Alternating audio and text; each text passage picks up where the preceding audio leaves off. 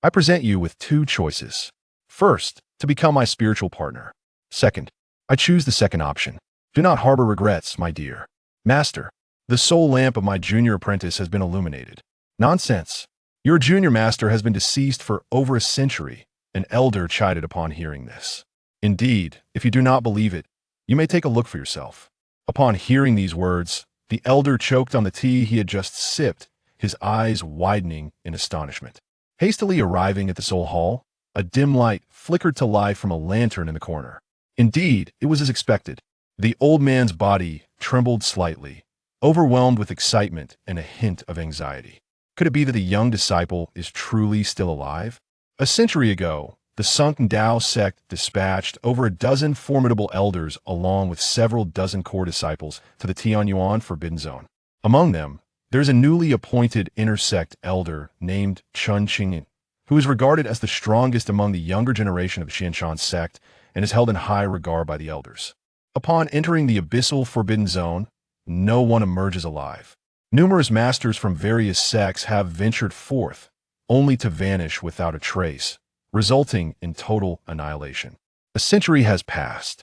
The soul lamp of Chen Qingyuan has ignited, and the entire sect is in a fervor. Near the abyss, a young man clad in a cerulean robe stood by the lakeside, taking a long, deep breath. At last, he had emerged.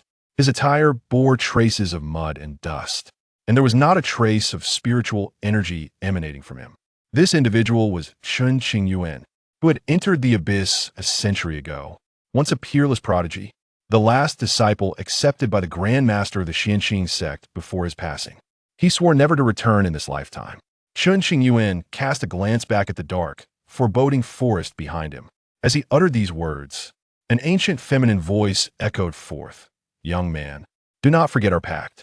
At this, Chen Qingyuan shivered, quickly silencing himself. What perplexed him even now was why he alone had managed to escape death. Could it be due to his handsome appearance?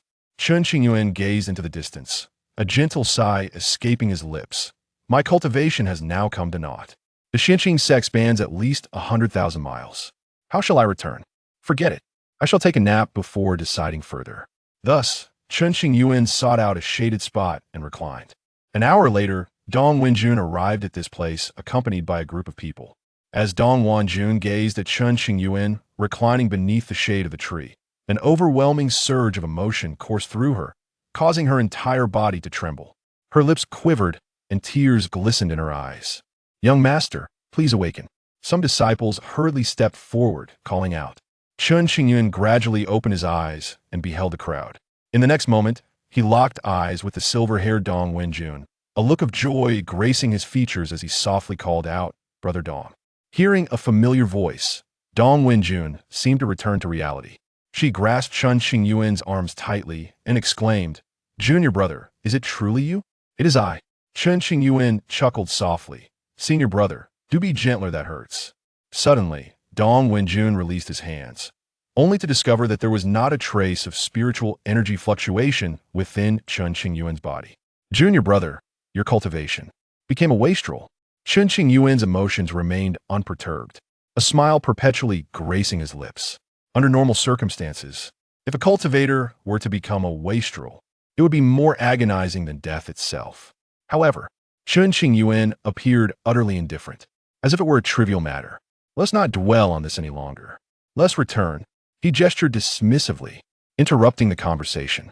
Dong Wenjun nodded emphatically, acknowledging that this is indeed not a venue for casual conversation. Thus, Dong Wenjun retrieved a treasured artifact to safeguard Chen Qingyuan's corporeal form and set forth toward the Xianqing sect. Chen Qingyuan grew up in the Xianqing sect. Unfortunately, just after he was taken as a disciple by the Grand Elder, his master passed away. Consequently, Chen Qingyuan cultivated his skills under the guidance of numerous senior brothers and sisters, fostering a deep camaraderie with them. The assembly hall was filled with individuals, all of whom were elders of the sunken sect. Chen Qingyuan was brought to the conference hall, where he beheld a myriad of familiar faces. With a courteous gesture, he saluted, I pay my respects to all esteemed senior brothers and sisters. The leader of the Xianqing sect, Lin Changsheng, who was also Chen Qingyuan's eldest senior brother, inquired, Little junior brother, How have you managed to survive? Lin Changsheng, seated in the principal position, was already aware of the general circumstances. Chen Qingyuan stood in the center of the hall, surrounded by countless scrutinizing gazes, which made him feel exceedingly uncomfortable. In light of this, he took a deep breath and began to articulate the carefully prepared speech he had in mind. In summary, his party had encountered numerous restrictions and perils in the abyss, leaving him as the sole survivor. It was through the application of a secret technique that he managed to feign death and escape, taking a century to emerge from that ordeal. However, the backlash of the secret technique had resulted in the complete destruction of his cultivation, severing his spiritual roots as well. The crowd listened intently, lost in profound contemplation. They were uncertain about the circumstances within the abyss and, consequently, could not discern truth from falsehood. Chen Qingyuan reminisced about the harrowing scene of his fellow disciple's tragic demise, his countenance etched with sorrow. Junior disciple, for the sake of safety, I must urgently check on your physical condition. Lin Changsheng spoke with a solemn demeanor. Understood. Investigate. The Xianqing sect is concerned that Chen Qingyuan may have fallen victim to possession. If not handled with caution, it could potentially be detrimental to the sect. After various mystical investigations, Chen Qingyuan's body exhibited no abnormalities. Could it be that we have been overly concerned? It is indeed difficult for many to believe that the junior disciple, who had perished a century ago, has suddenly returned to life. Could it be that he was not taken over by a formidable entity? Observing the lingering uncertainty among the crowd, Chen Qingyuan turned to the esteemed elder Dong Wanquan, seated in the prominent position on the left, and could not help but exclaim, "Brother Dong, you have led me to pilfer the meticulously cultivated sparrow fruit from Sister He." Upon hearing the sound, senior brother Dong's face instantly flushed, and he instinctively recoiled. Continuing on, Chen Qingyuan shifted his gaze along his seat. "Senior Su, have you lost all the thousands of spirit stones you secretly hoarded back then?" Brother Su's brow twitched, his eyes widened in alarm, and a look of panic crossed his face, as if he feared being overheard by someone. "Dear Brother Wang, last time you spoke of the enchanting fairies of Dongyi Palace, praising their beauty as being countless times more exquisite than that of my sister-in-law. Is she aware of this?" As soon as these words were spoken, Brother Yu felt a sharp pain in his ears as his sister-in-law, seated beside him, gave them a painful twist, causing him to grimace in discomfort. "Brother Shiman, Brother Ling." As Chen Qingyuan was about to continue speaking, his senior brothers hurriedly stepped forward to cover his mouth. "Junior brother, cease your words. I can ascertain that this is indeed the junior disciple.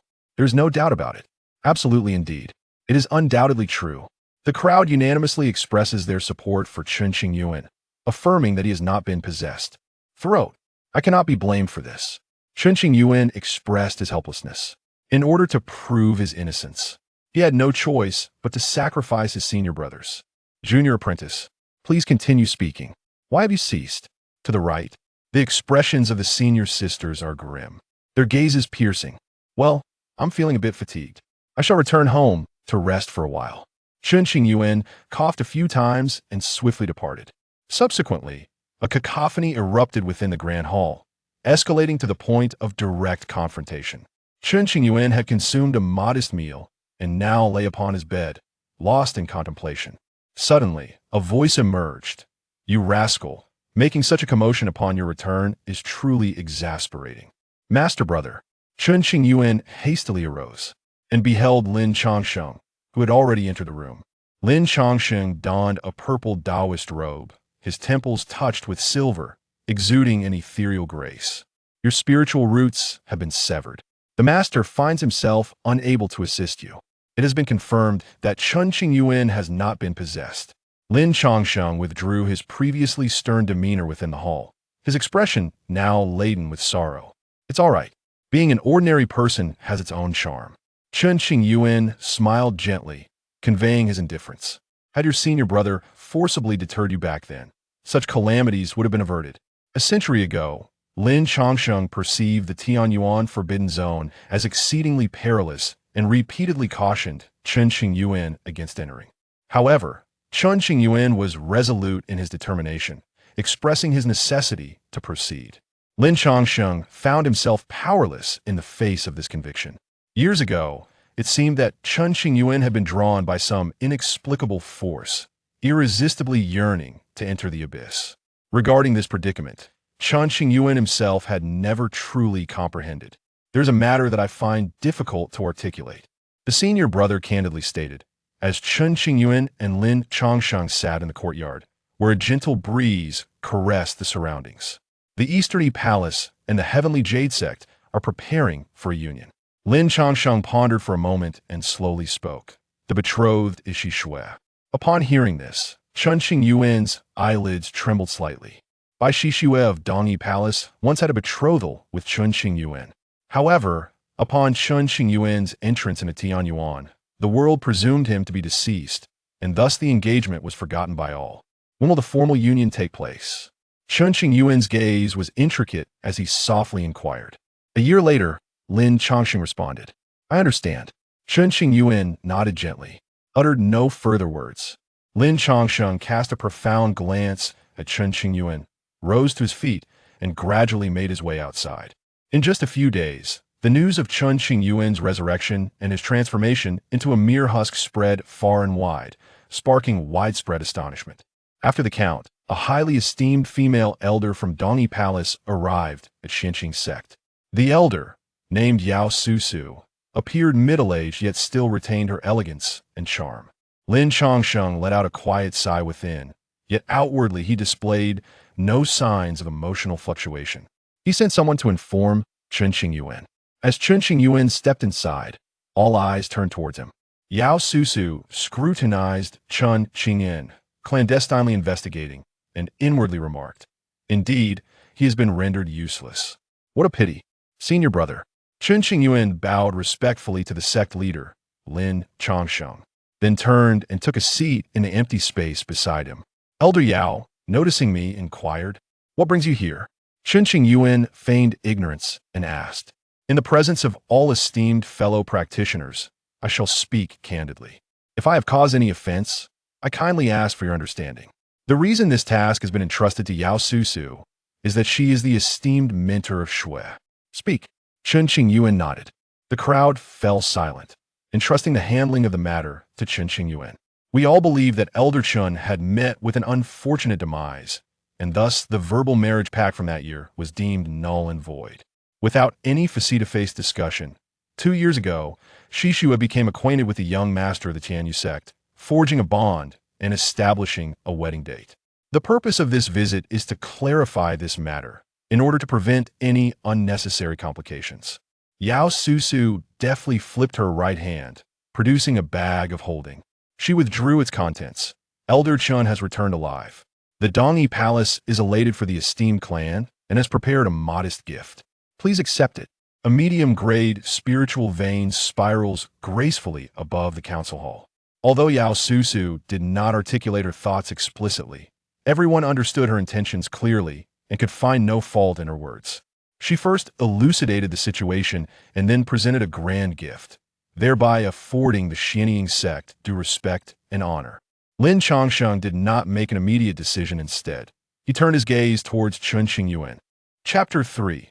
Resolving Causality. Without regret, although reconciliation between the two families was the most desirable outcome, Lin Chongsheng feared that it might compromise Chen Qingyuan's dignity, necessitating a cautious approach.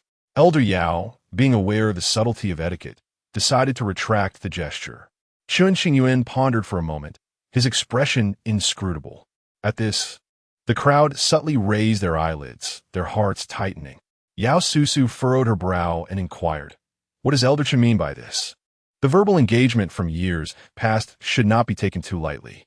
However, to conclude this matter, let Bai Xishui come personally. I assure you, once she arrives, I shall not persist. Chen Qingyuan stated solemnly. By uttering these words, he sought to ascertain whether Bai Xishui acted of her own volition or under the duress of the sect. Before venturing to Tianyuan, Chen Qingyuan had previously conversed with Bai Xishui.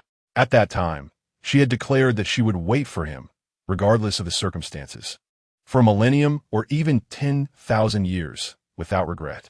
Furthermore, Bai Xishui, being merely an ordinary disciple back then, had received significant cultivation support from Dongyi Palace due to Chen Qingyuan's influence. It could be said that much of what she possessed was a gift from him. Should her decision be one of genuine willingness, Chen Qingyuan harbored no resentment. After all, in the eyes of the world, he was considered dead, and one cannot blame anyone for that. Some matters are best clarified face to face. Yao Susu, initially suspecting that Chen Qingyuan sought to exploit the situation, realized otherwise and nodded in agreement. In a few days I shall have Shishua visit Elder Chen.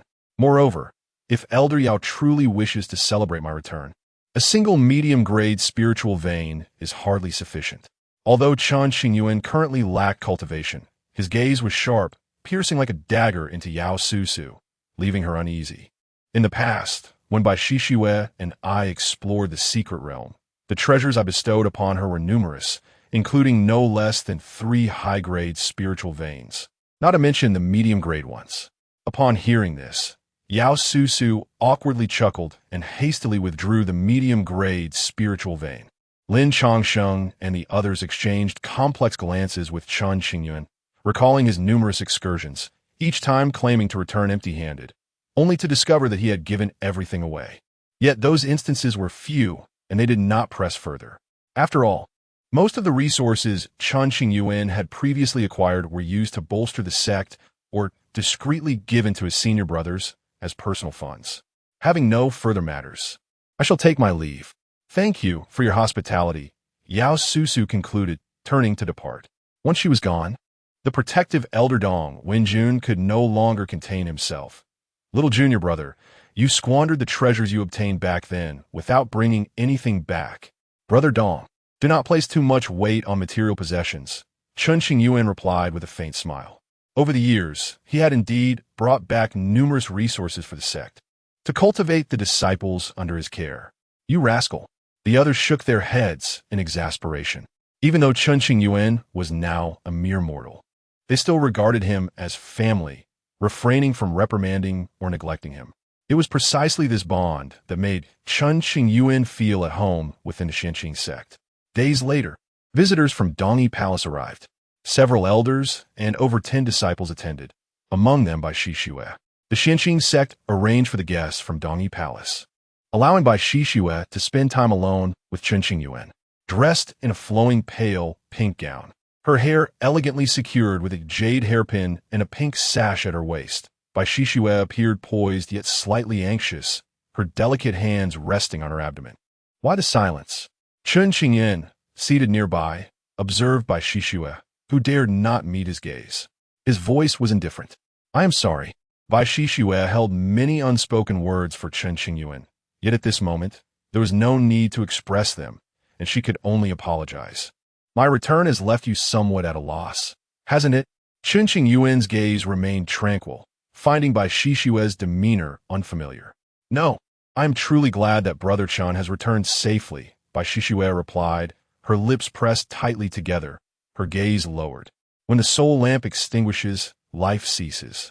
One cannot wait indefinitely for a deceased person, I understand. He continued, this meeting is merely to confirm whether you were coerced by the sect. By your demeanor, it appears you were not. Chen Qingyuan bore no resentment towards Bai Shishue. It was simply a matter of fate and timing. Had you returned sooner, perhaps circumstances would have differed, Bai Shishue murmured softly. If I were not a cripple, what choice would you and Dongyi Palace have made? Chen Qingyuan gently shook his head. This is not about my delayed return, but rather a matter of strength. Bai Shishue yearned to explain, but ultimately remained silent. It is past. All is bygone. Chen Qingyuan stated. Bai Shishue's expression subtly shifted, and she refrained from responding. Observing her, it seemed she held little affection for the young master of Tianyu sect. Her feelings appeared more aligned with pragmatic interests. Had Chen Qingyuan retained his formidable strength instead of being reduced to a cripple, Bai Shishue would certainly have exhibited a markedly different demeanor. For cultivators, a century is but a fleeting moment. If Bai Shishue had truly loved Chen Qingyuan to the core, she would not have easily turned her heart away. Now that Chen Qingyuan had returned, there remained the potential for rekindling their past. However, Bai Shishue's intentions were not to engage in romantic discourse, but rather to sever ties. Perhaps a century ago, she had indeed loved him, but everything had changed. From this day forth, we shall have no further entanglements, Chen Qingyuan mused. The room fell into a heavy silence, the atmosphere oppressive. An elder from Dongyi Palace gently knocked on the door, signaling that it was time to leave. As she departed, Bai Shishue cast a glance at Chen Qingyuan, noticing that he had lost the brilliance of his former self, devoid of any aura of spiritual energy. At some point, her initial guilt transformed into indifference, her inner tension gradually dissipating. With one last penetrating gaze at Chen Qingyuan, Bai Shishue left without uttering a word. Although Chen Qingyuan had lost his cultivation, he had observed Bai Shishue's subtle gesture. She had crushed a jade talisman, signaling the accompanying elders to intervene and alleviate the standoff. Alas, the hardships endured during those years were endured in vain.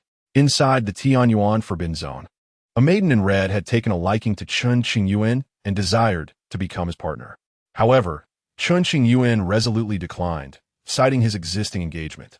As a result, he faced various torments, ultimately leading to the crippling of his spiritual roots and the loss of his cultivation. According to the maiden's claims, it was all for Chen Qingyuan's own good. Though Chen Qingyuan possessed great potential, he ultimately fell short of reaching the pinnacle. To unlock infinite possibilities for the future, he must first rebuild his foundation. Now that this matter was resolved, he intended to focus on his own affairs. Chen Qingyuan had not forgotten the promise made with Tianyuan and planned to set off in a few days.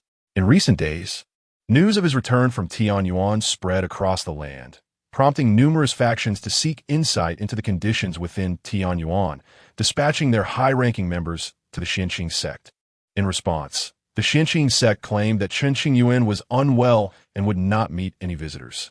Amidst the coercion and temptation from various powerful factions, the Xianqing sect assiduously protected Chen Qingyuan, shielding him from such troubling matters. In secret, under the arrangement of senior brother Dong Wenjun, Chen Qingyuan quietly departed from the Xianqing sect. Although many were curious about his whereabouts, they refrained from inquiring too deeply, simply wishing for his safety. Given that Chen Qingyuan's cultivation was lost, temporarily leaving the Xianqing sect was indeed a prudent decision.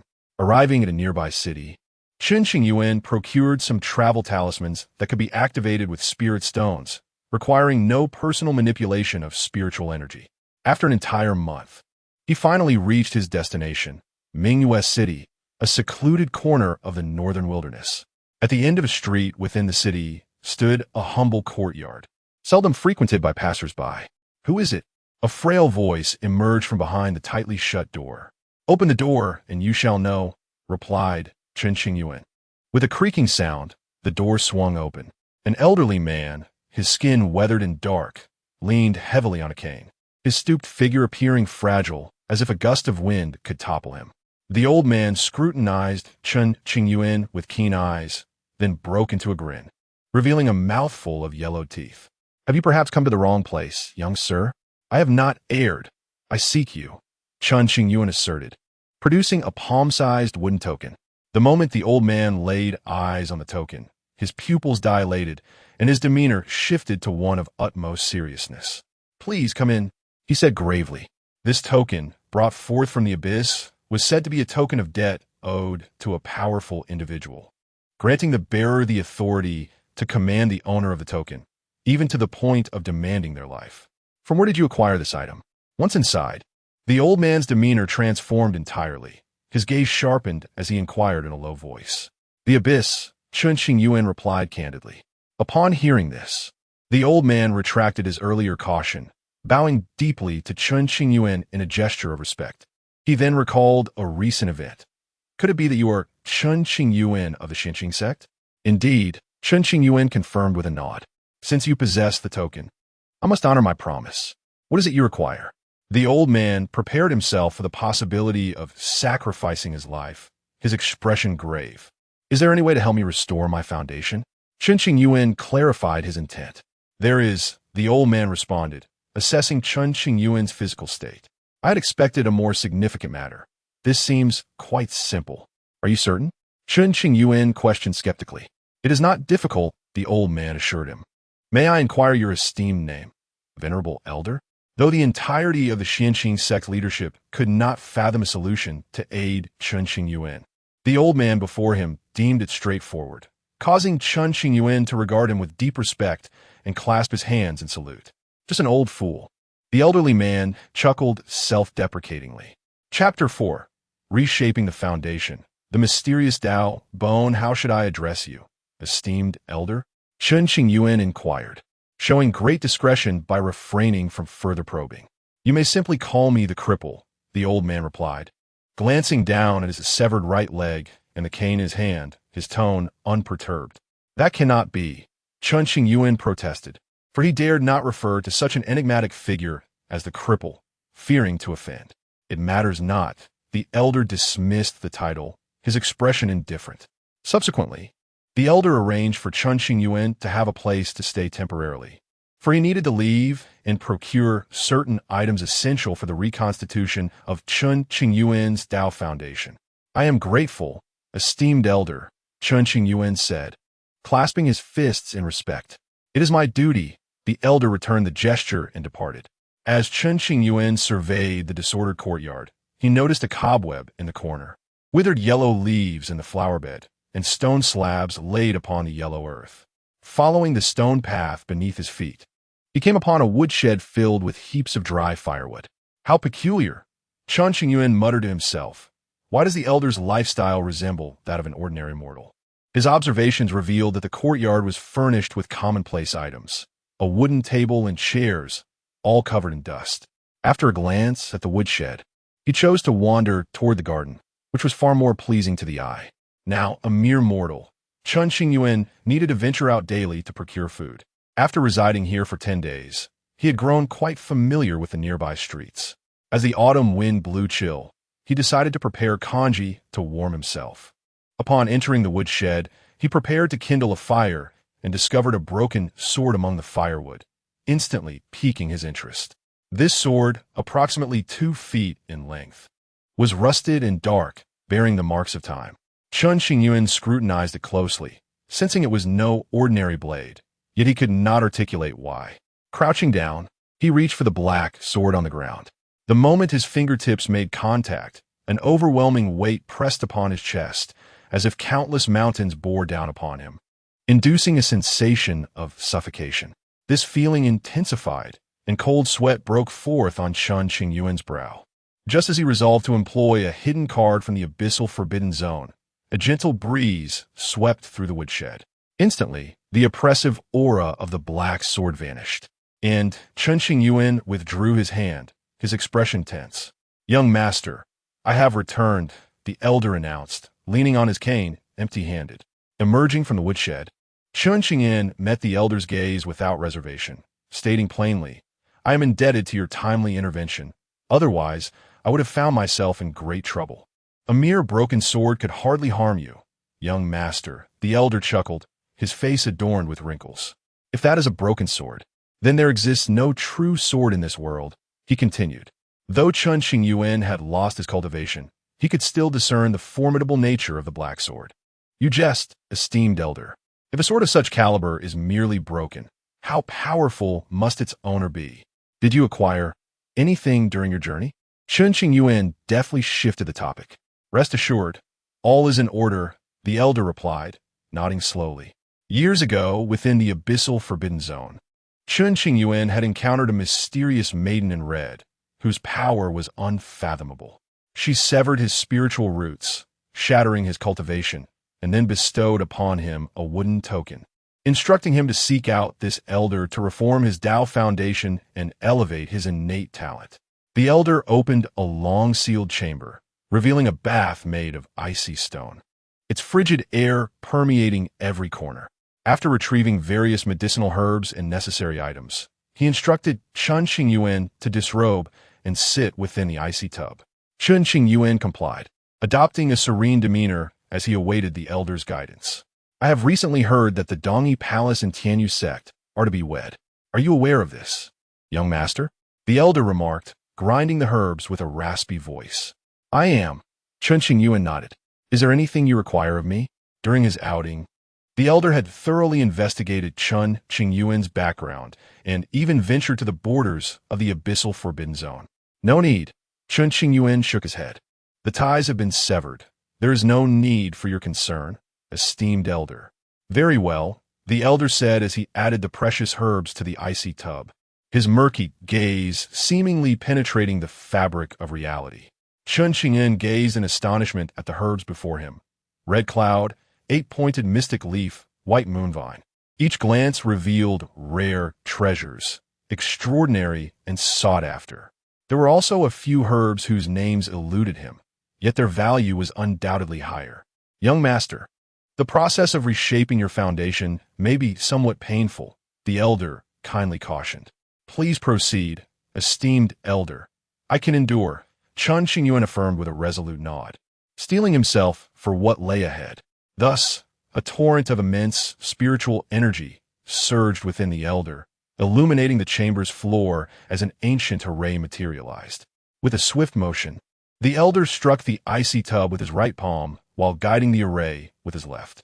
A resonant hum echoed as the ceiling transformed into a celestial expanse, a vast sea of stars swirling above. In that moment, Chen Qingyuan felt as though the very earth had spun beneath him, rendering him immobile. As time passed, he even perceived his soul detaching, assailed by countless blades of pain, eliciting a muffled groan from his lips. Clenching his teeth, Chen Qingyuan was drenched in sweat, the agony intensifying and threatening to breach his resolve. The elder, however, remained steadfast, observing Chen Qingyuan's torment with an impassive gaze. After an hour, Chen Qingyuan's visage contorted in agony, his skin splitting open, revealing the gruesome sight of his internal organs. A glimmer of golden light emerged from his chest, resembling a seed. The moment has arrived, the elder's expression shifted, hastening to the next step. A chilling aura enveloped Chen Qingyuan, as blood and herbs merged into a thick, scarlet concoction that was both grotesque and mesmerizing. Appear, the elder intoned, forming seals with his hands as a black box materialized before him. He cautiously opened the box to reveal a segment of bone, approximately a foot in length, resembling charcoal. Can he endure this? The elder mused, glancing at the unconscious Chen Qingyuan before returning his gaze to the bone, whispering to himself.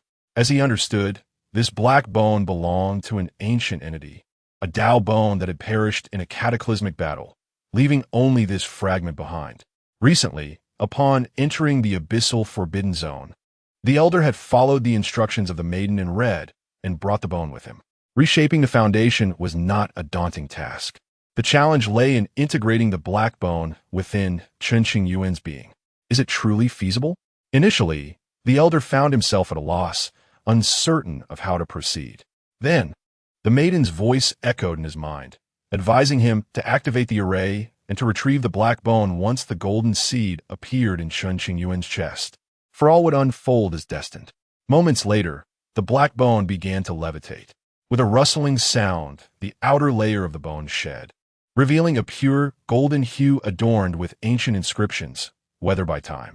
The elder's pupils constricted as he tensed, fixated on the black bone as it descended upon Chen Qingyuan.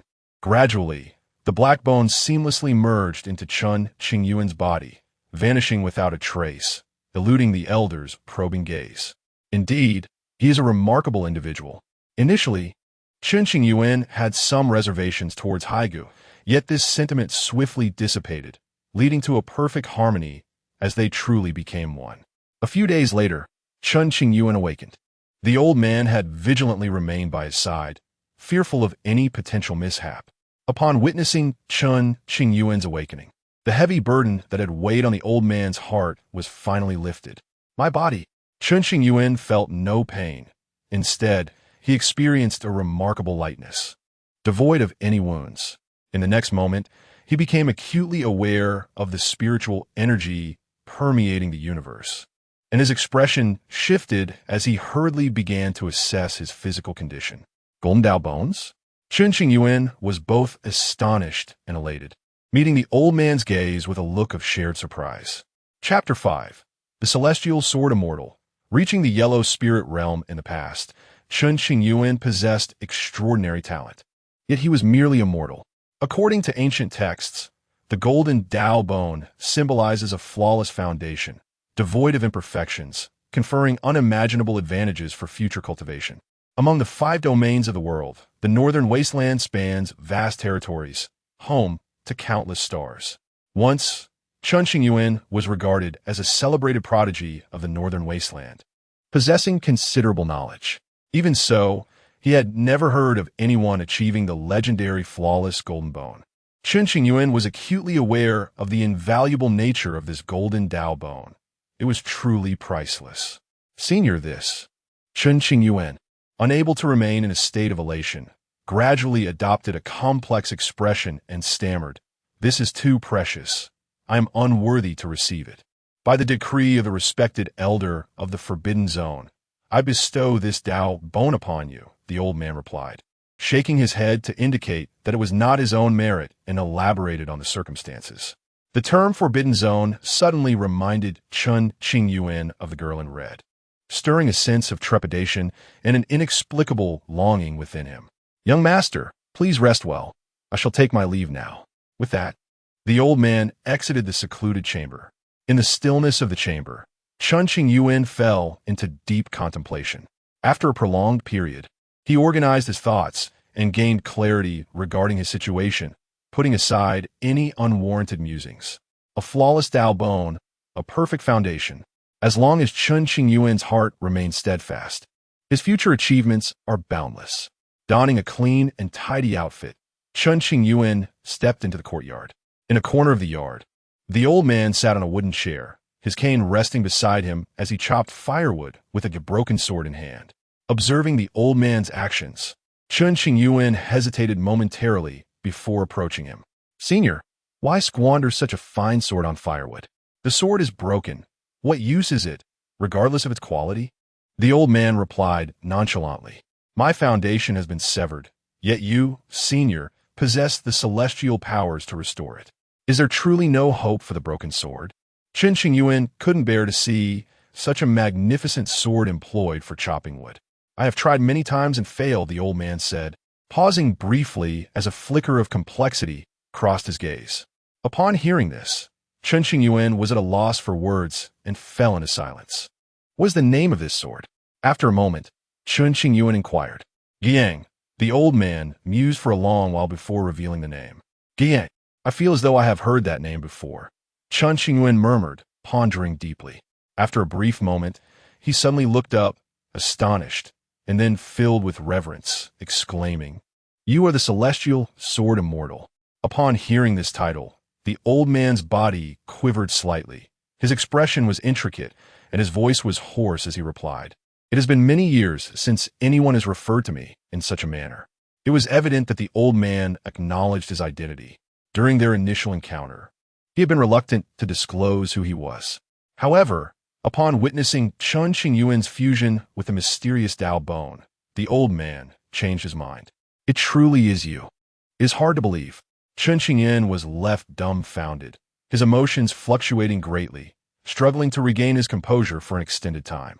The celestial sword immortal, whose true name is Li Muyang, was once a legendary figure known throughout the world, hailing from the top echelons of northern wasteland swordsmen. Records indicate that the last appearance of the celestial sword immortal was over 10 millennia ago. It is said that he ventured to the central continent, also known as the Imperial Continent, and cleaved the Ziyun Mountain, a symbol of the will of heaven and earth, in pursuit of the pinnacle of swordsmanship. His strike against Ziyun Mountain angered the heavenly order, resulting in divine punishment. In that battle, the celestial sword immortal was defeated, and the world believed he perished, buried beneath the laws of heaven. Since then, his life became a legendary tale, regarded by countless sword cultivators as an insurmountable monument. All mere illusions. Long since dissipated into smoke, Li Muyang held these things in disdain. Why would a supreme figure like the sword immortal remain here? Chen Qingyuan, who had heard tales of the celestial sword immortal since childhood, held great respect for him. "To hone the sword," Li Muyang replied, "even a withered camel is larger than a horse." No matter how fallen, Li Muyang remains incomparable to ordinary cultivators. "Though I have failed countless times, I have never given up. Is this how you refine your sword?" Chen Qingyuan looked at the scattered firewood, momentarily unable to comprehend. "Younger master, what do you believe is most vital for a sword cultivator?" Li Muyang set down the broken sword and locked eyes with Chen Qingyuan. "Logically, as a sword cultivator, Possessing a sword that resonates with oneself is of utmost importance, along with superior sword techniques, Chen Qingyuan continued. However, I believe that regardless of the path chosen, the most crucial aspect is the heart of the Tao. To cultivate, one must first cultivate the heart. Listening to this answer, ripples danced in Li Muyang's eyes, and he remained silent for a time. Eventually, Li Muyang sighed deeply. Had I possessed your wisdom in my youth, I would not have met such an end. The principle of cultivating the heart of the Tao was only truly understood by me in my later years. Li Muyang was not honing the sword, but rather refining his heart of the Tao. In his youth, he considered himself extraordinarily gifted, sailing smoothly through life while overshadowing his peers. During his prime, he even claimed to be the third strongest in the world, leaving countless sword masters in awe. Why third in the world? Heaven and earth are one and two. He proclaimed himself the third strongest, for no one dared to claim first or second, fearing to offend the divine order. Later, Li Muyang struggled to find a suitable rival in swordsmanship and believed his strength had reached an extraordinary level. He set out to confront the revered Ziyun mountain, drawing his sword in a bid to challenge heaven and earth. Unfortunately, Li Muyang was defeated and subsequently vanished from the world. May I ask, Senior, where is the other half of the sword? Chen Qingyuan gazed at the rusted broken sword. The sword rusts because its spirit slumbers, reduced to a mundane weapon. One day, when Li Muyang regains his heart for the sword, the weapon will awaken and reveal its former brilliance. It remains at Ziyun Mountain. Li Muyang gazed into the distance, lost in thought. Ziyun Mountain in the central continent is a forbidden place. Chen Qingyuan followed Li Muyang's gaze, remaining silent. In the days that followed, Chen Qingyuan began his cultivation anew. On the first day of recultivation, he stepped into the postnatal realm. The postnatal and innate realms are the foundations of cultivation, each consisting of 9 levels. In just a month, leveraging the talent of his flawless Tao bone and his own comprehension, Chen Qingyuan broke through to the 9th level of the postnatal realm, ascending to the innate realm. After solidifying his foundation for several days, Chen Qingyuan diligently pursued further advancement. This life continued for 6 months, during which Chen Qingyuan reached the early stages of the Yellow Spirit Realm. Achieving the Yellow Spirit Realm in just half a year was astonishing. Li Muyang, had he not witnessed it with his own eyes, would have found it hard to believe. In his memory, no one had ever compared to Chen Qingyuan, who cultivated solely by absorbing the spiritual energy of heaven and earth, without relying on elixirs or the guidance of powerful beings. Moreover, Chen Qingyuan's foundation was remarkably stable, devoid of flaws. Finally reaching the Yellow Spirit Realm, Chen Qingyuan achieved his first goal and could finally breathe a sigh of relief. Subsequently, Chen Qingyuan remained in his chamber and retrieved a dark-hued bracelet from his belongings. The reason he had managed to emerge alive from the abyssal forbidden zone was due to a pact made with the girl in red. He was to assist her in completing 9 tasks, thus resolving their karmic ties. Regarding such a request, Chen Qingyuan had no right to refuse. Only by reaching the Yellow Spirit Realm could he utilize the special secret method imparted by the girl in red to unlock the restrictions of the bracelet. What was the first task she assigned me? After toiling for a while, Chen Qingyuan dispelled the restrictions, and a wisp of consciousness entered the bracelet. Chapter 6: The First Agreement. Attending the marriage ceremony within the bracelet lies an independent realm, filled with terrifying laws that permeate the void. Chen Qingyuan's consciousness swept across the surroundings, causing his soul to tremble involuntarily. Buzz! A surge of law materialized before Chen Qingyuan, manifesting as a tightly closed white umbrella. The appearance of the umbrella triggered a certain restriction within the jade bracelet, and a cold voice echoed. Chen Qingyuan, this is a wedding gift for your beloved. You must attend. Presenting a white umbrella at a wedding, is that not a curse upon others? Hearing this voice, could it be a hint of jealousy? Chen Qingyuan felt a wave of embarrassment.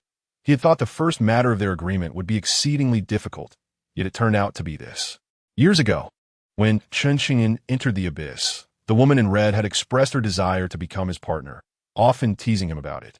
In response, Chen Qingyuan had firmly declined, asserting that he already had a fiancée. It was not that the woman in red was unattractive. It was a matter of promise. If one were to judge by appearance alone, the woman in red was extraordinarily beautiful, unlike any mortal. Her beauty was beyond mere words. Bai Shixue of Dongyi Palace, while indeed stunning, could not compare to her. The difference in their aura was akin to that between clouds and mud. Why does she seem a bit scheming? Chen Qingyuan mumbled quietly to himself. He had thought he had come to terms with the past, but unexpectedly, the woman in red had pulled this stunt, leaving him no choice but to attend. One should not assume that leaving the abyss means freedom. If Chen Qingyuan were to neglect this agreement, the consequences would be dire. After resting for a few days, Chen Qingyuan resolved to leave Mingyue City and return to Xuanzhong sect. Calculating the time, he realized that in 6 months, the marriage between Tianyu sect and Dongyi Palace would take place. "Senior, I must take my leave," Chen Qingyuan said as he packed his belongings, bowing respectfully to Li Muyang, who sat in the courtyard. "If you encounter any difficulties in the future, you may seek me here," Li Muyang promised. "Very well." Chen Qingyuan felt no need for pleasantries. This was a matter of life and death. After Chen Qingyuan departed, Li Muyang gazed into the distance, lost in thought. At Xuanzhong sect's council hall, the elders were discussing routine matters when the topic of the marriage between Tianyu sect and Dongyi Palace arose, with plans to send an elder to make an appearance. As the wedding day approached, representatives from many factions had already set out, and Dongyi Palace was gradually bustling with activity. "Junior brother has returned." As soon as Chen Qingyuan arrived at the gate of Xuanzhong sect, the guarding disciple reported the news. To avoid drawing attention, Chen Qingyuan concealed his cultivation. As long as he bore the jade bracelet, it would trigger the restrictions within, masking his spiritual fluctuations. The Sword Immortal had repeatedly warned him not to disclose anything regarding the Dao Bone, for it could lead to terrifying consequences that would endanger those around him. Furthermore, the Sword Immortal wished to keep his whereabouts hidden, leaving Chen Qingyuan unable to explain the restoration of his spiritual roots. He decided to find a suitable opportunity to share this with his senior brothers later. "Where have you been these past 6 months, junior brother?" Elder Dong, Wenjun, the protective elder of the sect, set aside his affairs and hurried out to greet him.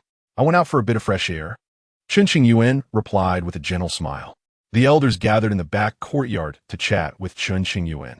The last time he had returned, he had soon ventured out again, and they had yet to sit together and enjoy a cup of tea. When he had first returned, it had caused quite a stir, as many sects sought to meet him to glean information about the abyss. However, upon hearing that Chen Qingyuan had become a cripple, feigning death to escape, and given Xuanzhong sect's unyielding stance, those sects no longer pressed him for answers. Now, with the impending marriage between the two sects, the attention of the Fu Lu Star Domain factions had shifted away from Xuanzhong sect. The North Wilderness territory boasted countless star domains, with the sects of Fu Lu numbering in the tens of thousands. Xuanzhong sect was considered a top-tier power in this realm, holding significant prestige. "Junior brother, that woman from Dongyi Palace has called off the engagement. That is her loss. We will surely devise a plan to restore your spiritual roots, allowing you to regain your former glory." A white-bearded senior brother assumed that the marriage was the cause of Chen Qingyuan's troubled mood and hurried to console him. "Thank you for your concern, Senior Su," Chen Qingyuan replied, warmth filling his heart as he smiled. "Today we are fortunate to gather. Let us not dwell on these troubling matters, but raise our cups in camaraderie." The sect leader, Lin Changsheng, stood up to toast. "Cheers!" The others rose, drinking from their cups of wine or tea. Xuanzhong sect was remarkably united internally, unlike other factions rife with scheming and self-interest. Of course, there were occasional minor frictions within the sect, but they were easily resolved. The cohesion among the higher-ups of the sect was largely due to the efforts of the Grand Elder, who had devoted considerable thought to it. Those core elders sitting here enjoying tea and drink had all benefited from the Grand Elder's kindness. Approximately 200 years ago, the Grand Elder had brought back a baby still in swaddling clothes, taking him as his disciple. Not long after, the Grand Elder had passed away.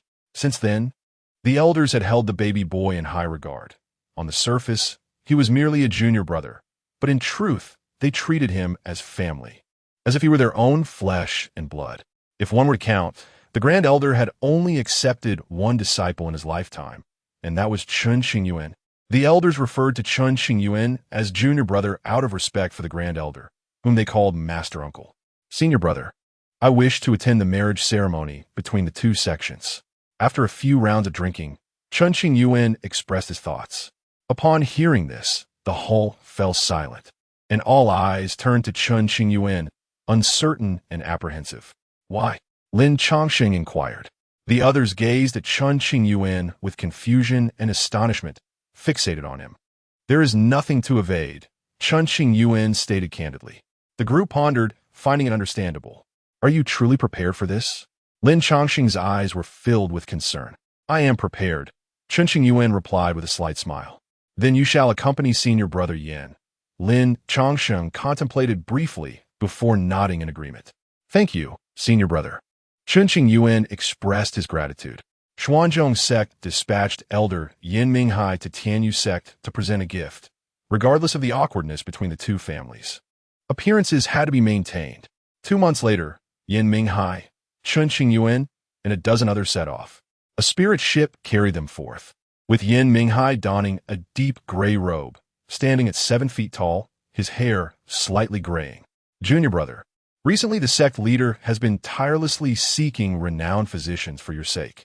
However, once your condition was revealed, no physician was willing to take action, deeming it hopeless. Yin Minghai stood beside Chen Qingyuan, shielding him with a layer of mysterious light. You have my gratitude, senior brother, Chen Qingyuan acknowledged, keeping these matters close to his heart. Sigh. Yin Minghai sighed deeply, lamenting, once you were unmatched, your name echoed throughout the North Wilderness. Now, to see you in this state, had we known, we would have bound you to prevent your journey to the abyss. Senior brother need not worry. Perhaps this is my fate, Chen Qingyuan mused. He could not disclose his experiences within the abyss to anyone, lest it bring calamity upon them.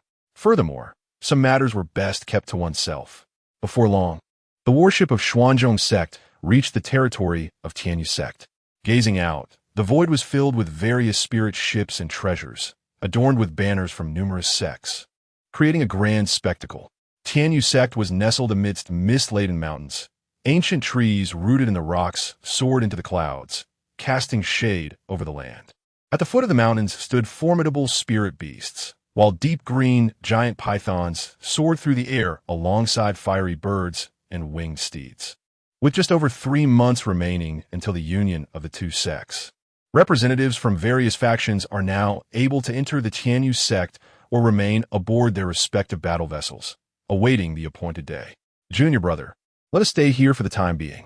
When the day arrives, we shall make our appearance, proposed Yin Minghai, intending to spare Chen Qingyuan any discomfort by staying aboard the ship. Senior brother, we have already entered the territory of the Tianyu sect. As the representative of the Xianqing sect, it would be somewhat improper for you to remain hidden. You should greet the allies from other factions. I can manage on my own. Chen Qingyuan wished to alleviate any pressure on Yin Minghai. That would not be appropriate. The Xianqing sect's vessel is anchored here for all to see. Should you remain absent, it might appear as though you are putting on airs, which could affect our reputation. Do not worry. I am well aware of the situation, reassured Yin Minghai. After a moment of contemplation, he nodded in agreement. Very well. You shall remain in the cabin during this time, and do not venture out. Understood, Chen Qingyuan replied, watching Yin Minghai depart. Despite the Xianqing sect's stature, it is essential to maintain good relations with the leading powers and avoid causing offense. Thus, although this occasion marks the marriage ceremony between the Tianyu sect and Dongyi Palace, it also provides an opportunity for various sects to gather, interact, and foster amicable connections. Before long, someone approached the Xianqing sect's vessel, accompanied by a mocking voice. Chen Qingyuan, how daring of you to attend the union of the two sections. Do you not fear embarrassment? The words dripped with sarcasm, clearly intended to deride Chen Qingyuan. Chapter 7. My departure or stay is of no concern to you inside the cabin. Chen Qingyuan heard the words and pushed the door open, revealing a young man in purple standing in the void. It was Xia Xiaochong, a long time no see. A faint smile graced Chen Qingyuan's lips as he stood in a light-colored long robe, hands clasped behind him, exuding an aura of elegance. You, the young man in purple, named Xia Nanzhong, a member of the Serpent Clan, had once been defeated by Chen Qingyuan. You remain as unlikable as ever, he remarked. Having spotted Chen Qingyuan's figure while glancing at the Xianyun sect's warship, Xiao Nanzhong approached without hesitation. "You are not even human," Chen Qingyuan retorted. At this, Xiao Nanzhong felt a flicker of irritation. Yet, upon reflection, he realized he was indeed not human, so he swallowed his retort. However, Chen Qingyuan's words carried an undertone of insult, prompting Xiao Nanzhong to huff in annoyance. Over a century ago, a dispute between Xiao Nanzhong and Chen Qingyuan had escalated into a fierce battle. After that encounter, Chen Qingyuan had playfully nicknamed Xiao Nanzhong Little Bug, much to the amusement of many. Defeated, Xiao Nanzhong had no choice but to accept it. "Are you not aware of the betrothal between our families?" Xiao Nanzhong restrained his anger, choosing not to stoop to Chen Qingyuan's level. "I know," Chen Qingyuan replied with an indifferent expression, knowing yet still coming. "Your disposition is commendable," Xiao Nanzhong remarked with a mix of admiration and sarcasm. "You once overshadowed all, and Qin Yutom, the young master of the Tianyu sect, must have suffered greatly because of you. Now that he is to wed by Shishua, have you not invited humiliation upon yourself? Are you expressing concern for me, Xiao Xiaochong?" Chen Qingyuan replied with a smile that was neither fully sincere nor mocking. "Why would I care? Dream on." Xiao Nanzhong disliked this nickname, but given the circumstances, he held back his anger. "Let me advise you, you have become a cripple. Remaining at the Xianyun sect is your safest choice." "Thank you for the reminder," Chen Qingyuan responded nonchalantly. "I might mock you a few times, but others may not be so lenient." With that, Xiao Nanzhong lost interest and turned to leave. After their encounter, he confirmed that Chen Qingyuan was indeed incapacitated, which brought him some joy, but also a tinge of melancholy. After walking some distance, Xiao Nanzhong glanced back at Chen Qingyuan, sighing, "Such a prodigy, what a pity." In just a few days, the news of Chen Qingyuan's arrival in the Tianyu sect's territory reached many ears. Practitioners from various sects gazed at the Xianyun sect's warship, whispering among themselves, "What treasures lie within the abyss? Did you obtain anything from it?" A young man questioned from a position of superiority. "None of your business," Chen Qingyuan replied coldly, glancing at the young man in black, who he did not recognize but assumed was a prominent figure of the past century. In the past, many formidable beings had perished in the abyss, and yet he, a mere nascent soul practitioner, had managed to escape. The black-clad youth was relentless, failing to regard Chen Qingyuan with any respect. "If it were 100 years ago, I could have slapped you against the wall." Chen Qingyuan's voice cut sharply through the air. "Humph. Now, you can only reminisce about your former glory." The black-clad youth, aware of Chen Qingyuan's past achievements, recognized his own inferiority but felt emboldened by the present circumstances. After all, Chen Qingyuan was now a mere cripple. Chen Qingyuan, however, remained silent, finding conversation with such a fool a complete waste of time. Thus, he settled at the bow of the ship, sipping fragrant tea and admiring the surrounding beauty, ignoring the incessant prattle of the black-clad youth.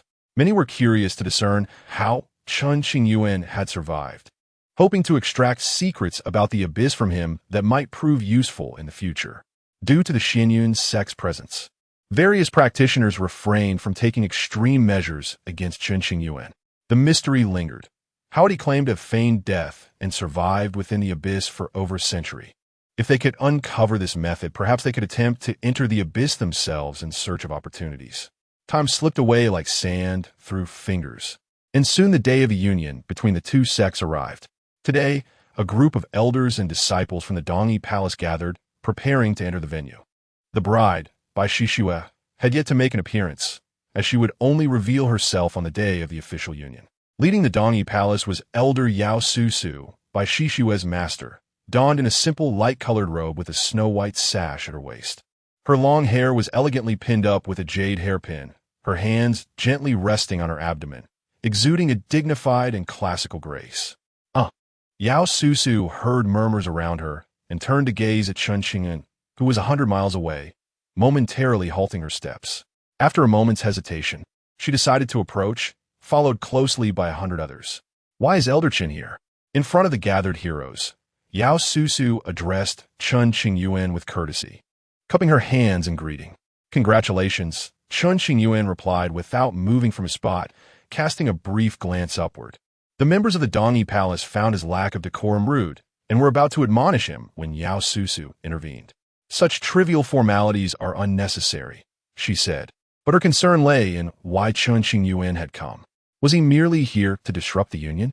She inquired cautiously, is it simply to offer congratulations? Of course. I've prepared a gift for the occasion.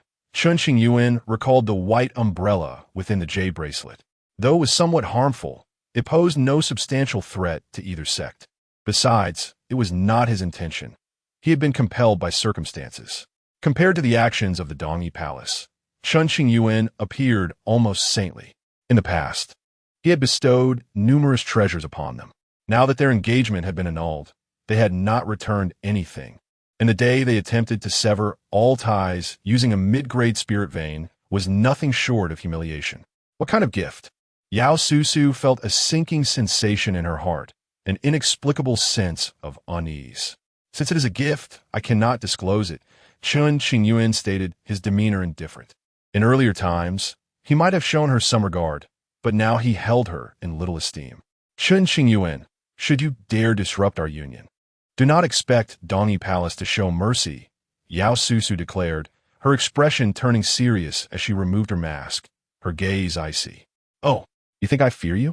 Chen Qingyuan replied calmly, a light laugh escaping his lips. Is there any old affection between the Xianyun sect and Dongyi Palace? How pitiable. Chen Qingyuan's words merely seemed like a desperate attempt to cling to a shred of dignity to Yao Susu, who shook her head disdainfully. You should understand that cultivators live for eons, while mortals barely see a century. Now that you have become a cripple, even if the Xianyun sect prolongs your life, it will not be for long. And so, Chen Qingyuan's face betrayed no emotion, remaining as tranquil as still water. It would be in your best interest to leave now. For both you and the Xianyun sect, Yao Susu insisted, seeking to drive Chen Qingyuan away. If he departed from the Tianyu sect, the union would surely proceed without disturbance. Chen Qingyuan's presence felt like a ticking time bomb, one that could potentially unleash unspeakable consequences with his words. My departure or stay seems to be beyond your purview. Chen Qingyuan chuckled lightly. This union is a matter between Dongyi Palace and Tianyu sect, and I possess a degree of authority here. Seeing Chen Qingyuan's refusal to leave, Yao Susu's unease deepened, prompting her to issue an ultimatum.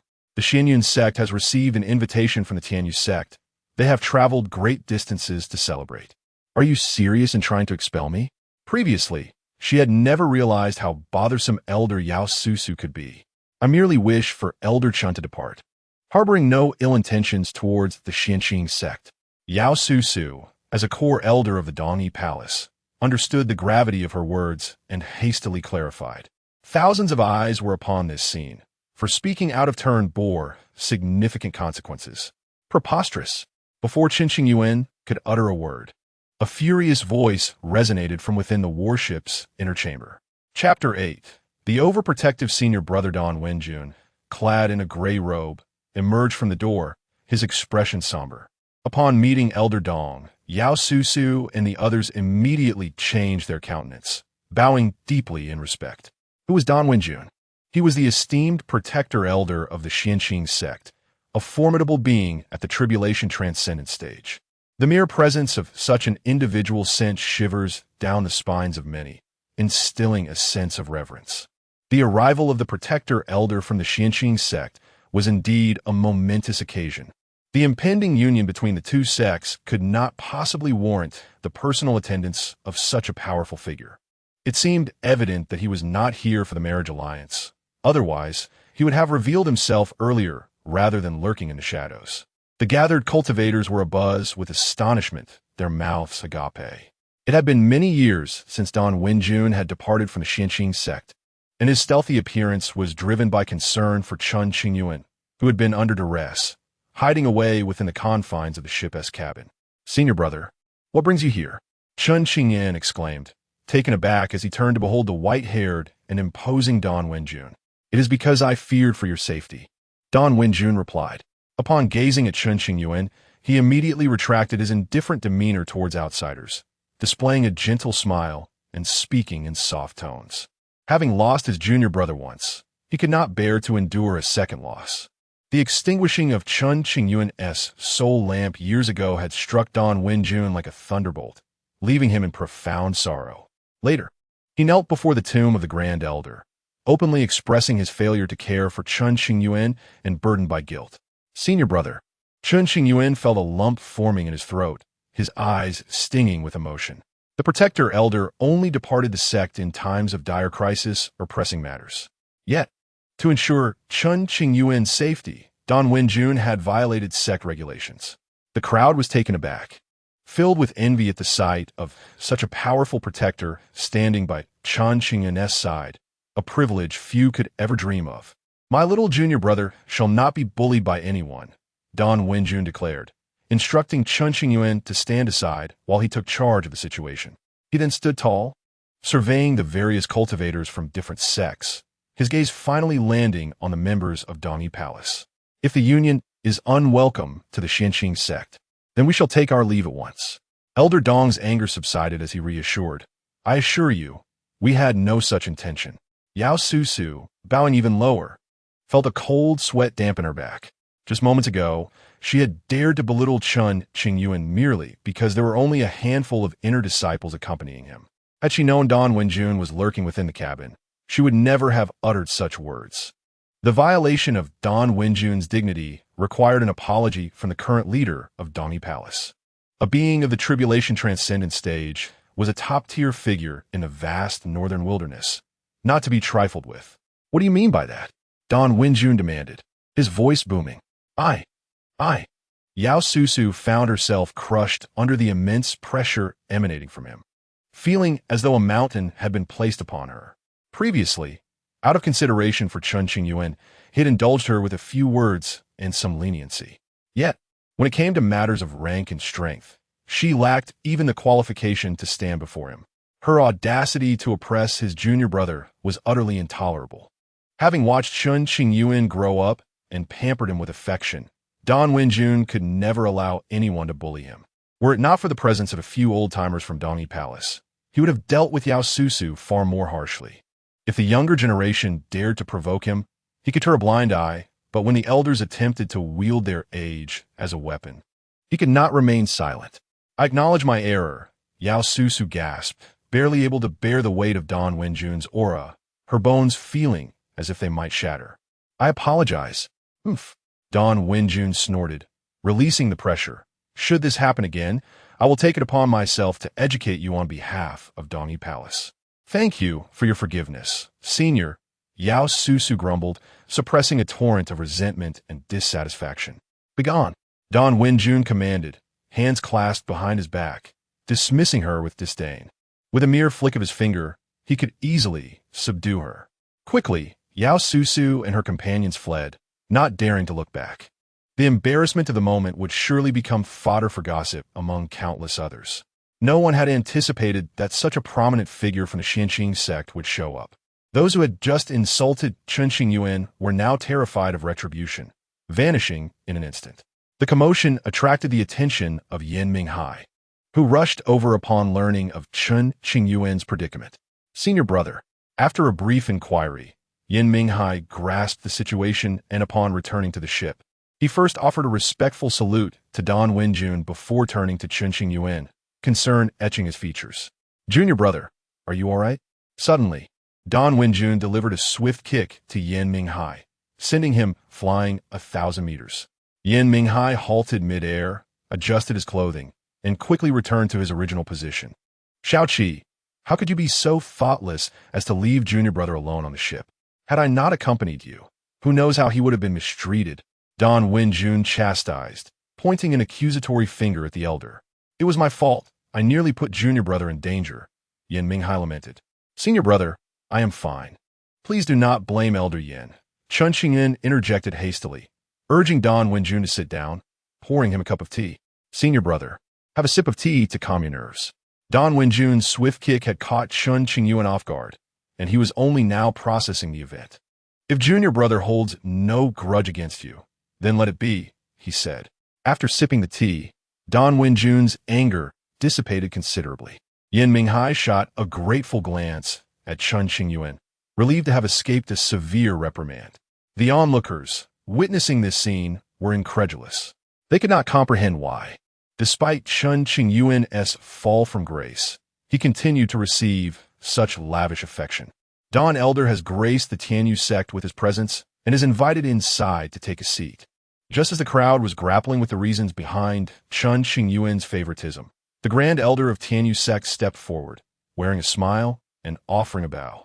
I wish to play a game of chess with my junior brother and have no time for such matters. Don Wenjun declined without hesitation, showing no inclination to entertain the formalities.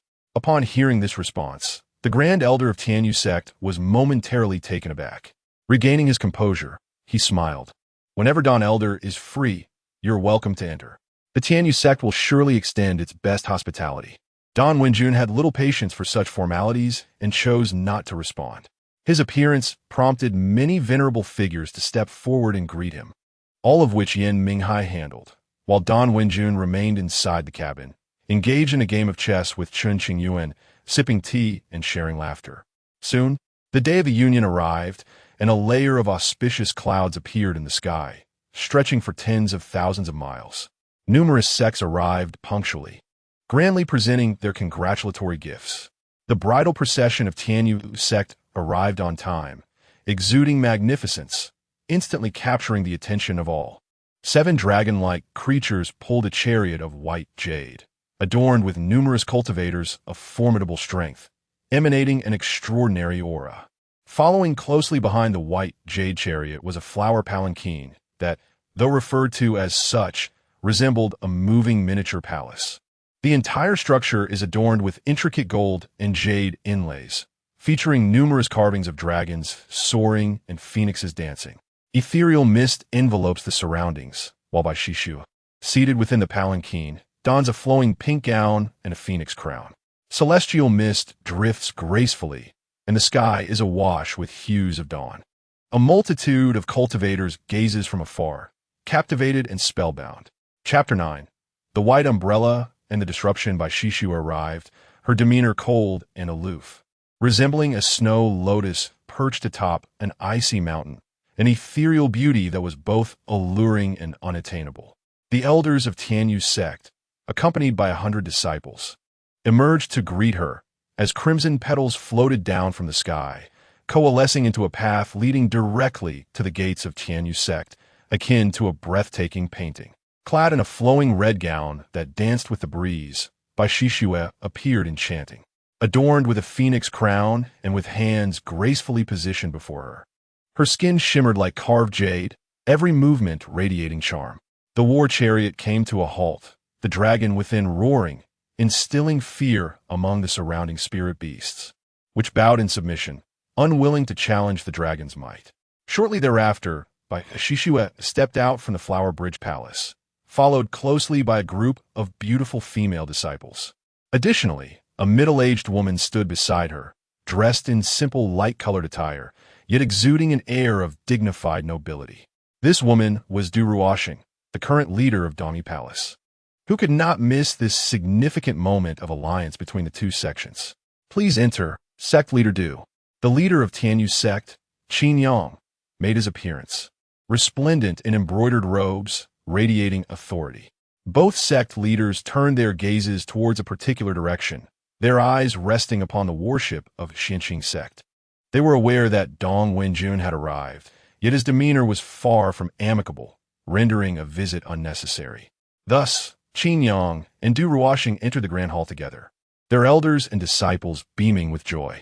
After today, Tianyu sect and Dongyi Palace would form an alliance, gaining greater influence and an unassailable position within this star domain.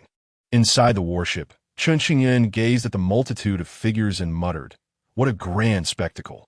"Be cautious, junior brother," Dong Wenjun cautioned, uncertain of Chen Qingyuan's motives for attending the union celebration, suspecting they were not benign. "I mean no harm. Rest assured, brother," Chen Qingyuan replied with a faint smile. "Regardless of what unfolds, I will protect you. Now that I am here, I shall ensure your safe return," Dong Wenjun affirmed. Dong Wenjun had prepared for various contingencies, even discreetly bringing the sect's protective treasures, just in case. "Thank you, brother." Chen Qingyuan felt warmth in his heart as he turned towards the grand doors of Tianyu sect. Dong Wenjun, a formidable figure at the third stage of tribulation, needed to undergo a tribulation every millennium, ultimately facing 9 trials to reach the realm of great achievement, where he could roam freely in the world.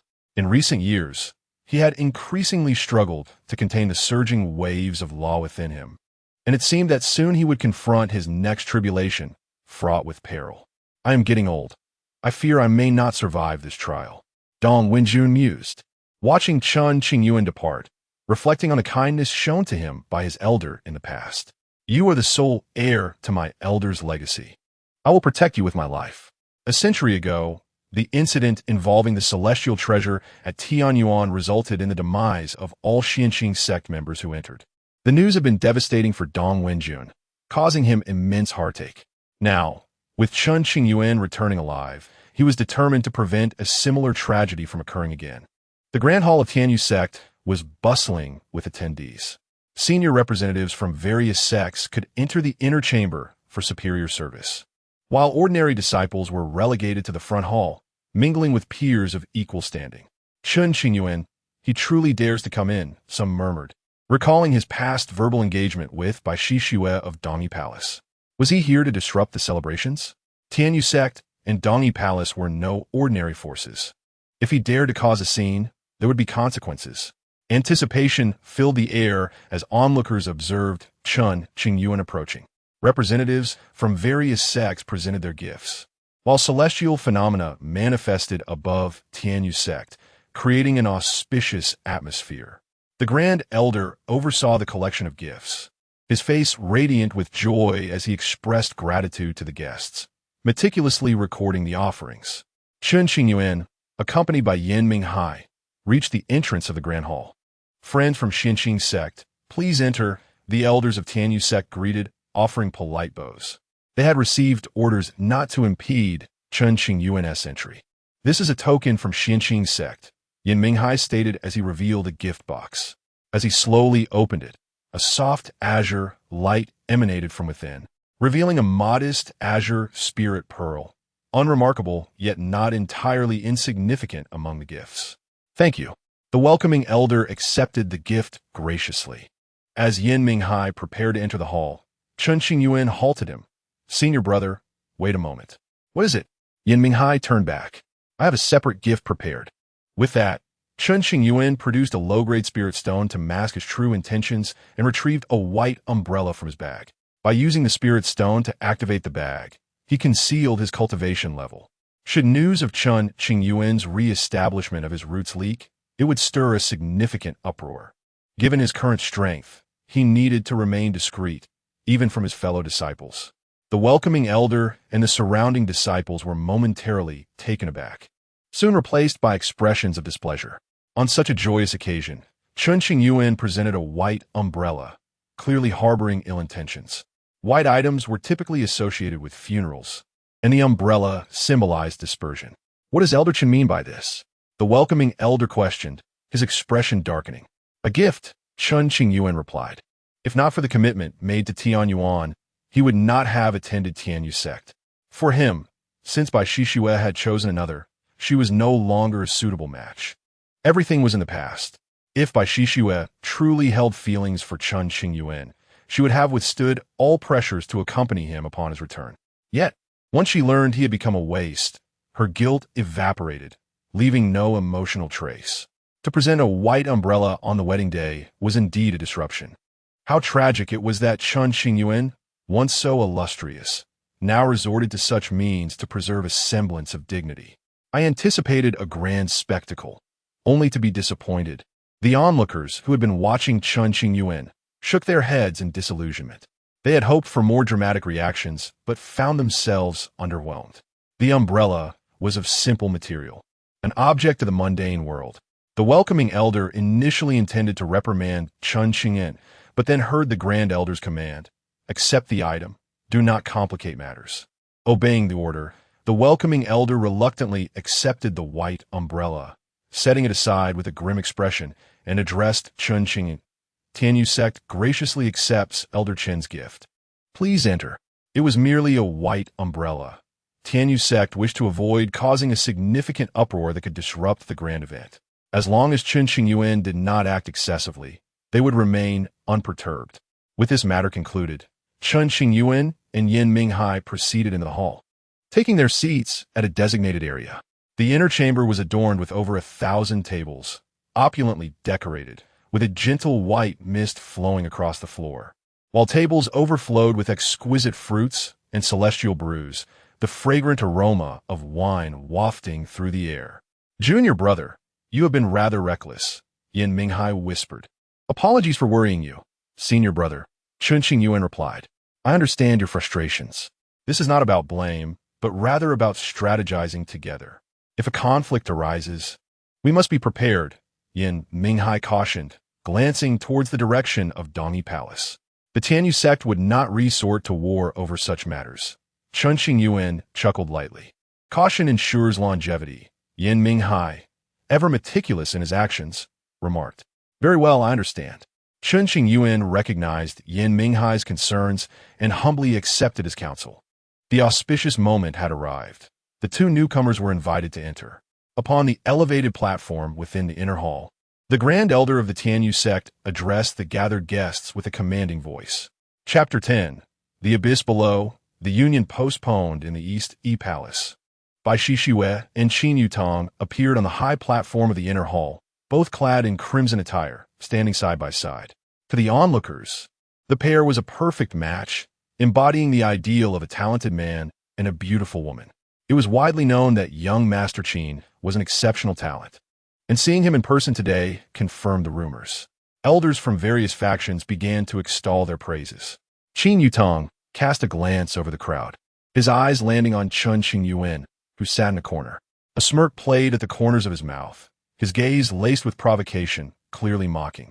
Chen Qingyuan met Qin Yutong's gaze without a flicker of emotion, calm and untroubled. Having spent over a century in the Tianyuan Forbidden Zone, he had been tempered by many trials, rendering him less susceptible to provocation. "Thank you, esteemed friends, for your support." Qin Yang, the leader of Tianyu sect, stood at the center, smiling as he clasped his fists in greeting. After a lengthy and elaborate speech, he announced that in the future, Tianyu sect would advance and retreat in unison with East Palace. Du Ruoxing, the sovereign of East Palace, also took to the stage and shared some ceremonial words. Once these formalities concluded, the newlyweds prepared to offer their vows to the heavens. Upon completion of the ceremony, they would formally become partners for life, sharing both joys and hardships.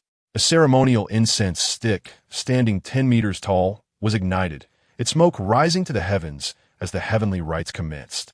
As the ceremony neared completion, a flicker of joy crossed Qin Yang's eyes, hinting at something more profound. Logically, given the deep-rooted heritage of Tianyu sect, which ranked among the top in the star domain, it seemed unlikely that Qin Yang would be so elated merely due to the union with East Palace. Should the two sects ally today, East Palace would undoubtedly come to regret it. Suddenly, a chilling voice echoed from afar, piercing the ears of all present. The utterance halted the ongoing ceremony. "There is no need for Sovereign Du to concern herself. This is merely the mischief of some petty individuals. I shall dispatch someone to deal with it." Qin Yang's expression shifted at once, turning to Du Ruoxing with a faint smile before conveying a message to the elders within the sect. "Seal all barriers and prevent anyone from entering." Du Ruoxing's spouse knitted in Oni. However, she chose not to interrupt the wedding ceremony just yet, gazing toward the source of the voice, curious to discern the situation. The barrier of Tianyu sect suddenly activated, drawing the attention of the crowd, who looked on with confusion. "What does this mean, sect leader Qin?" inquired a cultivator. "To prevent any further disturbances from unscrupulous individuals. Once the union is complete, the barriers will be lifted, and you need not worry." Qin Yang feigned calmness, urging the guests to understand. Most attendees nodded in agreement after hearing this reasoning, though a few remained skeptical, deep in thought. "Proceed." Qin Yang hastily signaled to the Grand Elder to expedite the union ceremony. The Grand Elder understood and prepared for the two newcomers to exchange tokens, perform the blood oath, and sign a soul contract, thus binding them as partners. Boom! At that moment, a deafening sound erupted from the eastern barrier. A gap was torn open, and a figure clad in black, straining with all his might, declared, "Beneath the Tianyu sect lies a sealed abyss. Should East E Palace unite with them, calamity will surely follow." An uproar ensued as the crowd erupted in chaos, countless eyes turning to Qingyuan, seeking a definitive answer. Wei Duhusheng, who had remained silent until now, interjected, halting the proceedings. "Sect leader Qin, do you not owe us an explanation?" "Fabrications." Qingyuan vehemently denied the claims. "Is that so?" Du Ruoxing's expression turned serious. "If this is false, would sect leader Qin dare to swear upon his Dao heart?" In an instant, the atmosphere fell into an oppressive silence. The tension palpable. Many elders of Tianyu sect rushed toward the eastern barrier, intent on suppressing the interrupter. The black-clad figure had no intention of leaving alive. "My name is Wang Ping. 500 years ago, I was a core disciple of Tianyu sect. By chance, I stumbled into a forbidden area and uncovered the abyss, inciting the ire of the sect's upper echelons. Thankfully, I managed to escape with my life. In order to create a breach in the barrier, I have employed all my protective arts, determined to bring disgrace upon Tianyu sect and avenge my grievances. The sect tortured my family to death in their ruthless pursuit to draw me out. After 500 years of hiding, I have finally found an opportunity to reveal the truth. A millennium ago, Tianyu sect was but a third-rate power in the flowing star domain. Yet it has risen to prominence in merely a few hundred years. The reason lies in the abyss beneath. Tianyu sect has continuously harvested resources from the abyss while allowing it to expand unchecked, concealing this truth. Now, the power of the abyss has become uncontrollable, and Tianyu sect seeks to drag others down with them. As Wang Ping fought against the elders of Tianyu sect, he loudly proclaimed his knowledge. The abyss contains countless resources. Tianyu sect has extracted only a fraction, catapulting them to the pinnacle of the flowing star domain. To conceal the abyss and prevent information from leaking, no more than 5 individuals within the sect are aware of its existence. Today, the abyss has grown immense, like an endless chasm of darkness. Only now does Tianyu sect seek to suppress it, but it is far too late. Thus, they are desperate to unite with East E Palace. Should the two factions ally, East E Palace will find it difficult to remain uninvolved and will be forced to assist in dealing with the abyss. Is that so? A memory stirred in the minds of the gathered, recalling Wang Ping's name, who had mysteriously vanished thereafter. Indeed, the rapid rise of Tianyu sect was peculiar. How could they have transformed into a behemoth of the flowing star domain in such a short span? If what this man said is true, the abyss beneath Tianyu sect poses unimaginable consequences should it erupt. The crowd buzzed with astonished murmurs as they absorbed Wang Ping's revelations. Chen Qingyuan, seated nearby, had not anticipated the situation escalating to this point. He found it intriguing that he had come, ensuring he did not miss out. If this were indeed the case, it would spell trouble. Yen Minghai furrowed his brow, muttering to himself. The atmosphere grew increasingly tense, the expressions of the guests grave, their thoughts deepening with unease. Qin Yang's countenance darkened, his hands clenched tightly beneath his sleeves, his gaze fixed on the black-clad figure with a murderous intent. As Qin Yang remained silent, Du Ruoxing sensed that there was likely more truth to this than mere rumor. Swiftly, she moved to Bai Shishue's side, severing the bond between Bai Shishue and Qin Yutong with cold resolve. If your sect does not provide a reasonable explanation, the union between our two sects may find it difficult to proceed. Sovereign Du, after the ceremony concludes, I shall take the time to explain. Qin Yang attempted to maintain his position, hoping to forge an alliance with East E Palace. However, being a sovereign of a sect, Du Ruoxing was not easily swayed. She stated plainly, if there are words to be said, they may be spoken now, rather than postponed. Boom! Following a fierce clash, Wang Ping was overwhelmed and met his demise at the hands of Tianyu sect's elders, his body exploding into a mist of blood. No one mourned his death, their expressions indifferent.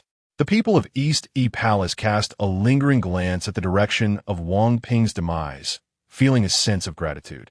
Had it not been for Wang Ping's sacrifice, East Palace would have undoubtedly found itself entangled with Tianyu sect.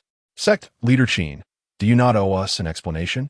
The matter of the abyss is of grave importance.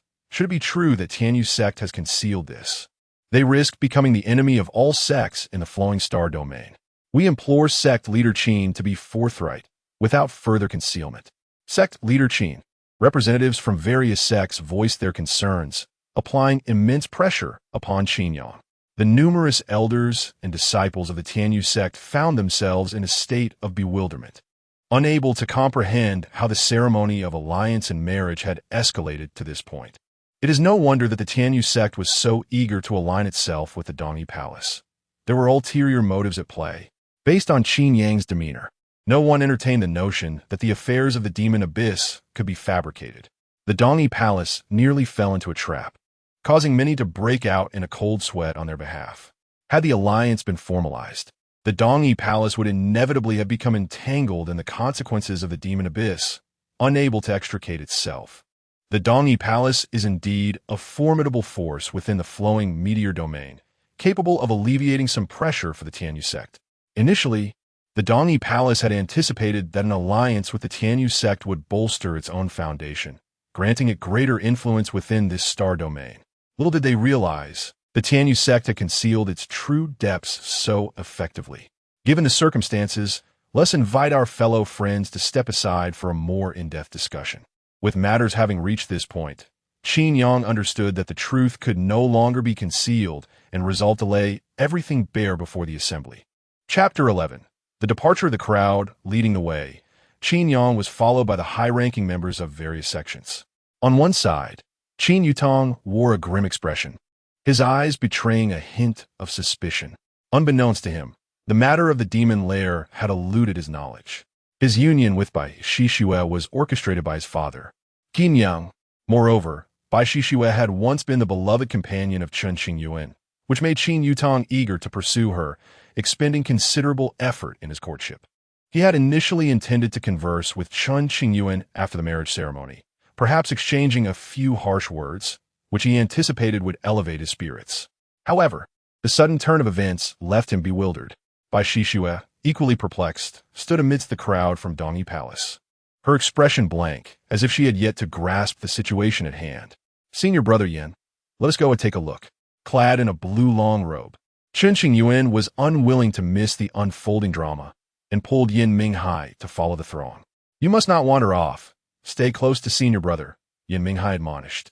Deeply concerned for Chen Qingyuan's safety, he had intended to escort Chen Qingyuan onto the battle vessel, but he could not resist Chen Qingyuan's stubbornness and reluctantly acquiesced. Rest assured, Chen Qingyuan will not stray. This is not Xinying sect, and caution is paramount here. Qingyuan dismantled several barriers, guiding the assembly to the forbidden area of the back mountain, where a lush forest thrived vibrantly. Initially, some core elders sought to argue with Qingyuan, insisting that the sect members should not be led to the demon lair.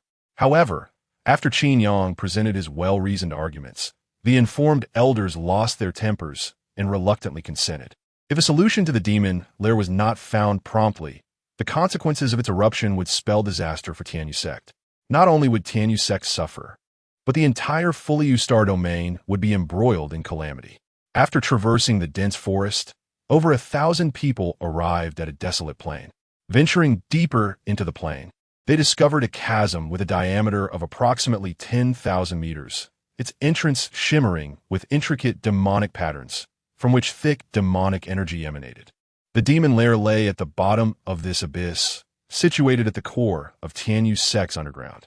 Due to the multiple barriers established by Tianyu sect surrounding the chasm, the demonic energy had not dispersed. What a vast demon lair! Where does it lead? Is it connected to the demon realm? If an upheaval occurs, Tianyu sect will bring disaster upon the entire Fulyu star domain. This is intolerable. Qin Zongzhu, why was I not informed at the onset of this demon lair's emergence? Now that its presence has solidified, the repercussions could be endless. The elders from various sects began to hold Qingyuan accountable. Their faces darkened with discontent.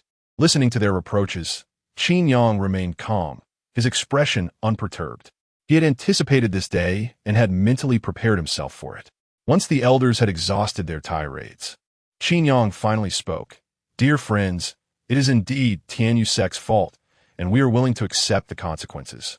However, I implore you to return and discuss this matter with your respective sects, so that we may collectively address the issue of the demon lair.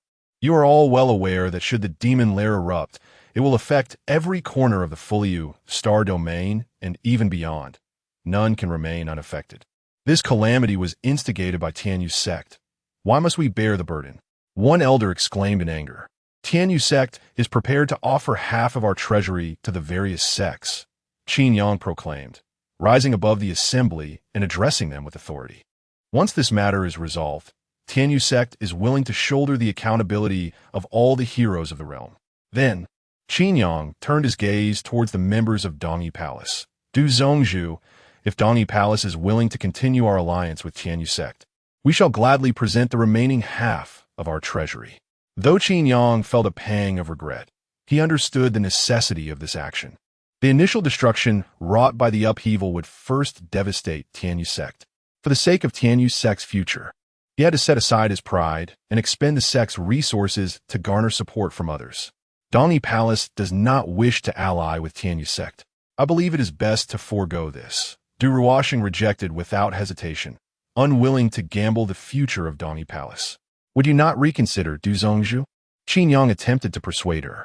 Du Ruoxing merely cast a cold glance in his direction, offering no reply. Recognizing her resoluteness, Qingyuan ceased his insistence. He then uttered a series of grandiloquent remarks, urging all present to relay the news back to their sects and expedite discussions on a resolution to the demon lair. What is this nonsense? To have us clean up after Tianyu sect is infuriating. This is a matter of great significance. We must return and devise a strategy. After a period of uproar, the crowd departed in indignation. Before leaving, Tianyu sect returned all gifts. Since the union between the two sects was no longer viable, the celebratory feast was rendered unnecessary. My sincere apologies, esteemed friends. Attempting to avoid offending the various sects and seeking their assistance, the elders of Tianyu sect offered humble apologies, a stark contrast to their earlier arrogance. On his way back, Chen Qingyuan encountered members of Dongyi Palace at the entrance of Tianyu sect. Du Zhongzhu, Yan Mingge, whose status was somewhat lower, clasped his fists in greeting. Yan elder, Du Ruoxing nodded in acknowledgement, her expression indifferent, concealing her inner thoughts. After exchanging pleasantries, Du Ruoxing's gaze fell upon Chen Qingyuan. She scrutinized him carefully, but found nothing amiss, inwardly lamenting the fall of a once great talent to such a state, which was truly regrettable. A long elder returned the gift from Xianying's sect, departing in a disgraced manner. Chen Qingyuan looked at the white umbrella in his hands, his expression slightly peculiar, murmuring to himself, though the gift has been returned, it is not my doing. The first agreement should still be considered fulfilled, right? The members of Dongyi Palace, unable to ignore the striking white umbrella, had previously been unaware of Chen Qingyuan's gesture, as Tianyu sect had sought to minimize any upheaval. Now, many gazes converged upon Chen Qingyuan, whispers circulating among them. Chen Qingyuan, your gift was indeed timely. Du Ruoxing remarked with an unreadable expression. It was merely coincidental. Chen Qingyuan replied, displaying no signs of discomfort in the presence of the leader of Dongyi Palace. From what I know, you are not typically one to lack grace. Du Ruoxing said softly, standing a distance of 10 meters away. The elders behind her wore grim expressions, as this union had devolved into a farce, leaving them humiliated. Bai Shixue, adorned in a red dress, stole a glance at Chen Qingyuan from the corner of her eye, feeling a mix of shame, awkwardness, and helplessness. The decision regarding the union was beyond her authority. If given the choice, Bai Shixue would have preferred to see the union through rather than endure the scorn of others and suffer a loss of face. Soon, she reconciled with herself internally, raising her head slowly, her gaze shifting. Having chosen this path, there was no turning back. From this moment onward, she would continue to be a highly gifted cultivator, while Chen Qingyuan would likely only have a century to live. The flicker of guilt within her dissipated entirely. Not that I mean anything by it, Du Zhongzhu. Please do not overthink, Chen Qingyuan said with a calm smile, gradually stowing away the white umbrella. You are fortunate to have emerged alive from the abyss. Could you share what transpired inside? Du Ruoxing inquired, her interest piqued by the abyss. As her words echoed, many turned their attention toward Chen Qingyuan, their gazes turning unfriendly. Chapter 12. The alliance is disbanded, and all parties are shaken. Yin Minghai sensed a multitude of unfriendly pressures, evidently intrigued by Tianyuan, and promptly readied his defenses. Taking a few steps closer to Chen Qingyuan. Should anyone dare to lay a hand on Chen Qingyuan, Yin Minghai would protect him at the first opportunity. If the sect master is so curious, why not see for yourself? Chen Qingyuan smiled faintly, unfazed by Du Ruoxing's imposing presence, casually responding, if the opportunity arises, I shall certainly pay a visit. In front of everyone, Du Ruoxing could not resort to intimidation or coercion against Chen Qingyuan. Most importantly, not far away, seated within a warship, was the venerable elder of the Xianqing sect, a formidable figure in the tribulation stage. Du Ruoxing had no desire to offend him. Such a conflict was unnecessary. Senior Yin, shall we depart? Chen Qingyuan disregarded the crowd from Dongyi Palace, not even casting a glance at Bai Shixue. As Chen Qingyuan had stated, the ties between him and Bai Shixue had been severed. Perhaps Bai Shixue had once genuinely cared for Chen Qingyuan, but only under the condition that he was a renowned prodigy. Since Chen Qingyuan's return, it was widely known that he had become a mere shell of his former self, and Bai Shixue exhibited little emotional response, at most a hint of guilt. In the pursuit of immortality, encountering those who treat one sincerely is immensely challenging. Although Chen Qingyuan could comprehend Bai Shixue's actions, he could not forgive her. They were now akin to strangers, with no debts owed to one another. This fellow must be harboring secrets, Du Ruoxing murmured as she observed Chen Qingyuan's departing figure. Had Chen Qingyuan emerged alive a century ago, the world of cultivators would have shown little interest, merely deeming Tianyuan a place of great terror, best left untouched. However, with Chen Qingyuan's reappearance after a century, how could it not pique the curiosity of cultivators across the realm? Sect Master, is there truly no room for negotiation between Dongyi Palace and Tianyu sect? Yao Susu summoned her courage to inquire. What? Elder Yao wishes to act as a mediator? Du Ruoxing turned to glance at Yao Susu, her tone indifferent. Absolutely not. Please, Sect Master, do not take offense. Yao Susu quickly bowed in apology, acknowledging her misstep. Du Ruoxing snorted coldly and departed with the people from Dongyi Palace. Should the two sects form an alliance, Yao Susu, as Bai Shixue's mentor, would certainly rise in status. Thus, at the behest of an elder from Tianyu sect, Yao Susu sought to make an attempt. The matter of the demon cave was exceedingly grave, and Du Ruoxing would not foolishly shoulder the burden for Tianyu sect. En alliance? What a farce! Despite many wishing to glean information about Tianyuan from Chen Qingyuan, no faction dared to impose. Nearby, the silver-haired Dong Wenjun stood aboard the warship of the Xianqing sect, hands clasped behind his back, his gaze unwaveringly directed towards Chen Qingyuan. Should anyone dare to harm Chen Qingyuan, they must consider whether they could withstand the might of Dong Wenjun. Why protect a mere cripple? Many found it perplexing, their hearts filled with doubt. In other sects, becoming a cripple would typically signify death, a fate to be ignored. The cultivators of the world failed to comprehend how significant Chen Qingyuan was in the eyes of the higher-ups of the Xianqing sect. It was a matter of kinship, not mere self-interest. With Dong Wenjun's deterrence, Chen Qingyuan returned safely to the warship.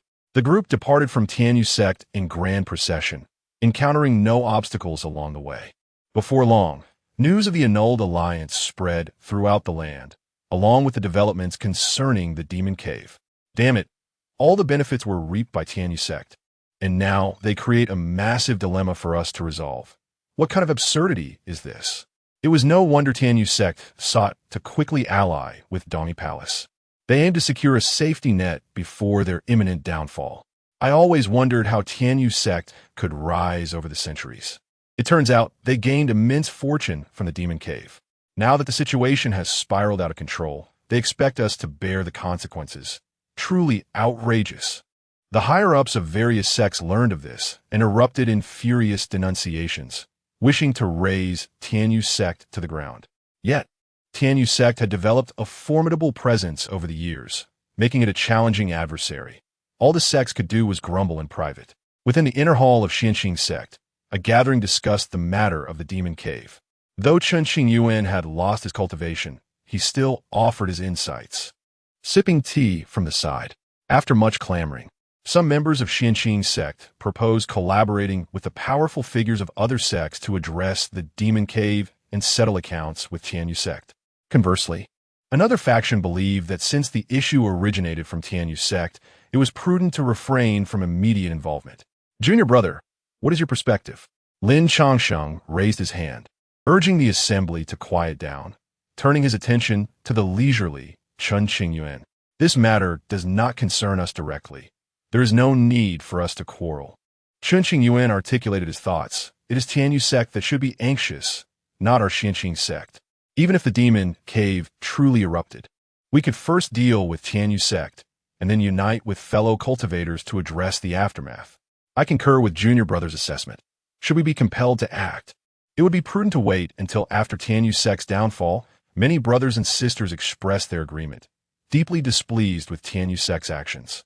However, such a stance risked missing the optimal window to resolve the demon cave issue.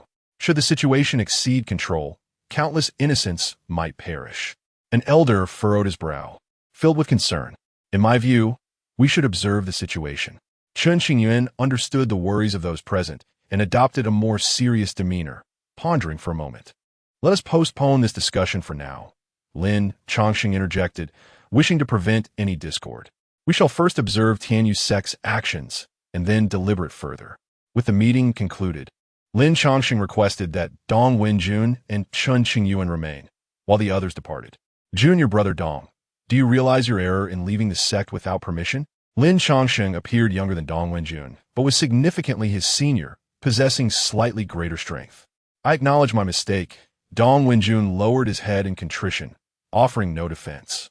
I understand your concern for Junior Brother's safety, but as the sect's guardian elder, your responsibilities are immense, and you cannot depart lightly.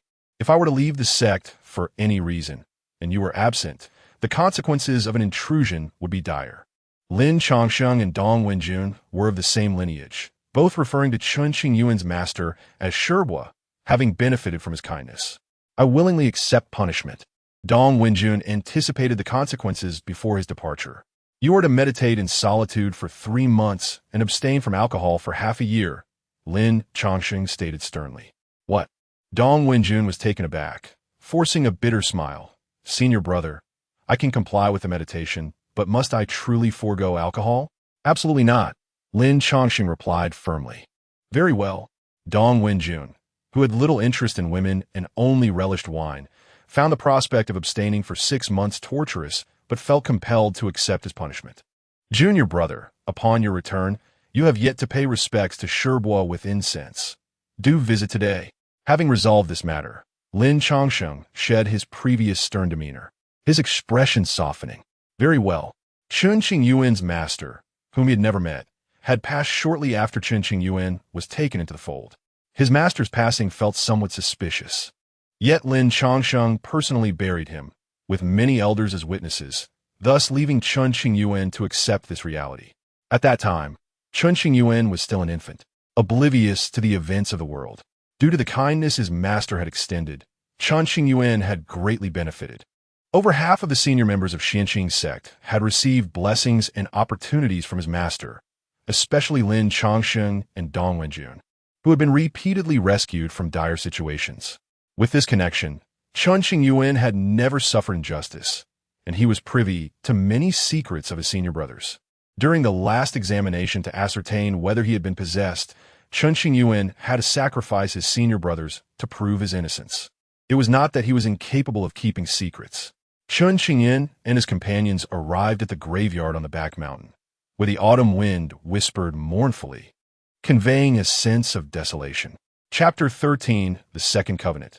The trail of the phantom physician in the southeast corner of the cemetery stands a gravestone inscribed with the words grave of Shang Wanro.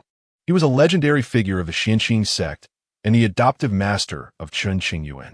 Since the dawn of his memories, Chen Qingyuan had never encountered Shangguan Rong, only knowing that he had been rescued by this esteemed figure. Master, your disciple has come to pay respects. Despite their lack of a personal meeting, Chen Qingyuan held a profound respect for his master, bowing deeply as he offered incense.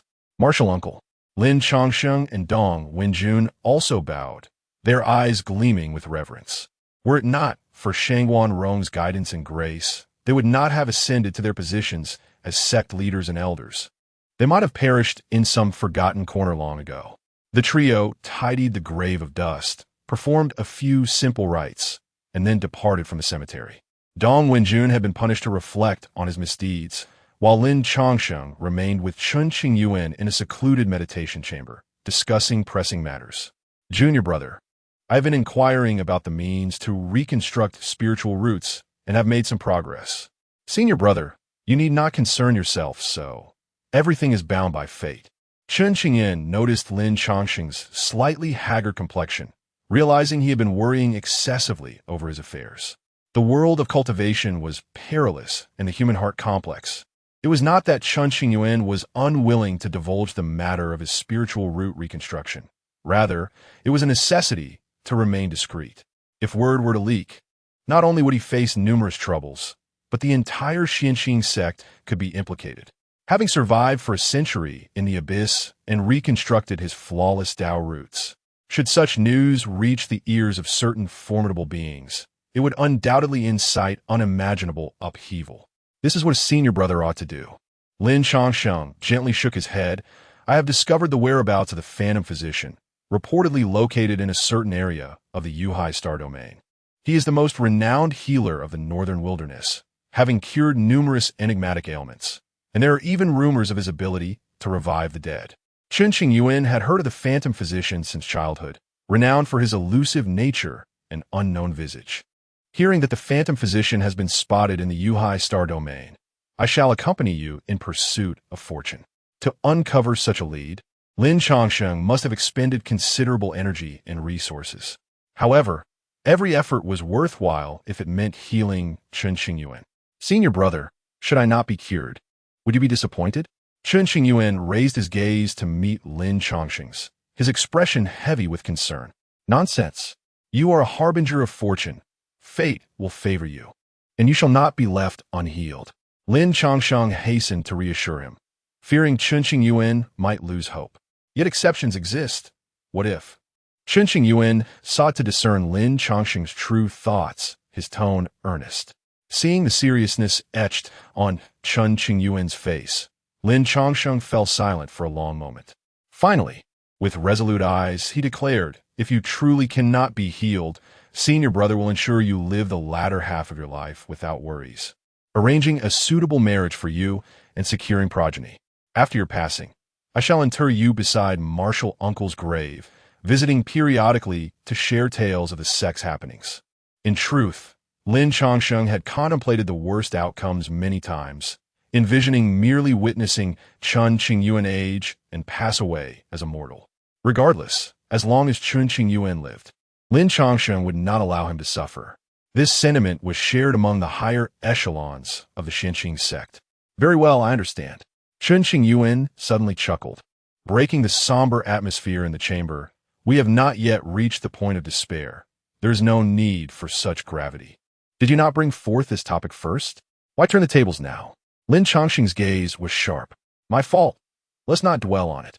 Hearing Lin Changsheng's earlier words warmed Chen Qingyuan's heart. The Xianxing sect was unlike others, prioritizing deep bonds over mere interests, which was why he felt such reliance on it. The whereabouts of the phantom physician are elusive. We shall set forth for the Yuhai star domain at dawn, Lin Changsheng stated. Are we in such a rush? Chen Qingyuan queried, astonished.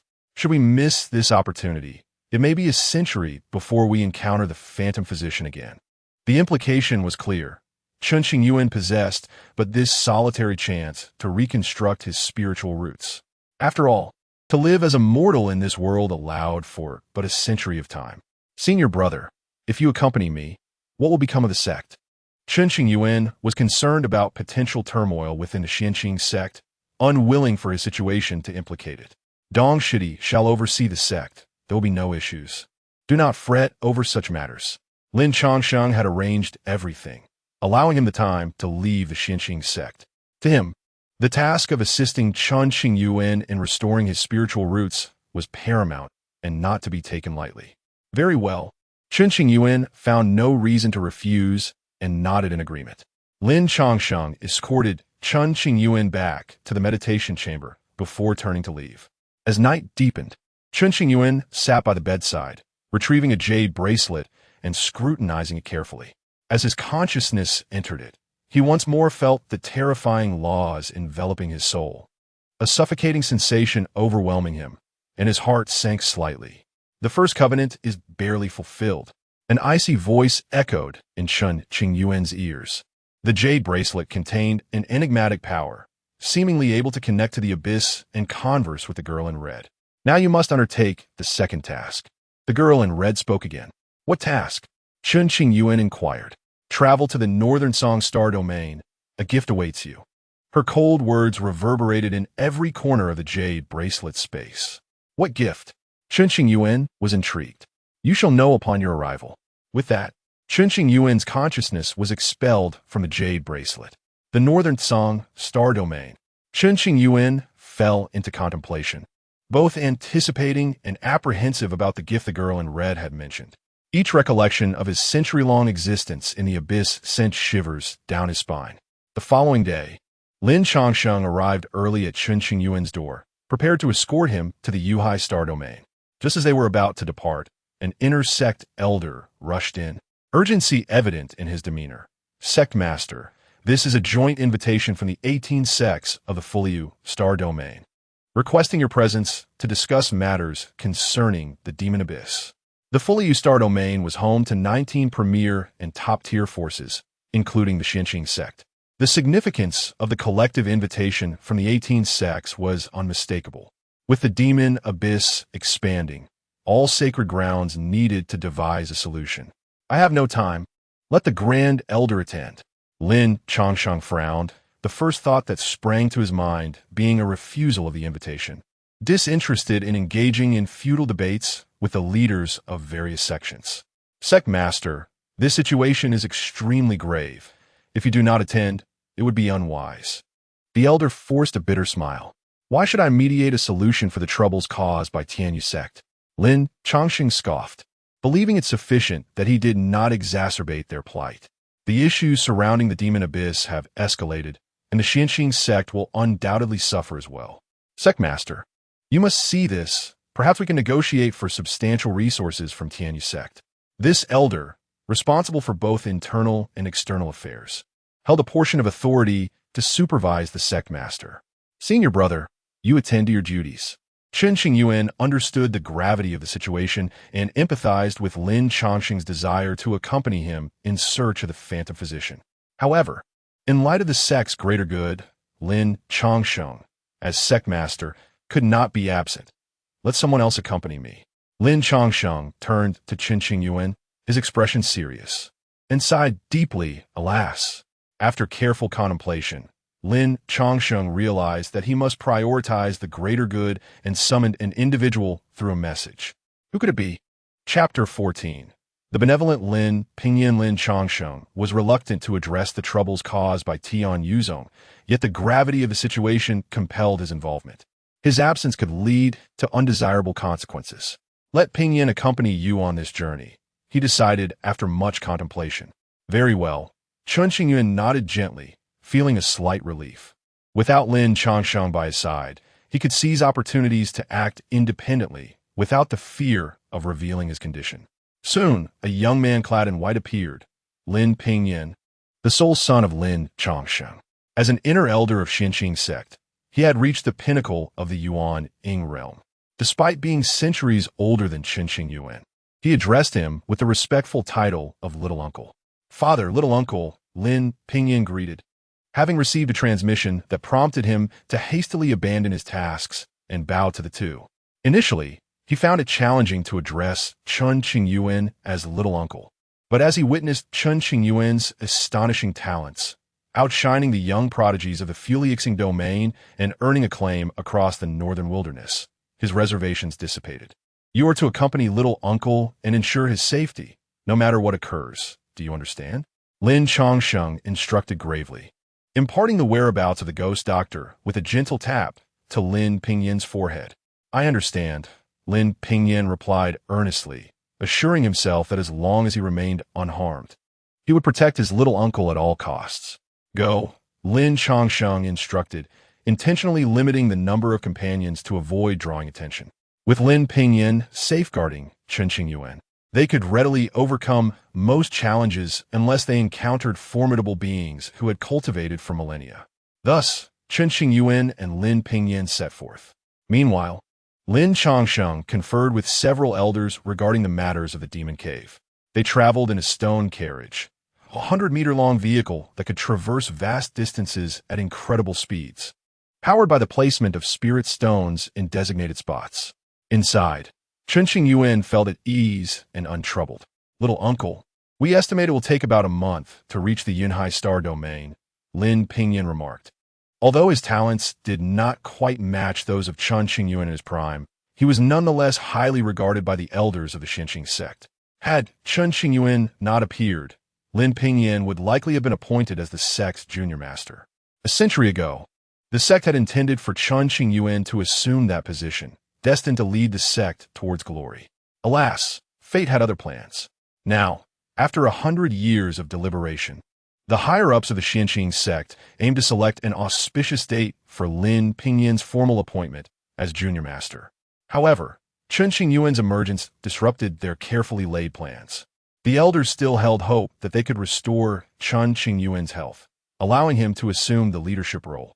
It's all right, there's no rush, Chen Qingyuan said as he and Lin Pingyan sat within the stone carriage, where a selection of spiritual fruits and fragrant tea was laid out before them.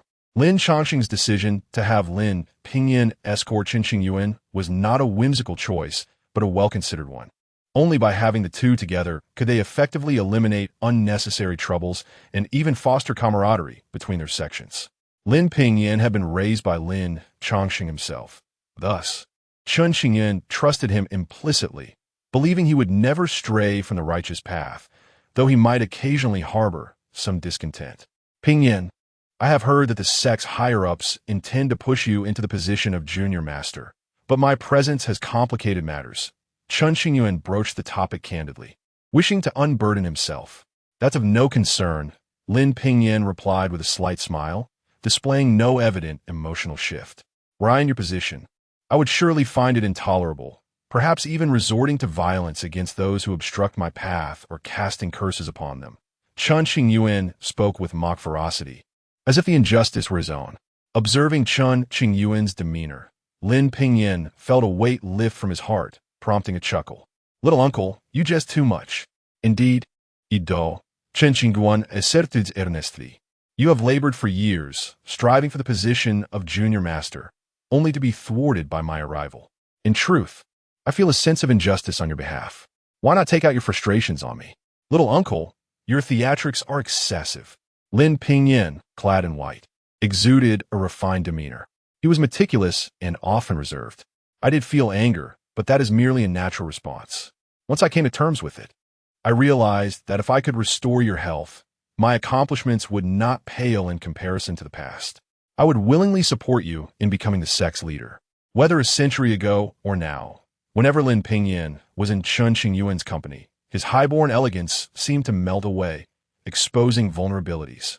What I can least tolerate is your disposition.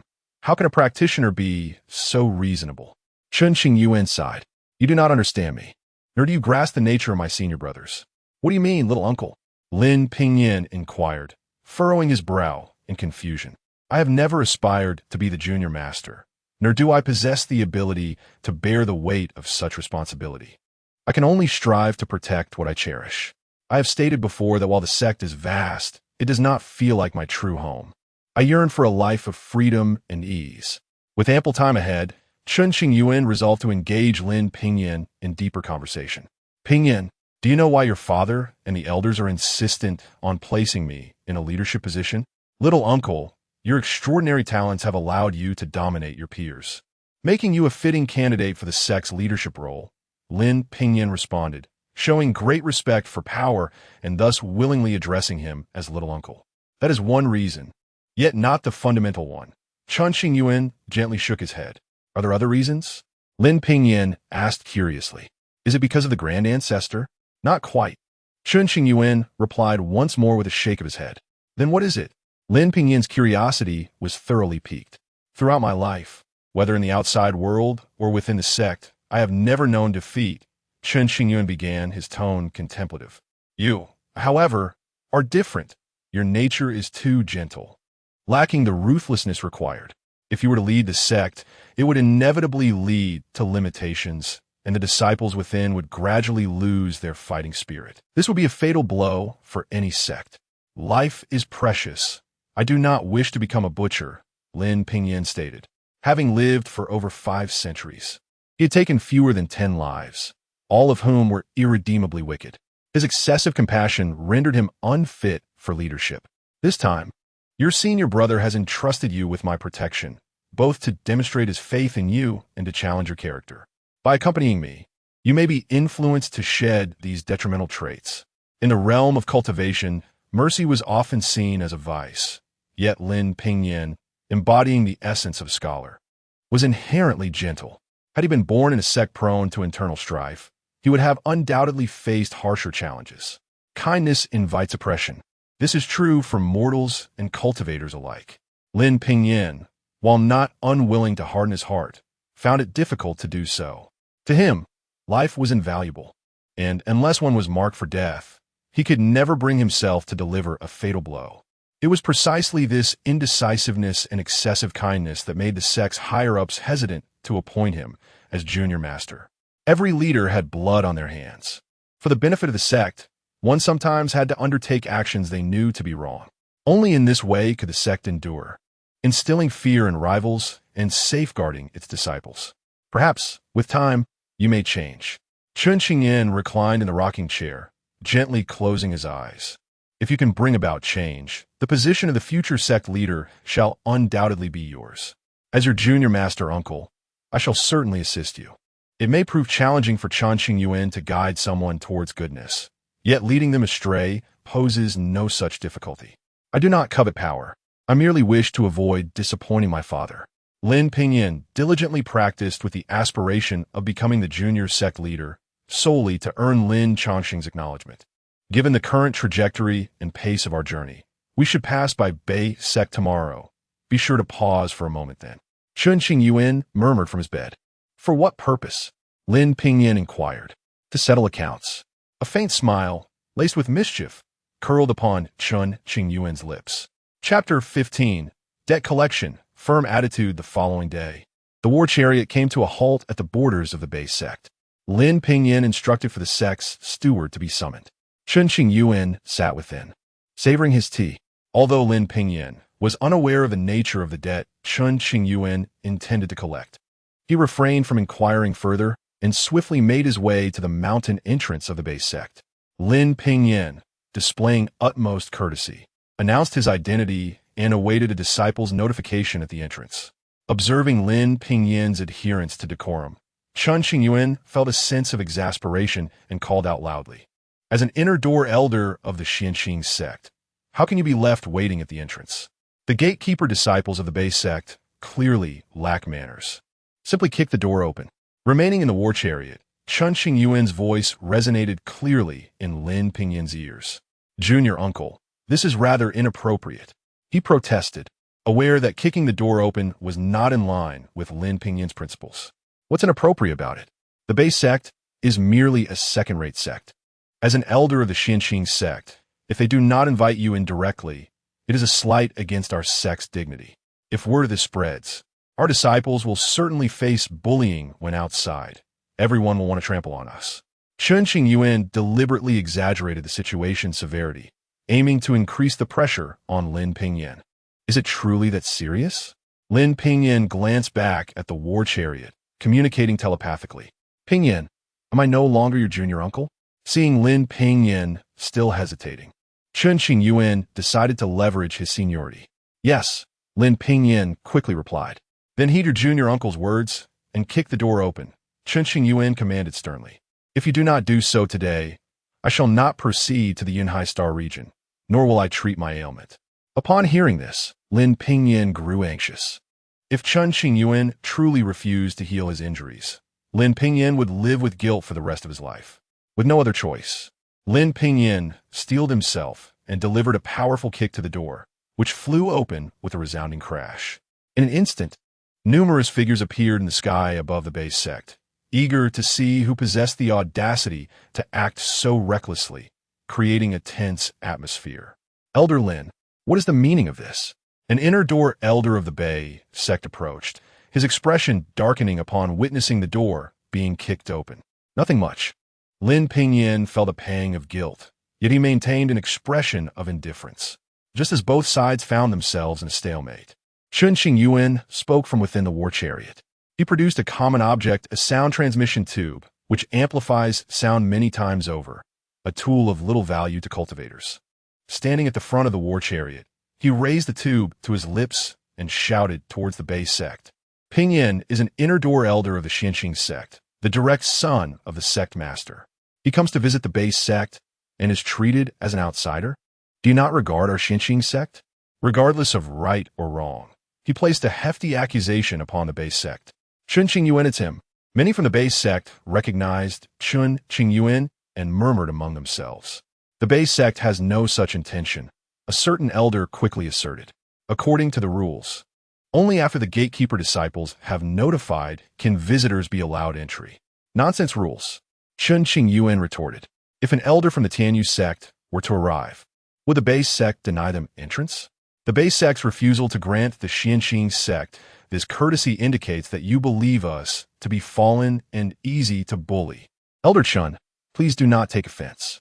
It is indeed the Bay sect that has committed a breach of etiquette, neglecting Elder Lin. The Grand Elder of the Bay sect intervened, urging others to refrain from escalating the situation further. Recognition of the mistake is appreciated. Chen Qingyuan's tone softened slightly. You two elders may enter. Tea has been prepared within the hall. The Grand Elder saluted respectfully. No need for that. Chen Qingyuan declined. I have come here to settle a debt, not to partake in tea. Debt? What debt? The Grand Elder appeared puzzled, his expression betraying uncertainty as to whether it was genuine or feigned. Ask your 13th Elder about it, Chen Qingyuan announced loudly, holding the sound transmission tube in his left hand.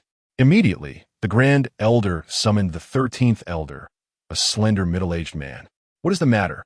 The 13th Elder recounted the past events meticulously. A century ago, Chen Qingyuan had invested in a business and opened a trading company with the 13th Elder of the Bay sect, dividing the profits equally. However, since Chen Qingyuan's troubles in Tianyuan, the 13th Elder had failed to fulfill his promise of distributing the profits from the trading company. Chen Qingyuan had already investigated the matter thoroughly, prompting his visit to collect the debt. The trading company had faced difficulties in recent decades, earning very little spirit stones. I do not care whether you have profited or not. I demand compensation in the form of a mid-grade spirit vein, and we shall consider the matter settled. Chen Qingyuan had no intention of auditing the company's financial records, having made up his mind beforehand. A spirit vein? How could that be? The 13th Elder's head shot up, unable to accept the demand. Over the past century, you have not informed either sect of this matter, clearly intending to monopolize the company's profits. Unfortunately, your incompetence has led to this predicament. Do not blame others. Asking for a mid-grade spirit vein is already lenient. Had this been a century ago, I would have personally rendered you incapable. Even if Chen Qingyuan was not as formidable as he once was, he had not lost his authority and unleashed a torrent of curses. Elder Chen, shall we not sit down and discuss this? The Grand Elder sought to avoid escalating matters further, fearing it would damage the sect's reputation. There is nothing to discuss. He belongs to your Bay sect, and thus you must take responsibility. Chen Qingyuan offered no concessions, continuing, if he cannot provide it, then the Bay sect shall repay the debt. Is Elder Chen truly so unreasonable? The Grand Elder's expression darkened, visibly displeased. If I were unreasonable, I would not be here to collect a debt, but would instead send the senior disciples of the Xianxing sect to debate with you. Chen Qingyuan was unafraid of threats. Some sects only understood the language of power, and needed to be treated accordingly. You. The Grand Elder's eyes flickered with a hint of panic. He had heard of Xianqing sect's protective measures for Chen Qingyuan and dared not make any threats. Pingyan, I shall take a brief rest. If the base sect does not repay the debt within half an hour, I shall have a proper spar with the elder of the same generation. Do not hold back. After delivering this command, Chen Qingyuan returned to the war chariot, indulging in fruits and tea, ignoring the base sect members entirely. Lin Pingyan bowed towards the direction of the war chariot. Understood. He then turned to face the members of the base sect, unflinching. Regardless of their attempts at flattery, Lin Pingyan firmly stated, any discussion should be directed to my junior uncle. Half an hour later, the base sect reached a decision. Here, though reluctant to part with a mid-grade spirit vein, they had no choice but to comply. Chen Qingyuan's reputation for being ruthless in the Fuliexing region was well known. He was a man of his word. Take it. After today, this debt is settled. The Grand Elder's face remained grim as he presented the spirit vein to Lin Pingyan. Staring at the complete mid-grade spirit vein laid before him, Lin Pingyan felt a sense of disbelief, astonished that the base sect had truly capitulated. I am busy with affairs and cannot extend an invitation for Elder Lin to join us for tea. The Grand Elder issued a dismissal, walking away without looking back. Returning to the war chariot, Lin Pingyan placed the spatial ring containing the spirit vein on the table, gazing intently at Chen Qingyuan. Junior uncle, we have acquired the spirit vein. Indeed, Chen Qingyuan stretched lazily, as if he had anticipated this outcome, displaying no signs of elation. After a moment, Chen Qingyuan raised an eyebrow and inquired, is it comfortable? What? Lin Pingyan was momentarily taken aback. Chapter 16. Are you fit to be a monk? How does it feel to collect debts? Is it pleasurable? Chen Qingyuan reiterated once more. This. Lin Pingyan hesitated.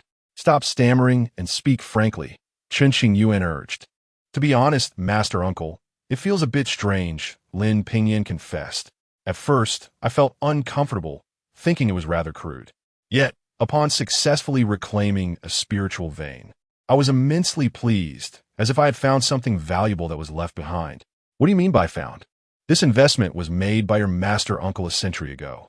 Chen Qingyuan, known for never engaging in unprofitable ventures, often exuded a demeanor that oscillated between icy aloofness and subtle cunning, making him an enigma to those around him. Master uncle, isn't this truly debt collection? Isn't it akin to robbery? Lin Pingyan felt a tinge of guilt. If it were robbery, do you think the resolution would be this effortless? Chen Qingyuan sipped his tea. The 100-Leaf sect first disrespected you and then deliberately concealed information regarding the Merchant Association. They were already in the wrong. A medium-grade spiritual vein as compensation, though painful, falls within the 100-Leaf sect's means to bear, especially given the formidable reputation of our Xianqing sect, which they dare not disregard. Chen Qingyuan was not unwilling to demand more, but he understood the necessity of restraint. To be overly ambitious would yield no benefits and could forge a deadly rivalry with the 100-Leaf sect. The circumstances had shifted. Although the 100-Leaf sect was displeased with Chen Qingyuan's actions, they had to publicly express gratitude for his forbearance. In order to maintain a favorable relationship with the Xianqing sect, the art of demand was intricate. One had to balance between offending others and incurring personal loss, necessitating careful consideration. Master Uncle, this is not a sustainable approach. It would be wiser to refrain from such actions, Lin Pingyan insisted, believing that such behavior was unjust. If all members of the Xianqing sect were like you, we wouldn't even have the wind from the northwest to drink. The spiritual minds in the flowing star domain are limited. Fairness is a mere illusion, and it all boils down to one's capabilities. Chen Qingyuan could only shake his head at Lin Pingyan's naivety. How could someone so refined and kind-hearted survive in the realm of cultivation? Fear not. I shall gradually guide you. Your perspective will eventually evolve. Shortly thereafter, Chen Qingyuan accompanied Lin Pingyan in collecting several debts. An elder from a Yukon mountain had borrowed over 1,000 spiritual stones from Chen Qingyuan, and after a century, with interest, he owed 5,000. Dare to refuse repayment? Chen Qingyuan instructed Lin Pingyan to confront the elder, threatening to publicize the matter should he refuse to engage. Employing various tactics, Chen Qingyuan successfully reclaimed his due spiritual stones. reveling in his triumph as they continued their journey. Similar scenarios unfolded a dozen times, with Chen Qingyuan seated within the war chariot, while Lin Pingyan managed the overall situation. After numerous debt collections, Lin Pingyan developed an odd sensation as he gazed upon the bounty of spiritual stones and treasures before him, enough to rival the entire wealth of a third-rate faction. They were soon to arrive at the Yunhai Star Domain. Lin Pingyan took control of the chariot, ensuring they did not inadvertently breach the shattered laws of the star domains, which could lead to unnecessary complications. "Master Uncle, hold steady," Lin Pingyan declared, forming seals with his hands as they traversed the starry sea. Terrifying domain laws pressed down upon the chariot, nearly breaking through its protective barrier on several occasions. Yet Lin Pingyan managed to subdue them. Chen Qingyuan sat leisurely within the chariot, unaffected, contemplating their next course of action. Several hours later, they emerged from the chaotic star storm, halting at a secluded corner of the Yunhai Star Domain. "Have we arrived?" Chen Qingyuan inquired, sensing the halt. "Indeed," Lin Pingyan replied, surveying their surroundings as he sought the direction of the Ghost Doctor, presumed to be located in the eastern part of the Yunhai Star Domain, specifically a place known as Kitchen Star. "Let us take a chance," Chen Qingyuan resolved, not wishing to disappoint the members of the Xianqing sect, thus committing to this endeavor. When the time was right, he could fabricate an excuse for Lin Pingyan to return, allowing him to act independently. As they proceeded, they encountered some road bandits, who were dissuaded by Lin Pingyan, receiving a mild reprimand without any loss of life. Chen Qingyuan repeatedly emphasized that Lin Pingyan should show no mercy. Yet Lin Pingyan believed in the sanctity of life, granting the bandits an opportunity. How can you be so naive?" Chen Qingyuan lamented, jesting. "With your constant talk of righteousness and morality, you would be better suited for a life of monasticism. I doubt even the most benevolent monks would match your generosity. You could easily become a sect leader." "Master Uncle, please do not jest," Lin Pingyan replied, his goodness not equating to foolishness, understanding the underlying sarcasm. "After all these years, have you not grasped a fundamental truth?" Chen Qingyuan instructed. "The cultivation world is rife with intrigue, where vengeance is commonplace. You must either endure relentless bullying, or, if you choose to retaliate, do so without mercy, ensuring your opponent is utterly vanquished." Lin Pingyan comprehended this sentiment, yet found the application of such wisdom challenging. Bowing his head in contemplation, he sighed softly. Despite Lin Pingyan being considerably older than Chen Qingyuan, it was Chen Qingyuan who imparted this crucial lesson. Should you show compassion, it may be those closest to you who suffer. Remember, do not let a moment of weakness lead to a lifetime of regret. Lin Pingyan took this to heart. He possessed his own method of handling situations, and altering his approach would require gradual guidance. "Enough talk. We shall reconvene upon arrival." Chen Qingyuan mused. "Our Xianqing sect is filled with cunning foxes, yet somehow we have produced a little white rabbit. Moreover, this little white rabbit is the offspring of the most cunning fox. It is quite absurd. Was Lin Pingyan not the biological son of the eldest disciple?" With idle thoughts occupying his mind, Chen Qingyuan began to speculate. As this notion crossed his mind, he chuckled. Such a scenario was utterly impossible. With Lin Chongqing's abilities, he would have discerned his own lineage at a glance, thus precluding such a situation. If it were indeed a matter of bloodline, then it could only be attributed to the eldest sister-in-law. Suddenly, Chen Qingyuan recalled something. He had never encountered the wife of his eldest disciple, nor had he heard any information regarding her identity. Forget it. No need to dwell on that, he decided, closing his eyes to conserve his energy. Days later, the war chariot touched down upon the surface of Kitchen Star. "Master Uncle, we have reached our destination," Lin Pingyan communicated from within the cabin. "Understood," Chen Qingyuan responded, adjusting his attire before stepping out. Not far ahead loomed a vast city, with 3 dark golden characters shimmering in the void, Pushu City. According to intelligence gathered by the Xianqing sect, the Ghost Doctor was likely within Pushu City. Rumors had circulated that the Ghost Doctor had intervened to save someone 2 years prior, with all leads pointing to this very city. Numerous powerful factions had covertly arrived at Pushu City, hoping to encounter the Ghost Doctor and secure an opportunity for assistance. However, for 2 years, no one had managed to catch even a glimpse of the ghost doctor. The ghost doctor acted only based on fate. He was indifferent to fame and power, focusing solely on the concept of destiny. When the time was right, he would even save a beggar without asking for a single coin. Yet, if there were no fateful ties, even the most esteemed leaders of top factions, regardless of their promises, would be met with indifference as he turned away. This peculiar disposition had elevated the ghost doctor to legendary status. On Kitchen Star, I believe I have an acquaintance who may be of assistance, Chen Qingyuan suddenly recalled, raising an eyebrow with a hint of a smile. An acquaintance? Lin Pingyan inquired, a flicker of curiosity crossing his brow. Chapter 17. Friends Bound by Life and Death. Seeking the ghost doctor on the 7th dust star in the city of Pusu, Chen Qingyuan had a faint recollection of this place, bringing to mind a certain acquaintance. Pingyan, I need you to visit the nearby Qianlan sacred ground and deliver this letter to someone named Han Shan. Chen Qingyuan handed the letter to Lin Pingyan, who regarded him with concern. Master Uncle, what about you? I cannot bear to leave you alone here. I shall remain here, not venturing anywhere. If you are worried, set up several protective barriers, Chen Qingyuan replied. Is this letter truly of great importance? Lin Pingyan inquired.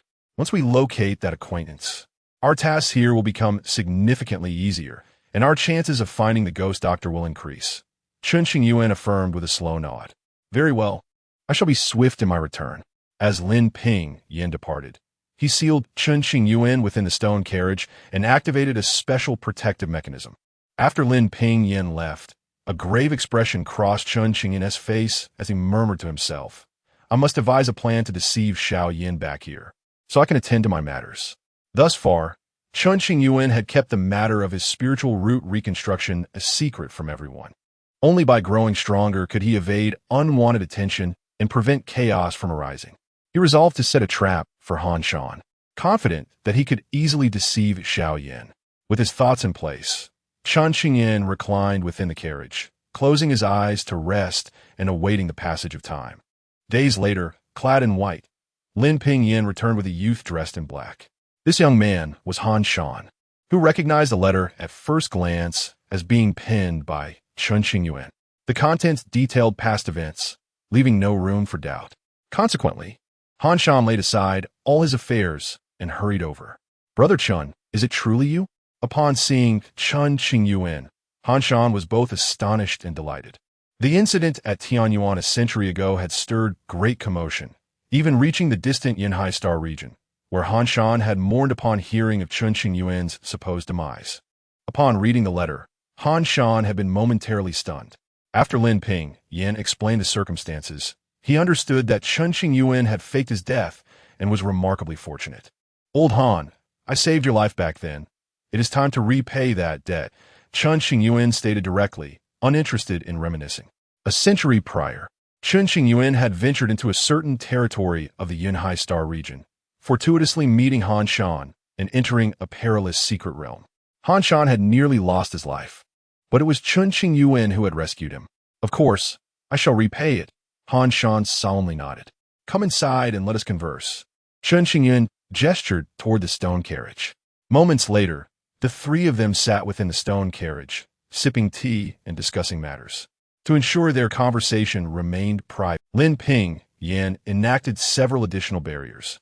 After half an hour, Han Shan grasped the situation's essence. As Chen Qingyuan regarded him with deep, earnest eyes, he implored, Old Han, you are well acquainted with the local underworld. Surely you can locate the ghost doctor?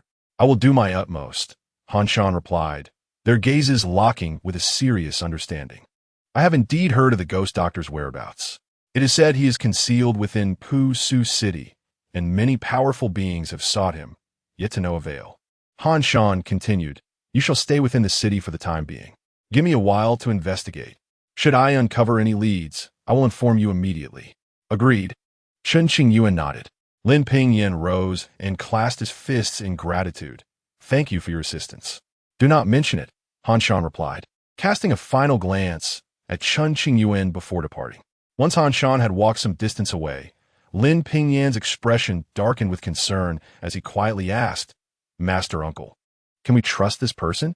Rest assured, Chen Qingyuan replied.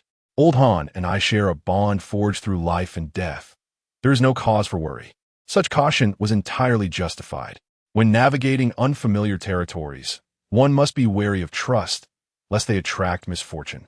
Lin Ping Yin stored the war chariot within his spatial pouch, accompanying Chen Qingyuan into Pusu City. This city was vast, housing millions of beings and thriving with activity. Searching for the ghost doctor here would be akin to finding a needle in a haystack.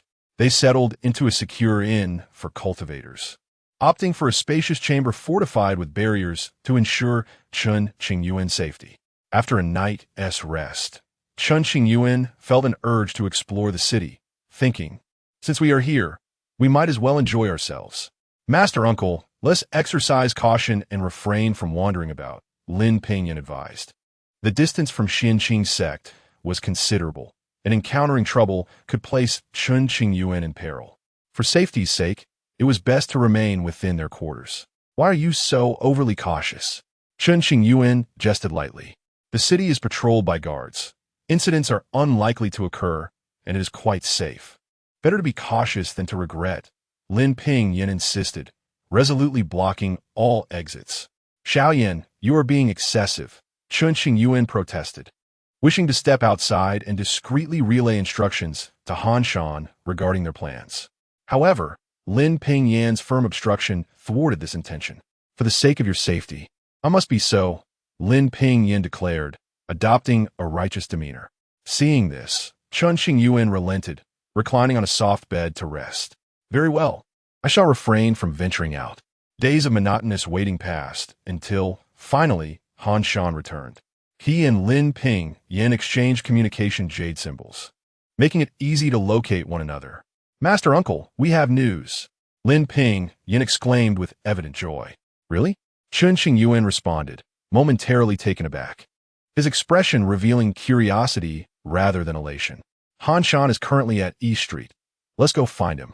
With that, Lin Pingyan dispelled the barriers, using a gentle force to swiftly guide Chen Qingyuan to East Street. At the entrance of a narrow alley on East Street stood Han Shan, quietly awaiting their arrival. Brother Han, Lin Pingyan called out as he approached, clasping his fists in greeting. Lin brother, Han Shan returned the gesture, lowering his voice as he glanced into the alley. After extensive inquiries, I have dismissed most of the locals and identified several suspicious individuals who have arrived in Pusu City over the past decade. Get to the point, Chen Qingyuan urged. I currently have a list of over a dozen candidates, all of whom could potentially be the ghost doctor. We must investigate them one by one, Han Shan stated earnestly. To be frank, Han Shan had indeed made an effort to trace the ghost doctor's whereabouts without deceit. However, this was merely to alleviate Lin Pingyan's concerns and prevent any suspicion. From Chen Qingyuan's prior glances, Han Shan had comprehended the deeper implication, fabricating a false ghost doctor to placate Lin Pingyan. Though Han Shan did not fully grasp the intent behind this, he complied without question. The bond shared between brothers, even after a century, remained untainted. In truth, Chen Qingyuan harbored multiple intentions. Once he had the ghost doctor's protection, he could publicly claim to have been cured, raising no doubts, and could openly reveal his cultivation level. Furthermore, by dispatching Lin Pingyan, he could attend to his pressing matters and seize the opportunity to cultivate. To ensure everything appeared plausible, it was essential that Lin Pingyan believed they had indeed found the ghost doctor, who was willing to treat Chen Qingyuan's injuries. Kulme, let us venture inside and take a look, Han Shan urged, leading the way as Chen Qingyuan and Lin Pingyan followed closely behind. Chapter 18. The mysterious figure in the bamboo house in a secluded alley. There resided a mysterious old man, rumored to have arrived in the city of Pushu 5 years ago. He seldom ventured out, and few had ever glimpsed his true visage. Han Shan relayed this information, asserting its authenticity, allowing Lin Pingyan to verify it. At the alley's end stood a thatched cottage, its door firmly shut and the yard cluttered with firewood, giving it the appearance of an ordinary dwelling devoid of any spiritual aura. Could the legendary ghost doctor truly inhabit such a place? The group pondered. Upon reaching the door, Han Shan bowed respectfully and inquired, "Is anyone home?" The sound of disarray emanated from within. An elderly man emerged, his face betraying fear. Soon, he noticed Han Shan and his companions were dressed well and immediately knelt, exclaiming, "Esteemed sirs, I am but a humble commoner unable to afford spirit stones. I beseech you, do not expel me from the city." Clearly, the old man mistook them for guards, trembling in terror. It was evident he was an ordinary individual, lacking any trace of spiritual resonance. Seeing the old man kneeling, Chen Qingyuan and the others exchanged incredulous glances at Han Shan, who seemed utterly unreliable. "We apologize for the intrusion," Han Shan said, his expression shifting slightly as he turned to leave. Even the most low-key ghost doctor would not kneel before anyone. Clearly, Han Shan's first target could be dismissed. Emerging from the alley, Chen Qingyuan jested, "Old Han, your skills in information gathering are commendable. Enough with the sarcasm. There are more to come," Han Shan retorted, his demeanor darkening. As they continued, Chen Qingyuan and the others encountered a variety of characters. A burly blacksmith inquiring if they required weapons, a toothless old woman selling spiritual herbs, and wandering vagrants, to name a few. In summary, Chen Qingyuan encountered an array of peculiar individuals, half of whom were undocumented immigrants who had entered through dubious means, lending an air of mystery about them. The other half were relatively new to the city, having arrived only a few years prior. While many of these individuals possessed some cultivation, the strongest among them was merely at the golden core stage, far removed from any connection to the ghost doctor. "Han, can you truly manage this?" Lin Pingyan, who had remained silent, finally spoke, his gaze filled with skepticism. "We must filter through them methodically. Do not rush." "There are still a few left," Han Shan replied, somewhat awkwardly.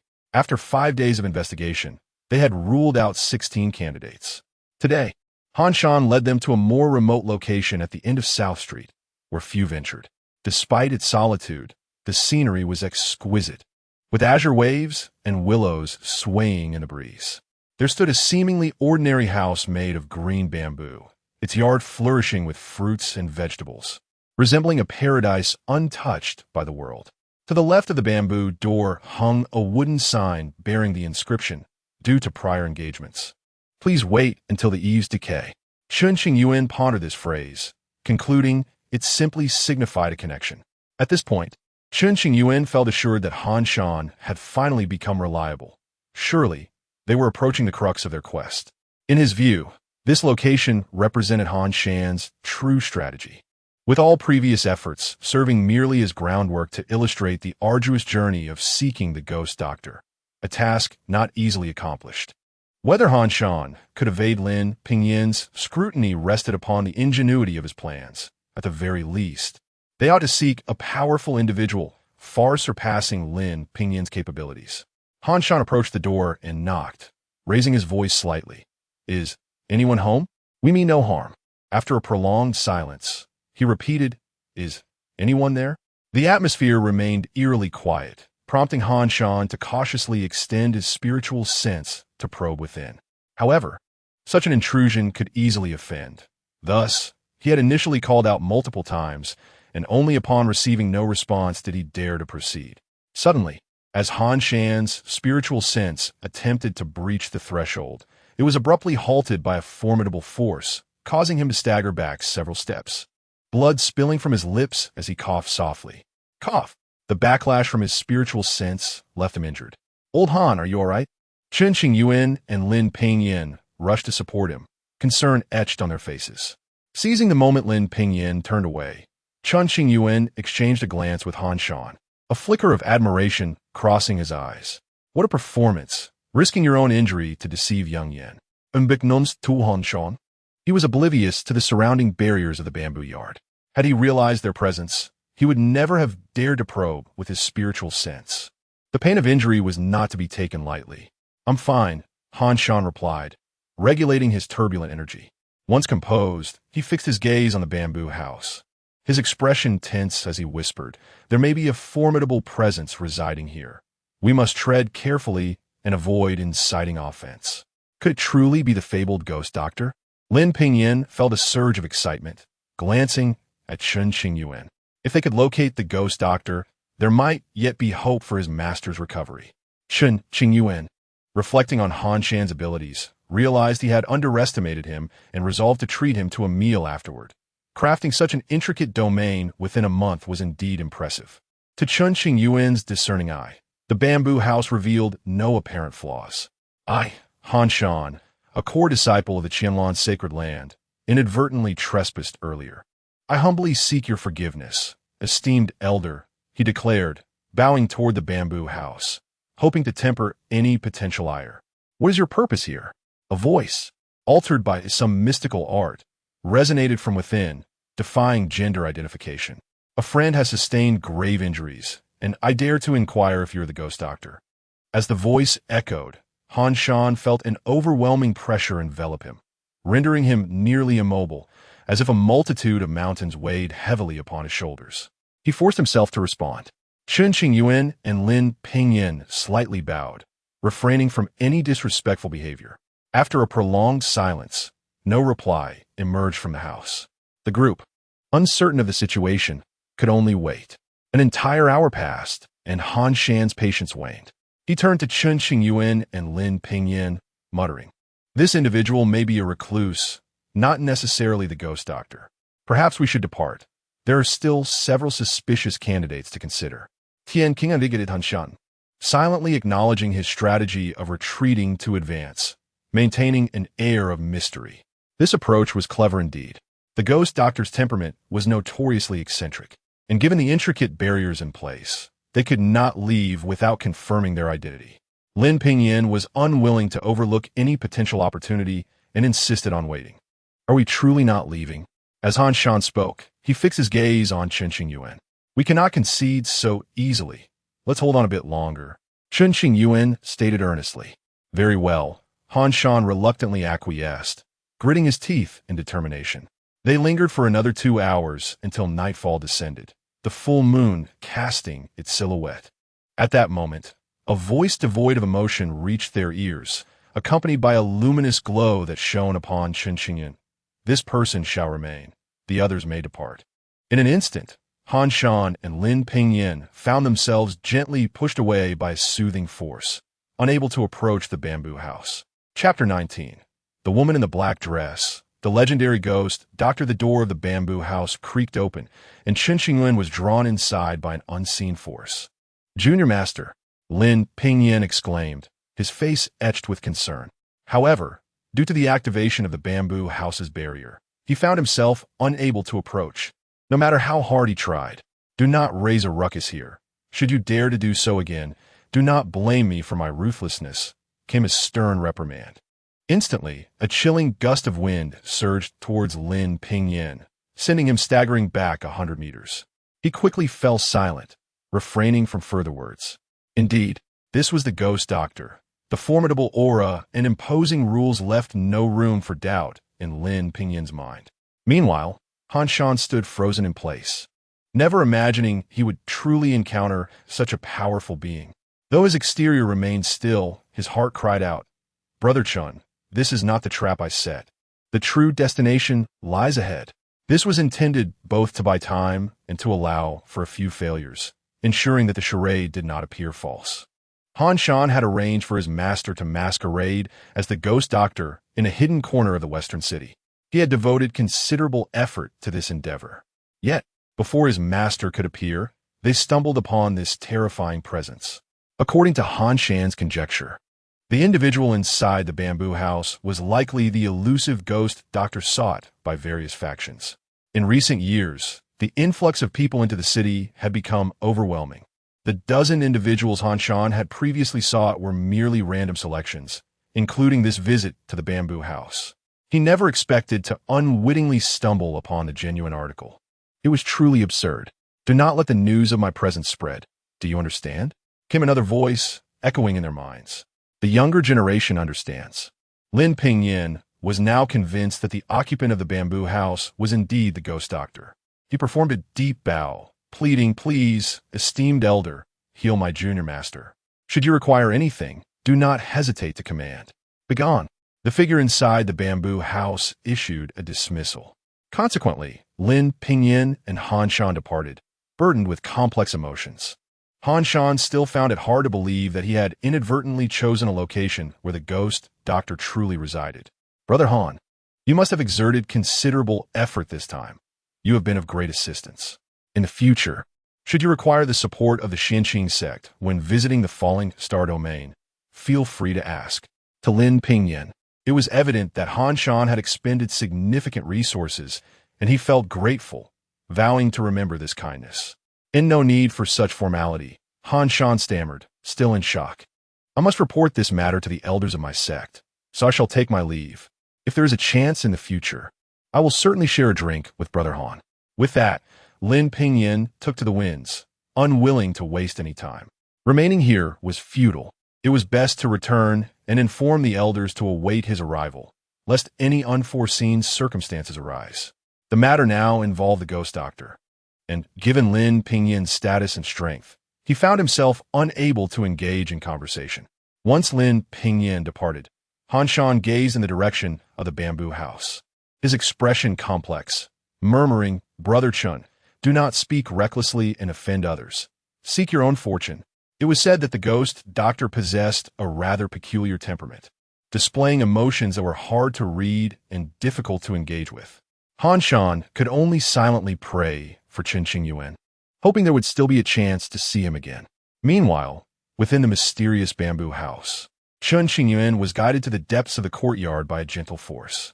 There lay a crystal-clear pond, surrounded by a vast expanse of bamboo groves and lush grass. Talp, talp, talp. A faint sound of footsteps emerged from the depths of the bamboo forest, prompting Chen Qingyuan to look over. What is this old Han up to now? Chen Qingyuan suspected it was another one of Han Shan's elaborate schemes, and he settled onto a nearby stool with a sense of confidence. Before long, a woman of 6 feet appeared, dressed in a flowing gray gown and shrouded in a dark veil. Her long hair, as black as ink, was tied back with a dark ribbon. She approached gracefully, her hands resting on her abdomen, exuding an air of elegance and nobility. The veil added an enigmatic allure to her presence. Who is this young lady in relation to Han Shan? Chen Qingyuan, seeing the woman in black dress for the first time, mistakenly assumed she was someone Han Shan had summoned. Han Shan, I do not know him, the woman in black replied, her voice ringing clear as a lark song, akin to the sound of a gentle stream. Dear lady, there's no one else here. We need not conceal our identities. If you could find an opportunity to release me, I would be most grateful. Chen Qingyuan rose and clasped his fists in respect. You seek me out, yet now you wish to leave? What is the meaning of this? The woman in black narrowed her eyes slightly, as if attempting to peer into Chen Qingyuan's soul. However, due to the concealment of the jade bracelet's power, she could not discern his true abilities or essence, mistaking him for an inept individual. Chen Qingyuan was taken aback, recognizing the seriousness in her tone, which was devoid of jest. Could there have been a misunderstanding? That cannot be. He began to ponder, his brow furrowing in concentration.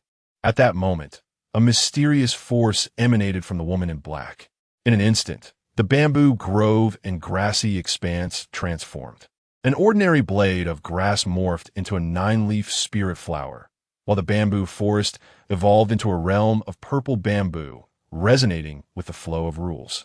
Each leaf imbued with remarkable spiritual essence, a treasure beyond reach.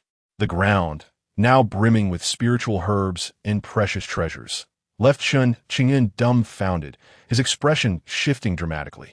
This was no ordinary patch of grass. It was a wondrous garden of medicinal marvels. Any herb plucked from this haven could send countless cultivators into a frenzy, willing to risk their lives for the chance to possess it. Chen Qingyuan's mind reeled as he slowly turned to gaze at the woman in black. His eyes now filled with awe and respect. Given the situation, he could no longer doubt her true identity. The ghost doctor.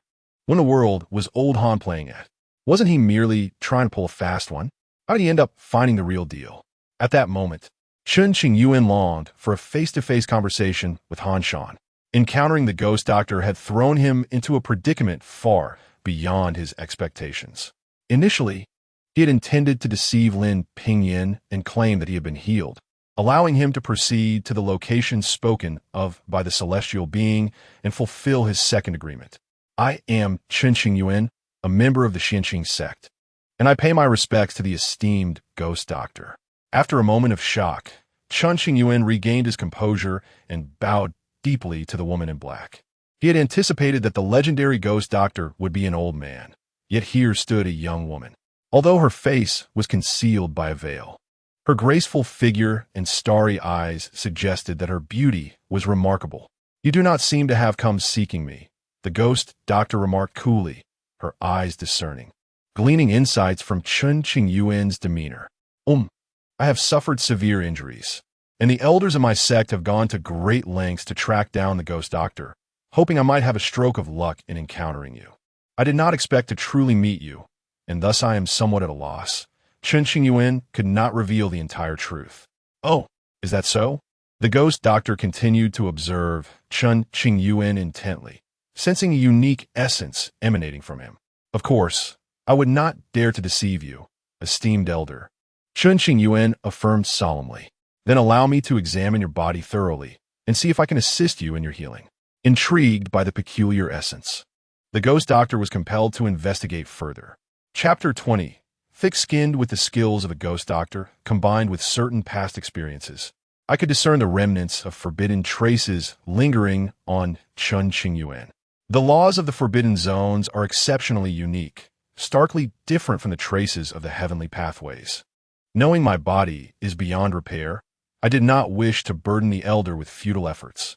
Furthermore, as I possessed nothing of value, I feared I could not afford the cost of treatment, so I decided against it. Upon hearing that the ghost doctor intended to treat him, Chen Qingyuan hastily interjected.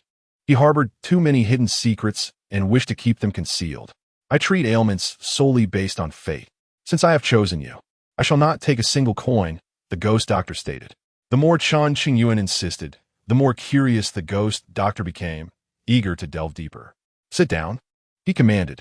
Raising his left hand, the ghost doctor waved gently before him. In an instant, a stone table and 2 stone stools appeared. With no other choice, Chen Qingyuan took a seat, contemplating his next course of action. Should the ghost doctor harbor ulterior motives, he would have to resort to his life-preserving trump card. When leaving Tianyuan, the girl in red had given him a life-saving talisman. In the event of a life-threatening crisis, using the talisman would surely turn peril into safety. However, Chen Qingyuan had never tested it and was unaware of its true efficacy. Furthermore, he found it quite peculiar that the girl in red treated him with such kindness. Each time he pondered this, he indulged in a moment of vanity, wondering if his striking looks had elicited her affection. Extend your hand, the ghost doctor gestured. Slowly, Chen Qingyuan raised his hand and placed it on the table. The ghost doctor's fingers rested on Chen Qingyuan's wrist, beginning to take his pulse.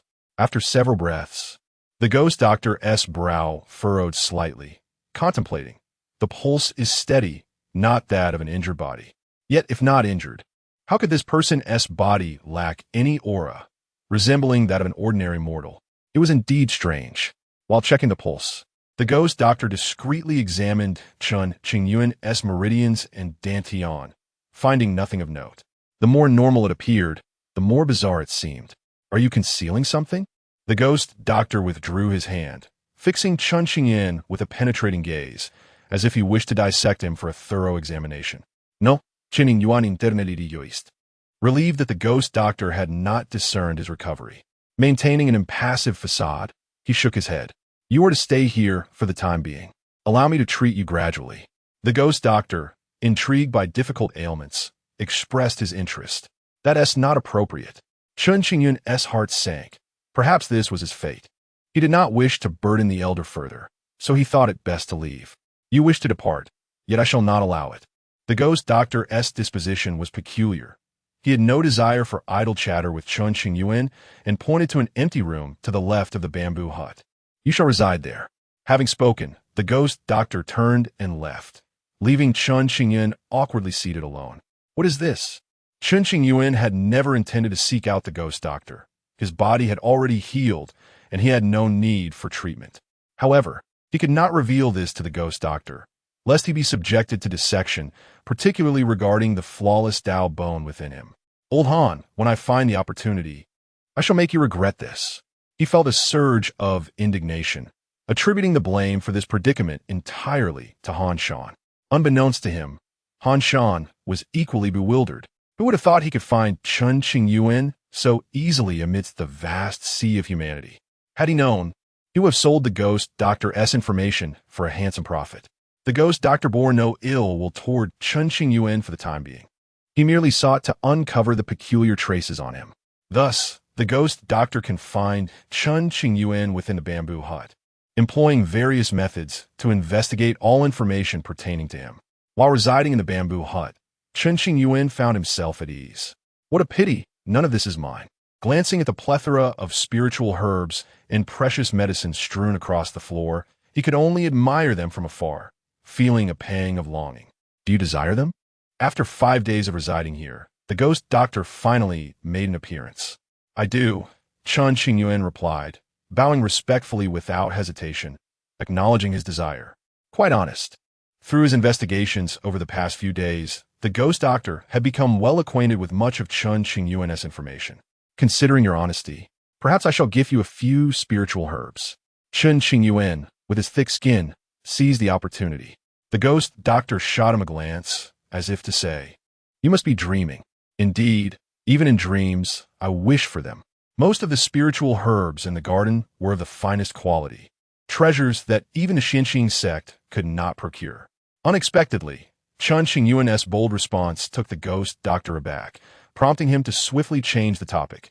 First, answer a few questions for me. If you are truthful, I may grant you a few spiritual herbs. What does the elder wish to know? Chen Qingyuan felt a pang of worry. A century ago, you ventured into Tianyuan. What did you experience? The ghost doctor, insatiably curious about the forbidden zones, asked directly. There are many terrifying laws within. That time, the major sacred places of the flowing star domain dispatched powerful beings inside, most of whom perished under the laws of Tianyuan. Their bones scattered. I narrowly escaped, losing all my cultivation and becoming an ordinary mortal. Chen Qingyuan responded, his words a mixture of truth and deception. It was unclear whether Chen Qingyuan's act was convincing enough or if the protection of the jade bracelet hindered the ghost doctor from discerning the veracity of his statement. If you were so fortunate, why did it take you 100 years to emerge from Tianyuan? The ghost doctor questioned skeptically. There were too many laws within Tianyuan. I inadvertently triggered a mechanism and was sealed for a century. Chen Qingyuan replied, not batting an eye, stating earnestly, once the seal was broken, my cultivation was utterly wasted, and only then did I realize that over 100 years had passed outside. Little one, if you dare deceive me, think carefully about the consequences.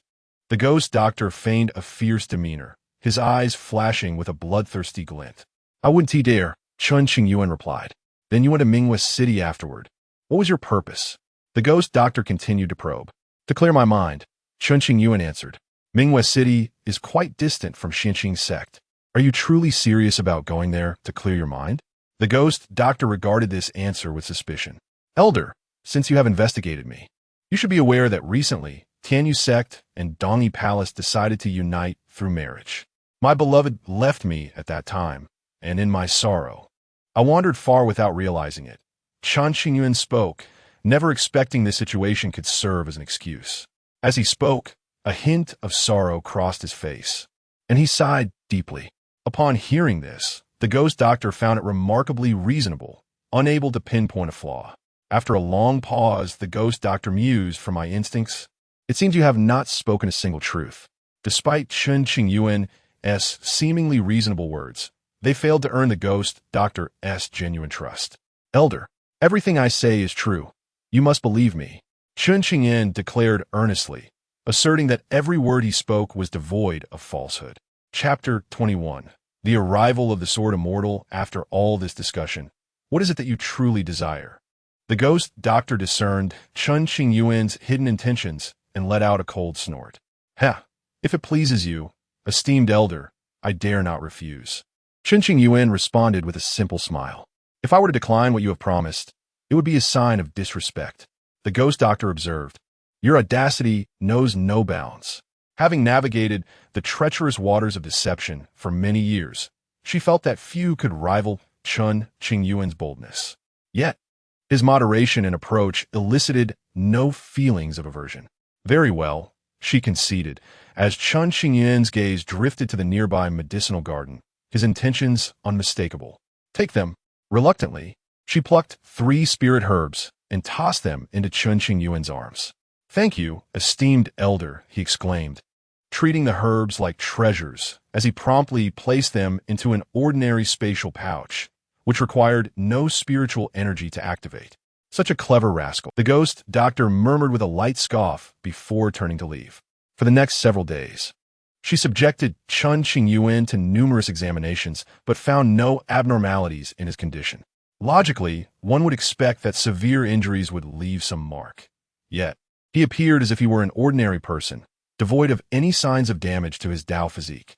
From the ghost doctor's perspective, this anomaly could stem from one of 2 possibilities. Either Chen Qingyuan's existence was so fearsome that it obliterated all traces of injury, or he had concealed his true condition through some secret method or artifact. Regardless of the truth, both scenarios rendered the ghost doctor cautious, dissuading her from any rash actions. "Surely, I cannot resort to soul probing." She dismissed the thought, recognizing the impropriety of such an approach.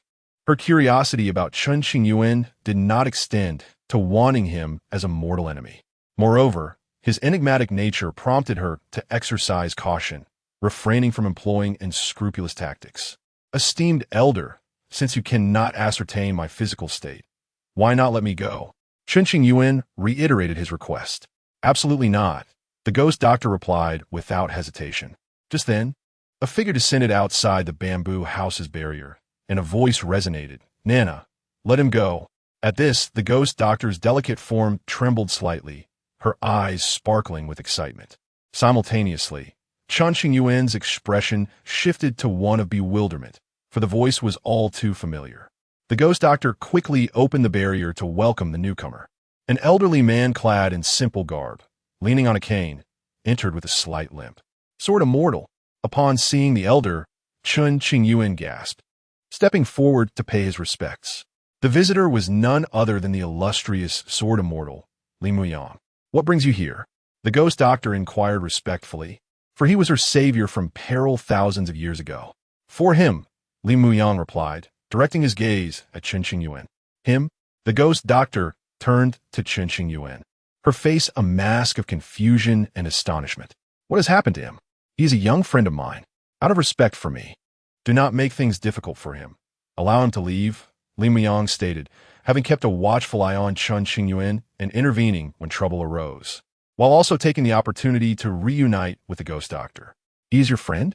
The ghost doctor was incredulous. "Rest assured, I have not harmed him." "Sword immortal, you are acquainted?" Chen Qingyuan approached, astonished. "Indeed," Li Muyang smiled warmly. "Her name is Gong Sunnan. If I had known, the anxiety I have endured these past few days would have been unnecessary." Chen Qingyuan sighed in relief. "Young man, I have not bullied you, have I?" "Do not wear such a distressed expression," Gong Sunnan, the ghost doctor, scolded with a narrowed gaze. Had she realized the profound connection between Chen Qingyuan and Li Muyang, her demeanor would have shifted significantly. "Currently, I have no issues. Had the sword immortal not arrived, the outcome might have been uncertain," Chen Qingyuan mused, feeling emboldened by Li Muyang's presence. "You," Gong Sun clenched her fists, wishing to reprimand Chen Qingyuan. "You truly know how to feign innocence. You were quite respectful before, yet now you act as if you do not recognize me."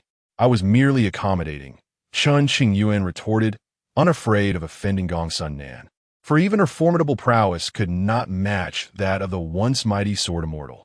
"Enough squabbling," Li Muyang interjected, halting their bickering. "Young man, if you wish to depart, you may do so at any time.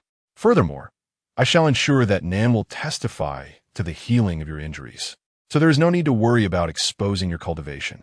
However, concerning that particular matter, do not divulge it to anyone, nor should it be made public, for it could lead to grave consequences." "I understand. Thank you, sword immortal," Chen Qingyuan bowed in gratitude. Although Li Muyang's concerns stemmed from the red-clad maiden of the Tianyuan Forbidden Zone, Chen Qingyuan would forever remember this favor and repay it when the opportunity arose. The particular matter Li Muyang referred to was the mysterious Dao bone. Gongsun Nan, who had been silently observing, was struck by disbelief. The sword immortal refers to him as young master. I have never seen such deference shown to a youth. Who exactly is this Chen Qingyuan? Sword immortal, ghost doctor. I take my leave, Chen Qingyuan announced, not wishing to linger any longer. After bowing, he stepped past the barrier and vanished into the horizon. Once Chen Qingyuan had departed, Gongsun Nan withdrew her gaze, hesitating to speak. Li Laoshi, why do you treat that young man? Fata, Li Muyang raplia enigmatically. From what you just said, is his physical condition sound? Gongsun Nan pressed further. I have reconstituted his Dao physique. He is perfectly fine, Li Muyang confirmed. Ah, I see now, Gongsun Nan realized. That explains why his body appeared entirely normal. You intervened, Li Laoshi. She had assumed that Li Muyang had concealed Chen Qingyuan's condition, preventing her from seeing through it. Li Muyang, however, chose not to clarify, simply smiling in silence. I know you have long sought a remedy for your appearance, but alas, you have made little progress over the millennia, Li Muyang remarked solemnly. If you have not yet given up, consider engaging with young Master Chen more. Perhaps an opportunity may arise. Gongsun Nan wore a veil due to a past incident that had marred her beauty. Is there still hope? She murmured, gently caressing her face as she gazed in the direction Chen Qingyuan had departed. Let's go, Li Muyang decided, not intending to linger over tea. Take care, Li Laoshi. Gongsun Nan bowed respectfully. Chen Qingyuan, how is it that you have garnered such esteem from Li Laoshi? What skills do you possess?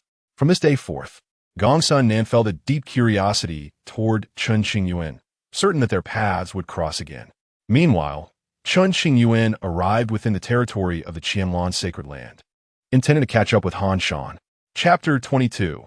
Introducing you to a partner in the sacred land of Qianlan within a certain city. Chen Qingyuan utilized a sound transmission technique to contact Han Shan. The carefree Han Shan, indulging in food and drink, was suddenly jolted by Chen Qingyuan's voice. A myriad of thoughts flooding his mind. The fact that Chen Qingyuan could employ the sound transmission technique indicated that his foundational cultivation had been restored.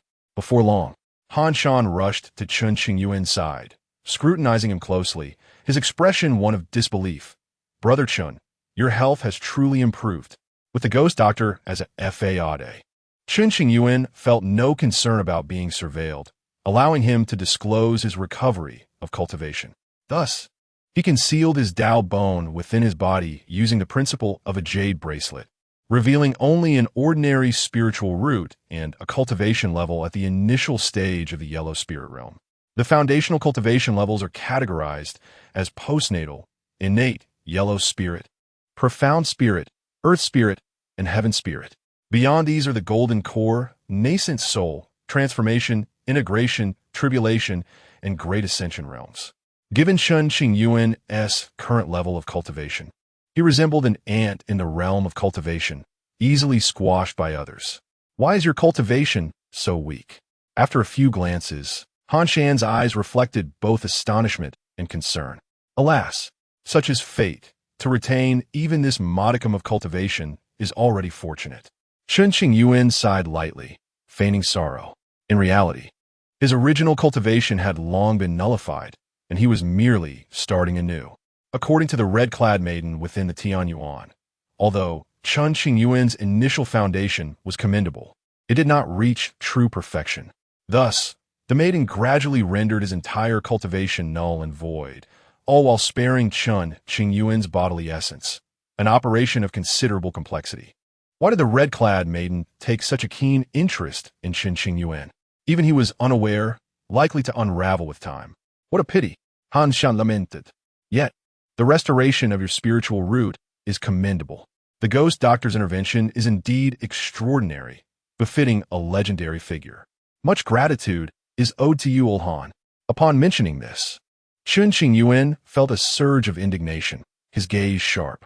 Were it not for the appearance of the sword immortal of Chang'an, the ghost doctor would have meticulously studied Chen Qingyuan and would not have easily allowed him to depart. Cough. Han Shan sensed the reproach in Chen Qingyuan's eyes. clearing his throat to mask the awkwardness. Brother Chen, you cannot blame me. Who would have guessed the person I casually sought would turn out to be the ghost doctor? Han Shan continued. Had I known, I would have sold the ghost doctor's information for a substantial profit. Moreover, if not for my serendipitous discovery of the ghost doctor, your health might never have been restored. In truth, you cannot fault me. You should be grateful. You dare to claim credit? How shameless! Chen Qingyuan retorted coldly. Do not say that. If I am shameless, it is only because I learned from you. In my youth, I was once an upright and kind-hearted lad. But since meeting you, alas, it is a long story. The more he spoke, the more sorrowful he became, and Han Shan sighed deeply. Get lost. Regardless of Han Shan's current strength, Chen Qingyuan treated him as before, playfully kicking him while chiding, Old Han, have you ever suffered while following me? Indeed, merely subjected to disdainful glances. My reputation in the sacred land has not been favorable. I am often labeled as shameless, and many junior sisters keep their distance from me. Han Shan's background was quite substantial, likely surpassing that of many inter-sect elders in the sacred land. If I were you, I would not be so unwelcome. Chen Qingyuan cast a scrutinizing glance at Han Shan, feeling a sense of superiority. I believe you. Despite your apparent nullification, the higher-ups of the Xianqing sect still protect you. Even Lin Pingyan, the sect leader's son, holds you in high regard. Truly a curious circumstance. Han Shan, intrigued, asked Brother Chen, do you have some secret techniques you have yet to teach me? Such things are beyond your grasp. Chen Qingyuan replied. Do tell, Han Shan implored, yearning for similar treatment from Chen Qingyuan, envisioning a future where he could stride confidently through the Qianlan sacred land. Currently, you owe me a favor. Do not be so stingy. This is my innate charm. Do you understand? Chen Qingyuan smirked, unashamed. Han Shan promptly fell silent, rolling his eyes in exasperation. The two then found a tranquil spot nestled by the mountains and waters to sit and enjoy tea. After a leisurely exchange, Han Shan's demeanor turned serious. Brother Chen, should I inform the Xianqing sect's allies to escort you back? Not yet. Chen Qingyuan shook his head. I have my own plans. What plans? Han Shaning Kurid, Putzlid. That is of no concern to you. Chen Qingyuan feigned mystery. I may not need to know, but with your current cultivation, encountering ill-intentioned individuals could lead to dire consequences. Should such a situation arise, the Xianqing sect would undoubtedly hold me accountable. Han Shan insisted, vigorously shaking his head, unwilling to let Chen Qingyuan venture alone into danger. Have you ever seen me suffer in all the years you've known me? Observing the worry etched on Han Shan's brow warmed Chen Qingyuan's heart. This friendship was worth cherishing. Having endured life and death experiences and conflicts of interest strengthened his trust in Han Shan. Not once, Han Shan pondered, recalling that indeed he had not. Despite my mere yellow spirit cultivation, I possess ample means of self-preservation. Chen Qingyuan needed to persuade Han Shan, as he would require his assistance later. Calculating the time, the Xianqing sect had likely dispatched experts to rendezvous with him. Once they arrived, they would certainly escort Chen Qingyuan away, forbidding any danger to befall him. While all members of the Xianqing sect were genuinely concerned for Chen Qingyuan, this concern had also become a shackle, complicating his freedom of action. That won't do. After deliberating, Han Shan still could not allow Chen Qingyuan to depart. No, why are you so dim-witted? Chen Qingyuan felt the urge to deliver a solid thrashing to Han Shan, but reconsidered. It would be unwise to provoke him now, for Han Shan could easily retaliate. No amount of flattery will convince me to let you go. Once the Xianqing sect's allies arrive, regardless of what happens to you afterward, I will bear no responsibility. Han Shan's genuine concern for Chen Qingyuan's safety was evident. Chen Qingyuan approached Han Shan not only to reminisce about the past, but also to have him contend with the Xianqing sect's representatives, sparing their elders from unnecessary worry. If Chen Qingyuan were to slip away unnoticed, he would undoubtedly face a barrage of reprimand from his senior brothers and sisters upon his return. Old Han, let us negotiate. Chen Qingyuan stood, pouring a cup of tea for Han Shan, his smile softening. You can't find me. You cannot suffer any mishaps here. There is no room for negotiation. Han Shan resolutely shook his head, refusing the cup. Old Han, I shall introduce you to a partner. At this point, Chen Qingyuan had no choice but to reveal his trump card. At the mention of this, Han Shan's eyes instinctively darted towards Chen Qingyuan, his brows slightly furrowing, his expression becoming somewhat peculiar. Chapter 23. Mastering the art of ease. Han Shan feigned modesty, arms crossed over his chest, and scoffed. You uttered those very words a century ago. And what transpired thereafter? Many years prior, Chen Qingyuan had uttered similar sentiments, leading Han Shan astray. I merely encountered unforeseen circumstances in Tianyuan. Chen Qingyuan replied with a hint of resignation. The fact that I returned alive this time is partially due to the lack of a partner for you, which weighed heavily on my heart, compelling me to persevere until the end. We are brothers. Promises must be fulfilled. Is that so? Geist at Chen Qingyuan's honestimia, and his inner defenses began to crumble. Do not try to deceive me. Of course it is true. We are brothers of different fathers and mothers. I would never deceive you. Chen Qingyuan nodded emphatically, his expression grave and his gaze sincere. I do not believe you. Han Shan maintained his stoic facade, his expression solemn. You nearly lost your beloved to another. How can you help me find a partner? It seems rather unreliable. Hey, that was due to special circumstances. Do not rub salt into my wounds, Chen Qingyuan retorted, his expression darkening as he began to boast. In my heydays traversing the realms, countless saintly maidens were enamored with me at first sight. Did you not notice while you were by my side? Well, Han Shan found himself at a loss for words, for it was undeniably true. In those days, Chen Qingyuan was indeed quite the spectacle, with a select few maidens even attempting to drug him. Fortunately, he had managed to evade their schemes. Given Chen Qingyuan's talents back then, becoming his partner would undoubtedly yield countless benefits. Have you encountered the 7 fairies of the Flowing Flower Palace? Each one is more beautiful than the last. Have you seen them? Chen Qingyuan raised an eyebrow, his right hand sketching the outlines of the 7 fairies in the air. What, the little princess of the Dragon Clan from the South Sea? Does that stir your heart? Or the princess of the Northern Border's royal family? The saintess of the Eastern Jade Holy Land, said to possess an unparalleled beauty that captivates countless young heroes? And what, the ancient clan of the Mo family? As he spoke, he vividly illustrated the forms of many celestial maidens from various sacred lands, as if they were right before them. Han Shan was entranced, instinctively reaching out to touch the ethereal imagery. However, just as his fingers grazed it, the vision blurred and was swept away by a gentle breeze. Listening to Chen Qingyuan's descriptions, Han Shan's heart raced, his initial reticence and indifference dissipating, replaced by an awkward smile. Brother, do you know these saintly maidens personally? Absolutely, Chen Qingyuan affirmed with a nod. Can you converse with them? Han Shan's heart fluttered, his excitement palpable. Of course, it matters not whether I can or cannot. My mouth is my own, Chen Qingyuan chuckled. At this response, Han Shan shifted his chair closer to Chen Qingyuan's, eagerly pouring him tea. Brother Chen, my requests are modest. If I could become a partner with just one of these celestial maidens, it would be the greatest blessing. Too hot. Chen Qingyuan accepted the tea, setting the cup down with a flourish. I shall pour you another. Han Shan quickly employed his skills to ensure the tea was at an appropriate temperature before serving it again with both hands. The tea leaves are lacking, Chen Qingyuan remarked after taking a sip, beginning to critique. Han Shan felt no discomfort. Instead, he hurriedly replaced the leaves with a superior quality. Chen Qingyuan understood Han Shan's temperament. If he did not maintain a facade of superiority, Han Shan would undoubtedly grow suspicious. Thus, the more Chen Qingyuan feigned arrogance, the more at ease Han Shan felt, as it signified progress in his quest for companionship. Once the issue of finding a partner was resolved, Han Shan believed he could shoulder any burden. His reputation among the sacred lands was not stellar. Ordinary women would not catch his eye, while capable and attractive women looked down upon him, making the search for a suitable partner exceedingly challenging.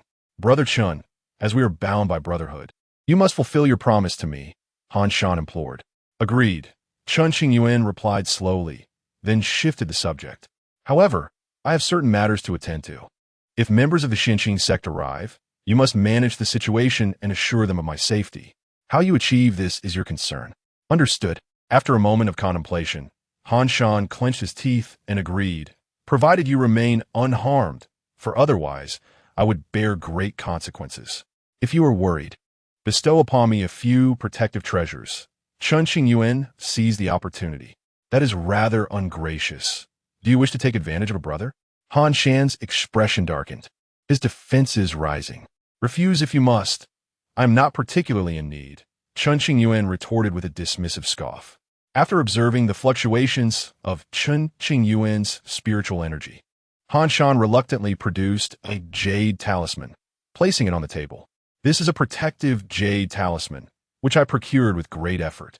It can withstand a full-force strike from an ordinary transformation realm cultivator. Oh, a treasure capable of withstanding transformation realm attacks is indeed rare. Chen Qingyuan swiftly accepted it, fearing Han Shan would change his mind. Old Han, you seem to have been quite prosperous these years. Moderate, Han Shan replied, his heart aching from the loss. Yet he deemed all sacrifices worthwhile if it meant finding a suitable partner. Very well. I shall leave the subsequent matters in your hands. I must take my leave. Chen Qingyuan wished to avoid lingering too long, lest he encounter the elders of the Xianqing sect and be forcibly taken back, complicating matters unnecessarily. Brother Chen, do not forget your promise. Do not keep me waiting too long, Han Shan called after him as he departed. Long after Chen Qingyuan had left, Han Shan felt an inexplicable sense of having been duped. Yet, even with this knowledge, he could summon no anger. Was it truly a matter of personal charisma? Han Shan pondered, even retrieving a mirror to indulge in self-admiration. Chen Qingyuan is not significantly more handsome than I. What is the reason? The northern Song Star domain was Chen Qingyuan's intended destination.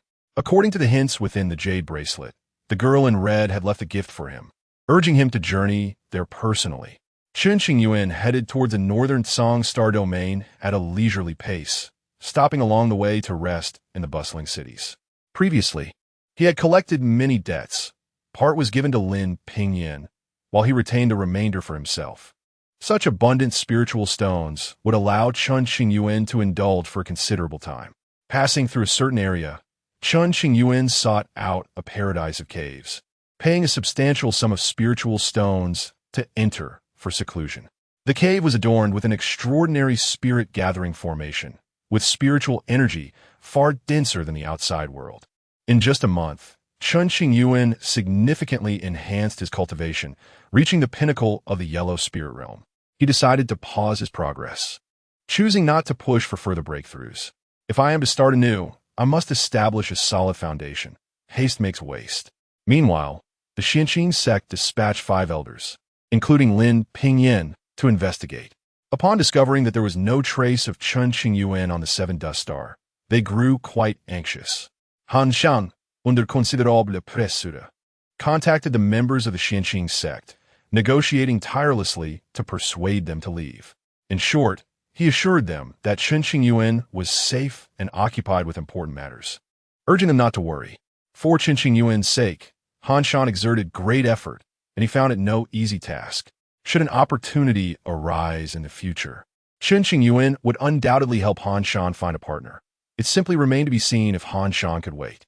At long last, after months of travel, Chen Qingyuan finally arrived at the Northern Song Star Domain. Chapter 24.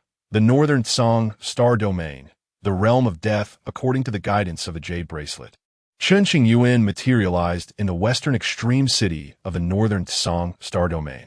The girl in red had mentioned leaving a gift for him, requesting that he come to collect it personally, marking their second pact. However, the specific location remained ambiguous, leaving Chen Qingyuan in a quandary.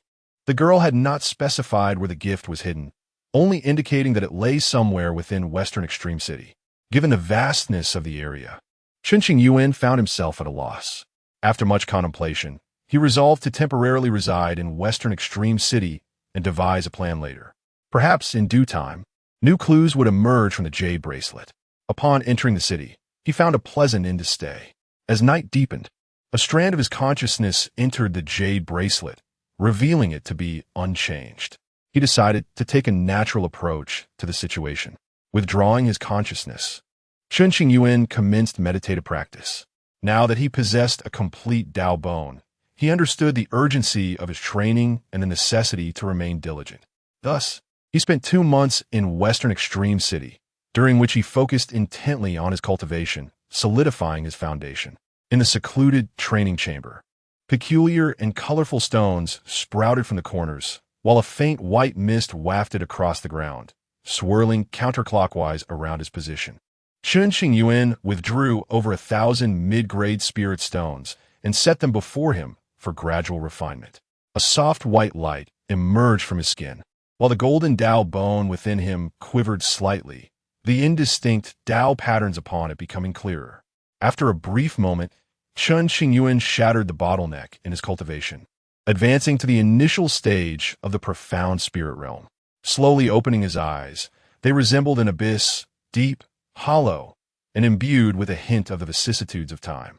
In that instant, it felt as though he had traversed endless epochs, gaining insight into all things mundane. This sensation lasted but a moment before he returned to normalcy, exhaling a breath of turbid air. What exactly was the origin of this Tao bone? Merging with the golden Tao bone, he increasingly sensed its extraordinary nature. After much contemplation, he could not discern any clues and decided to keep this matter close to his heart, intending to investigate further when opportunity arose. Suddenly, he noticed the jade bracelet vibrating in his possession and promptly removed it. He then extended a strand of consciousness into it. A message appeared before him, to the north of Western Extreme City, the realm of death. Soon after, his consciousness was expelled from the jade bracelet. The realm of death? Chen Qingyuan murmured softly. Having spent 2 months in Western Extreme City, he had garnered some basic information, aware that this place was quite peculiar. It was said to be a battleground, a remnant that had existed for no less than 1,000,000 years, with its true age beyond reckoning. The realm of death in the northern Song Star domain was akin to the abyssal forbidden zone of the flowing star domain.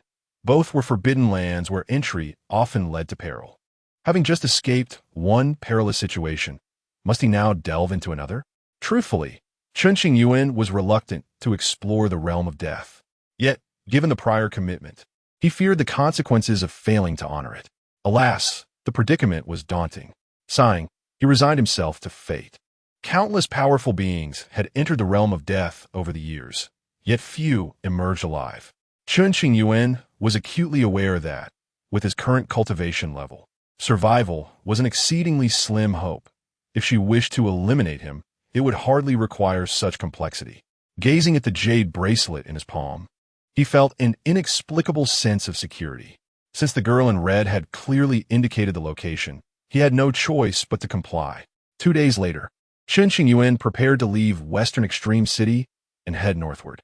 The realm of death encompassed 1/3 of the northern Song Star domain, an expanse of great magnitude. Due to the unique laws governing the realm of death, it was capable of nurturing numerous spiritual treasures and medicinal herbs. Thus, many cultivators, fully aware of the dangers, still dared to venture inside.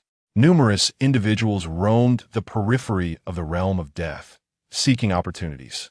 Indeed, there were many in the world unafraid of death. As Chen Qingyuan arrived at the borders of the realm of death, he encountered a multitude of figures gathered in groups. Fellow cultivator, to which sect do you belong? A group of over 10 sword-wielding Taoists halted, observing Chen Qingyuan aboard his flying vessel, and inquired with cupped fists. A free practitioner, Chen Qingyuan replied, disinterested in engaging with strangers. Upon hearing this, the Taoists ceased their pleasantries and turned away.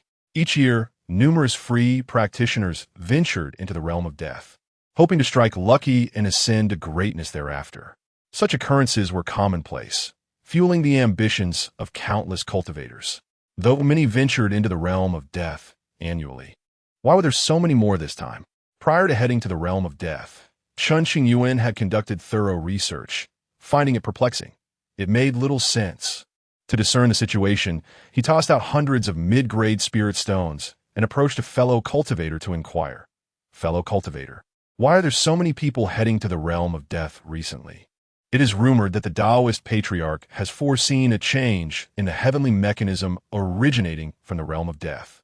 Various factions have taken heed, believing that some extraordinary treasure may arise within. The gray-clad cultivator replied candidly. Due to an uncertain rumor, cultivators were willing to risk their lives, which seemed quite reckless. Chen Qingyuan scoffed internally, realizing that with all factions converging, his plans would be disrupted, making action difficult. The Taoist patriarch was indeed a renowned figure, and his predictions had never been wrong. If one could obtain the treasures within the realm of death, even perilous circumstances warranted a gamble. The gray-clad cultivator scrutinized Chen Qingyuan, seated within the flying vessel, and expressed skepticism regarding his doubt of the Taoist patriarch's calculations, concluding that he was certainly not from the local area. You are not from the northern Song Star domain, are you? Due to the protective barrier of the flying vessel, ordinary cultivators could not discern Chen Qingyuan's true strength. Indeed, Chen Qingyuan nodded. No wonder fellow cultivator would voice such sentiments. The Taoist patriarch possesses vast powers and cannot err. The gray-clad cultivator concluded his remarks with a respectful gesture before departing. Ahead lay the crimson expanse that marked the boundaries of the realm of death, where many were already employing Taoist techniques in search of traces of fortune. Is this not akin to pushing me into a fiery pit? Chen Qingyuan muttered in complaint. Yet his body obediently maneuvered the vessel closer to the realm of death.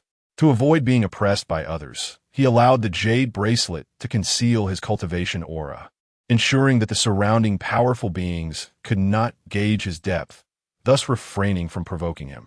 While many in the Flowing Star domain were familiar with Chen Qingyuan, this place had far fewer who recognized him. After all, a century ago, he had merely been a nascent soul practitioner, not yet renowned across the lands. To encounter her here seemed to affirm that she was indeed a prodigy of the northern Song Star domain. However, among the younger generation of the northern wilderness, Chen Qingyuan recognized many, and he indeed spotted acquaintances within the crowd. Chapter 25. Murong Wensi. The blood-red land stretched endlessly, a desolate expanse that seemed to have no end. This was the edge of the death domain, where Chen Qingyuan casually glanced and spotted thousands of people from various factions of the North Song Star domain. Not far away, a woman in a light-colored long dress, cinched at the waist with a ribbon and adorned with a jade pendant, caught his eye. Her hair was a soft shade of blonde, and her sapphire-like eyes sparkled with an exquisite brilliance. Her name was Murong Wensi, who had crossed paths with Chen Qingyuan a century ago. To be precise, she had been duped by him. During an expedition to explore a secret realm, Murong Wensi had been misled by Chen Qingyuan, resulting in all her resources being taken by him. Although furious afterward, she refrained from exacting revenge on him and even felt a twinge of admiration. The Murong family revered the strong, having been raised in such an environment. Murong Wensi naturally inherited this sentiment. Since Chen Qingyuan had managed to deceive her of all her resources, it was merely a reflection of his abilities. She could only blame her own carelessness. What brought him here? The expanse at the edge of the death domain was vast, and with a casual glance, Murong Wensi soon spotted Chen Qingyuan nearby, her eyes sparkling with surprise. The elders of the Murong family, noticing her gaze, inquired, "Child, who is this man?" From the Flowing Star domain, a member of the Xinqing Dao sect, Murong Wensi replied, her complexion as fair as jade, her lips alluringly red. "A century ago, I ventured to a secret realm in the Flowing Star domain, and it was he who left me empty-handed." It is he, the once renowned prodigy across the realms, the elders realized, recalling the events of a century past. They remembered how Murong Wensi had been quite distressed for a long time after that incident. Chen Qingyuan had not concealed his whereabouts, intentionally exposing himself to the crowd. Since he intended to delve deeper into the death domain, he sought the company of familiar faces to alleviate potential troubles, though he was uncertain whether they would be willing to assist him. "Miss Murong, it has been a while." Chen Qingyuan controlled his flying vessel to land gracefully and rose to greet her with a fist salute, his demeanor polite and his smile warm. Murong Wensi took a few steps towards him, her gaze complex as she scrutinized him. "I never expected to encounter young Master Chen here. What a coincidence." "That means we are fated," Chen Qingyuan replied with a cheerful grin. "Even a fated connection can be a cursed one," Murong Wensi retorted with a hint of sarcasm. "Miss Murong, your words are rather sharp." Chen Qingyuan chuckled, unperturbed by her tone. Murong Wensi could not shake off the memories of being deceived by Chen Qingyuan, her thoughts lingering on it. "I heard you survived by chance, but have become a cripple. Why are you not staying put at the Xinqing sect, but instead come here? I recently found the ghost doctor and accidentally healed my injuries. Much to your disappointment, Chen Qingyuan responded. The ghost doctor? At this mention, Murong Wenxi's eyes glimmered with excitement. Do you know where the ghost doctor is? And he healed you? Indeed, Chen Qingyuan nodded. With my charm, even the eccentric ghost doctor could not bear to see me reduced to a cripple. Truth be told, Murong Wenxi longed to give Chen Qingyuan a good thrashing. However, with other thoughts in mind, she decided to flatter him instead. Young Master Chen is indeed strikingly handsome. No one could possibly dislike you. Upon hearing this, Chen Qingyuan's smile faltered, sensing something amiss. Strange occurrences often herald ulterior motives. This woman suddenly praises my looks. There must be a scheme at play. While it is true that I am quite handsome, such praise from Murong Wenxi is anything but trivial. Miss Murong, do you require something from me? Chen Qingyuan inquired directly.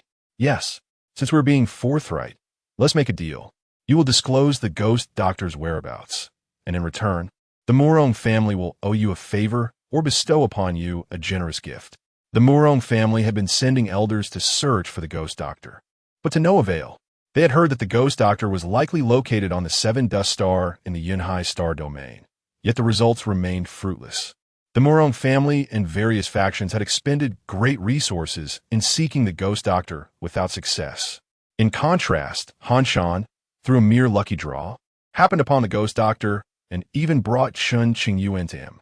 Had it not been for the intervention of the sword immortal Chang'Geng, Chen Qingyuan might still be imprisoned by the ghost doctor, perhaps even subjected to dissection for research. Why does the Murong family seek the ghost doctor? Chen Qingyuan queried, intrigued. Not for me to disclose, Murong Wenxi replied, as family secrets were not to be divulged. Yet, even without her explicit words, Chen Qingyuan could glean the truth from the expressions of the Murong family strong. It was likely that the life of a certain ancestor of the Murong family was at stake, and they sought the ghost doctor's assistance. The loss of a family ancestor would be a significant blow. How about this? I have a keen interest in the death domain. Perhaps the Murong family could look after me a little, and I shall inform you of the ghost doctor's exact whereabouts once I emerge from the death domain. With the opportunity presented before him, Chen Qingyuan would be remiss not to take advantage of it. What brings you to the death domain? Is it not due to the Tao sect's ancestral proclamations? Murong Wenxi asked curiously. Haha. Chen Qingyuan chuckled, turning serious. Not for me to disclose. Dumnabdaman. Murong Wenxi seethed, her fists clenched, turning a shade of purple, yet she found herself powerless to judge him. Do you agree? Chen Qingyuan asked, clearing his throat gently. If you dare deceive me this time, you shan't leave the North Song star domain alive. Murong Wenxi threatened, fearful of being tricked again by Chen Qingyuan. Why would I deceive you? If it were not for the ghost doctor's intervention, I would still be a mere mortal. Do you think a mortal could come here? Chen Qingyuan lied without batting an eye. Soon after, Murong Wenxi turned to her kin, silently deliberating. Moments later, the Murong family acquiesced to his request. Very well. As long as a single member of the Murong family survives, we shall ensure your safety within the death domain, Murong Wenxi promised. Splendid. Chen Qingyuan admired Murong Wenxi's decisiveness. She was efficient and trustworthy. I too shall keep my word and will not disappoint you. The barrier of the death domain was on the verge of weakening. Everyone stood at the edge, prepared to enter, for a thick red mist hung ominously ahead, posing a great danger. Every few months, the red mist dissipated for several hours, providing the optimal opportunity to venture into the death domain. Chapter 26. Entering the dead zone. The storm approaches. The Murong family consisted of 15 members, including Murong Wenxi. Their journey was inspired by the words of the Taoist ancestor, seeking to explore the dead zone in hopes of encountering extraordinary fortunes. Chen Qingyuan reached an agreement with the Murong family and stepped down from the flying vessel. Concealed by a jade bracelet, Chen Qingyuan's cultivation remained undisclosed. Despite the probing efforts of the Murong cultivators, they could not discern the depths of his abilities. This incident further solidified their belief in the ghostly physician's prowess. Even Chen Qingyuan, whose spiritual roots were deemed exhausted, could be healed, showcasing formidable and enigmatic skills. As the red mist dissipated, they moved forward. Murong Wensi, one of the Murong family's most exceptional talents, now possessed late-stage Yuan Ying cultivation. A century ago, Chen Qingyuan was at the pinnacle of Yuan Ying, dominating his peers and earning considerable renown in the vast North Wilderness. However, the former contenders had since surpassed him. Nevertheless, with Chen Qingyuan's innate potential, it would not be long before he reclaimed his status among the younger generation. Stay close to us. An elder glanced back at Chen Qingyuan, offering a reminder. Subsequently, the group hastened into the dead zone, unwilling to squander time. According to the experiences of previous cultivators who had ventured into the dead zone, the 3 hours following the dissipation of the red mist were the safest. If they failed to exit within this time frame, it was highly likely they would remain trapped forever. Murong girl, why not take me along? It would be quite unfortunate if I lost track of you, Chen Qingyuan remarked, aware that with his Xianyuan realm cultivation, he could not keep pace with the Murong family, whose weakest members were golden core cultivators, led by a venerable elder of the transformation realm. Hold on, Murong Wensi acquiesced, tossing out a light-colored cloth strip. As it floated towards him, a subtle fragrance wafted through the air. Chen Qingyuan grasped the strip tightly, the other end firmly held by Murong Wensi. With a rush, various factions embarked into a land resembling a blood-red earth, an expanse with no end in sight. As they delved deeper, the terrain grew increasingly dark red, enveloped in an inexplicable, oppressive atmosphere.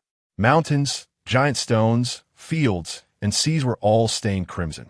Along the way, Chen Qingyuan and the others encountered chilling white bones, remnants of those who had previously entered the dead zone. The leader of the Murong family, an elder named Murong Ping, noticed a shattered mirror lodged in the crevices of a rock and recognized its origin. The elder of the long sky vanished for over a millennium. It seems he has found eternal rest in the dead zone. What a pity, Murong Ping sighed. The group felt a shiver at this revelation. Those deemed elder among cultivators were, at the very least, powerful beings of the tribulation stage. Each of the 9 tribulations posed life or death challenges. It was evident that the elder of the long sky had not survived to the end, having ventured into the dead zone for a gamble that ultimately cost him dearly. To the victor belongs the spoils, and the vanquished shall be forgotten. This has been the way since time immemorial. Any who ascended to the great ascendance realm were bound to have endured countless trials and tribulations. Despite the mirror's shatter, it retained considerable commemorative value. Thus, Murong Ping stored the remnants in his robes, bowing slightly towards the void to pay his respects to the elder of the long sky. The group resumed their journey. According to the Taoist ancestors' words, treasures of astonishing worth might be birthed within the dead zone, though their precise locations remained elusive to be encountered by chance. Typically, one would presume that the deeper one ventured into the dead zone, the greater the likelihood of discovering such treasures. It seems that members of Wangbo sect and Yu Cheng's sacred land are clashing ahead, someone observed. After a short incense sticks passage, they discerned 2 factions engaged in fierce combat, causing the surrounding area to collapse under the weight of their conflict, a palpable murderous aura thickening the air, chilling the ground as if frost had formed upon it. They appear to be competing over a Tao treasure. From a distance, the heart of the conflict revealed a treasure emanating lingering Taoist rhythms, undoubtedly of great value. Let us take a detour. We must not interfere, Murong Ping advised, wishing to avoid unnecessary complications. Chen Qingyuan remained silent, closely following the Murong family. Under their protection, he encountered no troubles along the way. Recently, various factions had witnessed the Murong family acquiring the long sky mirror and refrained from approaching, wary of the consequences. An hour had elapsed, yet the group still found no leads regarding the coveted treasure. If we cannot find anything soon, we may have to retreat until the next dispersal of the red mist to continue our search, someone suggested. Let's search a bit longer. Murong Ping surveyed the dim red expanse, struggling to discern any clues. At the rear of the crowd, Chen Qingyuan felt the jade bracelet on his arm tremble slightly. He discreetly probed with a thread of divine consciousness. The bracelet quivered towards the front right, as if guiding him onward. However, Chen Qingyuan refrained from openly expressing his intent to follow the bracelet's direction, fearing it would arouse suspicion among the others. They were now nearing the edge of the dead zone, making it difficult to spot other factions. He needed to devise a plan to separate from the Murong family. Otherwise, his subsequent actions would be hindered. The previous journey had indeed benefited from the Murong family support. Without it, Chen Qingyuan would have encountered numerous obstacles. Some factions entered the dead zone seeking opportunities, while others engaged in murderous plunder, discarding the bodies within the dead zone to evade retribution. What is that? Just as Chen Qingyuan pondered how to part ways with the Murong family, Murong Wensi spotted a swirling sandstorm ahead. The group turned to observe as the storm intensified. This might be the rumored storm of the dead zone. We must hurry, Murong Ping exclaimed, his expression shifting dramatically. No sooner had he spoken than the group bolted towards the exit, their pace frantic. The initial storm was mild, but it swiftly grew into a massive tempest, sweeping across various regions of the dead zone. In less than half an hour, a wall of red mist, intertwined with chaotic winds, bore down upon Chen Qingyuan and the others. Typically, red mist would dissipate after around 5 hours. Yet this time, it arrived after barely an hour and brought with it a terrifying storm. Such storms erupted only once every few centuries, and it was unfortunate that Chen Qingyuan and his companions had encountered it. It's over. Chen Qingyuan glanced back at the encroaching red mist storm, his eyes widening in despair. Utterly defenseless. Boom! The storm surged into the outer fringes, engulfing countless individuals in the red mist, crushed by the laws of the dead zone. Those fortunate enough to escape lived on, albeit in a state of disarray. As the storm descended, the Murong cultivators were too preoccupied to concern themselves with Chen Qingyuan. Enveloped by the red mist, Chen Qingyuan discovered, to his surprise, that he was unaffected by the laws of the dead zone. This was indeed peculiar. He then turned to see Murong Wensi, who had succumbed to unconsciousness. Bound by the light-colored cloth strip, they found themselves in the same predicament. Is she dead? Chen Qingyuan approached Murong Wensi, who lay about 100 meters away, as the winds and red mist swirled around them. Chapter 27. Perhaps it is my handsomeness upon stepping closer. Chen Qingyuan observed that Murong Wensi's heart still beat with life, albeit her breath was slightly erratic, likely a consequence of the crimson mist storm's affliction. The reason Chen Qingyuan remained unscathed was undoubtedly due to the protective jade bracelet he wore. Had he known that such an artifact could render one impervious to the laws of the dead zone, he would have thought twice about forging an agreement with the Murong family. Gazing at the unconscious Murong Wensi, her light-colored dress was somewhat wrinkled, and her pale yellow hair obscured half of her delicate face, creating a disordered yet captivating beauty. It was inconceivable to abandon her here. If he were to forsake Murong Wensi, her demise would be inevitable. However, remaining by her side would undoubtedly impede Chen Qingyuan's future endeavors. With these thoughts swirling in his mind, he found himself in a quandary, pondering the best course of action. Alas, what a troublesome predicament. His gaze fell upon the light fabric on the ground, previously used by Murong Wensi to tether him. Though their relationship was transactional, Chen Qingyuan could not bear to witness her demise. Consequently, he retrieved a jade vial containing precious spiritual liquid. Where had it come from, you ask? It was, of course, procured from the hands of the ghostly healer. Chen Qingyuan, who possessed an audacious demeanor, not only acquired some spiritual herbs from the healer, but also obtained healing elixirs. How fortunate for him! He poured the spiritual liquid into Murong Wensi's mouth, his heart aching at the cost, lamenting the loss. The liquid coursed through her body, triggering a swift reaction. She trembled slightly, accompanied by the crackling sound of static electricity. Moments later, Murong Wensi opened her eyes, her vision initially blurred. Gradually, she discerned Chen Qingyuan standing not far away and surveyed her surroundings, finding no familiar faces. Suddenly, noticing her disheveled attire, she hastily tugged at her dress to cover her fair shoulders, casting a wary glance at Chen Qingyuan. Do you truly believe I would take advantage of you in such a state? Chen Qingyuan comprehended the unspoken words in her gaze and retorted with mild irritation. Besides, in your current condition, I wouldn't even cast a second glance. You.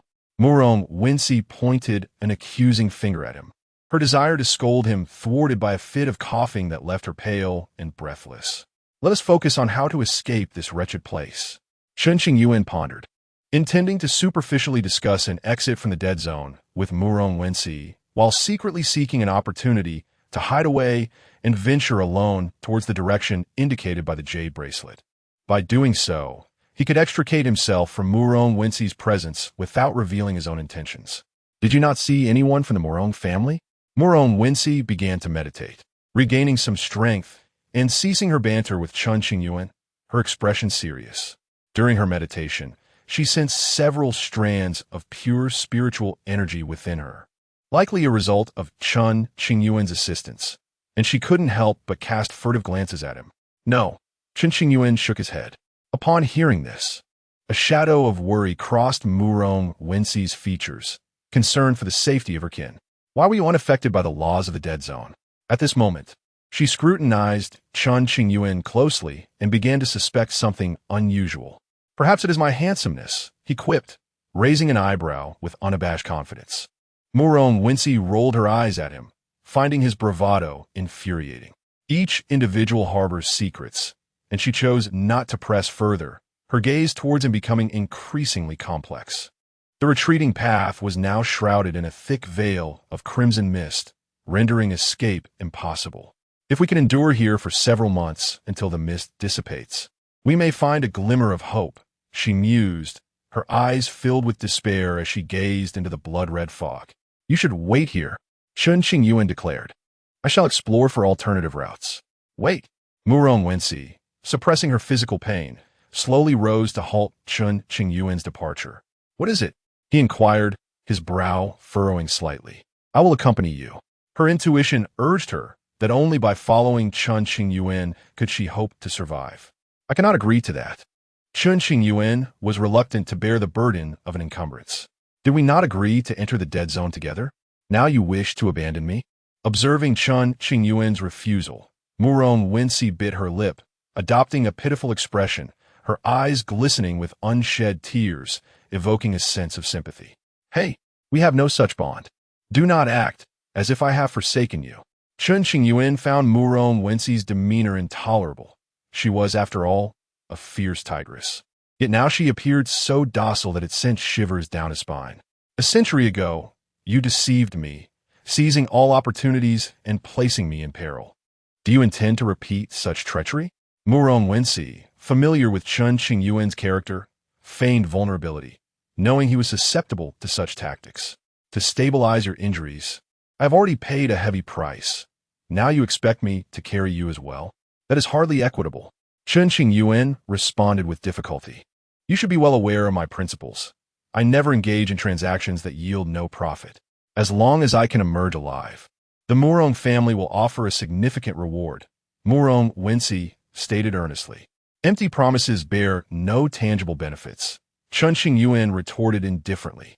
In the eyes of others, a favor from the Murong family could be a tremendous boon. Unfortunately for him, Chen Qingyuan cared little for nebulous commitments. Only solid rewards held value in his eyes. Moreover, while the Murong family was formidable, they were not exceptional. If it were a promise from a sword immortal, then it would indeed be a genuine fortune. What do you propose? With no other choice, Murong Wensi lowered her stance in a bid for survival. Chen Qingyuan scrutinized her closely, his gaze appraising. Under such intense scrutiny, Murong Wensi felt uncomfortable and gritted her teeth. If you can truly ensure my safety, we might consider a partnership, perhaps even becoming companions on the path ahead. Unbeknownst to her, Chen Qingyuan had no such intentions. He hastily interjected, Stop. I have made my disinterest abundantly clear. Do not inflate your worth. Hearing this, Murong Wensi's cheeks flushed crimson, a mix of shame, anger, and discontent swirling within her. After all, she was a princess of the Murong family, possessing both beauty and grace. How could she not be worthy of Chen Qingyuan? Then why do you regard me so? She retorted, her tone laced with indignation. Your jade pendant appears quite exquisite, Chen Qingyuan remarked, gesturing toward it. Take it. Murong Wensi, understanding his implication, removed the white jade from her waist and tossed it to him. Chen Qingyuan caught it and inspected it closely, a satisfied smile spreading across his face. Top-quality white spirit jade, a rare treasure indeed. In your jade bracelet, he continued, having stowed away the white jade. It contains my personal belongings. It is not convenient. Murong Wincy replied, for the emerald bracelet served as her spatial treasure, housing numerous resources and personal items. Chapter 28. Do people like you have friends? Who needs your personal belongings? Take everything out. The rest belongs to me. Chen Qingyuan spoke unabashedly. For reasons unknown, Murong Wincy felt a profound humiliation regarding her appearance. Her eyes seemingly ablaze with fury. Were it not for the instinct to survive, she would have undoubtedly drawn her sword and unleashed her wrath upon Chen Qingyuan. After a moment's hesitation, Murong Wincy gathered her personal items into an ordinary Qingyuan bag and handed over the jade bracelet along with all its contents to Chen Qingyuan. He appeared highly satisfied, like a cunning merchant. Is this satisfactory? Murong Wincy retorted, her teeth clenched in irritation. I have been protecting you during this time. Consider it a favor owed to me, he replied. You cannot skimp on what is due. A favor must be acknowledged as well. You have taken all my possessions and expect me to remember your kindness. What sense does that make? Murong Wincy challenged loudly. That cannot be said so lightly. Allow me to clarify. Chen Qingyuan replied earnestly. Had I not saved you just now, you would likely be dead, and those resources would rightfully belong to me. Yet, out of kindness, I used extremely precious spirit herbs on you, which do not equate to the value of these resources. Furthermore, in the days ahead, you will accompany me, undoubtedly impacting my personal safety. Shouldn't you owe me a favor? The efficacy of the spirit herbs was undeniable, yet Chen Qingyuan had shamelessly extracted them without any true sacrifice. Strangely enough, as Murong Wincy listened to his twisted reasoning, she found a semblance of logic in his words. Taking a deep breath, she once again conceded, fine. Let us say that I owe you a significant favor, which I shall repay in the future. How astute. Chen Qingyuan grinned broadly, unable to restrain his praise. A woman as clever and beautiful as you, Miss Murong, is indeed a rarity. Humph. Murong Wincy scoffed, casting him a disdainful glance. It is equally rare to encounter someone as greedy as you. I cannot help it. I have lived in poverty since childhood. How can I be compared to someone like Miss Murong? Chen Qingyuan sighed lightly. You poor? How has Xinying sect treated you so lavishly? Yet you dare to bemoan your poverty? This remark irked Murong Wincy, prompting her to question him. You do not understand. While the sect treats me well, resources are limited. I receive but a fraction each month, which is hardly sufficient. To foster my own growth, I must seek opportunities outside. To date, Chen Qingyuan had only faced loss once, at the hands of Bai Shixue of Dongyi Palace. At that time, he had been moved by her persistence, developing feelings for her, and willingly shared many resources with her. Alas, circumstances had changed. There are few in this world as shameless as you, Murong Wincy scolded. Thank you for the compliment, Chen Qingyuan retorted, unfazed by her scorn. His spirits lifted instead. At this juncture, Murong Wincy had fully surrendered, opting for silence. The two continued side by side until they reached a nearby mountain range, where they sought refuge in a safe cave, free from the Death Realm's chilling winds, offering them a semblance of peace. Along their journey, they encountered numerous corpses, evidently recent victims of the Crimson Mist Storm. Observing these lifeless bodies heightened Murong Wincy's anxiety. She wondered about her kin's fate and whether they were still alive. Taking shelter in the cave, they ignited a fire to dispel the darkness. As Murong Wincy reflected on the events that had transpired, she recalled how some crimson mist had inexplicably skirted around Chen Qingyuan, diverting towards other directions. Had she been touched by the mist, her fate would have been dire. How peculiar! Murong Wincy mused silently, her curiosity piqued but unvoiced. We shall remain here for several months until the crimson mist dissipates, Chen Qingyuan contemplated, intending to ensure Murong Wincy's safe departure before stealthily returning to the Death Realm himself. Since he was not affected by the realm's laws, he had no worries and could disguise himself, rendering him unrecognizable. Thank you, Murong Wincy expressed, feeling the absence of the Death Realm's oppressive laws in Chen Qingyuan's presence, which brought her relief. If you truly wish to express gratitude, save some good items for me in the future. Present them to me upon our next meeting, Chen Qingyuan remarked, valuing tangible gestures over mere words.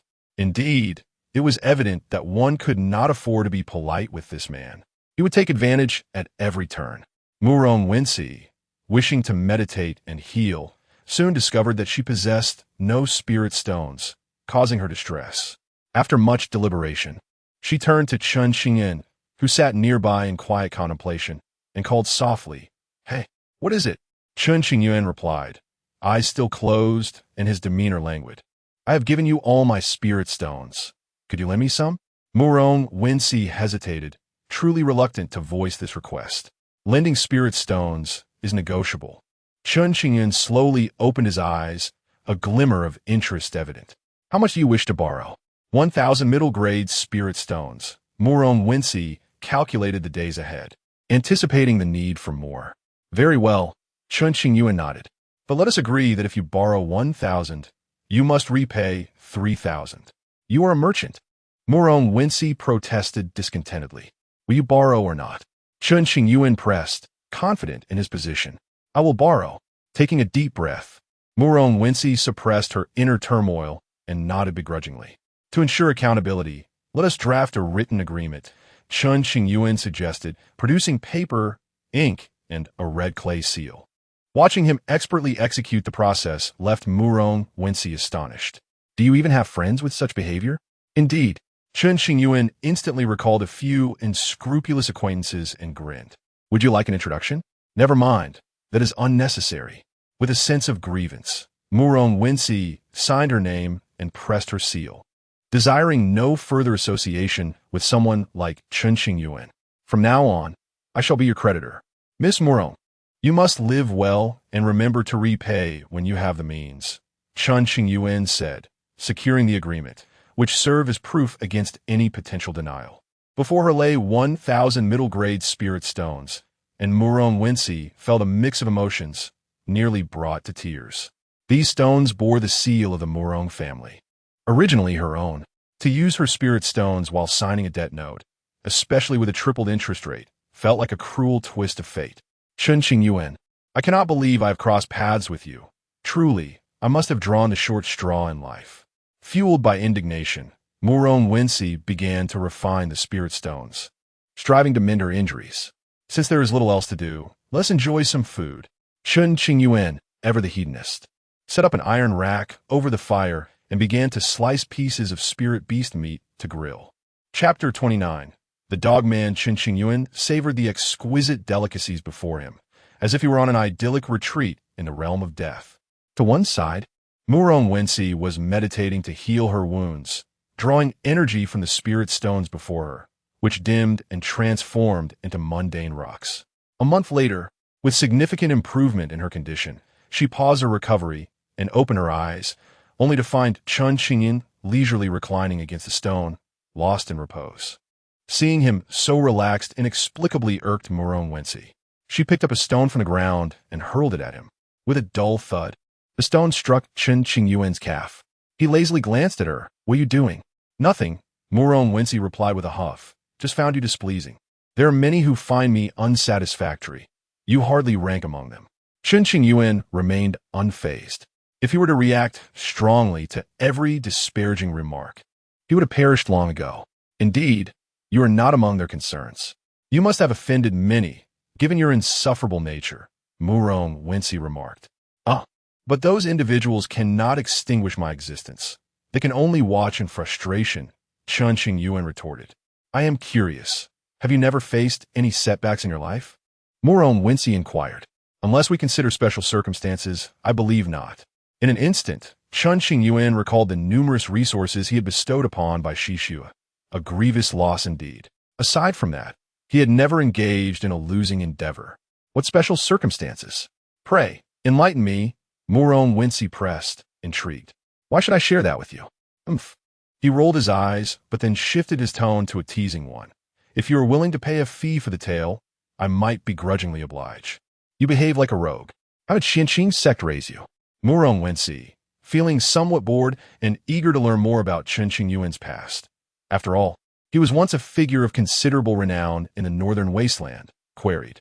"Free range," Chen Qingyuan answered candidly. "Do you think this is a cattle farm?" Murong Wincy laughed at his response. The two sat about 10 meters apart at a slight angle.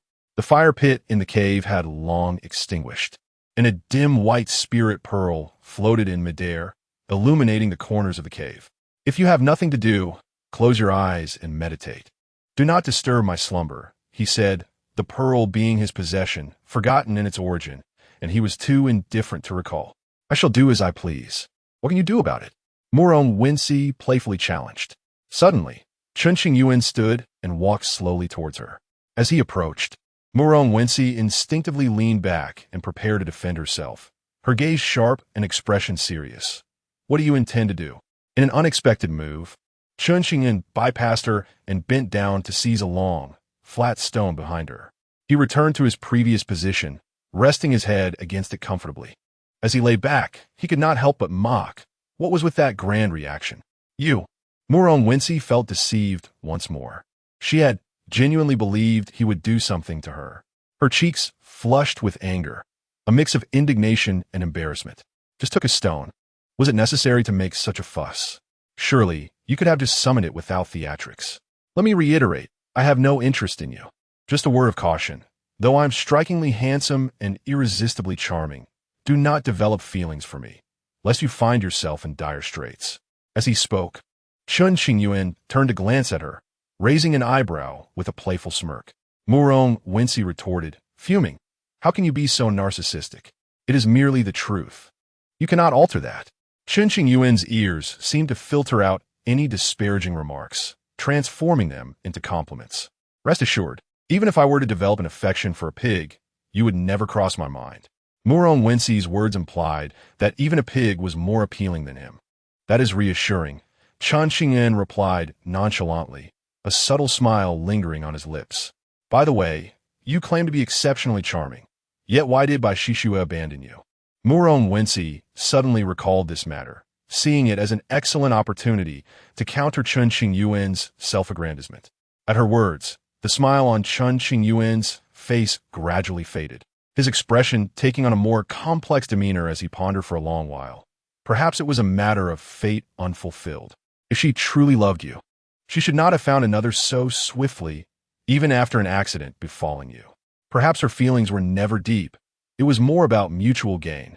Having finally found a topic to engage Chen Qingyuan, Murong Wincy pressed on. I understand. Chen Qingyuan slowly rose, locking eyes with her. His gaze was profound, as if it had traveled from the depths of time, imbued with a sense of indescribable weariness. In that moment of eye contact, Murong Wincy felt as though she were swept away into a vast desert of yellow sands, her thoughts muddled, her heart inexplicably heavy. The mocking demeanor that had adorned her face had vanished, replaced by a solemn curiosity and uncertainty. This was her first glimpse of Chen Qingyuan's other side, one filled with stories and the weight of experience. Previously, he had been a rogue, excessively self-absorbed and somewhat cunning. Do you know why you chose to become her partner? In this moment, Chen Qingyuan seemed a different person, evoking a sense of unfamiliarity in Murong Wincy. She bore a striking resemblance to a dear friend of mine, he said, gazing out at the dim, oppressive sky beyond the cave. A dear friend? Murong Wincy's eyes sparkled with curiosity. She was the beauty of my dreams, so vivid, yet so ephemeral. At times, I find myself lost in thoughts, questioning whether the experiences from my dreams ever truly existed, Chen Qingyuan murmured. What are you saying? Murong Wincy was confused by his words. Do you believe in past lives? Chen Qingyuan suddenly asked with earnestness. Ido, Murong Vengxi nodded. Powerful beings can indeed take on a second life, reincarnating to cultivate new. Though uncommon, such occurrences are documented in ancient texts. However, you hardly appear to be a reincarnated mighty being. Do you think I would find myself in such a predicament if I were? Chen Qingyuan replied with a self-deprecating tone. True, Murong Wincy acknowledged. So, if Bai Shishue resembles your past beloved, is that why you treated her so kindly? That is roughly the sentiment. Chen Qingyuan admitted after a moment's hesitation. Regrettably, they are not the same person. Their resemblance is merely superficial. My connection with Bai Shishue has reached its conclusion. The memories of dreams are like fleeting shadows. A mere touch can shatter them. Chen Qingyuan did not dwell on these matters. Upon learning of Bai Shishue's union with another, he felt neither great anger nor sorrow, but rather a strange sense of liberation. He should never have promised Bai Shishue in the first place. Yet, having made a commitment, he felt obliged to see it through, even going so far as to offend the red-clad maiden of the abyss. Ultimately, it was not Chen Qingyuan who faltered, but Bai Shishue. I apologize. Seeing Chen Qingyuan's sorrowful demeanor, Murong Wensi expressed her regret. Her apology lacked sincerity. If you truly feel remorseful, you should show it in some way. Suddenly, Chen Qingyuan's expression shifted, a playful smile dancing on his lips. The fleeting moment of sympathy that Murong Wensi had just experienced vanished without a trace, as she inwardly cursed, "Wretched man." Chapter 30. Delving into the domain of death.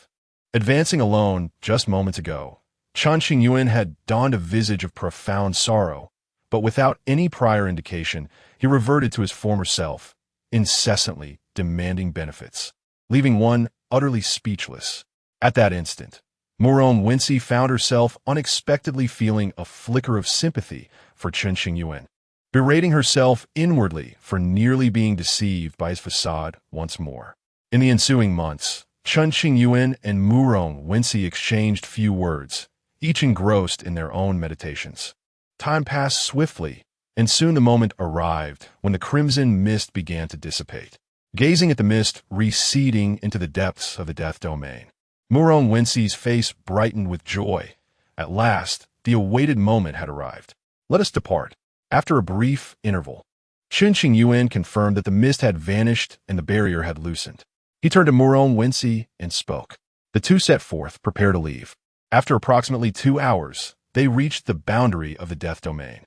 As they stepped out of the death domain, Murong Wensi felt an immense lightness envelop her, the inexplicable pressure lifting suddenly. She quickly reached out to contact her kin. Standing silently beside her, Chen Qingyuan observed a trace of sorrow appear on her face. Upon concluding her conversation with the elder of her clan, Murong Wensi cast a glance back toward the death domain.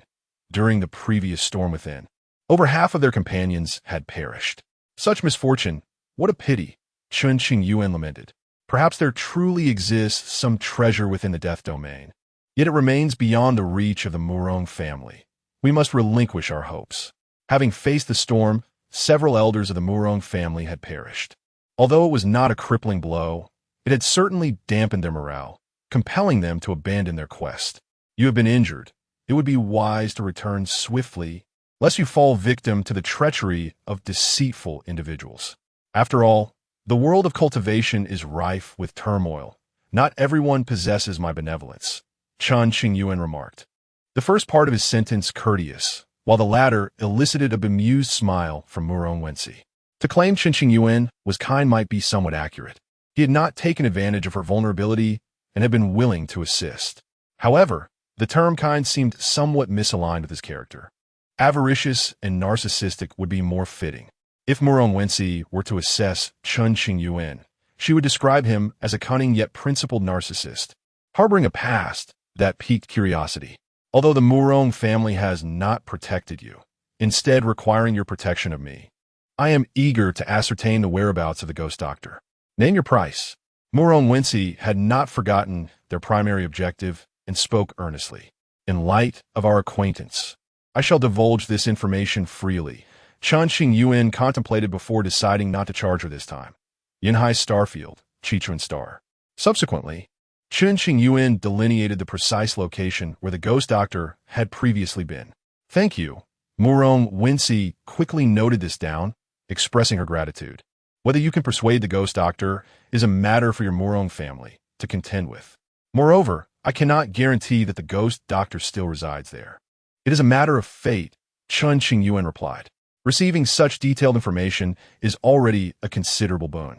The Murong family had ventured into the death domain in hopes of acquiring certain fortuitous treasures to aid an elder in need of healing.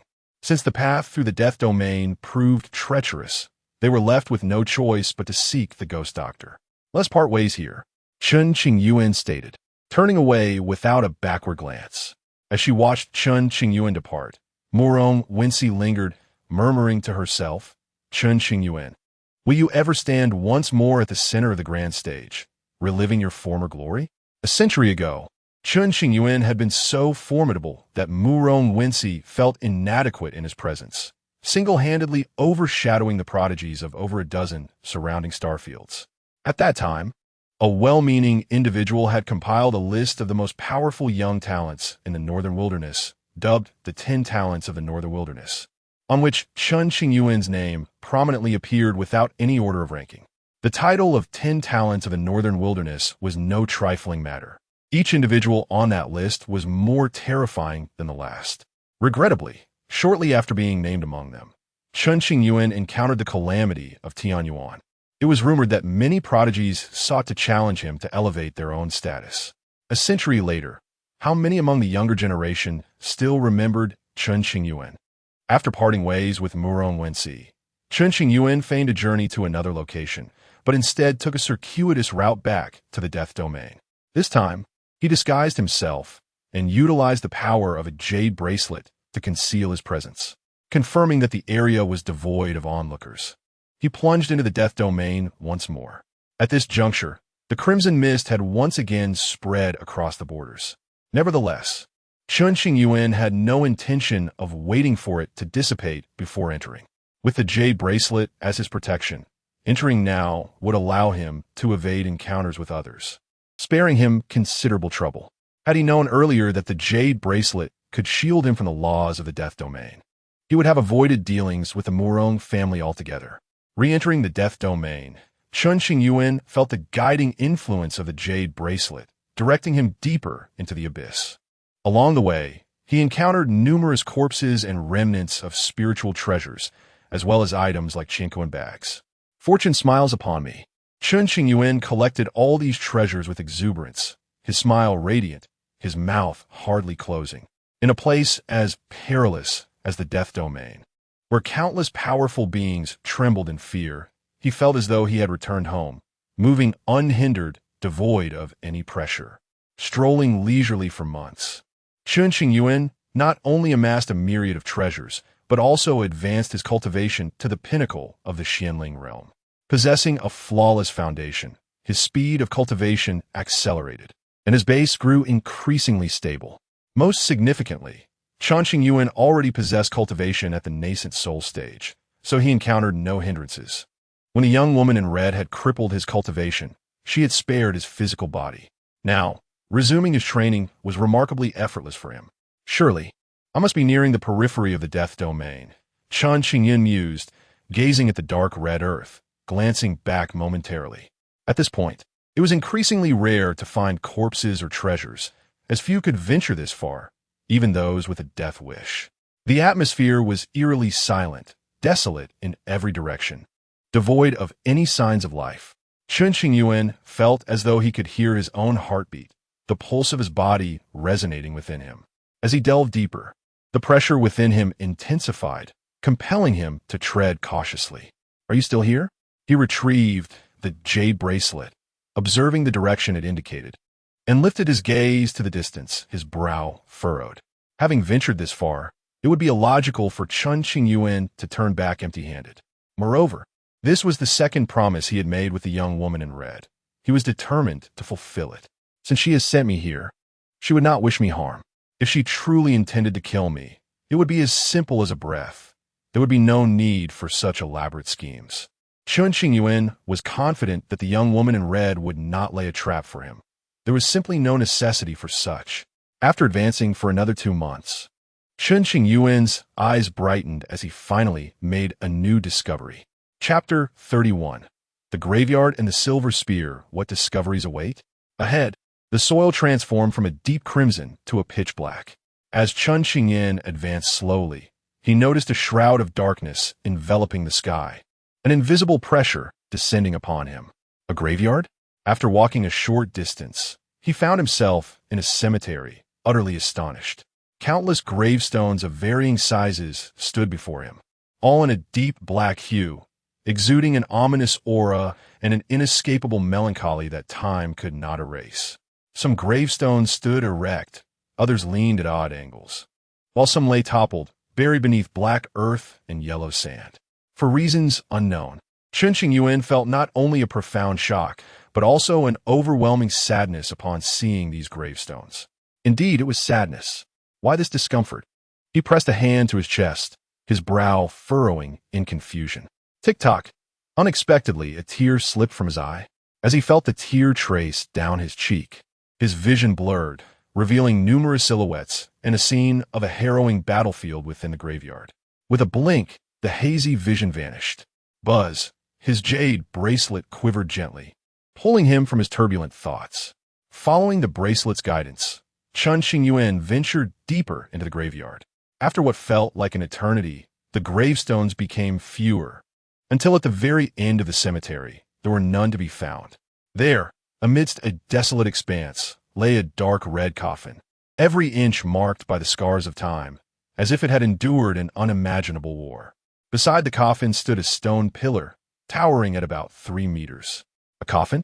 A pillar?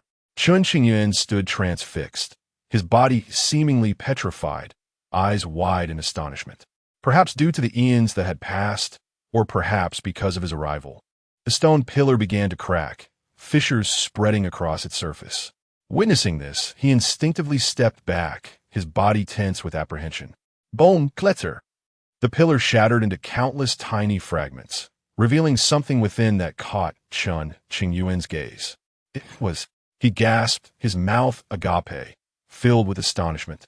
A silver spear, approximately 9 feet long, its tip sharp and dragon-shaped, the shaft smooth and flawless. The spear's tail resembled a budding snow lotus. The moment he beheld the silver spear, Chen Qingyuan was rendered speechless. In his memory, no weapon could compare to the silver spear, which emanated an imposing aura, stirring a tempest that transformed the previously silent graveyard into a cacophony, the wind howling like the cries of a battlefield. Suddenly, the jade bracelet levitated, drifting beside the silver spear. Its message was unmistakable. The gift the red-clad maiden spoke of was indeed this spear. A gift for me? Though Chen Qingyuan had always been avaricious, he hesitated, stalled in his tracks. Buzz. The jade bracelet emitted a gentle wave of energy, as if responding to his unspoken query. Regaining his composure, he stepped closer to the silver spear, halting just half a meter away. After a prolonged internal struggle, he tentatively reached out with his right hand, grasping the spear. Boom! At the moment his fingers closed around the silver spear, an overwhelming force erupted from it, surging outward in all directions. The sheer magnitude of the pressure exceeded anything Chen Qingyuan had ever known. Even a powerful cultivator in the tribulation stage would likely kneel under such might. Strangely, however, the pressure from a spear did not harm him in the slightest. After several breaths, the graveyard fell into an eerie silence. Chen Qingyuan slowly exerted effort and discovered he could lift the silver spear with relative ease. This perplexed him, filling him with exhilaration. Logically, such a divine weapon should possess sentience, and ordinary cultivators would not qualify to wield it. Yet, not only did Chen Qingyuan effortlessly grasp the spear, but he also found he could wield it with grace. It was a perfect fit. Chen Qingyuan gazed at the silver spear in his hand and finally uttered 2 words after a long pause. Since the spear showed no resistance, he relaxed his vigilance slightly, deciding to attempt communication with its sentience. Thus, a fragment of his consciousness entered the spear. In that moment, he realized the spear's sentience had been shattered, fragmented into dozens of pieces, rendering communication impossible. Incredible. Despite the destruction of its sentience, the spear retained its pristine appearance. Chen Qingyuan marveled at this phenomenon. What a pity! The shattering of its sentience meant that the spear's power would be reduced to less than 1% of its original potential. Even so, it left Chen Qingyuan profoundly shaken. I lack the ability to restore you. Whether I have the chance in the future would depend on fate. After studying the silver spear for a while, Chen Qingyuan attempted to activate the jade bracelet's restrictions to store the spear within it. Acquiring the silver spear marked the fulfillment of his second agreement with the red-clad maiden. Eager to resolve his entanglement with her, he contacted the bracelet. What is the third agreement? Ending his ties with the red-clad maiden was Chen Qingyuan's greatest desire. Wait until you recover to the golden core stage. The mysterious space within the jade bracelet pieced together a response. Faced with this message, Chen Qingyuan momentarily set aside thoughts of the agreement. Never mind, I shall return home. Having been away from the Xianyuan sect for some time, Chen Qingyuan intended to check in. After all, the matter of the demon lair in the flowing star domain remained unresolved, and the sect's experts were undoubtedly overwhelmed with work. Retracing his original path, he cast a final glance back at the desolate graveyard, bowed deeply in respect, and set off on his journey home. After half a year of travel, Chen Qingyuan finally emerged from the dead zone. On his return, he took a slight detour, discovering numerous treasures along the way, which brought him great joy. To stumble upon hidden gems was indeed a fortuitous event in life. As he exited the dead zone, Chen Qingyuan maintained his disguise, concealing his true appearance.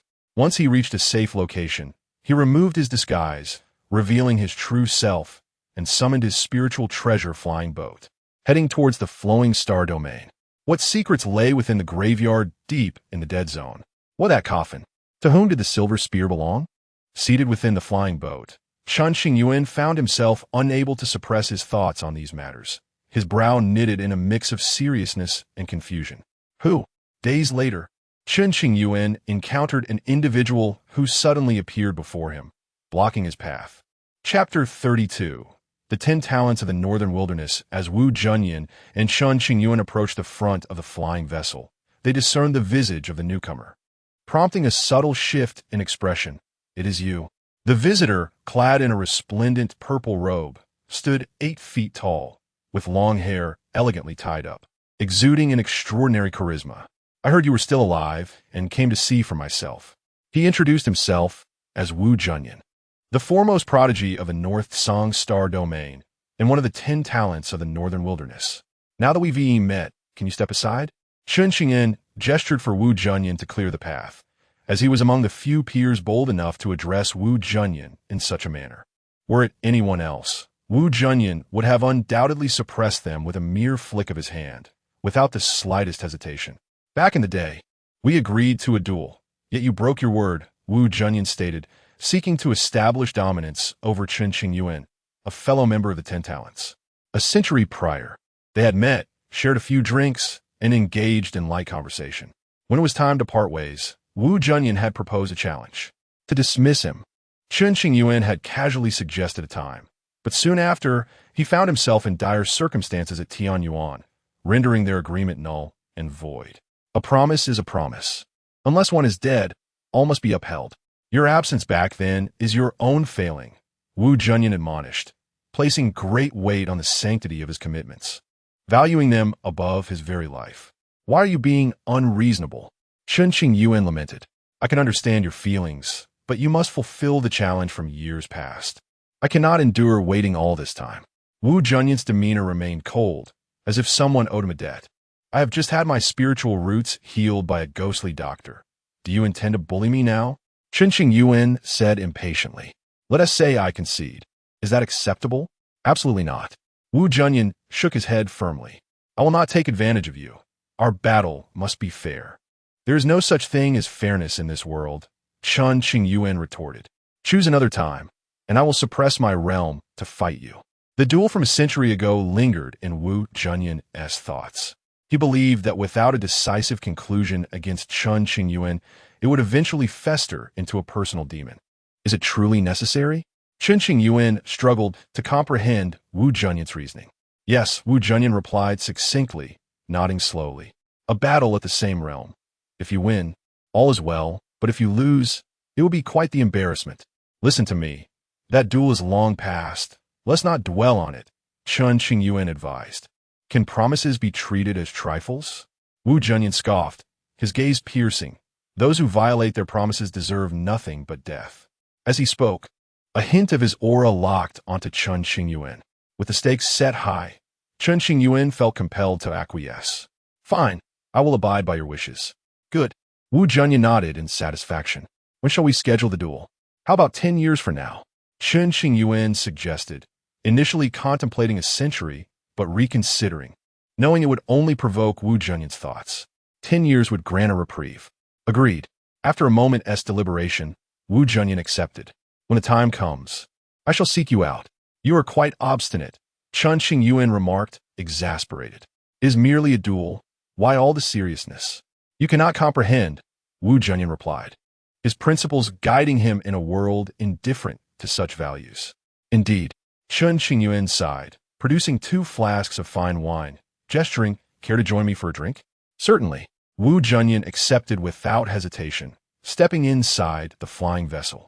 The two faced each other, sharing drinks and reminiscing about the past. Suddenly, Wu Junyan turned the conversation towards Chen Qingyuan bluntly. I heard you were spurned.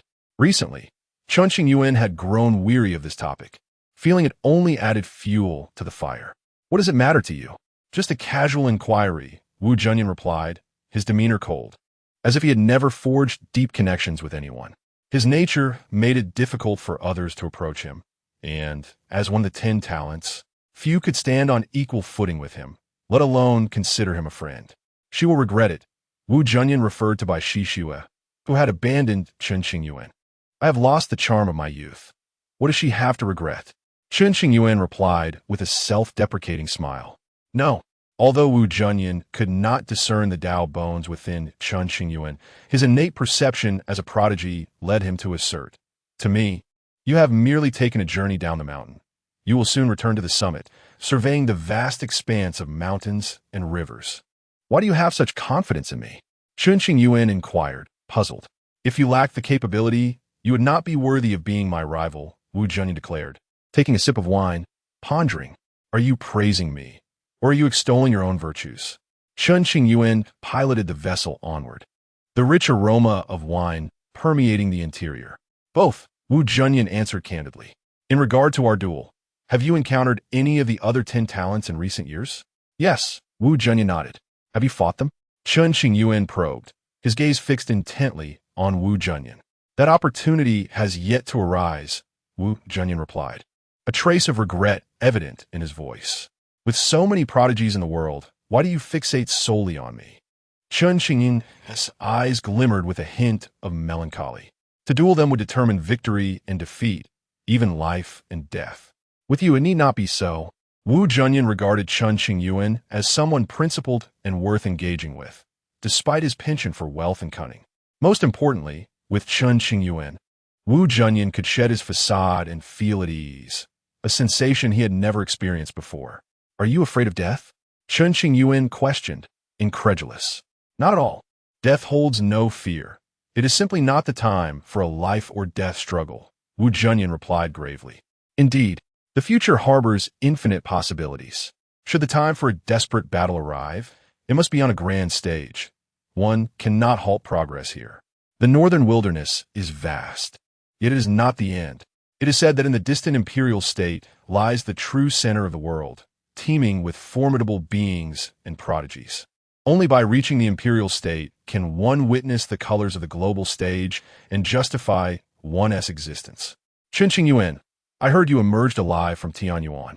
Will you not meet with old acquaintances? Just as Chen Qingyuan and Wu Junyan engaged in discussions about the future, an unwelcome voice echoed from afar. Previously, Chen Qingyuan had revealed himself in the Death Domain and interacted with the Murong clan. News of his arrival in the North Song Star domain had spread to many familiar faces, and they undoubtedly sought to come and observe. The newcomers would likely not be as amiable as Wu Junyan, and were more likely to seek to exploit his vulnerabilities. Chapter 33, Depart. Who is a blockhead in my way? Chen Qingyuan cursed inwardly and raised his eyes to gaze outside. Upon a sweeping glance, his expression shifted slightly. He remained seated and exclaimed loudly, I thought it was someone significant, but it turns out to be the candidate saint's son of the Lotus Shadow, Sacred Land. He deliberately emphasized the term candidate. The Lotus Shadow Sacred Land boasts 4 candidate saints' sons, one of whom is named Li Jinxing. A century prior, Chen Qingyuan and Li Jinxing clashed, resulting in a confrontation where Chen Qingyuan emerged victorious. As a consequence of this battle, Li Jinxing's formal appointment as a saint's son was indefinitely postponed. After all, the Lotus Shadow Sacred Land would not wish for a defeated individual to lead the younger generation, as it would tarnish their reputation. 100 years have passed, and Li Jinqing's strength has significantly improved, surpassing that of the other 3 candidate saint sons. Many speculate that he may soon shed the title of candidate. Are you too cowardly to face me, Chen Qingyuan? Li Jinqing, clad in a dark brocade robe, sneered while observing the closed barrier of the flying vessel. I am indeed timid. I never engage in perilous endeavors. Have you come here today to take advantage of my weakness and settle old scores? Chen Qingyuan chuckled lightly. Are you still timid? Li Jinqing scufa. You offended numerous individuals in the past, yet you showed no signs of fear. Moreover, daring to enter the abyss is no ordinary feat. Enough of this prattle. State your purpose for obstructing my path. Chen Qingyuan regarded Li Jinqing not as a friend, but as an unwelcome distraction. I wish to invite you to the Lotus Shadow, sacred land, for a visit, where you will be graciously entertained. Perhaps in an attempt to regain the face he lost a century ago, or perhaps driven by curiosity about the internal affairs of the abyss. Li Jinqing sealed the surrounding void, rendering the flying vessel incapable of traversing the space. I refuse, Chen Qingyuan stated plainly. Your choice is not yours to make. With Li Jinqing's arrival, he clearly had no intention of backing down. Are you serious about attacking me? Chen Qingyuan set down his cup, his voice carrying across the air. You have lost your former glory. Do not attempt to act imposing before me. Chen Qingyuan, the Lotus Shadow sacred land does not seek your life. We merely request you join us for a cup of tea. Come out. In times past, Li Jinqing would not have dared to confront Chen Qingyuan, avoiding him at all costs. Now, however, with Chen Qingyuan having fallen from grace, it seemed anyone could approach and trample upon him. Are you so arrogant? Have you consulted my friends? Chen Qingyuan retorted, unafraid. Friends? Li Jinqing Loga. Does someone like you possess friends in the North Songstar region? Even if you do, I pay them no heed. After a century of maneuvering, Li Jinqing's influence within the Lotus Shadow sacred land had grown considerably, and he considered himself a prominent figure in the North Songstar region. Inside the flying vessel, Chen Qingyuan lowered his voice deliberately. Old Wu, it is your turn to act. Wu Junyan stared intently at Chen Qingyuan, remaining silent. Do not look at me like that. It is rather frightening. Chen Qingyuan pointed to the exquisite wine on the table, earnestly stating, this wine is the result of my tireless efforts. Having consumed it, should you not assist me? 5-spice brew. Many taverns sell it, Wu Junyan replied, unimpressed. Though Wu Junyan revealed the origin of the wine, Chen Qingyuan felt no embarrassment. Instead, he asserted, wine is easily acquired, yet true sincerity is rare. Old Wu, if not for our time spent drinking together, I would have already departed the North Songstar region and avoided this encounter with Li Jinqing. Now that I find myself in trouble, should you not stand up for me? This has nothing to do with me. Wu Junyan dismissed, uninterested in the matter. Very well, Sai. Chen Qingyuan sighed dramatically, feigning sorrow. Had I known you were so heartless, I would not have indulged in revelry with you. If I die today, our bet will be rendered void. I have but one request. Should I perish, do not disturb my grave, nor lament my failure to uphold my promise. With the conversation reaching such a desperate point, Wu Junyan could no longer remain indifferent. Thus, he set down his cup and slowly rose. Old Wu, I knew you were a kind-hearted youth, Chen Qingyuan praised, feeling a surge of joy. Our acquaintance is difficult to articulate, Wu Junyan replied, casting a complex, cold glance at Chen Qingyuan. Regardless of Wu Junyan's words, Chen Qingyuan maintained his smile. As long as Wu Junyan was willing to intervene, every remark was welcome. Hey, why is there no response? Outside, Li Jinqing had grown impatient with the silence, calling out, Chen Qingyuan, have you made up your mind? If you do not come out soon, do not blame me for being rude. Buzz. At that moment, the barrier of the flying vessel began to waver. A smirk of triumph appeared on Li Jinqing's face, as if he envisioned Chen Qingyuan's humiliation, feeling elated. However, the reality did not unfold as Li Jinqing had anticipated. The figure emerging from the flying vessel was not Chen Qingyuan, but Wu Junyan. Upon seeing Wu Junyan, Li Jinqing's smile faltered, his pupils widening in shock, speechless. Wu. Young Master Wu, how came you to be here? Li Jinqing stammered, utterly astonished, never expecting to encounter Wu Junyan in this place. Must I report my whereabouts to you? Wu Junyan replied coldly. Not necessary. Though Li Jinxing's face betrayed his humiliation, he dared not show his anger in the presence of Wu Junyan. Begone. Among his peers, the only individual worthy of Wu Junyan's regard was Chen Qingyuan. Wu Junyan held an air of disdain for others, dismissing them entirely. I have come to invite Chen Qingyuan to the Lotus Shadow, sacred land, as a guest. Leaving in such a disheartened manner, Li Jinxing felt a deep sense of reluctance and resorted to invoking the name of the sacred land. Do not presume to know my thoughts. Not even you, nor the Lord of the Lotus Shadow sacred land, dares to threaten me. Although the Lotus Shadow sacred land was a formidable force in the North Songstar region, Wu Junyan exhibited no fear, speaking with unwavering confidence. Upon hearing this, Li Jinxing cast a lingering glance at the flying vessel, gritting his teeth and clasping his fists. I take my leave. Li Jinxing lacked the courage to confront Wu Junyan and turned to depart.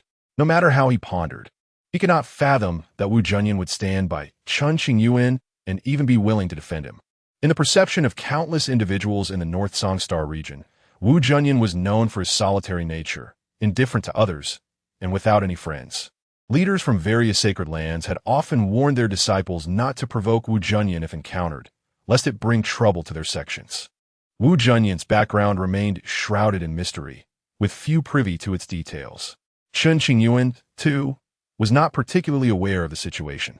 Old Wu, you are impressive. Your mere words were enough to send that fellow scurrying away, Chen Qingyuan commended.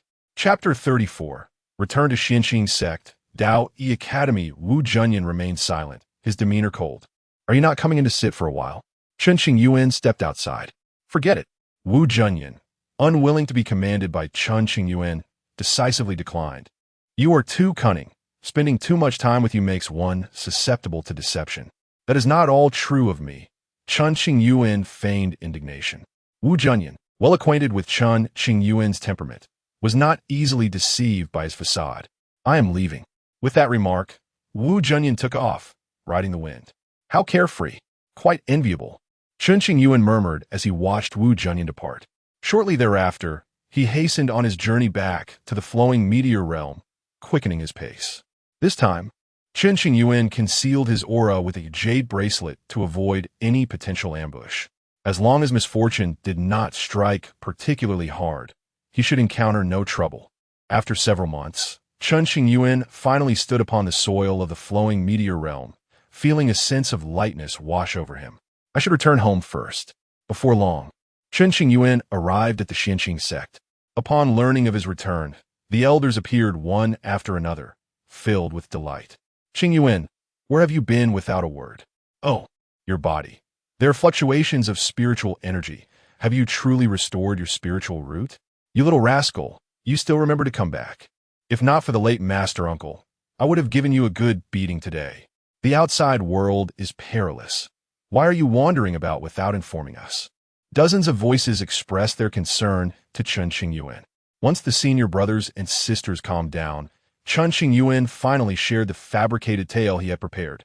A ghostly physician had healed him, and he needed to assist the physician with a task, which he could not disclose to anyone. Was the task the ghostly physician assigned you difficult? One senior sister inquired, scrutinizing Chen Qingyuan for any injuries. Not all. It was quite manageable and has already been taken care of. Chen Qingyuan now seemed like an obedient child, his smile radiant and healing. Just returning safely is enough. The others ceased their scolding, recognizing that Chen Qingyuan's predicament stemmed from the ghostly physician's intervention. Junior brother, how much have you recovered in terms of cultivation? The group, showing respect towards Chen Qingyuan, refrained from employing spells to check. I can no longer retrieve my previous cultivation. I must start anew. Chen Qingyuan revealed his earth spirit realm cultivation level. As long as his spiritual root was restored, he would soon reclaim his former glory. Patience was key. Although there was some sense of loss, the group did not dwell on sadness, instead feeling joyful. With Chen Qingyuan's capabilities, even starting from scratch, he could ascend to great heights. After much conversation, the elders gradually took their leave. Through their dialogue, Chen Qingyuan gleaned information about the demonic cave situation. The Tianyu sect was willing to mobilize all resources and invited various sects to jointly suppress the demonic cave. Initially, the Chen sect hesitated to assist, but with numerous sects agreeing, they found it impossible to remain uninvolved. After much deliberation, the Chen sect ultimately consented to lend their support. With benefits for all sects, their complaints against the Tianyu sect were significantly diminished. The Chen sect alone received a top-grade spiritual vein, over a dozen mid-grade spiritual veins, along with numerous spiritual herbs and magical treasures. The flowing meteor realm comprised 19 first-rate forces. Naturally, the other sects received rewards comparable to that of the Chen sect. This clearly illustrated the immense wealth the Tianyu sect had amassed over the years due to the demonic cave. When will the demonic cave be resolved? In a misty courtyard, Chen Qingyuan sat across from his senior brother Lin Changsheng, sipping tea. It is said that the Tianyu sect has invited a master of formations. Once the formation is set, we will act together to seal the demonic cave. According to the timeline provided by the Tianyu sect, it should not take more than 10 years. For cultivators, a decade is but a fleeting moment, a mere blink of an eye. Some formidable beings require hundreds or even thousands of years for a single meditation session. Is there confidence in resolving this? Chen Qingyuan had perused ancient texts and was well aware of the cave's terrifying nature. The demonic cave beneath the Tianyu sect had matured over years to an unmanageable state. Hard to say, Lin Changsheng replied, his expression grave as he slowly shook his head. Once the demonic cave erupts, it will bring calamity to every corner of the flowing meteor realm, with endless repercussions. Brother, there is no need for excessive worry. What comes will come, and we shall face it. In Chen Qingyuan's perspective, the true concern lay with the Tianyu sect. Should the demonic cave encounter an issue, it would be the Tianyu sect that suffers first, unable to flee. Well, let's not dwell on these troubling matters. Lin Changsheng momentarily set aside such thoughts and shifted the topic to Chen Qingyuan. Junior brother, there is something I must discuss with you. What is it? Chen Qingyuan noticed Lin Changsheng's seriousness, feeling an inexplicable tension in his heart. Now that you have restored your spiritual root, I cannot keep you confined to the Chen sect indefinitely. Your future path must be forged by you alone. However, I have taken the liberty of making a decision on your behalf, and I hope you won't be upset. Lin Changsheng gazed intently into Chen Qingyuan's eyes, pondering deeply. A decision? Chen Qingyuan's expression was puzzled. To participate in the Dao E Academy's assessment, Lin Changsheng stated, Dao E Academy? What place is that? After a long contemplation, Chen Qingyuan posed a question. In his mind, he held no fragments of memory regarding the Dao E Academy. It is a very mysterious place. I have only heard of it before, but have never been there myself. There are scant records about the Dao E Academy in ancient texts, suggesting its lineage is quite ancient. Lin Changsheng reflected on his previous experiences outside, having heard whispers of the Dao E Academy's enigmatic reputation, elusive and hard to track. Brother, why didn't you mention this to me earlier? Chen Qingyuan forced a smile. To be honest, I didn't even know where the Dao E Academy was. So how could I have told you? Lin Changsheng replied helplessly. Then what is happening today? Chen Qingyuan was taken aback. Recently, a peculiar fluctuation of laws appeared in the cave where our master uncle practiced. I went to investigate and discovered a box containing a letter and what seemed to be an ordinary wooden token. Lin Changsheng recalled the past slowly. The box was left by our master uncle. The letter simply expressed a hope that you would take the wooden token to the Dao E Academy. If you could secure a position within the academy, it would greatly benefit both you and the Chen sect. The box had our master uncle's sealing laws, which is why it was overlooked in the corner. Recently, the laws loosened, allowing me to discover it. The wooden token served as proof for the Dao E Academy. It was essential for locating the academy's whereabouts. As for how the esteemed ancestor obtained the token, that remained a mystery. Is that so? Where's the wooden token now? Chen Qingyuan inquired, understanding the situation. I accidentally crushed it, Lin Changsheng replied candidly. At those words, Chen Qingyuan's astonished expression froze. Chapter 35. 5 years in a glance. Achieving the heavenly spirit realm. Lin Changsheng hastily spoke, according to the letter left by our master uncle. As long as you crush the wooden token, You can inscribe your name and send word to the Daoi Academy. Senior brother, you should have at least consulted me first, Chen Qingyuan exclaimed, feeling utterly flustered by the unexpected turn of events. I had planned to wait for your return to discuss this. But as soon as I took out the token, I accidentally crushed it. This matter indeed seemed rather peculiar.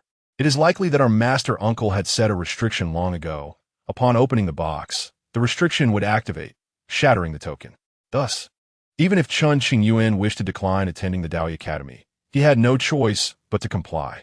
Lin Changsheng recounted the entire situation to Chen Qingyuan, expressing his own helplessness.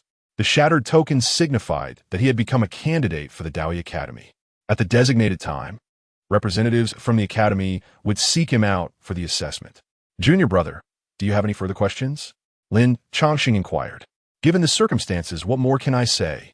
Chen Qingyuan replied with a wry smile. This is the last wish of our master uncle. I hope you won tea let him down.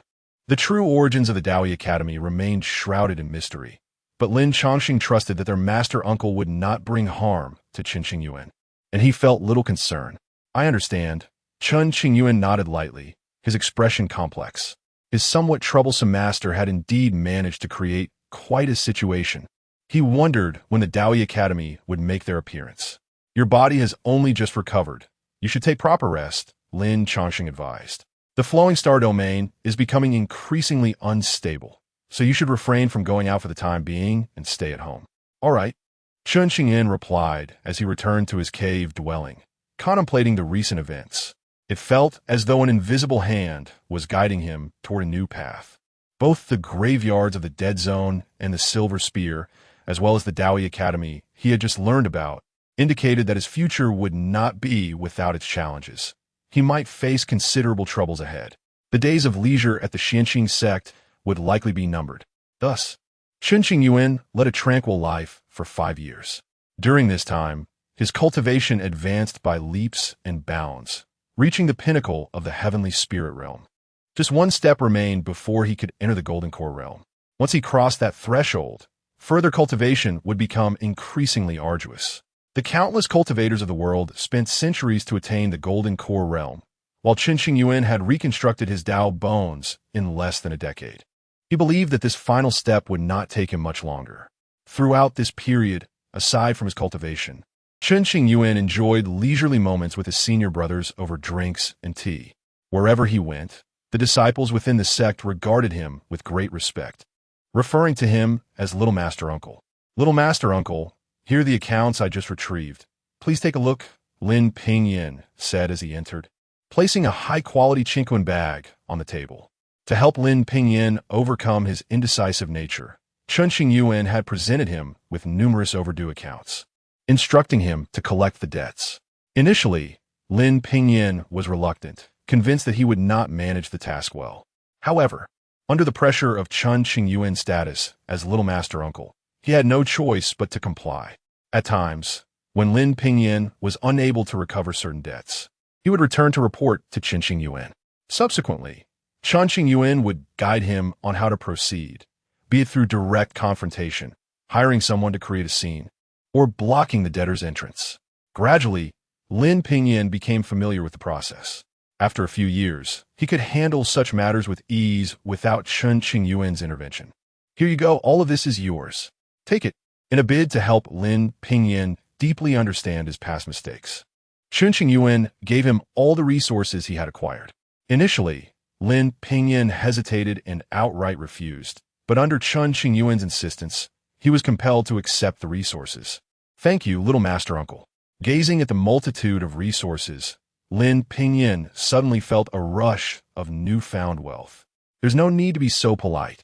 We are like family, Chen Qingyuan reassured him, patting Lin Pingyin on the shoulder with earnestness. I have great faith in you. The future holds promise. Through Lin Pingyin's eyes, Chen Qingyuan knew that his years of guidance had not been in vain.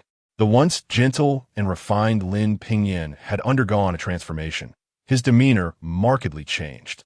The Han Shan of yesteryears had also been a fine young man, but after meeting Chen Qingyuan, he gradually became greedy and quite stingy.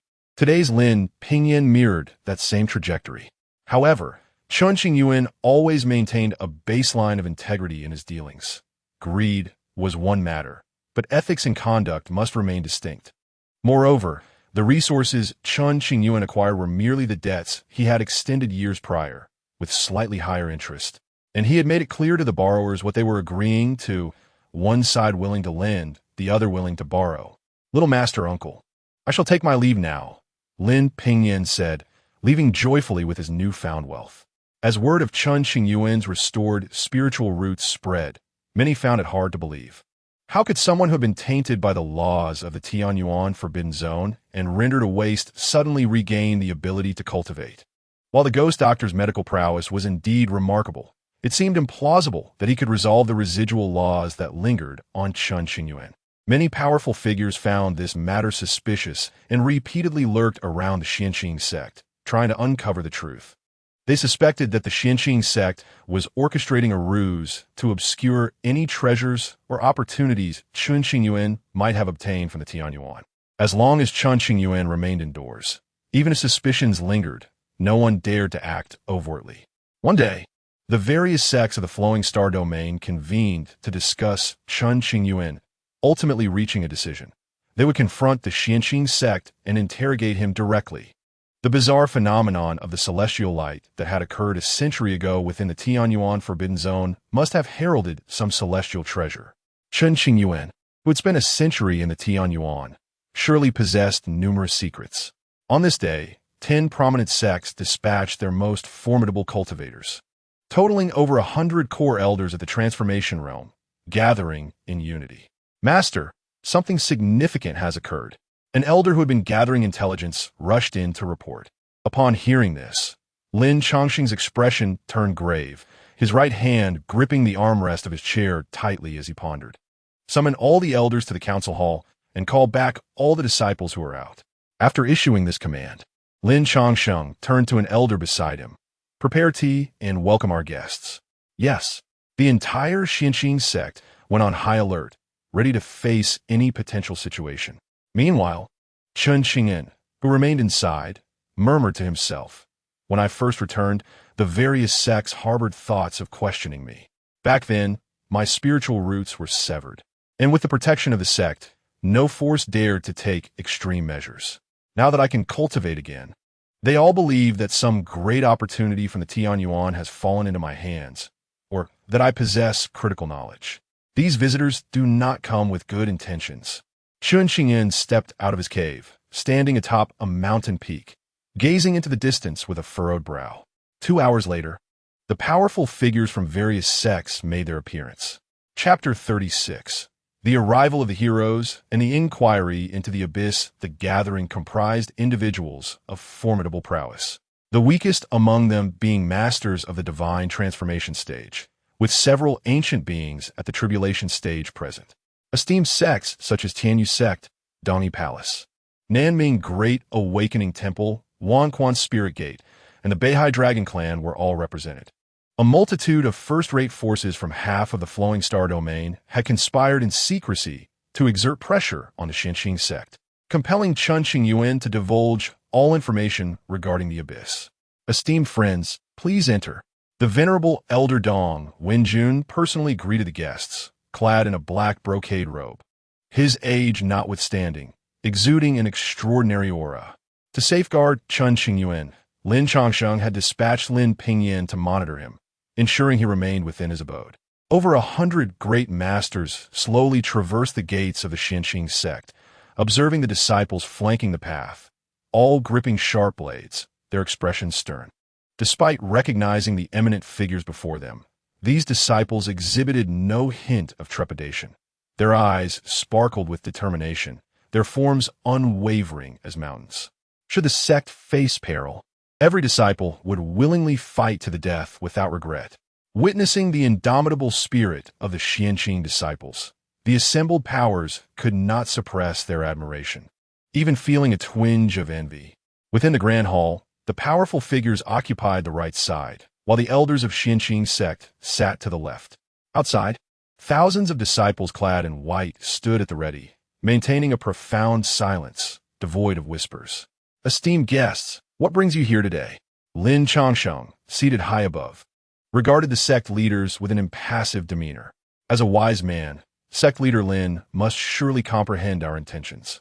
The elder at the forefront, Chen Qingyuan, the supreme ancestor of Tianyu sect, a genuine powerhouse at the tribulation stage, spoke with authority. I know not your purpose. I ask you to speak plainly.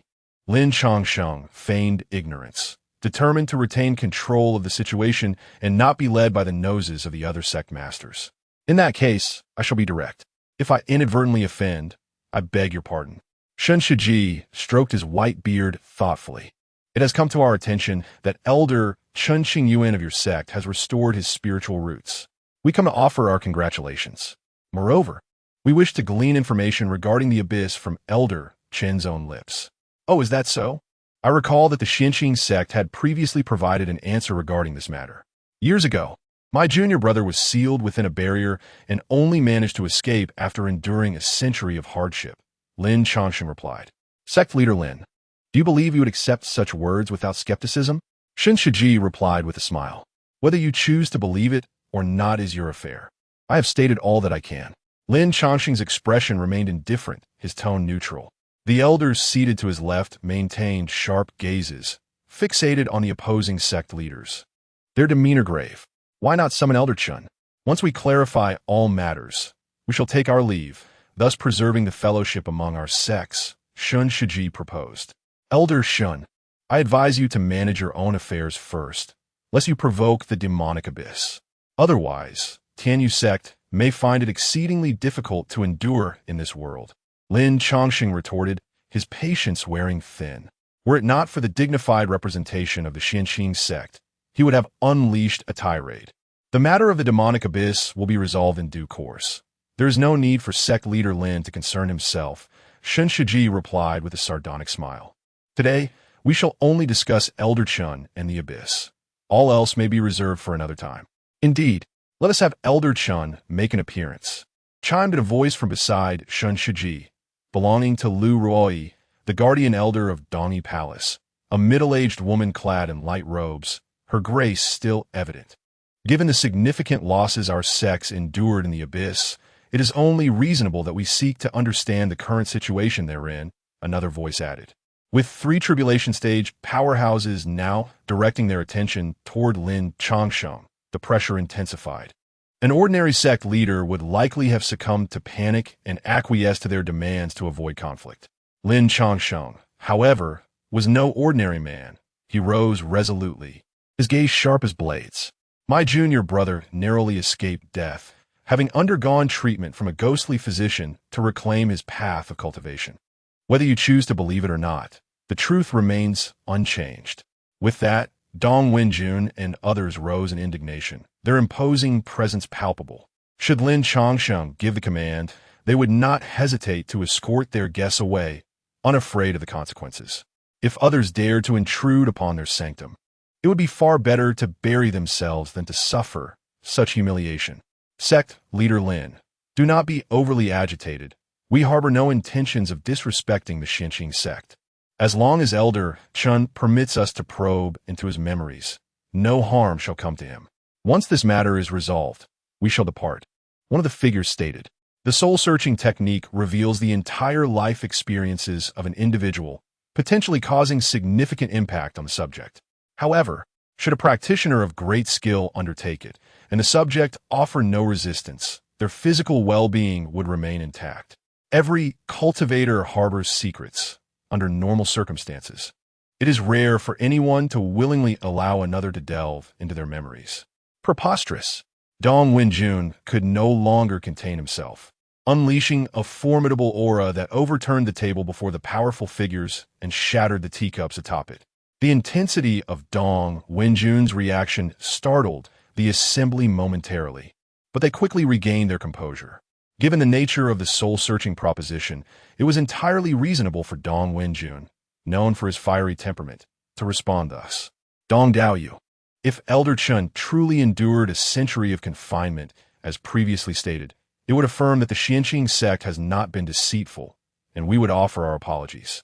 Should Elder Chen conceal any truths, however, our sects have the right to know, especially considering the losses many have suffered in the abyss, Chen Qingyuan countered, his own power rivaling that of Dong Wenjun, skillfully diffusing the latter's pressure with ease. Xianqing's sect has shown you grace, has it not? Dong Wenjun retorted, pointing an accusatory finger at the leaders of the other sections. Lin Chongsheng shot a glance at Dong Wenjun, prompting the latter to temper his more coarse words. Then, standing tall, Lin Chongsheng clasped his hands behind his back, gazing beyond the hall, his voice resonating like a bell. Disciples of Xianqing's sect, heed my words. Should anyone dare to oppress my junior uncle, will you support this or not? Not in the slightest. The chorus of responses from the thousands of disciples reverberated, shaking the very heavens. In days past, Chen Qingyuan had shared his fortune generously with the disciples of the sect, winning their hearts through numerous acts of kindness. He had also contributed to the construction of various beneficial facilities, such as improving accommodations for the service disciples and providing resources for inner disciples' cultivation. Consequently, the disciples held Chen Qingyuan in high regard, their heartfelt cries of junior uncle echoing their genuine affection. Wealth is hard-won, and all he did was for the benefit of his kin. Chen Qingyuan possessed few resources, yet each was of great utility. Han Shan from the Yinhai Star domain had only learned of Chen Qingyuan's avarice, failing to recognize the latter's contributions, thus tarnishing his own reputation within the sect. Conversely, while the disciples were aware of Chen Qingyuan's penchant for wealth, none dared to speak ill of him behind his back.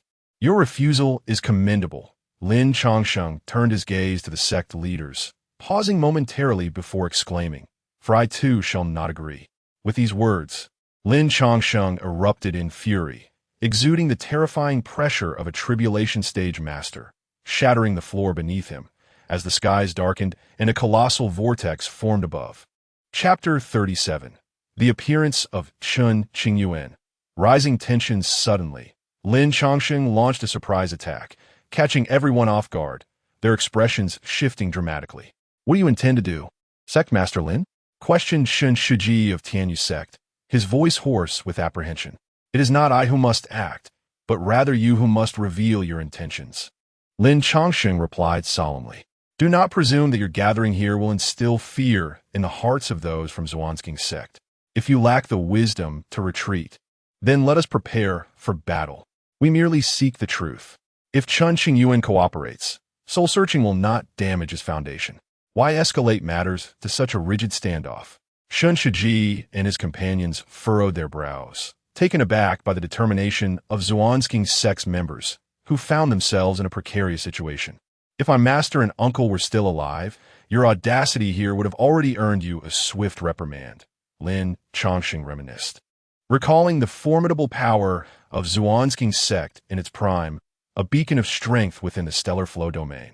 The sect had never coveted power or fame, nor did it encroach upon the resources and territories of others. Xuanzking's sect had always instilled in its disciples the values of unity and mutual assistance, forbidding any harm to the bonds of brotherhood for the sake of personal gain. This principle was sacrosanct. In times past, had the esteemed elders of Xuanzking's sect been present, they would have easily dispatched Chen Shiji and his cohort, silencing their arrogance. Is there truly no room for negotiation? Chen Shiji, as the representative, inquired with a grave expression. "If Elder Shun is willing to allow me to conduct a soul search, I might consider it," Lin Chongsheng replied with a cold laugh. At this juncture, Chen Shiji grasped Lin Chongsheng's implication, his demeanor darkening as the spiritual energy within him surged. How could Chen Shiji concede? His secrets were numerous, encompassing not only the abyss beneath Tianyu sect, but also many past transgressions. The notion of allowing a soul search was ludicrous, yet he yearned to delve into Chen Qingyuan's memories.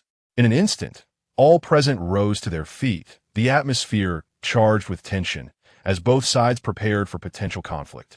Should hostilities commence, Xuanzking's sect would face dire consequences. Nevertheless, Xuanzking's sect remained undaunted, its disciples forming a lethal formation, ready to engage.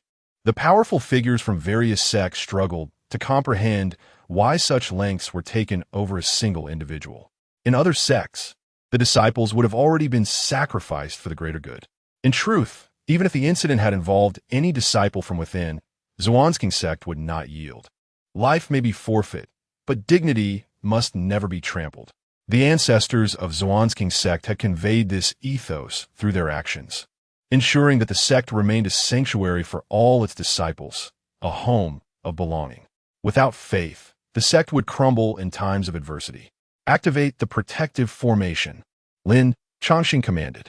Elder Dong Wenjun raised a hand, triggering the grand array of Zhuang's sect.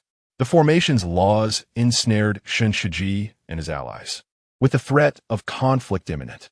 While the collective strength of the other sects surpassed that of Zhuang's sect, this was their territory, should a chaotic battle erupt. The outcome would undoubtedly be mutual destruction, with countless casualties. Even those at the tribulation stage could not guarantee their own safety. The situation had reached a stalemate, with neither side daring to strike first, fearful of igniting a catastrophe. What now? They pondered. Initially, they believed that applying pressure would compel Zhuang's sect to capitulate. Yet how had matters escalated to this point? The tenacity of Zhuang's sect was formidable, a challenge to overcome. To be a disciple of Zhuang's sect was indeed a blessing, offering protection from external bullying. The powerful figures exchanged glances, their bodies tense, as envy flickered in their hearts, recalling the treachery of their own sects in their youth. Lin Chongsheng slowly descended from his elevated position, his gaze fixed on Chen Qingyuan, standing with hands clasped behind his back, calling him by name. Chen Qingyuan, you were overshadowed by my master and uncle in your youth. Now I wish to test you myself. What use is your master's strength if he has fallen before me?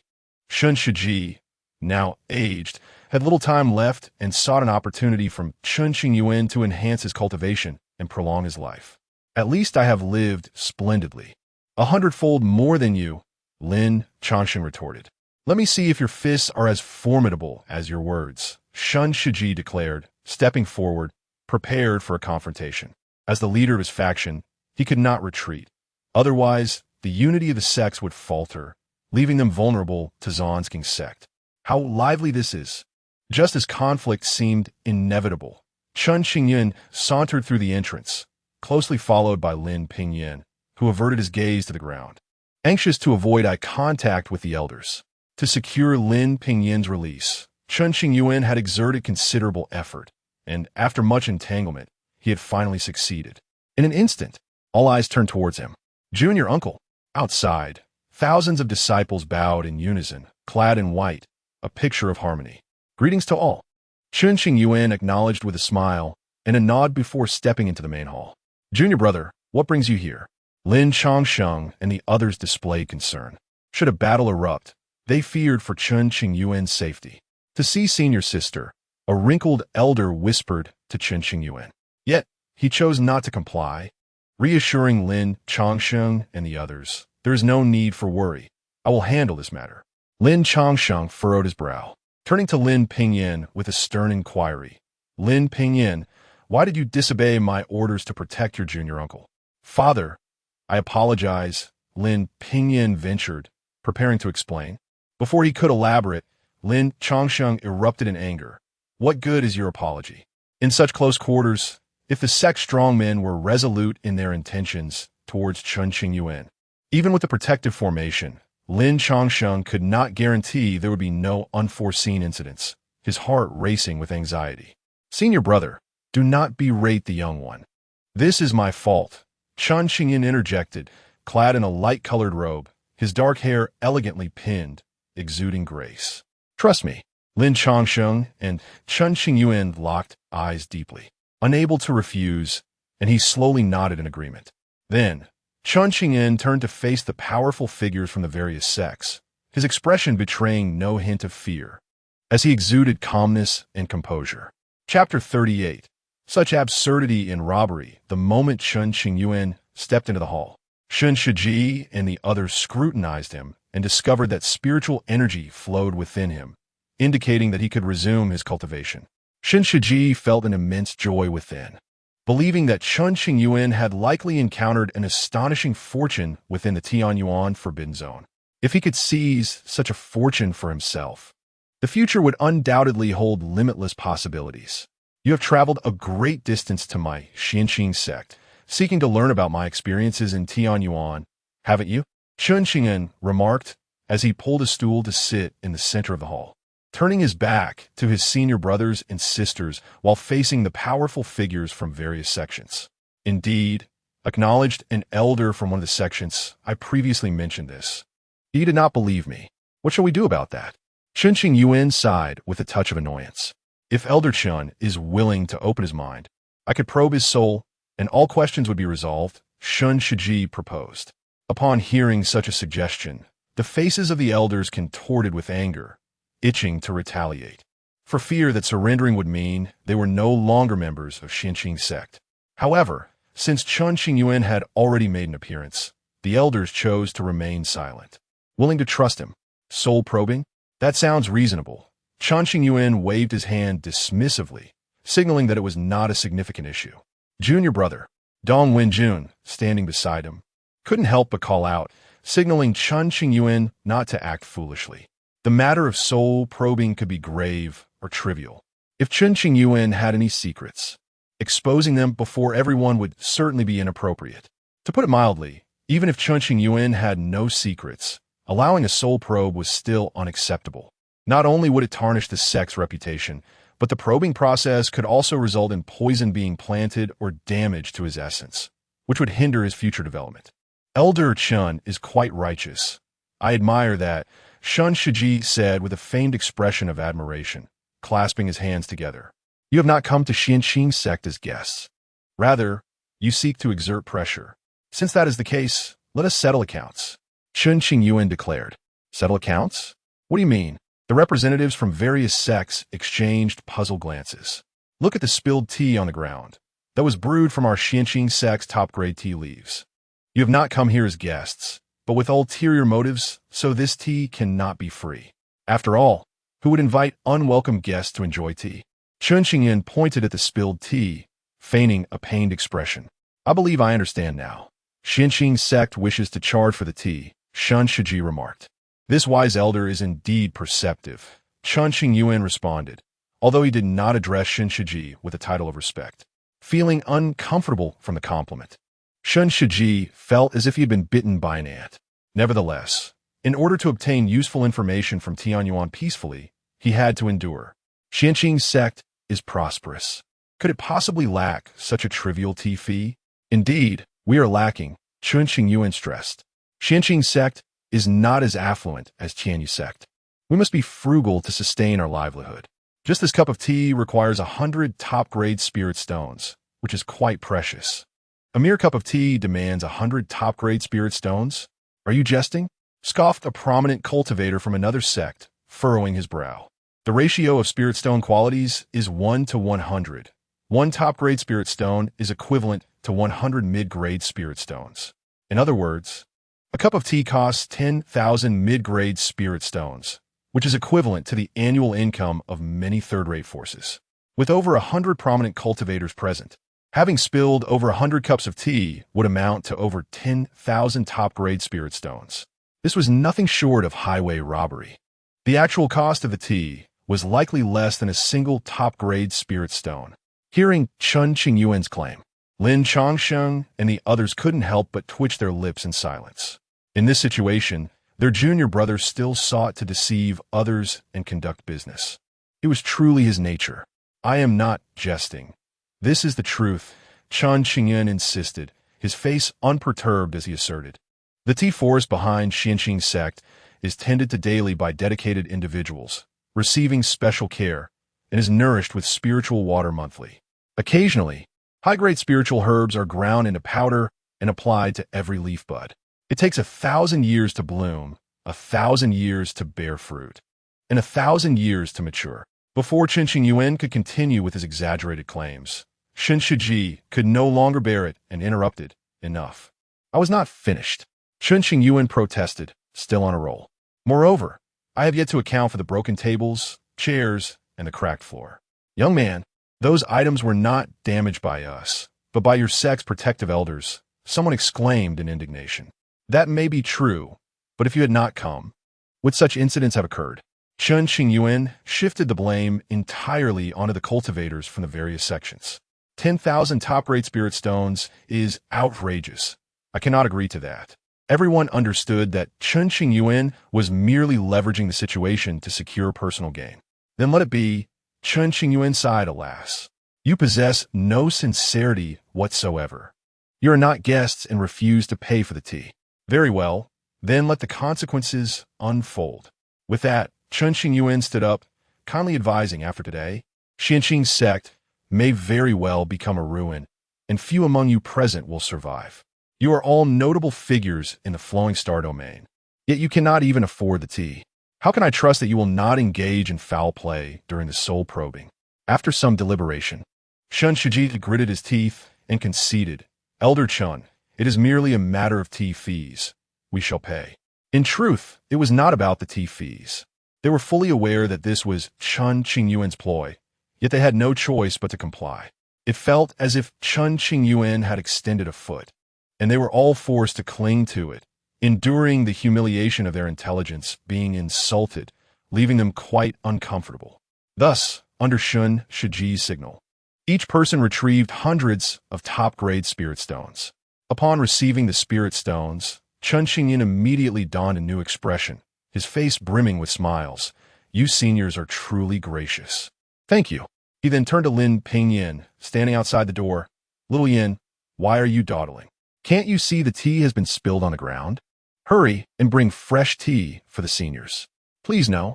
Your sect's tea is a rare treasure. We cannot afford it. Everyone quickly waved their hands in refusal, their words laced with sarcasm. Although Chen Qingyuan recognized the underlying mockery, he feigned ignorance, though the tea is precious considering the generosity of all you seniors. I can offer a 50% discount. Absolutely not. The crowd was flushed with anger, incredulous at this youngster's sheer stupidity or intentional provocation. Let be then. Chen Qingyuan had intended to exploit these wealthy tycoons further, but it appeared that opportunity had slipped away. Witnessing Chen Qingyuan amass a fortune, Lin Pingyin's eyes shone with admiration. Realizing his own understanding of wealth was vastly superficial, falling short of even a fraction of his junior uncle's prowess. He resolved to learn and to do so diligently. Now, we must discuss serious matters, Chen Shiji said, his expression grave and somber. Should Chen Qingyuan dare to entertain any further antics, Chen Shiji would have no choice but to respond decisively. Indeed, Chen Qingyuan reined in his smile, adopting a serious demeanor. Now we must address the matter of compensation for mental anguish. What? Chen Shiji and the others were left bewildered, their minds swirling with questions, nearly driven to the brink of exasperation. Had it not been for the intimidation of figures like Lin Changsheng, they would have already engaged in combat. Chapter 39. A gaze of sympathy. What is this thing called mental damages? Not only were Chen Shiji and others bewildered, but even the members of the Su Enquing sect were left dumbfounded. Countless pairs of eyes were fixed on Chen Qingyuan, rendering the atmosphere exceedingly awkward and profoundly silent. After a prolonged pause, an elder from a certain sect broke the stalemate and spoke up. Chen Qingyuan, are you implying that we owe you money? Indeed, that is precisely my meaning. After all, you all intended to probe my soul, which has undoubtedly impacted my personal safety. It would be utterly unreasonable not to compensate for my mental anguish, wouldn't it? Chen Qingyuan replied with a reassuring glance toward the elder, smiling broadly. Wasn't that what you just received? At this moment, Chen Shiji felt little anger, his mind still struggling to comprehend the situation. The elder is quite advanced in age and somewhat forgetful. Chen Qingyuan quickly clarified. What I provided earlier was merely for the tea. Everyone was thrown into disarray. You are quite greedy, aren't you? Chen Qingyuan, do not overstep your bounds, admonished Lu Ruoyi from Dongyi Palace. Madam, your entire group came to the Su Enquing sect to exert pressure. Who is truly overstepping here? Chen Qingyuan's smile vanished, replaced by an icy demeanor. He showed no courtesy towards the people of Dongyi Palace. In the past, out of respect for Bai Shishue, he had extended countless resources to Dongyi Palace. Yet how had they treated him in return? Upon his recent return, Dongyi Palace, fearing that his presence might jeopardize a marriage alliance, had sent Yao Susu with a mid-grade spiritual vein as a parting gift, an utterly distasteful gesture. Had it not been for Chen Qingyuan's good upbringing, he would have cursed him then and there. I absolutely refused to agree to this so-called mental damages compensation. Upon hearing the term madam, Lu Ruoyi's anger intensified. Although she was indeed quite aged, she maintained her beauty and grace. Refuse? Chen Qingyuan turned to Lin Chongsheng, speaking earnestly. Master brother, if a fight truly breaks out, can we withstand it? If the Su Inquing sect were to fall today, very few present would leave alive. I assure you, none from Dongyi Palace would survive. In an instant, Lin Chongsheng grasped Chen Qingyuan's intent and declared loudly, that is well. When the fight ensues, do not concern yourselves with my fate. If our sect is destroyed, living would hold no meaning for me. Brothers and sisters, focus on eliminating the old, which from Dongyi Palace first. Show her no mercy. Even if she is a formidable figure in the tribulation period, we can drown her in our spittle. Chen Qingyuan turned to Dong Wenjun and the others, instructing them. Yes, I have long harbored disdain for Dongyi Palace. A fierce sister stepped forward, glaring fiercely. If they wish to gnaw at our Su Inquing sect, we will ensure that the majority of the forces from the Fuliu Star domain regret it. As the protective elder of the sect, Dong Wenjun possessed strength second only to sect master Lin Chongsheng, and thus was fully qualified to voice such sentiments. Had our master and uncle not perished, even if all forces from the Fuliu Star domain united, they could not shake the foundation of the Su Inquing sect. Listening to the increasingly impassioned declarations of the Su Inquing sect elders, one elder even shattered a white jade pillar behind him in a display of overwhelming might. Observing this scene, the powerful figures from various sects felt a twinge of trepidation. They had initially believed this endeavor would be effortless, expecting the Su Inquing sect to capitulate, yet they found the resolve of its members unyielding. Outside the hall, the disciples of the Su Inquing sect had already formed a killing formation, brimming with the audacity to confront even those who had trained for millennia. Showing no fear of death, the elders from various sects had come merely to gather intelligence about Tianyuan, never intending to risk their lives. If a disagreement led to a battle resulting in their demise, it would be a dreadful loss. By heavens, martial brother, we haven't even begun fighting, and you've already destroyed a spiritual pillar. What a waste! Chen Qingyuan exclaimed, feeling a pang of regret as he pointed out the recklessness of a brother who had shattered a white jade spiritual pillar. My apologies, I got a bit carried away. The martial brother, unperturbed by the rebuke, scratched his head in embarrassment, offering a sheepish smile. Once we finish this skirmish, and if we still live, you will have to use your personal funds to repair the pillar. Since childhood, Chen Qingyuan had engaged in various businesses, amassing considerable wealth for the Su Inquing sect. My brother's private funds may not suffice for the repairs. Perhaps I could owe you a little? The martial brother's bravado dissipated, and he began to negotiate softly, completely disregarding Shan Shiji and the others. I recall you mentioned your private funds were quite limited? Chen Qingyuan inquired with surprise. Do not mention it. 2 years ago, your sister-in-law discovered them and confiscated everything, the burly martial brother lamented. Upon hearing this, the male elders of the Su Inquing sect cast sympathetic glances towards the martial brother, mourning the loss of his hidden stash accumulated over millennia, a truly tragic fate. The female disciples merely snorted in disdain, secretly thinking he deserved it. Having already formed a partnership, how dare he still hide personal funds, especially for so long? Chen Qingyuan felt he could not scold him further and instead offered sympathy. Martial brother, you might consider partnering with Xiao Yanzi to earn some money. He has barely graduated and could surely help you amass wealth. Really? Thank you, little brother. The martial brother's eyes sparkled with hope as if he envisioned a bounty of spirit stones heading his way. Just as the camaraderie between brothers was blossoming, the powerful figures from various sects could no longer contain their irritation. Hey, we are still here. Do you truly not regard us? As tensions escalated, Chen Qingyuan glanced back at Shen Shiji and the others, rolling his eyes in annoyance. Can I have a few words with my master brother before facing death? In truth, many of the powerful figures felt a surge of anxiety. They were not keen on risking their lives. The members of the Chen Qingyuan sect were far too vigorous, with none exhibiting fear of death. When it came to a fight, they would undoubtedly be ferocious.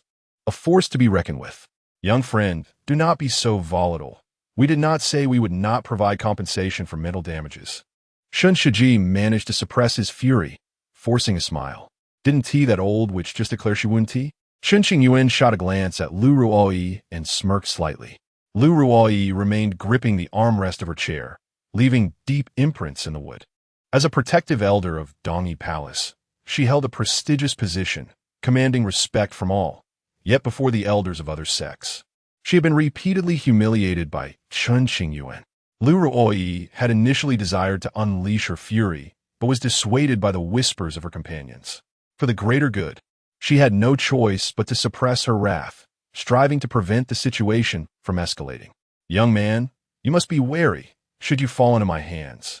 You will find it difficult to escape death. Lu Ruoyi harbored a deep-seated grudge against Chen Qingyuan, wishing nothing more than to dismantle him piece by piece. Chapter 40. Playing with a group of big shots. Tension in the air. Elder Lu's remarks were merely a moment of frustration, not a conclusion reached by our deliberations. Chen Shiji thought to himself that once he acquired the information from the Tianyuan Forbidden Zone, he could turn against them at his leisure. For now, avoiding conflict was the wisest choice. After all, no matter how abundant the resources, if one loses their life, everything becomes meaningless. Most importantly, if bloodshed truly ensued, Chen Shiji had no absolute confidence in his ability to leave the Xiansheng sect alive. So, are the esteemed seniors willing to compensate me for my mental distress then? Chen Qingyuan's demeanor shifted instantly, transforming from cold indifference to warm enthusiasm as he smiled broadly. Indeed, Chen Shiji pressed his dry, cracked lips together and nodded, asking, "How much do you desire?" That depends on the sincerity of the esteemed seniors. Chen Qingyuan knew he needed to maintain control of the situation, not revealing his own limits. After a brief moment, the powerful figures of various sects communicated through sound transmission and pooled together 20,000 high-grade spirit stones. Is that all? Chen Qingyuan surveyed the pile of spirit stones before him, his smile fading. You are all prominent figures in the Flowing Star region. How can you be so stingy? Then what do you propose? Chen Shiji held back his irritation and asked in a low tone. At the very least, I require 10 times that amount. Otherwise, we shall not discuss this further. Chen Qingyuan feigned contemplation, speaking with gravity. Having already contributed so much, adding a little more should not be a problem. Thus, everyone gathered additional stones, bringing the total to 220,000 high-grade spirit stones, all presented before Chen Qingyuan. Chen Qingyuan produced a large spatial bag, which could only contain 1/10 of the total. Senior sister, may I borrow your spatial bag? Chen Qingyuan turned to an older female disciple. Take it all. The senior sister readily threw her entire spatial bag over. Little junior brother, use mine. And mine as well. Junior brother, borrowing my spatial bag comes with interest. You cannot default on it later. The sheer volume of spirit stones left Wu Shixiang and the others dumbfounded, as they eagerly retrieved their own spatial items, even engaging in business transactions. Lin Chongsheng, the sect leader, felt a twitch at the corner of his mouth, unable to tolerate the antics of these youngsters any longer. They were all so frivolous. What sort of scene is this? How can they be so greedy, like a bunch of na-ve fools? Yet, despite his disapproval, Lin Chongsheng was somewhat tempted. Such a vast quantity of spirit stones could purchase several second-rate powers. The yield from fully mining a spirit vein barely reached 100,000 stones, and this amounted to the total output of 2 high-grade spirit veins. Truly astounding. Once Chen Qingyuan finished storing the spirit stones, his attire bulged from their weight. Now, may I proceed with the soul search? Chen Shiji's expression grew grave, his patience nearing its limit. The main event was upon them, and the atmosphere grew tense as the Xiansheng sect's members braced themselves for a fierce battle. Lin Chongsheng smiled bitterly in his heart, realizing that even if Chen Qingyuan had conned them out of this many resources, it could not alter the ultimate outcome. No amount of resources was worth a life. Initially, Chen Qingyuan had deliberately thrown out a smokescreen, instilling in the powerful sect members the notion that they could achieve their goals without conflict. He then slowly reeled in the spirit stones from their pockets. A willing buyer and a willing seller, as the overall strength of the Xiansheng sect loomed large, and none wished to fight to the death. At this juncture, how would Chen Qingyuan proceed? It seemed he had already devised a countermeasure. Clearing his throat, he said earnestly, "I did mention that we could discuss the soul search, that there was room for negotiation. As long as you, young friend Chen, keep your promise, the consequences will be dire if you do not." Upon hearing this, Shen Shiji and the others assumed Chen Qingyuan had acquiesced, feeling quite satisfied. Meanwhile, Lin Chongsheng and the others felt a rush of anxiety. Would they truly allow the little junior brother to undergo a soul search? We have promised the elder to look after the little junior brother well. How can we push him into the fire? While the soul search technique would not endanger his life, there was no guarantee that those with ulterior motives would secretly employ their own means. Furthermore, this matter not only pertained to Chen Qingyuan's safety, but also the dignity of the Xianqing sect. If this were to proceed, Lin Chongsheng felt he would have no face to meet his ancestors in death, nor would he deserve to be buried in the sect's cemetery. Lin Chongsheng exchanged a glance with Dong Wenjun, both resolute to act and protect Chen Qingyuan at all costs. After careful consideration, I have decided to refuse the soul search. The tension between the two parties was palpable as Chen Qingyuan spoke earnestly. Boom! A terrifying force erupted from Shen Shiji and the others, who roared, "Chen Qingyuan, are you toying with us?"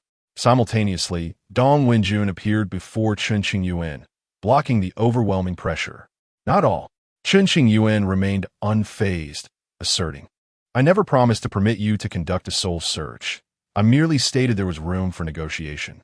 Given the compensation you provided for my mental distress, I find it still insufficient and have thus resolved to decline your impertinent request. No one has dared to toy with me." Chen Qingyuan, do you truly believe we would not dare to act here? Shen Shiji stepped forward, the weight of his tribulation period presence enveloping every corner of the Xianqing sect, his voice thunderous and world-shaking. "Boy, I will not let you die. I will ensure that you live worse than dead, filled with regret."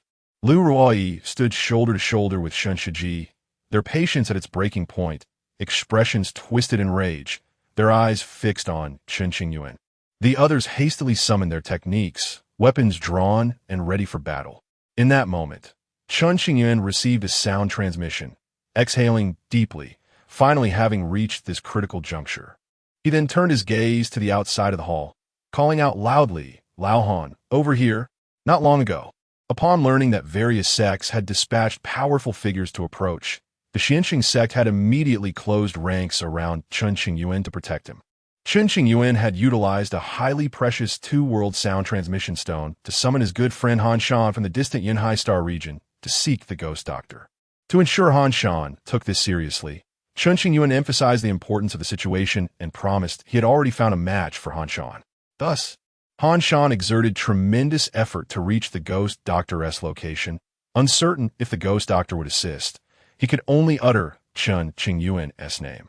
Given Chen Qingyuan's past experiences and his connection to the Long Gung Sword Immortal, he was confident the ghost doctor would offer his help.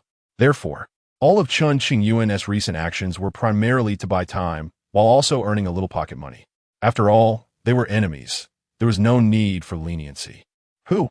At that moment, all eyes turned towards the void outside the hall, where two figures were approaching at an astonishing speed. Chapter 41. The manifestation of the ghost doctor in pursuit of his own happiness and to safeguard his brothers. Han Shan had expended all his resources on this journey, significantly compressing the time required. He utilized numerous teleportation talismans for his escape, exhausting over a dozen in haste, alongside a plethora of other treasures. It is likely that many esteemed cultivators do not possess as much wealth as Han Shan. He is, in essence, an invisible magnate.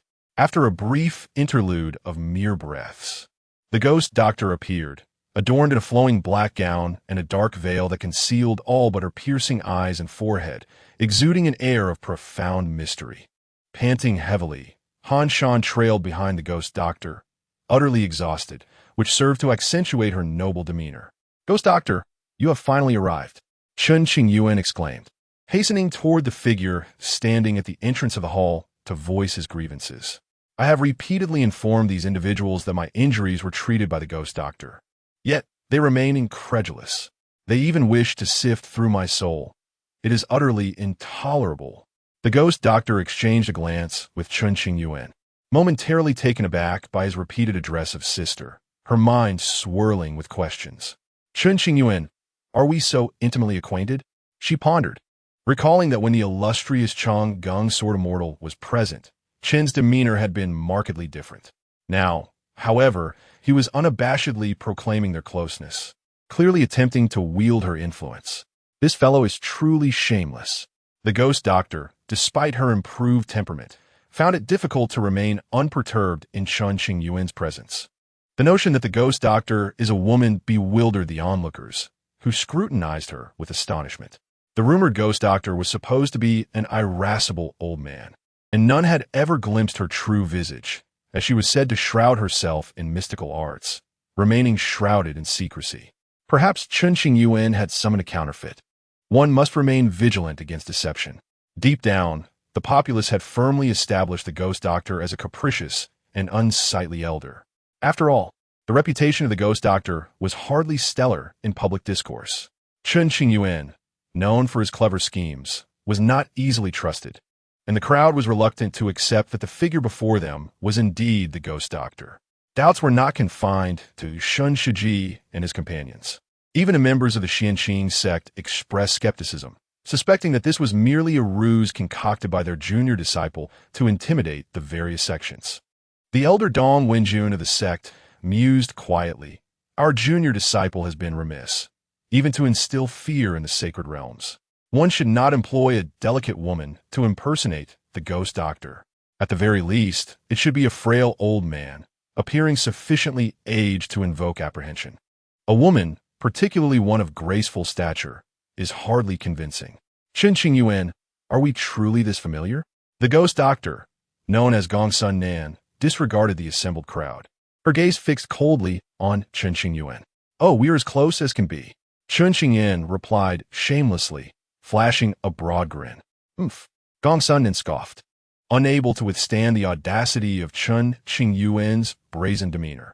"If you wish for me to testify on your behalf, then cease your incessant talking. Your voice is quite bothersome. Were it not for the favor of the Chang Gung Sword Immortal and the words he once uttered, I would never have journeyed all this way." Gongsun Nan is a figure of considerable renown across the northern wastelands, reputedly commanding respect even from the elusive great cultivators of the dragon. It is remarkable that she would need to personally vouch for Chen Qingyuan's trivial matters, given her elevated status. The crowd found it implausible that Chen Qingyuan could summon the ghost doctor. He hid behind Gongsun Nan, fearful that some unwise individual might suddenly strike and harm him. With Gongsun Nan present, the weight of anxiety in Chen Qingyuan's heart gradually lifted, emboldening him to address the powerful figures of the various sections. "Esteemed elders, I have gone to great lengths to invite the ghost doctor to testify. I feel somewhat guilty accepting your mental compensation, so let us clarify everything at once. Feel free to voice any inquiries, though I may not answer them." The crowd struggled to contain their rage. Their faces flushed as they could hardly endure Chen Qingyuan's mischievous demeanor, longing to strike him. A mere child, how could she possibly be the ghost doctor? An elder sneered, articulating their shared sentiment. To dare impersonate the ghost doctor in such an outrageous manner is utterly audacious. The assembly glared at Chen Qingyuan, their eyes brimming with disdain. Not long prior, they had been subjected to Chen Qingyuan's clever trickery, and now, to be deceived anew was intolerable. "Although I cannot discern the depths of your cultivation, you have certainly employed some form of secret technique or artifact. What benefits has Chen Qingyuan provided you to dare deceive us? Have you not considered the consequences?" Lu Ruoyi of the Dongyi Palace asserted, rising from her seat with palpable frost emanating from her eyes, her expression steely. Chen Qingyuan wore a mocking expression. This time he was not deceiving anyone. He had indeed summoned the true ghost doctor. "If you refuse to believe, any ensuing friction or dispute will be of no concern to me. I have made my position abundantly clear." "Consequences?" Gongsun Nan stepped closer to Lu Ruoyi. her hands gently pressed before her, an invisible force dispelling Lu Ruoyi's oppressive aura. I would very much like to hear what you have to say. Strange. Lu Ruoyi realized her pressure had inexplicably dissipated, her heart tightening as her gaze sharpened. If you confess to colluding with Chen Qingyuan, perhaps we might overlook your ignorance. Should you remain obstinate, it is unlikely you will see the morrow. However, Lu Ruoyi remained unconvinced that Gongsun Nan was indeed the ghost doctor, believing instead that this was all an elaborate scheme by Chen Qingyuan. The powerful figures of the various sects observed with keen eyes, unwilling to be played for fools by Chen Qingyuan once again. It was time for this farce to come to an end. Their apprehension about engaging in conflict with the Xianqing sect did not equate to a lack of courage. Previously, they had thought to resolve matters with spirit stones, enduring Chen Qingyuan's antics in silence.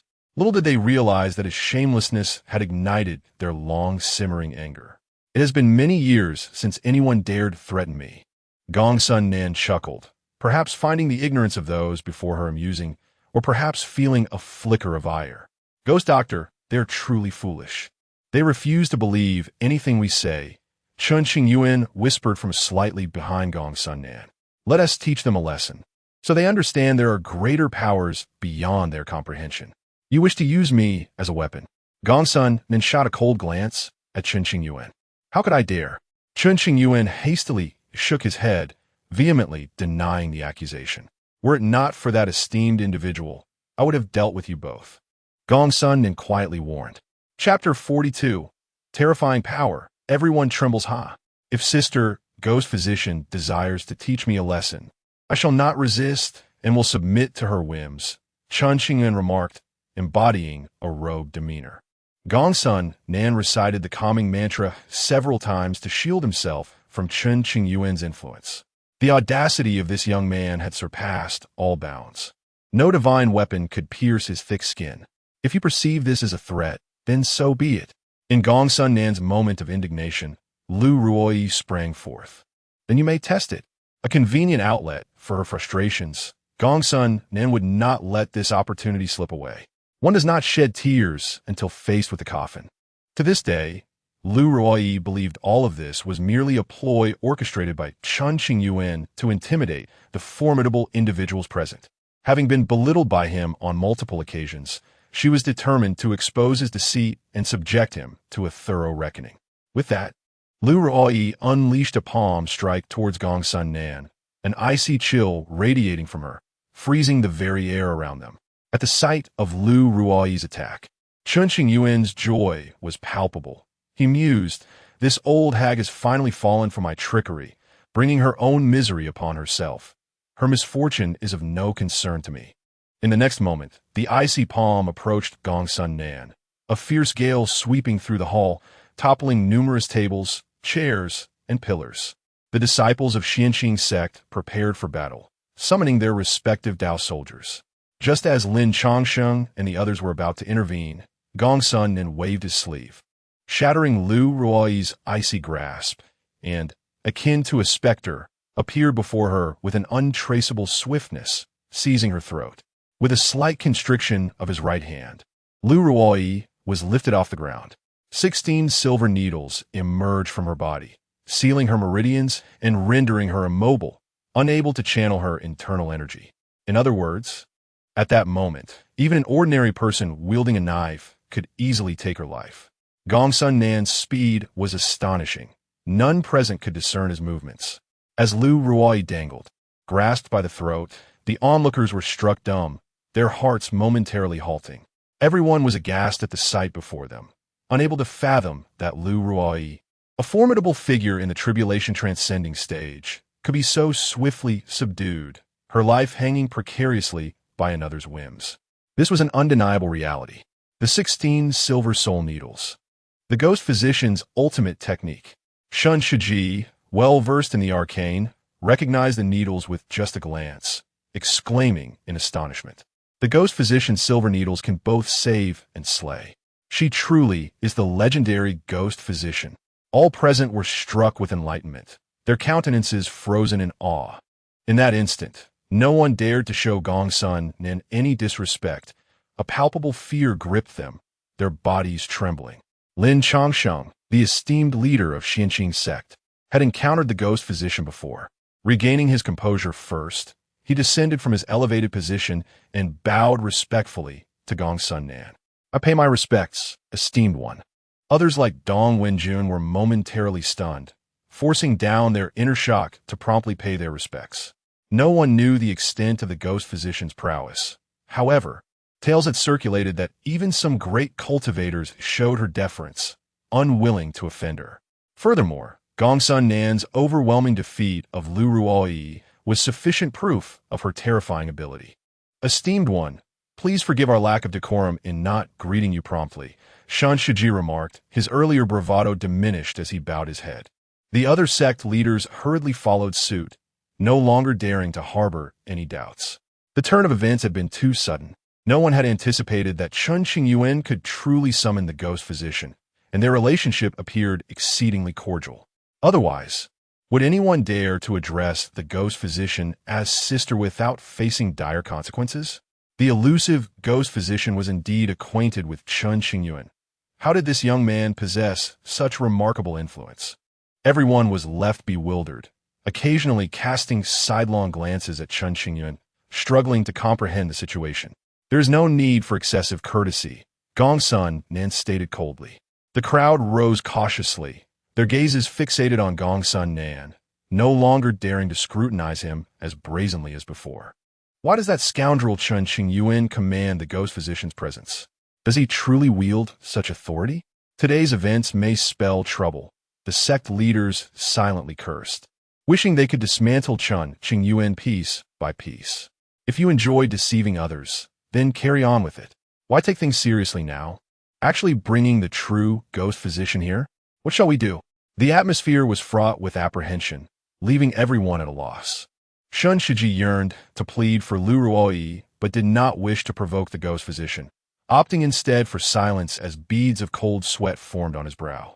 Moreover, if the ghost physician chose to hold a grudge, his own predicament would become precarious, leaving little room to concern himself with others.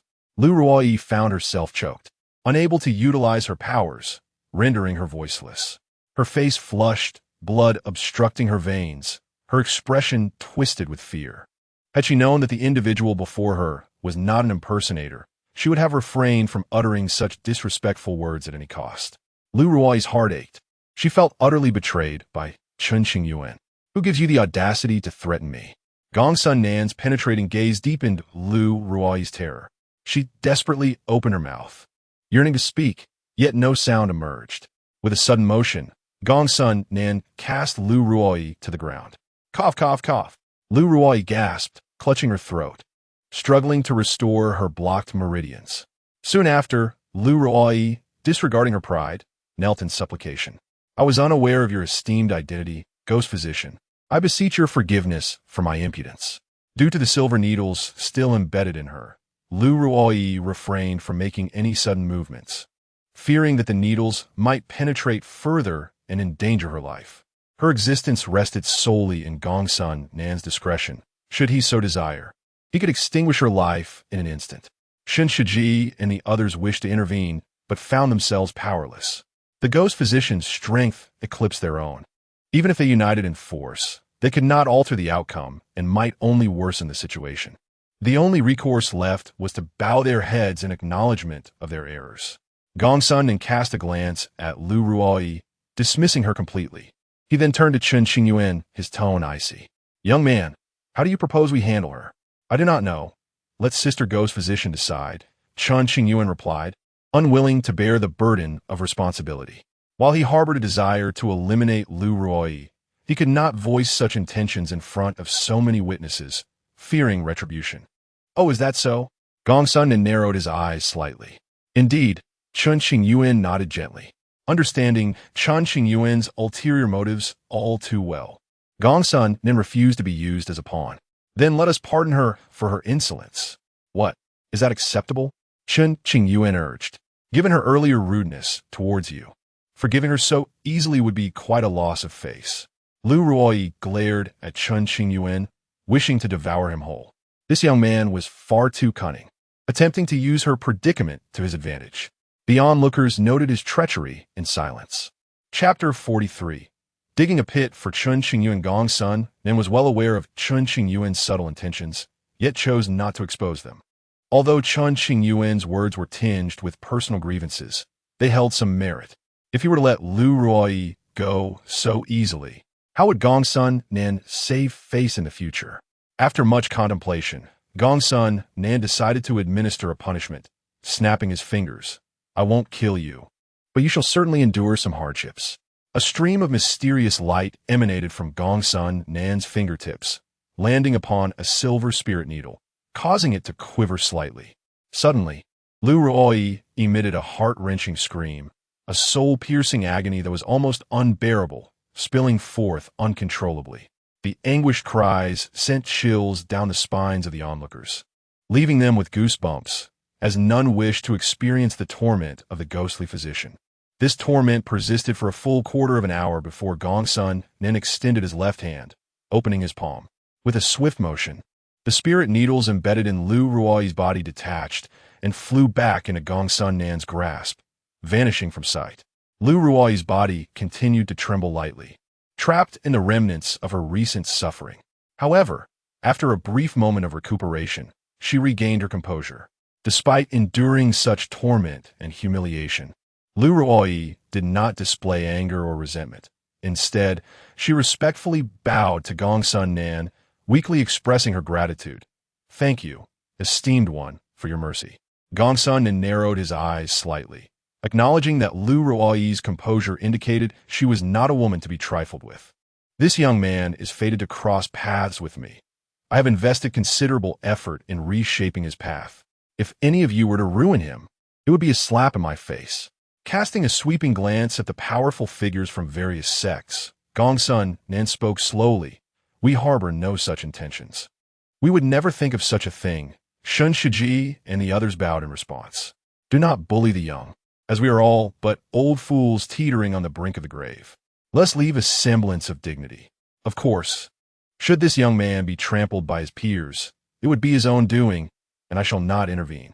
With a warning to the crowd, Gong Sun then proceeded to place Chen Qingyuan on the metaphorical pyre. The older generation may not harm you, Chen Qingyuan, but the younger generation certainly can.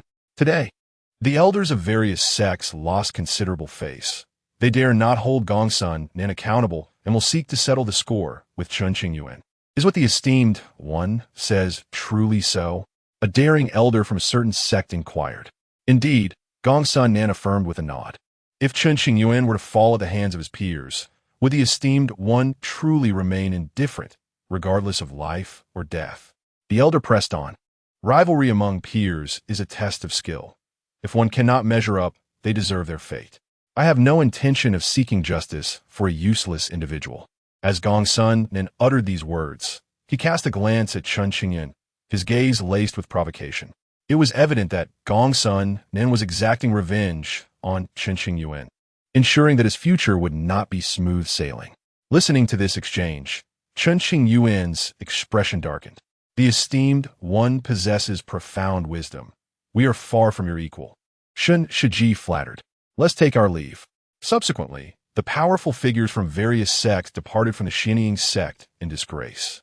As they left, Lu Ruoyi shot a venomous glare at Chen Qingyuan, attributing all the day's humiliation to him alone.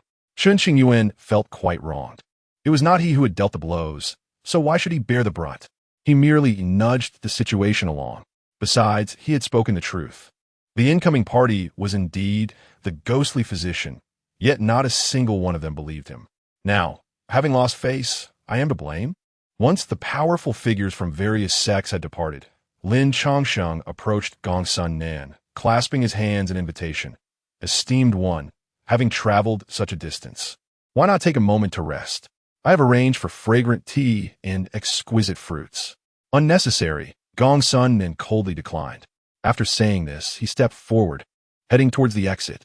At that moment, Chen Qingyuan hurriedly followed, glancing back at Lin Changsheng and the others, offering a reassuring look. Sister ghostly physician, might we discuss a matter? Chen Qingyuan inquired with a fawning expression. Speak, Gong Sun Nan responded curtly, wishing to limit his exchanges with Chen Qingyuan to maintain his tranquility. Perhaps you could serve as a venerable elder at my Xianying sect, Chen Qingyuan stated without preamble, expressing his desires directly. Venerable elder? Gongsun then halted, looking at Chen Qingyuan with a sneer. Though the Xianying sect holds some renown in the Flowing Star domain, I am not so easily persuaded. However, if you were to provide me with a top-tier spirit vein each year, I might consider it. Even before they had exited the Grand Hall, Lin Changsheng and others could overhear their conversation. Initially, upon hearing the mention of a venerable elder, their hearts raced with excitement and anticipation. If they could indeed persuade the ghostly physician to take on such a role, it would be immensely beneficial for the Xianying sect. However, Gongsun Nan's response caused their hearts to plummet, leaving them internally resigned. One top-tier spirit vein a year? Who could afford that? A top-tier spirit vein is a rare treasure, not easily obtained. The vast Xianying sect possessed only one such vein, which served as the foundation of the sect, extractable only every few years to avoid damaging its essence. One top-tier spirit stone equates to 100 superior spirit stones, 10,000 middle-grade spirit stones, or 1 million inferior spirit stones. Its rarity cannot be overstated. Meeting is fate. Let us not speak of such mundane matters, Chen Qingyuan said with a smile. Then why do you speak so mundanely? Gongsun then replied, recognizing Chen Qingyuan's attempt to solicit the ghostly physician without offering a substantial price, an obvious ploy. I am but a commoner, thus bound to speak plainly. Yet you, sister ghostly physician, are a celestial being descended from the heavens, untainted by the mire and unblemished by the cleansing waters. Should we discuss spirit stone resources, it would be a desecration of your noble stature. Chen Qingyuan flattered, his demeanor earnest. Gongsun Nan found a flicker of enjoyment in her heart, but concealed it well, letting out a cold snort. Flattery is of no consequence. Sister ghostly physician, do consider my proposal, Chen Qingyuan insisted, doggedly pursuing Gongsun Nan. Eventually, as Gongsun Nan quickened her pace and vanished from sight, Chen Qingyuan finally came to a halt, staring into the distance with a few sighs. Having come all this way, she didn't even leave me any precious herbs. How stingy, Chen Qingyuan muttered under his breath. For the trivialities concerning Chen Qingyuan, Gongsun Nan had traveled to the dual realm, and it was more than enough that she hadn't demanded a labor fee, yet she had to invest quite a bit. If she were to hear this, her fury would surely ignite, and she would deliver a swift blow. Upon returning to the Xianying sect, Chen Qingyuan discovered Han Shan still waiting in place. Gazing at him with hopeful anticipation, Old Han, is everything well at home? Why haven't you left yet? Chapter 44. We are brothers. We will not deceive you. Han Shan's lips twitched slightly, his expression darkening. You ungrateful scoundrel. I rushed to save you, and now that the matter is settled, you can't even muster a word of thanks. Yet you look at me as if I were an unwelcome guest. Taking a deep breath, he quelled the urge to pummel Chen Qingyuan and forced a smile. Brother Chen, won't you invite me for a cup of tea? Of course, allow me. Chen Qingyuan beckoned to Lin Pingyan, who was nearby. Xiao Yanzi quickly served tea to Old Han. The meeting hall was somewhat chaotic, and the group settled in a side chamber. Before long, Lin Pingyan approached with a cup of tea. Brother Han, please enjoy. Thank you. Han Shan politely accepted the cup and took a sip. After finishing the tea, Chen Qingyuan inquired, is it to your liking? Not bad, Han Shan replied instinctively. Of course, this cup of tea is worth 100 high-grade spirit stones. Chen Qingyuan raised an eyebrow. Upon hearing this, Han Shan's immediate reaction was to gag, hastily expelling the tea from his stomach. 100 high-grade spirit stones? Why don't you just rob a bank? What are you doing? Chen Qingyuan looked at Han Shan, who was forcing himself to retch, with disdain. This tea is too expensive. I can't afford it. I'm returning it to you. Han Shan, though wealthy, was notoriously frugal. I never said you had to pay. Stop it. You're disgusting me. Chen Qingyuan was concerned that Han Shan might actually vomit. Why didn't you say so earlier? Han Shan ceased his retching and turned to Lin Pingyan. Brother Lin, please bring me 10 cups of this tea. Huh? Lin Pingyan was taken aback, but nodded. All right. Wait. Is it free?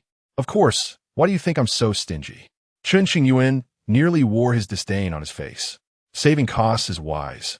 But this tea is exorbitantly priced. After receiving confirmation that it was free, Han Shan signaled for Lin Pingyan to prepare the tea, reclining in his chair. Subsequently, Chen Qingyuan recounted the events that had transpired. Upon hearing the tale, Han Shan was astonished and filled with admiration. "You're remarkable. You managed to swindle some funds, even in such a situation." "What do you mean, swindle? This is merely the tea fee." Chen Qingyuan rolled his eyes at Han Shan. "Fine, whatever you say," Han Shan conceded, fully aware of his own standing and unwilling to argue further. "When you finish your tea, feel free to leave at your discretion. I have many matters to attend to and cannot afford the luxury of entertaining you." With that, Chen Qingyuan began to rise, preparing to take his leave. "Wait." Han Shan quickly grasped Chen Qingyuan, narrowing his eyes. "Brother Chen, have you forgotten something?" "What is it?" Chen Qingyuan feigned ignorance. "Aren't you supposed to introduce me to a Tao partner?" Han Shan bluntly stated. "Oh, that matter." Chen Qingyuan smacked his forehead, pretending to have an epiphany. "I was startled by those old geezers earlier and almost forgot. It's not too late to remember now. If it weren't for the need to find a suitable partner, Han Shan might not have been so diligent. To expedite his journey, he had utilized several precious teleportation talismans, which others considered vital for survival. He was willing to bear these costs if it meant finding a wife, as he was determined not to spend his days in solitude, which he found too painful. "Brother Han, please take your time." At that moment, Lin Pingyan returned with 10 cups of tea, placing them on the table. Han Shan fixed a piercing gaze on Chen Qingyuan, questioning, "Chen Qingyuan, are you trying to deceive me again?" "Not all," Chen Qingyuan quickly denied. He understood that if he repeatedly deceived Han Shan, it would be difficult to seek his assistance in the future. "We are brothers bound by life and death. How could I deceive you? Then where is the Tao partner you promised me?" To prevent a fallout with Chen Qingyuan, Han Shan finished all 10 cups of tea, burped, and rose to point an accusing finger at Chen Qingyuan. Using quick wit, Chen Qingyuan swatted Han Shan's finger away, his demeanor turning serious. "I'll have her come to see you shortly. You won't be disappointed. However, you must present yourself well. If you mess it up, that S on you." Is there really someone?" Han Shan was taken aback, as he had thought there was little hope left. "Do you think I would deceive you?" Chen Qingyuan snorted coldly. Seeing Han Shan's unwavering gaze, he noticed Chen Qingyuan's serious demeanor, prompting him to smile ingratiatingly. "Brother Chen treats me so well. If I were to harbor doubts, would I still be human?" "Just wait," Chen Qingyuan replied. "For how long?" Han Shan was growing impatient. "Who is the maiden? Quit asking so many questions and just wait as I told you." Chen Qingyuan turned and walked away. This time, Han Shan did not pursue him, but instead gazed on with eager anticipation. "Old Chen speaks so confidently. It must be true," he thought to himself, retrieving a mirror to groom his appearance, adopting an overly flamboyant demeanor. After leaving the side chamber, Chen Qingyuan headed straight for the western mountain of Xinqing sect. The western peak of Yuzhou housed only female disciples. In a moment of urgency, Chen Qingyuan thought of someone. The eldest sister of Yuzhou Peak, known as one of the 3 beauties of the flowing star domain, possessed both beauty and talent. "Greetings, little Shu." Over a dozen female disciples clad in white skirts stood at the foot of Yuzhou Peak, bowing respectfully to the arriving Chen Qingyuan. "Please, no need for formalities." Chen Qingyuan assumed the demeanor of an elder, nodding in acknowledgement. "I have matters to discuss with Xiao Ran. Take me to her." "Understood." A female disciple stepped forward to lead the way. They traversed through dense foliage and crossed a jade bridge over a serene lake, arriving at the summit of Yuzhou Peak, where a palace crafted from jade stood shrouded in mist, appearing both real and ethereal, containing an air of mystery and brilliance. The eldest sister of Yuzhou Peak, Lu Lingran, was already aware of Chen Qingyuan's arrival and awaited him at the palace entrance. Clad in a light white gown, her waist cinched with a flowing ribbon that danced in the wind, she stood at an impressive height of 1.7 meters, with her hair neatly tied back, delicate brows, and ruby lips that could captivate the heart of anyone who gazed upon her. "Little Shu, what brings you to Yuzhou Peak?" Lu Lingran inquired with a bow. "I have matters to discuss with you," Chen Qingyuan replied, hands clasped behind his back. "Please come in." Lu Lingran gestured toward the open door of the Jade Palace. Once inside, Lu Lingran personally poured tea for Chen Qingyuan, her gaze fixed upon him. Chen Qingyuan signaled for the other female disciples to leave, as the matter at hand was not for others to hear. Soon, only Chen Qingyuan and Lu Lingran remained in the hall. "Little Shu, please speak candidly," Lu Lingran said, her curiosity piqued, uncertain of Chen Qingyuan's intentions. "Well," Chen Qingyuan hesitated, feeling a bit awkward.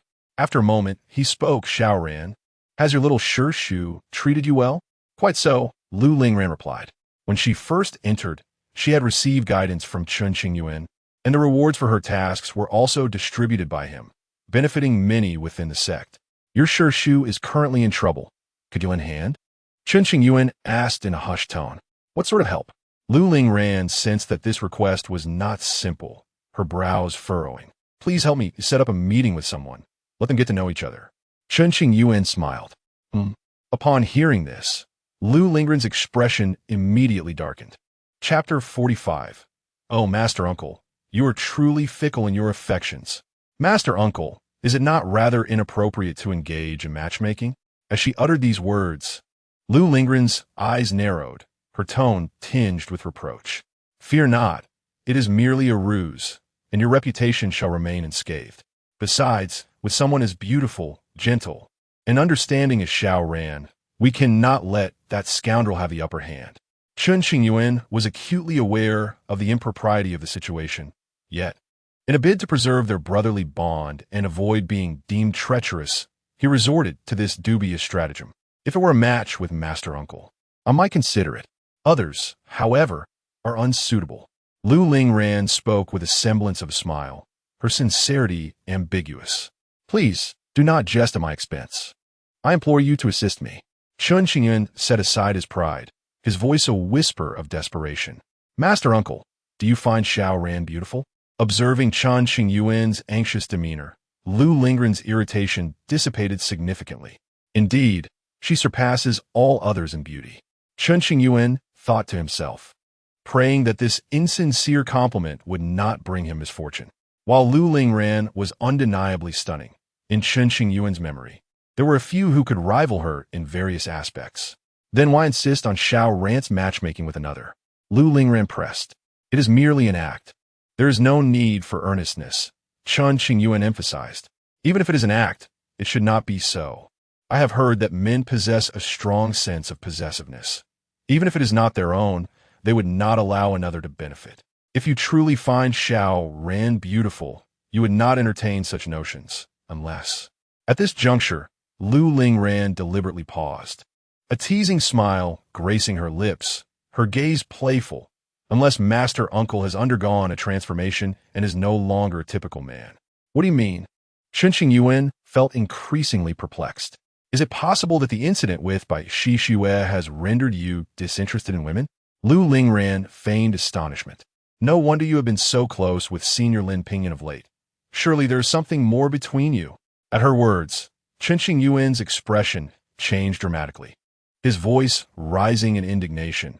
"You wretched girl, speak not such nonsense, or I shall teach you a lesson." "Master Uncle, you cannot defeat me now. Perhaps it would be wise to abandon this thought." Lu Lingran retorted confidently, her smile radiant as a blooming flower. "You." Chen Qingyuan found himself at a loss for words.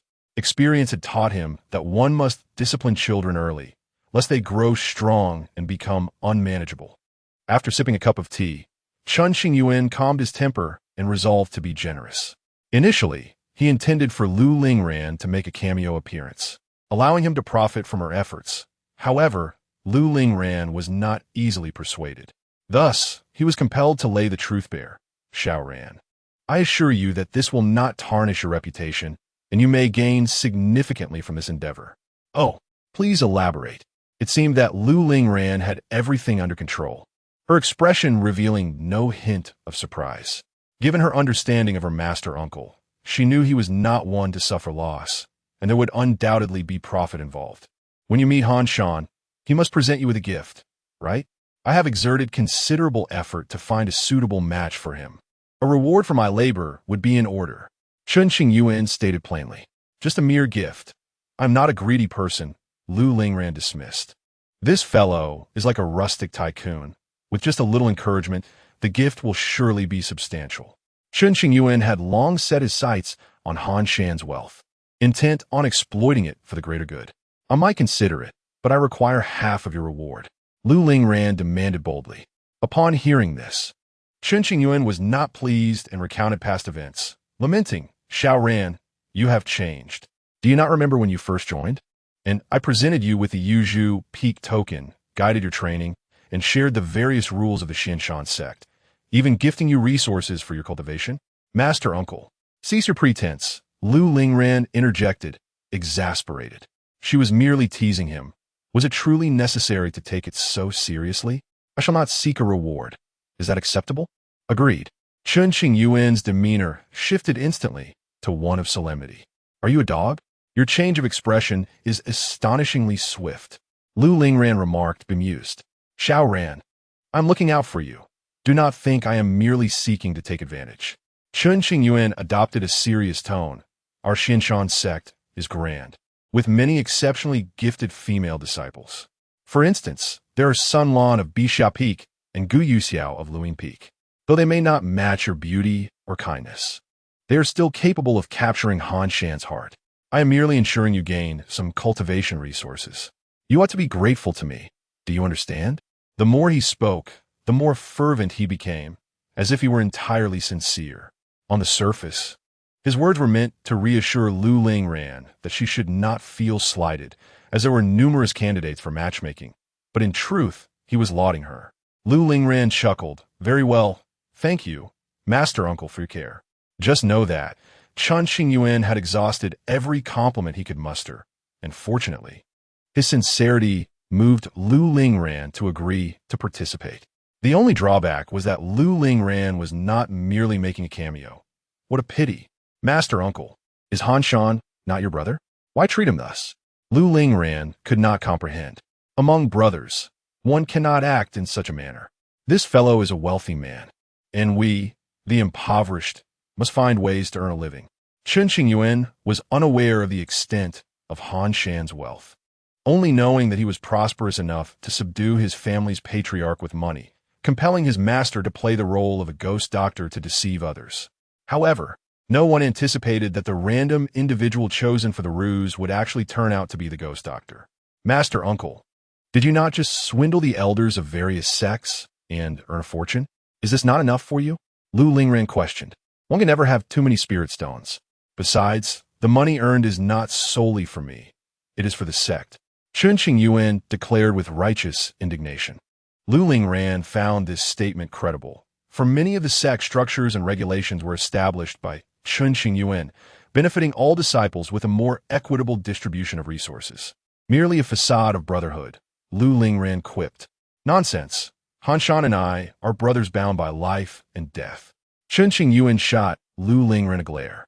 This endeavor will not only yield some spirit stones for us, but will also allow Han Shan to experience the essence of matchmaking. He shall be pleased. It is a win-win situation with no one at a loss. Lu Lingran regarded Chen Qingyuan with an incredulous gaze, thinking to herself that if she believed his words, she would be a fool. Prepare yourself. Soon you shall see your performance. Chen Qingyuan resolved to depart, intending to discuss the reward with Han Shan. Chapter 46. The Mysterious Origins of Han Shan. The True Landlord. Hello, little Master Uncle. You are quite mischievous. The thought of Han Shan being deceived made Lu Lingran unable to suppress a smile. Do not make unfounded judgments about me, for I am a person of integrity, Chen Qingyuan declared, puffing out his chest as he strode toward the guest receiving hall. Having promised Chen Qingyuan to handle this matter well, Lu Lingran knew she could not be negligent. She needed to carefully consider her words and prepare herself mentally. In the hall of the Xianxing sect, as time passed, Han Shan grew more and more restless, unable to sit still, pacing back and forth. Upon seeing Chen Qingyuan arriving gracefully on the clouds, he exclaimed joyfully, Brother Chen. Having successfully managed Lu Lingran, Chen Qingyuan approached with confidence, exuding an air of authority. Brother Chen, when is the fairy coming? Han Shan inquired with a flattering smile. Just wait. Chen Qingyuan entered the hall and took a seat on a nearby chair. Han Shan eagerly followed suit, settling beside him. You must tell me who it is. Otherwise, I will be left in the dark. Have you heard of the three fairies of the Fuliu star domain? Chen Qingyuan did not reveal the information directly, but opted to guide him slowly. I have heard of them. They are said to be celestial beauties of unparalleled grace. Han Shan eagerly contributed to the topic of beautiful women, clearly able to engage in such discussions. The fairy I am introducing to you is none other than the Lingran fairy of the Xinqing sect, a saintess in the hearts of countless young talents, unattainable. Chen Qingyuan praised her enthusiastically. Han Shan was momentarily speechless from excitement, and after a long while, he finally composed himself and took Chen Qingyuan's hand, saying, Brother Chen, I misjudged you. You truly put in your utmost effort for me, not just randomly finding someone to deceive me. Let go, Chen Qingyuan said, shaking off Han Shan's hand, his disdain evident on his face. We are half-brothers. I could never deceive you. That makes sense, Han Shan nodded solemnly. Even though I introduced you to the Lingran fairy. Whether it leads to success depends on your own abilities. For your first meeting, do not be too stingy. Prepare a decent gift. Chen Qingyuan began to encourage him. Yes, the gift must be generous. First impressions are crucial. Han Shan wholeheartedly agreed. And one more thing. Chen Qingyuan cleared his throat, his gaze suggesting urgency. I have been running around for you, and it has exhausted me. Han Shan instantly understood, retrieving a Qingyuan bag and generously handing it to Chen Qingyuan. Brother Chen, take this. With the reward presented before him, Chen Qingyuan had no reason to decline. He grabbed the Qingyuan bag while politely saying, I feel embarrassed. A token of appreciation is sufficient. Please do not give too much. Then, Chen Qingyuan opened the Qingyuan bag, sending a strand of divine consciousness inside. He was taken aback. A medium-grade spiritual vein. Once mined, it could yield around 100,000 medium-grade spiritual stones. If extracted carefully without damaging the vein's essence, it could provide a continuous supply over time. What a grand gesture, Chen Qingyuan thought, recalling that when Dongyi Palace sent him off, it was merely a medium-grade spiritual vein. Compared to Han Shan's wealth, the first-rate Dongyi Palace seemed rather petty. Suddenly, Chen Qingyuan looked up, his expression a mix of astonishment and shock as he regarded Han Shan. Old Han, when did you become so wealthy? While we may have a penchant for wealth, a gentleman acquires it through proper means. We should not engage in underhanded dealings. What are you suggesting? This is all my own money, and its origins are quite clean. At least 100 times cleaner than yours, Han Shan retorted with a huff. What have you been up to during the century I was trapped in Tianyuan? Chen Qingyuan pressed. To be honest, if it were a legitimate source, he would have been eager to join in, as earning alongside a brother is never a burden. It's a bit complicated, Han Shan reflected with a sigh. Spill it. Chen Qingyuan urged impatiently. To keep it brief, Han Shan said, not intending to conceal anything, as he prepared the gift behind his back, slowly sharing. I was taken in and raised by my master since childhood. A century ago, I encountered a group of mysterious individuals who claimed I was the scion of a certain power, lost here by accident. I found them rather unattractive, certainly not even a fraction as handsome as I am, so I suspected ulterior motives and did not go back with them. They then offered me several properties to manage as a sort of test. Han Shan continued, if I fail the test, I must return to receive training and inherit a portion of the family business. They said a lot, but I didn't pay much attention. Later, they introduced me to the heads of those properties, and I thought, why not take advantage of such an offer? As Chen Qingyuan listened to this account, he was somewhat bewildered. If you fail in business, you must return home to inherit the family business? What kind of nonsense is that? Is this fellow trying to pull a fast one on me? With a hint of skepticism, Chen Qingyuan scrutinized Han Shan. However, upon reflection, if Han Shan's claims were false, how could he be so affluent? Yet, what he said seemed far-fetched, making it hard to believe. What kind of properties are we talking about, old Han? Chen Qingyuan asked quietly. According to their rules, I cannot disclose that information. Otherwise, it would be deemed a failure, and they would forcibly take me away. At the time, I was too busy examining the accounts and treasures in the room to listen clearly. That's about it. Han Shan repeated. You brat. Suddenly turning so infuriating. Chen Qingyuan felt his curiosity piqued, but received no answers, leaving him in a frustrating state. You can't defeat me now. If you try to make a move, I will turn the tables and give you a beating, Han Shan said, locking eyes with Chen Qingyuan and sporting a mischievous grin. If I succeed with the Lingran fairy, I will give you a grand red envelope. Get lost. Tian Qingyuan kikied on Shan Lai Li. Han Shan brushed off his clothes, unconcerned. An hour later, dust descended. Lu Lingran floated gracefully from Yuzhu Peak, dressed in a snow-white gown that flowed elegantly, the hem trailing 3 meters behind her, moving with a captivating grace. She wore a simple veil, her long hair tied back, cascading down her waist. Upon witnessing Lu Lingran's enchanting approach, Han Shan's eyes widened, each of her steps resonating deeply within him. Indeed, she was one of the 3 fairies of the Fuliu star domain, living up to her esteemed reputation. What are you staring at? Hurry and greet her, Chen Qingyuan urged, noticing Han Shan's daze as Lu Lingran reached the door of the hall. Regaining his composure, Han Shan suppressed his inner excitement, politely cupping his hands and smiling. Greetings, Fairy Lingran. I am Han Shan. I believe Brother Chen has already spoken to me. This tongue. I am honored, Lu Lingran replied, slightly bowing to show her respect. Please accept this token of my appreciation. Han Shan presented an exquisite Chen Qingyuan bag, his heart racing. Thank you, Lu Lingran accepted graciously, unreserved. Shall we go inside to talk? Han Shan gestured toward the hall, inviting her in.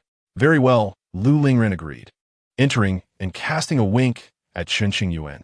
Brother, it is not my intention to deceive you. I truly have no choice. Chen Qingyuan found an excuse and slipped away. Inside the hall, only Lu Lingran and Han Shan remained engaged in conversation. Little junior brother, stop right there. Just as Chen Qingyuan prepared to return, many senior brothers emerged after finishing their duties in the main hall. Chapter 47. The disdain of upstarts blocked by his senior brothers. Chen Qingyuan stood awkwardly in place. Is there something you need, brothers? You've made quite a fortune. Don't you think you should share a bit with your seniors? The senior brothers, known for their straightforwardness, articulated their intent without hesitation. Oh, so, it's about that. Chen Qingyuan feigned sudden realization. We all borrowed your Chen Qingyuan bag and are expecting some interest. Little junior brother, it's not that we are stingy. It's just that we truly have no money. The seniors present were ancient beings, having lived for thousands of years. Yet they possessed very little. They were notably humble, and had it not been for their dire financial situation, they would not have lowered themselves to beg for spirit stones from Chen Qingyuan. Casting a glance at the gathered seniors, most of whom had families, he understood that saving a bit of pocket money was no easy feat. One senior, clad in a Taoist robe that bore a patch, made Chen Qingyuan's heart quiver slightly.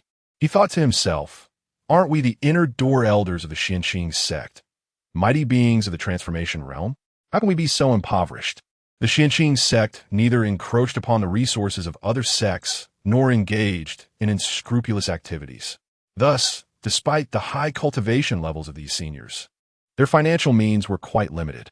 The secret realms in the flowing star domain had been nearly exhausted, and news of new realms had become scarce, leading to a life of hardship for the seniors. Fortunately, their sisters-in-law managed the finances, seemingly having anticipated such a day. They periodically provided sufficient resources for cultivation, while spirit stones for indulgences like drinking and revelry were strictly off-limits. The seniors had to fend for themselves in that regard. Take it. Chen Qingyuan had just made a significant profit from Han Shan and was feeling generous, ready to share with all present. One senior, holding 800 mid-grade spirit stones, looked at the lavishly confident Chen Qingyuan and, with a fierce expression, uttered the most cowardly words. Little junior brother, the 8th senior truly cannot stand your upstart demeanor. If you have the ability, throw some spirit stones at me. Everyone shot a glance at the 8th senior, silently cursing his shamelessness. I'm not bragging, but a millennium ago, I wouldn't even spare a glance at such a trifling amount of spirit stones. I wouldn't even bother to pick them up if they fell to the ground. It would be too much trouble. In recent years, the consumption of resources had been high, and with no avenue for earning, their meager monthly salaries made life difficult. In truth, the Xianqing sect was not impoverished. Their treasury held numerous treasures. However, Due to the need to maintain various spiritual arrays and prepare for emergencies, they were forced to live frugally. How about I serve as your protector for a while, and you can give me some allowance each month? The seniors spoke one after another, lamenting their recent poverty. As high-level practitioners, they had countless means to earn spirit stones if they were willing to leave the Chen sect. But none wished to abandon their sect or become subservient to some merchant guild. They preferred to rely on their monthly stipends to sustain their lives, resulting in their current destitution. In summary, it was simply laziness. They would not venture out to earn unless absolutely necessary. That's enough. This should keep you entertained for a while. Chen Qingyuan was untroubled by the seniors' cultivation resources, as the sisters-in-law were well aware of their needs. Once they received spirit stones, they would likely spend them on fine wines or visit lively places. How stingy! The crowd, having benefited from Chen Qingyuan, grumbled as they departed.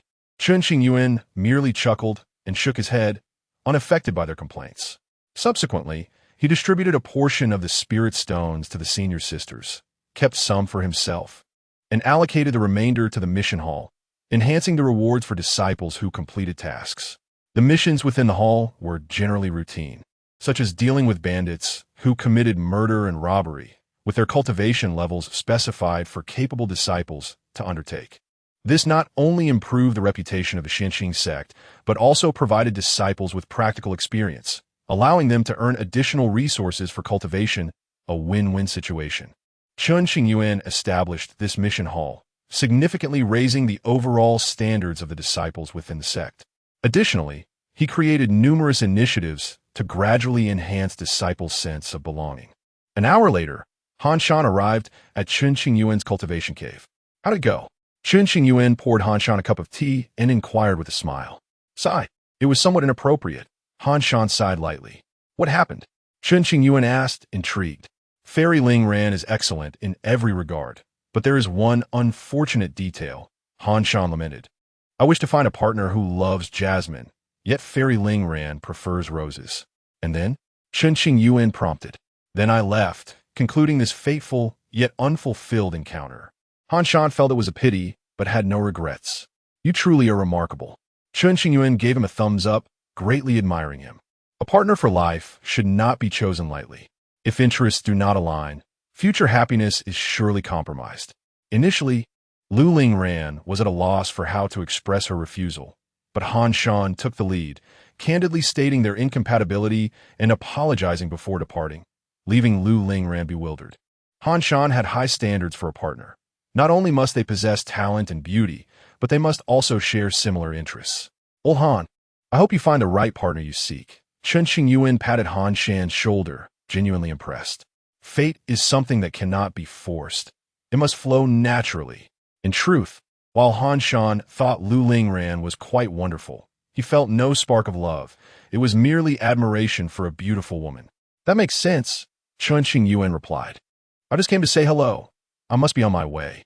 With that, Han Shan waved his hand and walked away briskly. Take care. I want to see you off. Watching Han Shan depart, Chen Qingyuan felt a twinge of guilt for having put his brother in such a predicament. However, it wasn't long before Chen Qingyuan's mood lightened significantly. Occasionally, putting his brother in a tight spot was not a major issue. After all, Han Shan had done the same to him. They understood the boundaries and would not joke around when it came to matters of danger. Meanwhile, as the powerful figures of various sects returned to their respective factions, news of the Ghost Doctor's visit to the Chen sect spread to every corner of the Flowing Star domain, creating a stir. The rumored Ghost Doctor turned out to be a woman, known for her eccentric temperament. Why was she particularly concerned about Chen Qingyuan and personally supporting him at the Chen sect? It was said that Chen Qingyuan referred to the Ghost Doctor as sister. Having gained her tacit approval, to establish dominance, the Ghost Doctor effortlessly suppressed the protective elder of the Dongi Palace, forcing her to kneel and beg for mercy, narrowly escaping with her life. This time, the various sects pressured the Chen sect, but not only did they fail to extract useful information regarding the Tianyuan, but they also lost face in the process. The matter became a hot topic of discussion, drawing considerable attention. The possibility of Chen Qingyuan being able to cultivate was also revealed, sending ripples of shock through many practitioners. In the Dongi Palace, by Shishue, dressed in a simple long gown, gazed into the distance, lost in thought.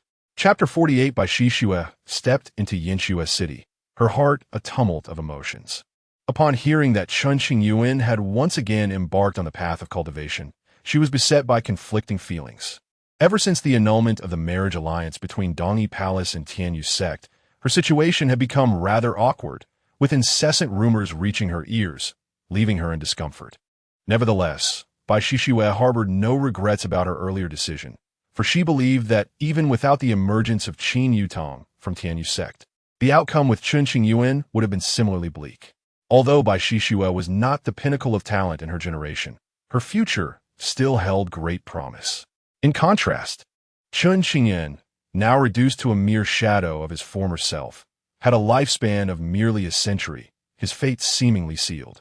Having come to terms with this reality, Bai Shishue had steadfastly avoided reminiscing about her past with Chen Qingyuan, resolutely adhering to her choice, her heart hardened like iron, devoid of remorse. Yet at this moment, an unfamiliar ripple surged within her, her gaze distant and glimmering with complexity.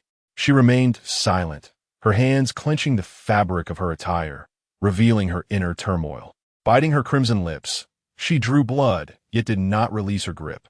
After an indeterminate period, she finally averted her gaze, her expression firming as she murmured to herself, "Even if he can resume his path of cultivation, he shall never again reach the heights of yore. Those once beneath him have long surpassed his shadow." Bai Shishue refused to concede, unwavering in her belief that she had made no misstep. "I shall ascend to greater heights, observing your every step as you strive to climb. Even without your assistance, I shall carve out my own destiny and behold the world's most exquisite vistas." Bai Shishue, of course, could not denounce her choices. To do so would jeopardize her resolve and lead to a disarray of her spirit. Regardless, she could not acknowledge this as a mistake. She would follow her chosen path to its conclusion. She understood Chen Qingyuan's temperament well. Their fates had been severed, and there was no returning to the past. Since a return was impossible, the only option was to enhance her own excellence, to avoid regret and self-despair.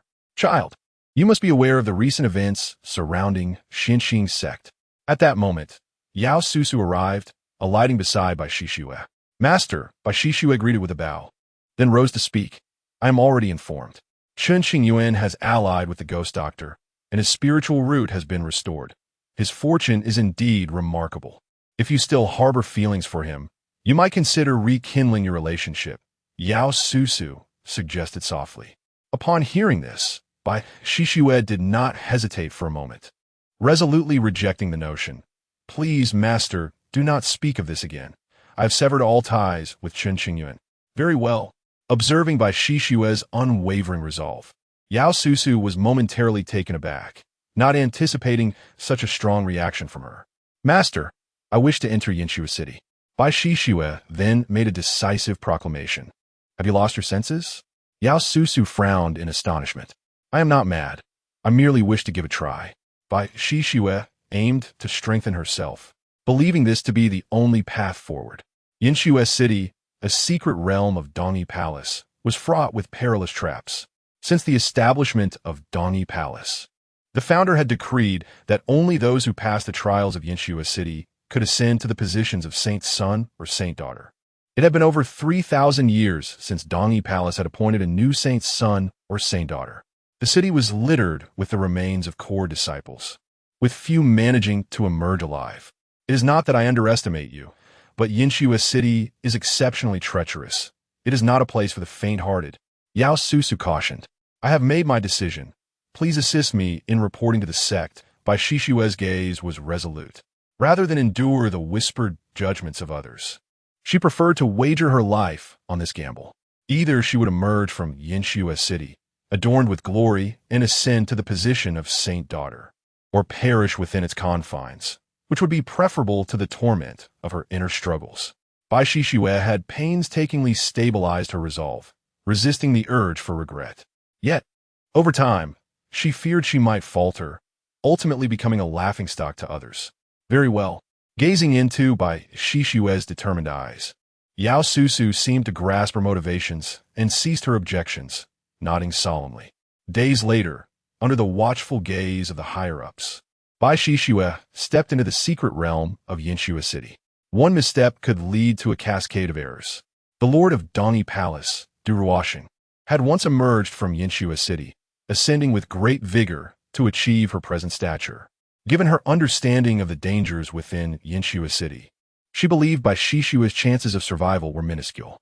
No one could have anticipated that Chen Qingyuan would once again tread the path of cultivation, and not only that, but he had also garnered the favor of the ghost doctor, who was willing to protect him. An inner elder sighed deeply, filled with lamentation. Without my command, no one is to take action against Xianxing's sect or Chen Qingyuan.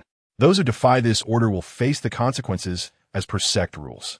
Du Ruoxing sensed a hint of unease, fearing that the guardian elder, Lu Ruoyi, might seek revenge on Chen Qingyuan after suffering indignity, thus embroiling Dongyi Palace in turmoil. Understood, the assembly acknowledged, unwilling to defy the will of the Lord. In a certain location of the Liuli star domain, after departing from Xianxing's sect, the ghost doctor did not immediately return to Yunhai star domain, but instead ventured to a more secluded city. The Chang'eng sword immortal resided there, and the ghost doctor sought to pay a visit. During their last meeting, the Chang'eng sword immortal had shared his whereabouts, inviting the ghost doctor to seek him if necessary. Knock, knock, knock. The ghost doctor stood outside, his heart slightly agitated as he gently tapped on the door. Kumin, the Chang'eng sword immortal, recognizing the visitor as the ghost doctor, projected his thought, and the door slowly opened. Entering the courtyard, the ghost doctor beheld the unassuming Chang'eng sword immortal wielding a rusted broken sword, chopping dried wood. Predecessor, the ghost doctor bowed respectfully. Is there something you need? The Chang'eng sword immortal did not lift his gaze, continuing his work. Previously, I assisted Chen Qingyuan with some issues, and since I am now in the Liuli star domain, I wish to pay my respects. The ghost doctor had no other matters to discuss. Has young Master Chen encountered any troubles? The Chang'eng sword immortal had sequestered himself within his abode, not deliberately inquiring about the happenings of the outside world. Unless Chen Qingyuan faced life-threatening dangers, the Chang'eng sword immortal would remain unaware. Is like this. Subsequently, the ghost doctor succinctly outlined the situation and mentioned Chen Qingyuan's invitation for him to serve as a venerable elder. You declined? From the tone of the ghost doctor regarding the invitation to serve, the Chang'eng sword immortal inferred this detail. Indeed, the ghost doctor nodded. Foolishness. The Chang'eng sword immortal set aside his task, slowly raising his head to meet the ghost doctor's eyes, and sighed softly. Chapter 49. The ancient history of the Xianxing sect. The ghost doctor was taken aback, utterly perplexed. What is wrong with the offering elder of the Xianxing sect, refusing a task that is thankless? Besides, I am accustomed to solitude and dislike being constrained. If young Master Chen were to extend an invitation to me to become the offering elder, I would undoubtedly accept, the sword immortal Chang'eng stated after a long contemplation. What? Startled, the ghost doctor's body quivered slightly, her eyes wide in disbelief. Senior sword immortal, are you jesting with me? Do you think I have any reason to jest? Chang'eng retorted. But you were once a revered figure who suppressed countless strong opponents in the imperial state, the third greatest swordsman in the world. A person of your caliber, even if your strength has waned, is beyond what the Xianxing sect could afford. Chang'eng, while nominally the third in the world, was in fact the strongest swordsman of his era, unmatched by any. He referred to himself as the third because the heavens had only one and two above him. That year, he sought to step forward and truly claim the title of the world's number one, challenging the great path of heaven and earth. Alas, he was defeated, suffering a loss that damaged his foundation and shattered his sword. From that moment on, the world believed Chang'eng had perished, leaving behind a legendary tale. Even after 10,000 years, no swordsman dared to claim the title of third in the world, let alone first or second. All of this stemmed from the profound influence Chang'eng had left behind. Child, you do not understand. Chang'eng gazed at the sky, his voice hoarse. You have yet to reach that level. If I were to reveal the truth to you, it would only bring you harm. Senior, the ghost doctor's mind was a whirlwind of confusion, her words stumbling as she struggled to comprehend what to say. Whether for you or for me, becoming an offering of the Xianqing sect is undoubtedly a tremendous opportunity. Unfortunately, you have pushed away that fortune. Now that I have unveiled this opportunity, if young master can no longer extend an invitation, you must not bring it up yourself. Otherwise, a chance could transform into calamity. Chen Qingyuan cautioned solemnly. If you say this is an opportunity, why can't I take the initiative? The ghost doctor, for the moment, did not ponder why it was an opportunity, but could not grasp how it could turn into a calamity. Matters of cause and effect. When one follows the path, it brings peace. When one goes against it, it brings danger. I have already exposed this opportunity. You must not mention it, or you will attract great consequences that you cannot bear. Chen Qingyuan advised with a serious expression. What if young Master Chen were to invite me again? Since even Chen Qingyuan referred to Chen Qingyuan as young master, the ghost doctor felt compelled to speak. Then you may accept without fear of danger. Chen Qingyuan nodded. What difference does that make? The concept of cause and effect was elusive and intangible, and the ghost doctor could not comprehend it at her current level. The difference is vast, Chen Qingyuan explained. If young master Chen invites you, it is a cause of goodness. If you pursue the opportunity solely for its own sake, your intentions will be too apparent, and you may encounter numerous troubles in the future. I do not quite understand. The ghost doctor felt like a child being schooled, standing there at a loss. That's all right. You will understand in time. Chen Qingyuan smiled gently. Isn't the Xianqing sect merely a force in the flowing star domain? How could it be entangled in such significant cause and effect? The ghost doctor expressed her deep confusion. Silly girl. The greatest cause and effect does not lie with the Xianqing sect, but with Chen Qingyuan. However, Chen Qingyuan did not voice this thought. Let her misunderstand. After all, the Xianqing sect is indeed more complex than it appears. Do you know of the Zongxian Taoist? Chen Qingyuan shifted the topic. Of course I do. He was a powerful figure renowned in the imperial state 10,000 years ago, making many ancient holy ground apologize. The ghost doctor had visited the imperial state and had heard of this matter. Then do you know the origins of Zongxian Taoist? Chen Qingyuan continued to guide her. I do not know. The ghost doctor shook her head. Please enlighten me. Zongxian Taoist was the former holy master of the Xianqing sect. Chen Qingyuan spoke slowly. What? The ghost doctor was instantly stunned, her mind blank. After a long pause, she exclaimed in shock. How can this be possible? If the Xianqing sect had such a background, why remain in the flowing star domain? The story is rather lengthy, Chen Qingyuan replied. I came to know it by coincidence and have deep respect for the Xianqing sect. The last holy master of the Xianqing sect was named Feng Changxian, and his direct disciple was Lin Changsheng. Long ago, Feng Changxian suddenly departed, and shortly after, news of his passing emerged. The Xianqing sect was thrown into disarray, and the remaining elders were left with only Shangguan Rong, who steadied the situation, elevating Lin Changsheng to the holy master's position, urging the disciples to assist one another and not be blinded by personal gain. This was also Chen Qingyuan's master. However, not long after Shangguan Rong took Chen Qingyuan as a disciple, he reportedly encountered a mishap in his cultivation and perished. From then on, all the elders had passed away, and the heavy burden of the Xianqing sect fell onto Lin, Changsheng, and the others. To my knowledge, the last holy master of the Xianqing sect was named Feng Changxian, and he bears no relation to the illustrious Zongxian Taoist. The ghost doctor, having inquired about Chen Qingyuan's background, also sought to understand the history of the Xianqing sect. Zongxian Taoist is merely a pseudonym. He did not wish to reveal his true identity to prevent the disciples of the sect from being entangled in endless causes and effects. Chen Qingyuan sought to guide the ghost doctor further, explaining the Xianqing sect has a long lineage with its ancestral land located in the imperial state, and its foundation is profound. Once, the ancestors of the Xianqing sect discovered a demonic abyss and, in alliance with various forces of the imperial state, decided to seal it. However, in a corner of the imperial state lies a demonic abyss whose terror far exceeds the imagination of the world. Approximately 300,000 years ago, the founding ancestor of the Xianqing sect, alongside hundreds of strong practitioners, finally managed to seal the demonic abyss. Due to the ancestor bearing the greatest burden of cause and effect, he perished shortly after this event. Before his passing, he left behind a message. The matter of the demonic abyss was not truly resolved, and that the seal must be deepened every 10,000 years. The major forces of the imperial state naturally agreed at first, for the eruption of the abyss would threaten everyone's safety. However, as time passed, aside from the Chen sect fulfilling this responsibility, the other forces gradually ceased their involvement.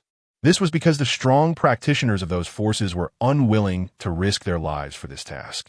They had spent their entire lives striving to reach the pinnacle of the world and had not yet enjoyed their leisure before being called back to the demonic abyss, which was unacceptable to them. Although the top practitioners of the Chen sect were furious, they found themselves powerless, since the other sects were unwilling to take risks.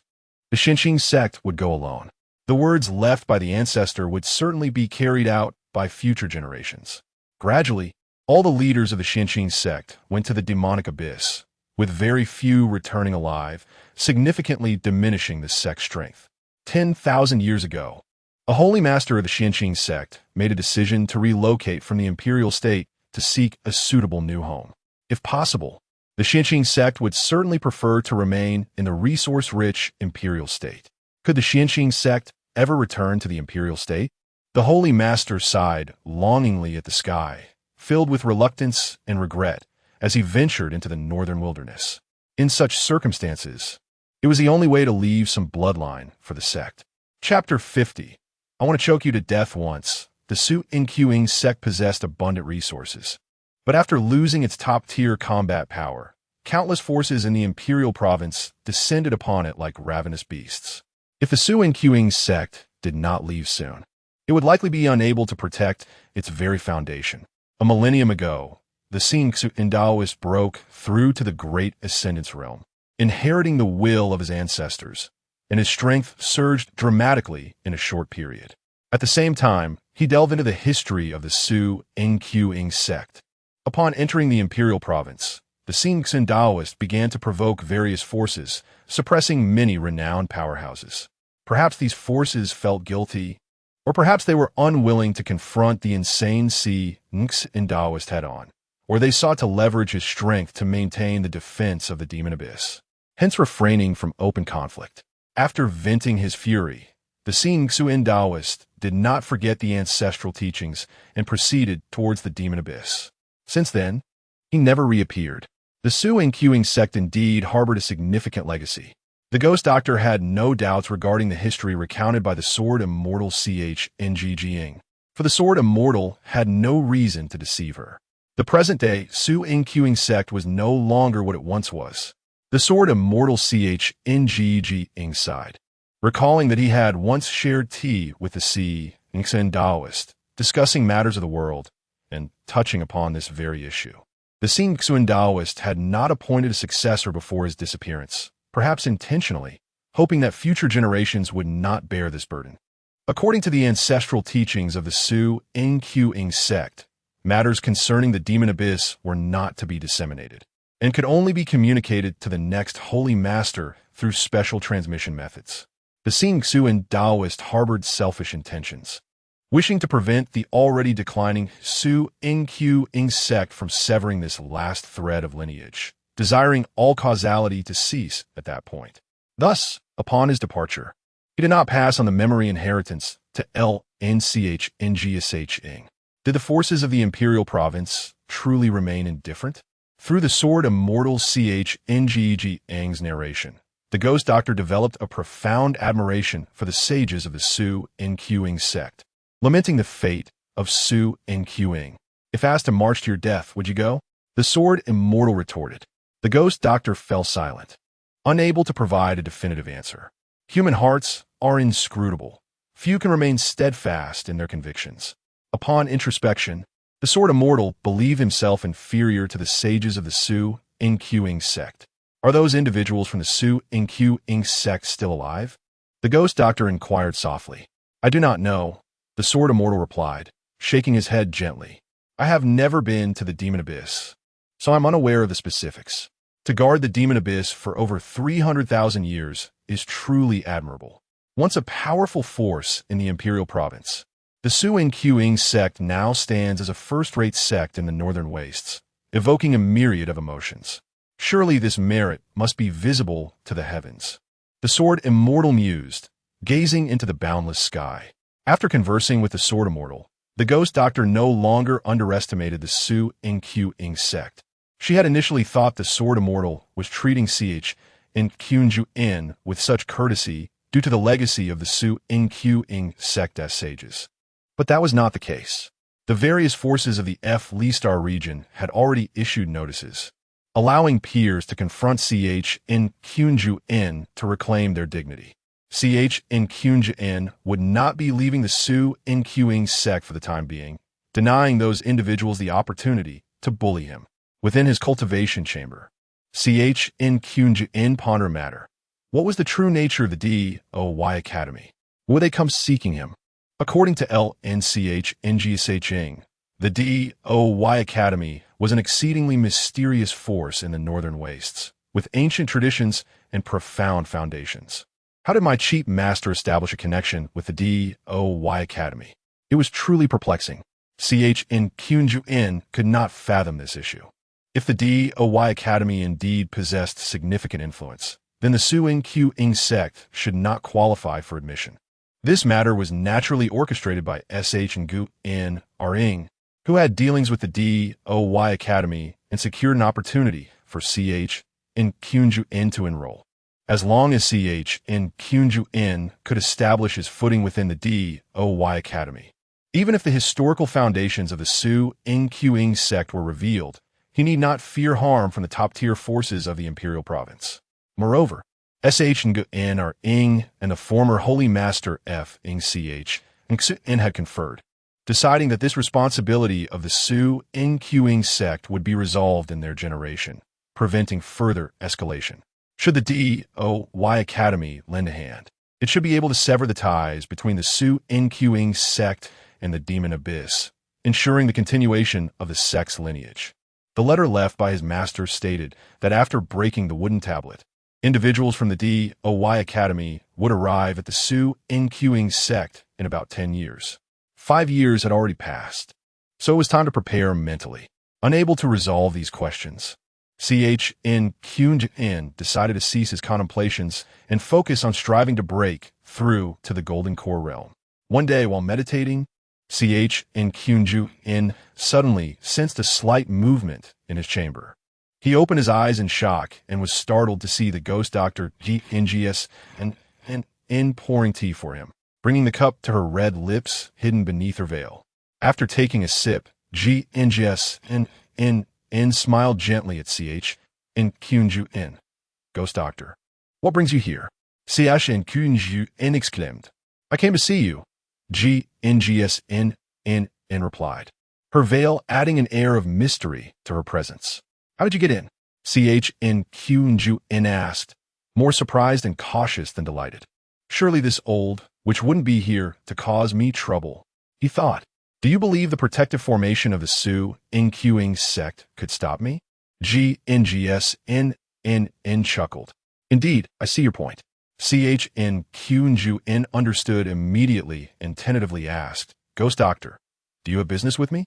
I am a person of integrity, charitable, and I harbor a deep-seated aversion to evil. I don't believe I have offended you in any way. You informed the Murong family of my whereabouts in the North Songstar region, did you not? Chen stated. I have not disclosed any information regarding your movements. Chen Qingyuan assisted vehemently. Out of consideration for you, I assisted the Murong family. When the Murong family sought N's help, she had initially been reluctant.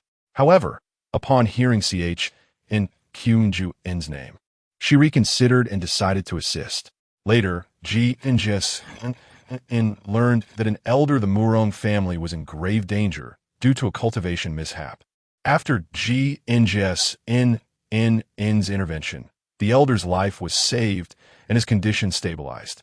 The Murong family expressed immense gratitude to N's and presented her with many gifts. N's did not refuse, having expended considerable energy to save a life. This has nothing to do with me, Chen Qingyuan thought, eager to inquire about the Murong family situation. Yet unable to voice his questions, he feigned ignorance. Are you not grateful to me? GNGS narrowed her eyes. Ghost Doctor, I am utterly impoverished. I truly have no money. Qingyuan exclaimed in a panic. I do not require spirit stones. GNGS shot him a disdainful glance. Do not harbor any designs on me. I am a person of high moral standards. If you don't want spirit stones, then what do you desire? I want to choke you to death. Now you invite me to be a venerable elder? I would certainly agree. Why haven't you invited me yet? However, GNGS could not speak plainly about this matter. Otherwise, it would not be a blessing. Leave. GNGS in this expression d'arconed. Sister, this is my dwelling. If I leave, would that not be rather inappropriate? Chen Qingyuan muteur de softly. Then do you mean for me to leave? GNGS shot a fierce glare at him from her seat. I dare not. I shall take my leave immediately. Chen Qingyuan, fearing persecution from GNGS hastily bolted out the door. Chapter 51. The unashamed are invincible. The arrival of Gongsun then instilled considerable pressure in Chen Qingyuan. After wandering around the sect for several hours, he returned to his quarters, murmuring to himself, "It has been quite some time. Surely she must have left by now." To his astonishment, Gongsun Nan remained seated in the courtyard, enjoying the gentle breeze, savoring the flowers and tea. "Sister, you haven't departed yet?" Chen Qingyuan's body trembled slightly. "I have matters to attend to and occasionally need to visit seniorly, so I shall temporarily stay in the flowing meteor domain." Gongsun Nan offered an excuse, referring to the illustrious Chong Gung, sword immortal, whose true name was Li Muyang. "Oh, I see." Chen Qingyuan nodded lightly, understanding her intentions. "Sister Ghost Doctor, you wish to take the Xianqing sect as your temporary residence, do you not? My disposition is rather peculiar. I prefer not to engage with unfamiliar individuals. Since we are acquainted, it seems more suitable for me to remain here for the time being." Gongsun Nan replied with a facade of calmness, though inwardly she felt a flicker of joy. "Little brat, my intentions should be quite clear. Are you still hesitating to extend an invitation for me to serve as a venerable elder? How long must I wait?" Her gaze, penetrating into the depths of Chen Qingyuan's eyes, brimmed with anticipation. Should he invite her, she would undoubtedly accept without hesitation. On that day, the Chong Gung sword immortal had remarked that if Chen Qingyuan were to extend an invitation, he would willingly become a patron of the Xianqing sect, thus forging a bond of good fortune. Had Chen Qingyuan been aware of this, he would have gone to great lengths to invite the immortal, making a grand spectacle of it. However, matters of fate and karmic connections cannot be forced. Such actions would be counterproductive. "Very well. I can arrange a tranquil place for you to stay," Chen Qingyuan cheerfully proposed, mistakenly believing Gongsun Nan merely sought accommodation within the sect. "That is acceptable. A promising pupil indeed." Gongsun Nan expressed her satisfaction, a subtle smile gracing her lips. However, Chen Qingyuan's subsequent statement shattered Gongsun Nan's composure, prompting her to deliver a sharp slap to him. "Given our fortuitous connection, I shall charge you a modest service fee of 100 medium-grade spirit stones per day. This price is already quite reasonable. Of course, if Sister Ghost Doctor lacks spirit stones, medicinal herbs will suffice." It was clear that Chen Qingyuan had set his sights on the medicinal herbs Gongsun Nan possessed. Gongsun Nan's smile beneath her veil froze, her delicate hand tightening as she glared at him. "What did you say? You expect me to pay?" "Ahem." Chen Qingyuan, intimidated by her glare, instinctively retreated 2 steps, ready to flee at any moment. "Sister, my finances are rather strained. Surely you do not wish for your whereabouts to be discovered and to be disturbed. Though there are many vacant halls in the Xianqing sect, one must submit a certain amount of spirit stones to reside there. You were besieged by numerous factions in the flowing meteor domain. Was it not I who intervened to extricate you?" Gongsun Nin scoffed. "Thank you for your assistance, dear sister. Should I become prosperous in the future, I shall surely repay you handsomely," Chen Qingyuan said solemnly, clasping his hands in gratitude. "When you become prosperous, the flowers will have withered, Gongsun Nan retorted, exasperated. Arrange for me a suitable place to stay, but I shall not pay you a single coin. Do not even think about it. Very well. Chen Qingyuan sighed, realizing he would have to cover the accommodation expenses himself. The Xianqing sect would not charge Gongsun Nan a dime, and they would treat her with utmost respect. The key issue was that Chen Qingyuan could not discern Gongsun Nan's true intentions and must ensure her whereabouts remained concealed. Thus he had no choice but to fulfill the necessary payment. Look at you so stingy. Must everything involve payment? Is there no other way? Gongsun Nan probed. Testing the waters. Sister, you have stealthily arrived here, undoubtedly wishing to remain inconspicuous. I must arrange a splendid residence for you, and I cannot utilize your name. Thus, I can only bear the expenses myself. Chen Qingyuan explained, exhaling a sigh. If only you could become a venerable elder of the Xianqing sect. Everything would be so much easier. As long as your demands are not excessive, the sect would go to great lengths to accommodate you. Alas, the Xianqing sect is too small to contain you. Forget the matter of becoming a venerable elder. I do not wish to provoke your ire. Afterward, Chen Qingyuan bowed respectfully to Gongsun Nan, uttering a few words before departing. Sister, I shall arrange your accommodations. Upon hearing the mention of becoming a venerable elder, Gongsun Nan's eyes brightened, her mouth agape, waiting for Chen Qingyuan to extend the invitation. However, Chen Qingyuan, not adhering to the expected protocol, left her in a state of disarray. Watching Chen Qingyuan depart, Gongsun Nan crushed a teacup on the table in frustration, muttering under her breath, Chen Qingyuan, you truly are infuriating. Unbeknownst to Chen Qingyuan, Gongsun Nan harbored her own motives, genuinely believing she sought merely a place to stay in order to visit the Sword Immortal. Previously, when Chen Qingyuan had brazenly invited her, she had mentioned needing a premium spiritual vein each year, which might warrant consideration. Given the poverty of the Xianqing sect, it could not sustain the presence of such a formidable figure as Gongsun Nan. To avoid humiliation, Chen Qingyuan would not dare to repeatedly extend invitations, lest he incite her aversion. Chen Qingyuan acted swiftly, arranging a serene cultivation palace for Gongsun Nan within an hour. The surroundings were fortified with barriers to ensure her tranquility, and he provided her with an abundance of rare fruits and fragrant tea.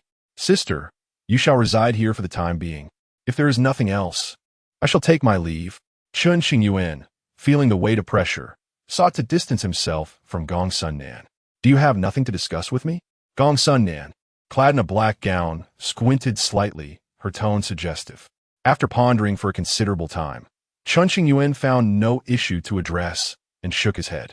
Nothing to discuss, I suppose. Very well then, Gongsun Nan sighed, feeling fatigued. Had she known the Xianqing sect held such significance, she would have readily accepted the offer to become a venerable elder. Regrettably, the opportunity had slipped away, and she was uncertain how long she would need to wait. Gongsun Nan resolved to reside in the Xianqing sect, firmly believing that an opportunity would eventually present itself. Then I shall take my leave, Chen Qingyuan stated as he prepared to exit. Sister, if you find my efficiency to your liking, perhaps a small reward would be in order. Those who are unashamed are indeed invincible.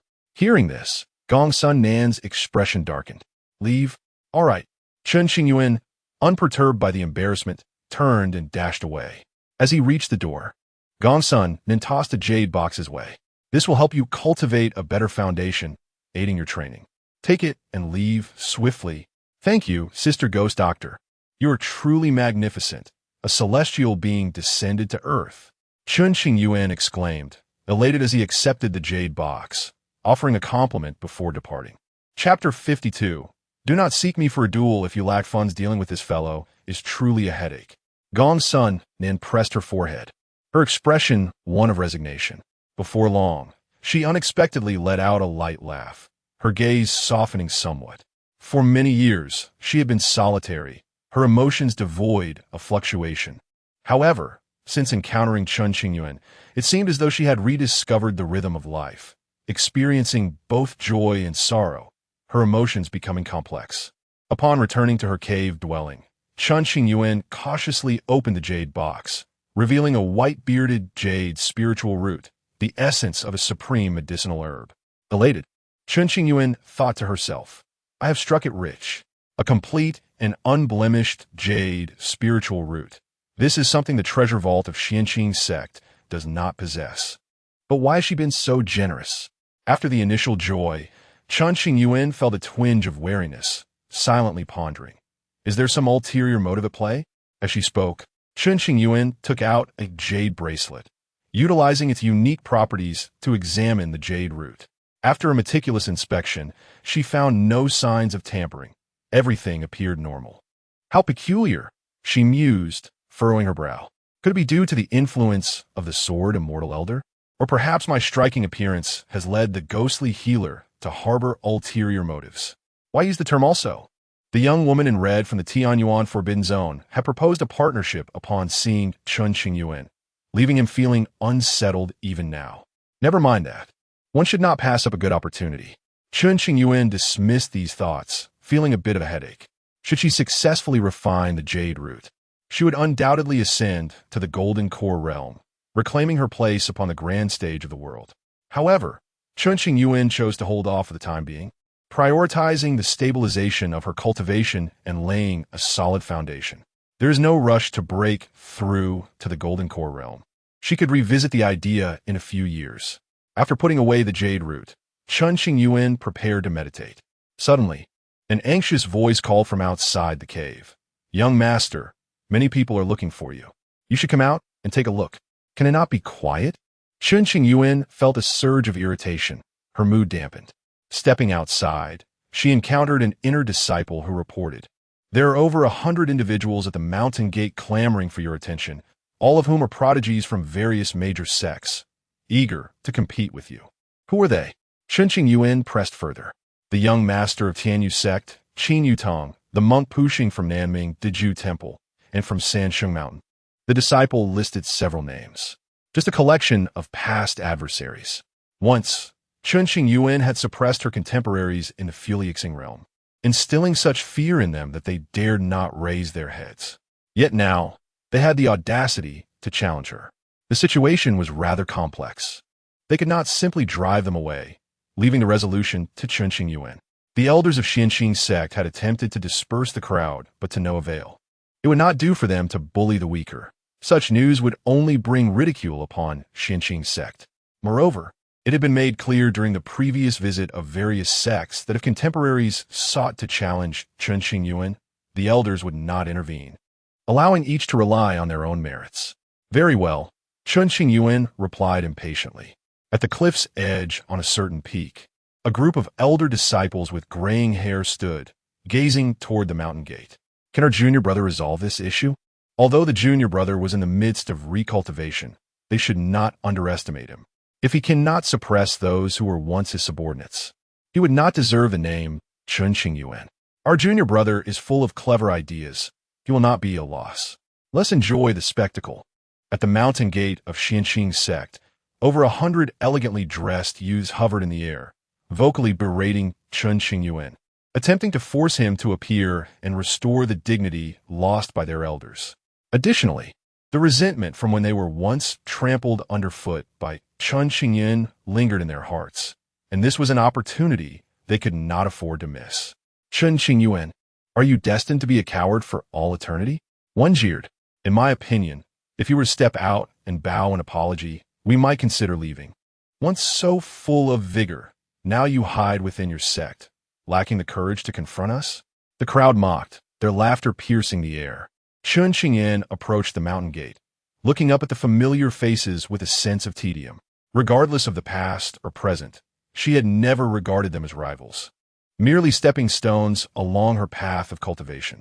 Forgive my candor, but even if you were to cultivate anew, you would no longer be worthy of the Title 10 prodigies of the northern wasteland, she declared. Qin Yutong, clad in dark brocade, had nearly formed a partnership with Bai Shishua back in the day. His feelings for her were minimal. One reason was to forge an alliance with Dongyi Palace. The other was to irritate Chen Qingyuan. A century ago, Chen Qingyuan had swept through her contemporaries in the Fuliexing realm, including Qin Yutong. However, Qin Yutong, refusing to accept defeat, had repeatedly challenged Chen Qingyuan only to be vanquished time and again. In time, instead of striving to improve himself, he nurtured a grudge against Chen Qingyuan. Aren't you tired of cursing for days on end? Chen Qingyuan responded nonchalantly, unaffected by their words. At last, you have shown yourself. The crowd's gaze sharpened, the atmosphere becoming tense. Tiring of cursing? Quite the contrary. It's a most delightful endeavor. Qin Yutong scoffed. You've traveled far to seek trouble with me. Surely there's something amiss with your minds, Chen Qingyuan remarked, drawing a chair to sit, addressing Qin Yutong and the others with a loud voice. We have come to challenge the once renowned 10 prodigies of the northern wasteland. Do you dare to accept? In the past, Chen Qingyuan's name was spoken with admiration and fear. Since his death, only 9 prodigies were recognized in the northern wasteland. When Qin Yutong spoke of the 10 prodigies, it was laced with sarcasm rather than respect. Why should I accept your challenge? Chen Qingyuan countered. To engage in a friendly rivalry, to discuss and test our skills. Qin Yutong proposed. And then, Chen Qingyuan casually sipped tea from her pouch. Do you dare or do you not? Qin Yutong pressed loudly. Your mind seems troubled. Before so many witnesses, do you not know my rules? Chen Qingyuan pointed at Qin Yutong, rebuking him. If you wish to challenge me, you cannot come empty-handed. There must be some wager involved. Your greed will inevitably lead you to be consumed by your own demons, Qin Yutong retorted, his face darkening as he cursed. That is your concern, not mine, Chen Qingyuan shot back dismissively. I have no desire to indulge in your prattle, you bunch of paupers. What shall you wager? One youth, unable to tolerate Chen Qingyuan's attitude, stepped forward, eager for a duel. At the very least, a minimum of 10,000 mid-grade spirit stones, with no upper limit. Chen Qingyuan replied, a glint of amusement flickering in her eyes, sensing the bait had been taken. Indeed, the fools of the Felixing realm are plentiful. The crowd's expressions shifted, realizing the substantial sum at stake. Truly, they are all paupers. If you lack funds, do not seek me for a duel, Chen Qingyuan taunted, deliberately provoking them, employing a strategy to incite their reaction. Chapter 53. Preparing for the confrontation with Qin Yutong in the face of Chen Qingyuan's taunts. Qin Yutong and his companions wore expressions of fury, their faces darkened with anger. This was the territory of the Xianqing sect, and none of them dared to act rashly. After deliberation, they reached a consensus. No one wished to shoulder the burden of a hefty wager alone. Thus, they pooled their resources, gathering 10,000 mid-grade spirit stones. Who would face Chen Qingyuan? Over 100 individuals exchanged glances, ultimately selecting one to engage in combat with him, hoping to teach him a lesson. I shall go. Qin Yutong volunteered, harboring a grudge against Chen Qingyuan that had festered for quite some time. No one doubted the prowess of the young master of the Tianyu sect. Yet they were acutely aware that Chen Qingyuan was no ordinary adversary and should not be underestimated. A fleeting glance at Chen Qingyuan sparked unease in some. His unshakable confidence hinted at hidden cards up his sleeve. Moreover, as they scrutinized him, they discerned no clear indication of his cultivation level, which only intensified their trepidation. Enveloped by the aura of the jade bracelet, Chen Qingyuan appeared shrouded in a veil of white mist, eluding their insight. I comprehend your concerns. I shall undoubtedly suppress Chen Qingyuan, Qin Yutong declared with conviction. As the esteemed young master of the Tianyu sect, his talents were undeniable. A century ago, he had encountered the extraordinarily gifted Chen Qingyuan, who had consistently overshadowed him, stifling his potential to shine. In truth, Qin Yutong had attained the pinnacle of the Golden Core realm 100 years prior. His hesitance to ascend to the nascent soul realm was not due to a lack of resources or talent, but rather an unresolved inner turmoil. Only through defeating Chen Qingyuan could he achieve clarity of heart and step into the nascent soul realm. Today presented a rare opportunity that Qin Yutong must seize. In that case, we entrust this battle to you, young Master Qin. The others concurred, having deliberated the matter. Among their ranks, Qin Yutong was regarded as one of the strongest, and they believed he would not falter against Chen Qingyuan, who had only recently reconstructed his Tao body. After all, it was inconceivable for Chen Qingyuan to have attained the nascent soul realm in such a brief span. Chen Yutong hurled a bag filled with 10,000 mid-grade spirit stones towards Chen Qingyuan, his gaze sharp as a blade. Take this. Chen Qingyuan reciprocated with an equal offering of spirit stones, placing both bags aside. The victor may claim them. Do you dare to accept the challenge now? Chen Yutong held no regard for the spirit stones. His singular focus was to vanquish Chen Qingyuan, to trample him underfoot and humiliate him thoroughly. May I inquire if this battle is to be a no-holds-barred fight, where life and death are inconsequential? Or shall it be a fair contest between equals? Chen Qingyuan perceived the malice in Chen Yutong's eyes. The cultivation world was ruthlessly harsh. Fairness was a mere illusion. The implication was clear, a chaotic melee, where death was a fitting consequence for the unprepared. Chen Yutong, unwilling to risk a battle on equal footing, preferred to leverage his cultivation advantage against his opponent rather than suppressing his own power. Such a restraint might be acceptable in friendly sparring, but between enemies, it was a fool's errand. I understand your intention, Chen Qingyuan replied, his demeanor unchanged, a knowing smile playing on his lips. Regardless of Chen Yutong's chosen method, it would not affect him. A battle at equal cultivation levels would leave Chen Yutong with little hope of victory, which was precisely why he refrained from making such a foolish choice. Yet, did Chen Yutong truly believe he could defeat Chen Qingyuan solely through his cultivation advantage? Chen Qingyuan's willingness to accept the challenge stemmed from his own confidence, not a reckless gamble. If you lack the courage, you may plead for mercy. Perhaps I would consent to let you and your companions depart from the Xianqing sect. Chen Yutong scoffed coldly. The onlookers fixed their eyes on Chen Qingyuan, their faces alight with anticipation, as if they could already envision his defeat. Chen Yutong, you have been bested by me on multiple occasions, yet you remain oblivious to your past failures. Chen Qingyuan chuckled lightly, shaking his head in mock dismay. Ah, you have delivered yourself to me on a silver platter for a slap in the face. Do not blame me for this. Everyone, please withdraw to a safe distance. Chen Yutong instructed the young disciples from various sects, brandishing a treasured sword. As the imminent battle loomed, the crowd retreated, hovering in the air with rapt attention. Chen Qingyuan stepped forward, clad in a flowing azure robe, his long black hair bound with a thick cord. With slender fingers, he gently tapped the void beside him. Buzz! The air shimmered, as if rippling water, extending toward Chen Yutong. With each step Chen Qingyuan took, his aura shifted, revealing his cultivation level. From the acquired realm to the innate realm, then to the yellow spirit realm, until he reached the pinnacle of the celestial spirit realm, where his aura stabilized. The crowd gasped in shock as they felt the palpable surge of Chen Qingyuan's cultivation. Reflecting on the timeline, it had only been 5 or 6 years since his injuries had been healed by the ghostly physician. How could he have ascended to the celestial spirit realm in such a short time? Not only were the talented disciples from various sects astonished, but even the members of the Xianqing sect were taken aback, their expressions shifting dramatically. When did our junior brother reach this level? Does anyone know? Within a certain palace of the Xianqing sect, Lin Changsheng gazed at the elders, seeking an explanation. I do not know, the elders replied, shaking their heads in unison. 5 years prior, when Chen Qingyuan returned, he had showcased his cultivation at the Earth Spirit Realm.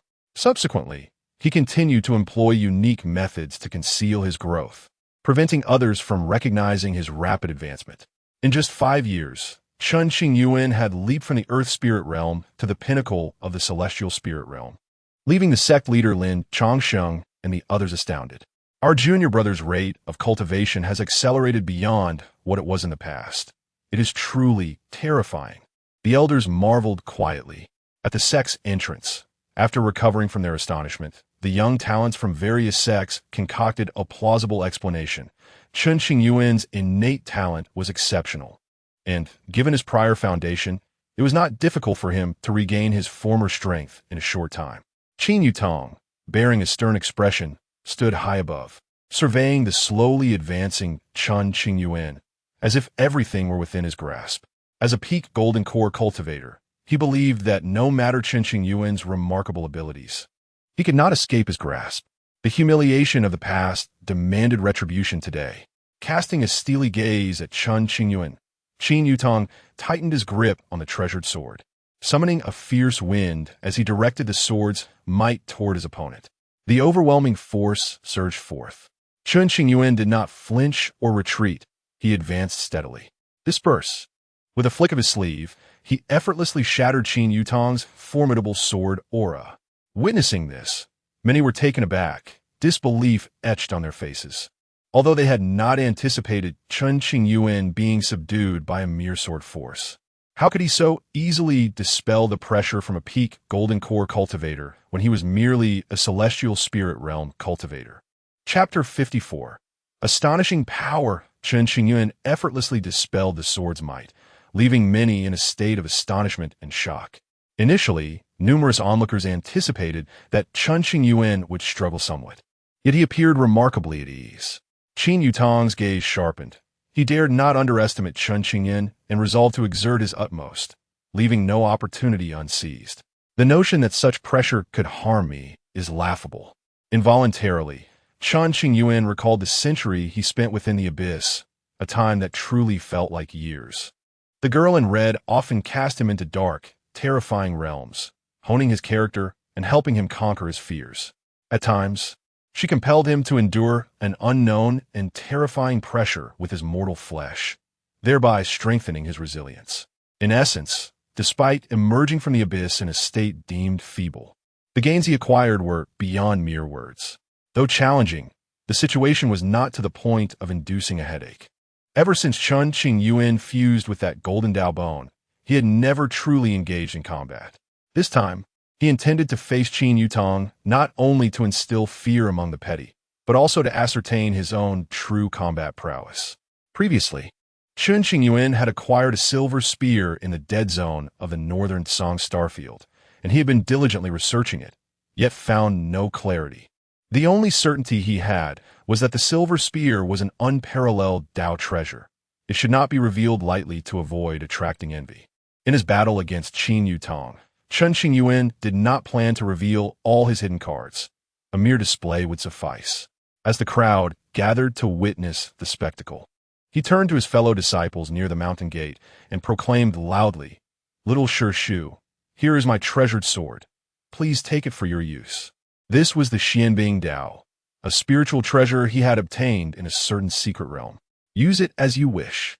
A multitude of core and inner disciples hurled their weapons into the air, clamoring eagerly. The duel between Little Shu and the young master of Tianyu sect captivated everyone in Xianqing sect, excluding those elders and disciples who were required to stand guard. All others watched intently, excitement coursing through them. Little Shu and Qin Yutong were indeed rivals.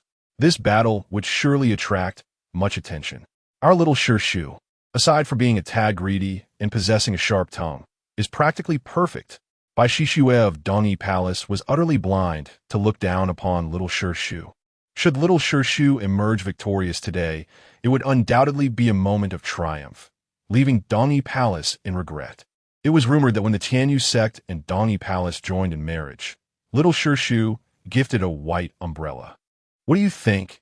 Does Little Shu still harbor feelings for Bai Shishue? Impossible. Little Shu is no mere sycophant, unworthy of delaying his life for a cold-hearted woman. Wherever one goes, there are those who delight in gossip. The disciples of Xianqing sect had previously only whispered among themselves. Now, they spoke openly, with even some elders joining in the chatter. Gazing at the thousands of spiritual weapons suspended in the air, Chen Qingyuan scanned the assortment and selected a jade sword, approximately 3 feet in length, crystalline and transparent, resembling a flawless work of art. "It is my treasured sword." "Huzzah!" exclaimed a delighted inner disciple. "Little Shu, give Qin Yutong a thorough beating and show no mercy." The crowd urged in unison. "Indeed, Little Shu, let the world know of your prowess." Chen Qingyuan's reputation within Xianqing sect was considerable, and many were eager to witness his display of skill. Though the disciples appeared exhilarated, a tinge of anxiety lingered within. Even if Chen Qingyuan were extraordinary, he remained, for the time being, merely a practitioner of the celestial spirit realm. Could he truly contend with the peak of the golden core realm, Qin Yutong? Holding the jade sword, Chen Qingyuan faced Qin Yutong. "Let us change our venue. Do not disturb the mountain gate of Xianqing sect. After a moment of stalemate, Chen Qingyuan uttered these words and turned to stride towards a nearby open space.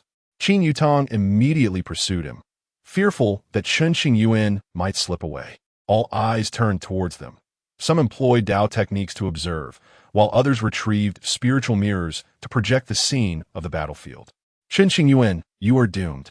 Qin Yutong suddenly sneered. How tiresome, Chen Qingyuan retorted, not one to indulge Qin Yutong, and struck with his sword. Swish! A beam of sword light erupted from the jade sword, descending upon Qin Yutong's position. Qin Yutong raised his sword to block, sustaining no injury. You wield another sword against me. You cannot unleash its full power. This is a path to self-destruction. Weapons possess spirit, and without a soul, contract with the jade sword. Chen Qingyuan wielded it merely as a relatively sharp, mundane weapon, lacking lethality. Chen Qingyuan smiled silently, deliberately so, aiming to instill genuine despair in Qin Yutong, ensuring he would forever regret opposing him. Clang! Qin Yutong's sword surged forth like a dragon, leaving a long scar in the void, clouds churning and extending for miles. Chen Qingyuan employed the simplest of defenses to thwart Qin Yutong's fierce strike, emerging unscathed. How can this be? Qin Yutong was taken aback at the sight of Chen Qingyuan standing unwaveringly with his sword. The previous strike had drawn upon all his spiritual energy, and he believed even the most gifted peers of his realm would struggle to withstand it. Too weak, Chen Qingyuan scoffed. Could it be that his cultivation exceeds merely the celestial spirit realm? Qin Yutong pondered. However, when Chen Qingyuan had made his move, the unmistakable aura of the celestial spirit realm emanated from him, leaving no room for deception. Previously, I did not comprehend her intentions. Perhaps now I grasp them somewhat. In a daze, Chen Qingyuan recalled the words of the girl in red, to shatter one's foundation and disperse one's cultivation, all for your sake. To lay down a perfect foundation anew. A towering edifice must rise from solid ground. To ascend to greater heights in the future, one must establish a flawless base, devoid of any flaws. It must be an illusion. Qin Yutong steadied his mind and launched another assault. Boom! In an instant, the battle intensified. Qin Yutong took the offensive, while Chen Qingyuan remained defensive. No matter how fierce Qin Yutong's onslaught, Chen Qingyuan effortlessly parried each blow. After half an hour had elapsed, having unleashed most of his hidden cards, Qin Yutong still could not subdue Chen Qingyuan, causing a flicker of panic within him. Throughout the encounter, Chen Qingyuan maintained an air of nonchalance. You have forced my hand. What had begun as a mild chastisement from Qin Yutong transformed into a full-scale assault. As he resolved to spare no effort, buzz, a resonant sound echoed through the heavens. Golden light radiated from Qin Yutong's form, and a golden core phantom hovered dazzlingly above his head. Chapter 55. Chen Qingyuan becomes serious. The battle intensifies. The phenomenon of the golden core emerged like a blazing sun, with a diameter of approximately 10 miles, radiant with flowing golden patterns. Qin Yutong no longer held back, revealing his own golden core manifestation, thus allowing everyone to discern his true strength. The most crucial aspect was that if the golden core phenomenon sustained any damage, it would inevitably harm Qin Yutong's foundation. At this moment in the battle, Qin Yutong's heart was solely focused on eliminating Chen Qingyuan, willingly accepting the risk of foundational damage. Qin Shaozong was determined to fight to the death. The outstanding talents from various sects instantly grasped the gravity of the situation, their hearts tightening. The flawless golden core represented a superior foundation. Indeed, Qin Shaozong's strength was formidable, and I am far inferior. A young man felt a sense of inadequacy, his eyes filled with astonishment. After all, Chen Qingyuan was merely a practitioner at the Tianling realm and could not withstand the impending onslaught from Qin Shaozong. The realms of cultivation include the postnatal, innate, yellow spirit, profound spirit, earth spirit, and Tianling realms. These constitute the 6 physical realms that establish the foundation. The subsequent golden core and yuaning realms are the paths to the heavens, capable of altering fate and wielding unfathomable power. Entering the golden core grants a lifespan of 1,000 years, while entering the Yuan Ying can extend life to 10,000 years. Should one cultivate to the great ascension realm, with ample precious herbs and resources, it is possible to live for 30,000 years. Do you seek my life? Chen Qingyuan sensed the unmistakable killing intent emanating from Qin Yutong. Within the Xinqing sect, a group of elders wore grave expressions, hoping to prevent the situation from spiraling out of control. Sect Master, allow me to intervene and halt this battle. A female elder cast a concerned glance at Lin Changsheng, wishing to safeguard Chen Qingyuan from any misfortune.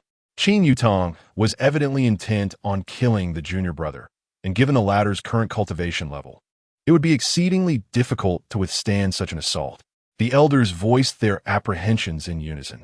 Lin Changsheng had been observing Chen Qingyuan's changing expressions, contemplating for a long while. The junior brother is not an ordinary person. Let him handle it on his own. If he cannot resolve this minor predicament, how can he aspire to greater heights in the future? In reality, Lin Changsheng was deeply worried, though he concealed it well. Over the years, Lin Changsheng had remained preoccupied with matters concerning the Daoyi Academy. If Chen Qingyuan could not withstand the pressure exerted by Qin Yutong, his future endeavors at the Daoyi Academy would only become more arduous. It was not that Lin Changsheng was heartless. He simply had faith in Chen Qingyuan. Moreover, Lin Changsheng speculated that the emissary from the Daoyi Academy might already be observing Chen Qingyuan's performance from the shadows within the Xinqing sect. Should Chen Qingyuan's performance be deemed inadequate, it could adversely impact his chances of becoming a student at the Daoyi Academy. With Lin Changsheng's declaration, the elders, despite their desire to intervene in the battle, found themselves powerless to act. In a refined hall, Gong Sun then employed a secret technique to project the battlefield scene before her. How do you intend to handle a contest that spans an entire realm? Gong Sun then took a keen interest in Chen Qingyuan's innate talent and strength, watching intently. On the battlefield, Qin Yutong launched another attack. The edge of his sword gleamed like a thunderclap, slicing through the heavens, aimed directly at Chen Qingyuan's Tianling crown. The radiance of the golden core phenomenon pressed down relentlessly, distorting the space around Chen Qingyuan, creating a stifling atmosphere. In the face of Qin Yutong's assault, Chen Qingyuan gripped his jade sword tightly and gently swung it. Clang! The sword light flickered, sending ripples of residual force in all directions. I initially intended to toy with you, but alas, you have crossed the line. Chen Qingyuan's expression turned unusually grave, a rarity indeed. Until now, Chen Qingyuan had exuded an air of cunning and whimsy, akin to a spoiled young master unacquainted with the world. But when he became serious, he was ruthless and unyielding.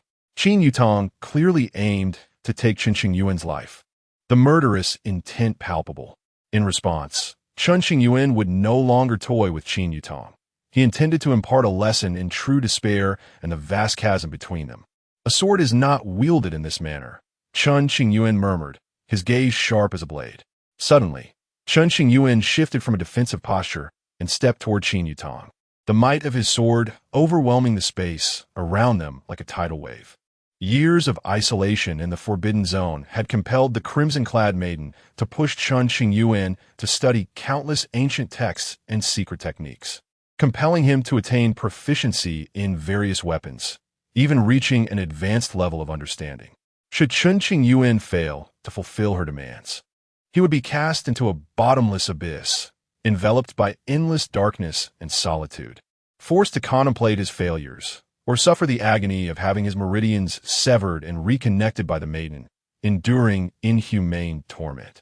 It was precisely due to the years of torment that when the crimson-clad maiden proposed a partnership, he was filled with dread. A century of suffering was already more than enough. The thought of such a bond terrified him. Consequently, under the maiden's benevolent insistence, Chen Qingyuan was compelled to fulfill 9 promises to resolve their entangled fates. To wield the sword with one's heart is to attain the highest mastery. Although Chen Qingyuan could not communicate with the jade sword, he felt the path of its patterns and expanded upon them, subsequently unleashing a unique sword technique. Swish! In that moment, Chen Qingyuan appeared before Qin Yutong, a mere 1,000 meters apart. He thrust his sword forward, devoid of ornate techniques or oppressive might. The simplicity of his move resembled that of an ordinary person wielding a sword. Chen Yutong, having faced Chen Qingyuan multiple times, understood that he was far from being as simple as he appeared and did not dare to underestimate him. Transitioning from offense to defense, he raised his sword to block. In the blink of an eye, Chen Qingyuan's sword struck Chen Yutong's chest. Fortunately, Chen Yutong had prepared his defenses in advance and managed to parry the blow with his sword. The moment their swords met, Chen Yutong realized the correctness of his decision. Boom! What seemed to be a simple attack was, in truth, a return to the essence of swordsmanship, revealing its brilliance upon contact with reality. The jade sword in Chen Qingyuan's hand erupted with an astonishing sword might, akin to a colossal mountain exploding, overturning the surrounding void and sending Chen Yutong flying back dozens of miles. Junior brother's swordsmanship has reached the level of returning to simplicity. This, in my memory, junior brother is not a sword practitioner. Don't look at me. I have no idea either. The elders were left bewildered, utterly perplexed by the current situation. Typically, only those sword practitioners who have cultivated for over 1,000 years, possessing extraordinary talent, could attain such a realm. However, Chen Qingyuan had previously been a practitioner adept in magical arts, with little interaction with swordsmanship. Could it be? Suddenly, the crowd recalled the Tianyuan Forbidden Zone. Exchanging glances, hesitant to speak. Do not utter what should not be said. Simply observe closely. Lin Changsheng issued a warning. The elders understood the significance of the matter, their expressions solemn. If outsiders were to learn that Chen Qingyuan had previously known nothing of swordsmanship, it would undoubtedly spark numerous speculations and lead to considerable troubles. Chapter 56, Standing Tall. Overlooking peers in his youth, my junior disciple trained alongside me in the art of swordsmanship for several months. Blessed with extraordinary talent, his accomplishments today have truly exceeded my expectations. An elder swordsman, having devoted years to the craft, stroked his beard with a satisfied expression, weaving tales of grandeur. The other elders exchanged knowing glances, nodding in agreement. Outside, the prodigies of various sects watched in astonishment as Chen Qingyuan executed a sword strike with utmost seriousness, their faces altering in disbelief. How could it be that Chen Qingyuan, a top-tier swordsman, had remained unheard of until now? The crowd, taken aback, found themselves recognizing his prowess for the first time. These skills, of course, were hard-earned through adversity. Once on the brink of despair, Chen Qingyuan had been inundated with knowledge by a girl in red, who overwhelmed him with an abundance of lessons.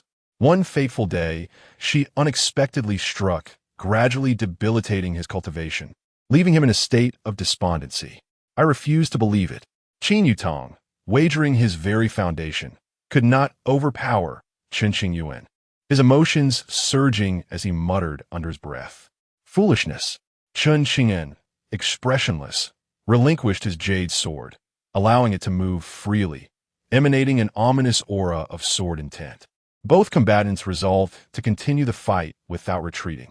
A dazzling golden core manifestation shone like the blazing sun, signaling the gradual enhancement of Chen Yutong's strength, simultaneously imposing significant pressure on Chen Qingyuan, who felt a suffocating sensation enveloping his soul. Go! Chen Qingyuan, unwilling to prolong the encounter, directed his jade sword towards Chen Yutong. The clash of metal rang out as the jade sword temporarily detained Chen Yutong, preventing him from closing the distance.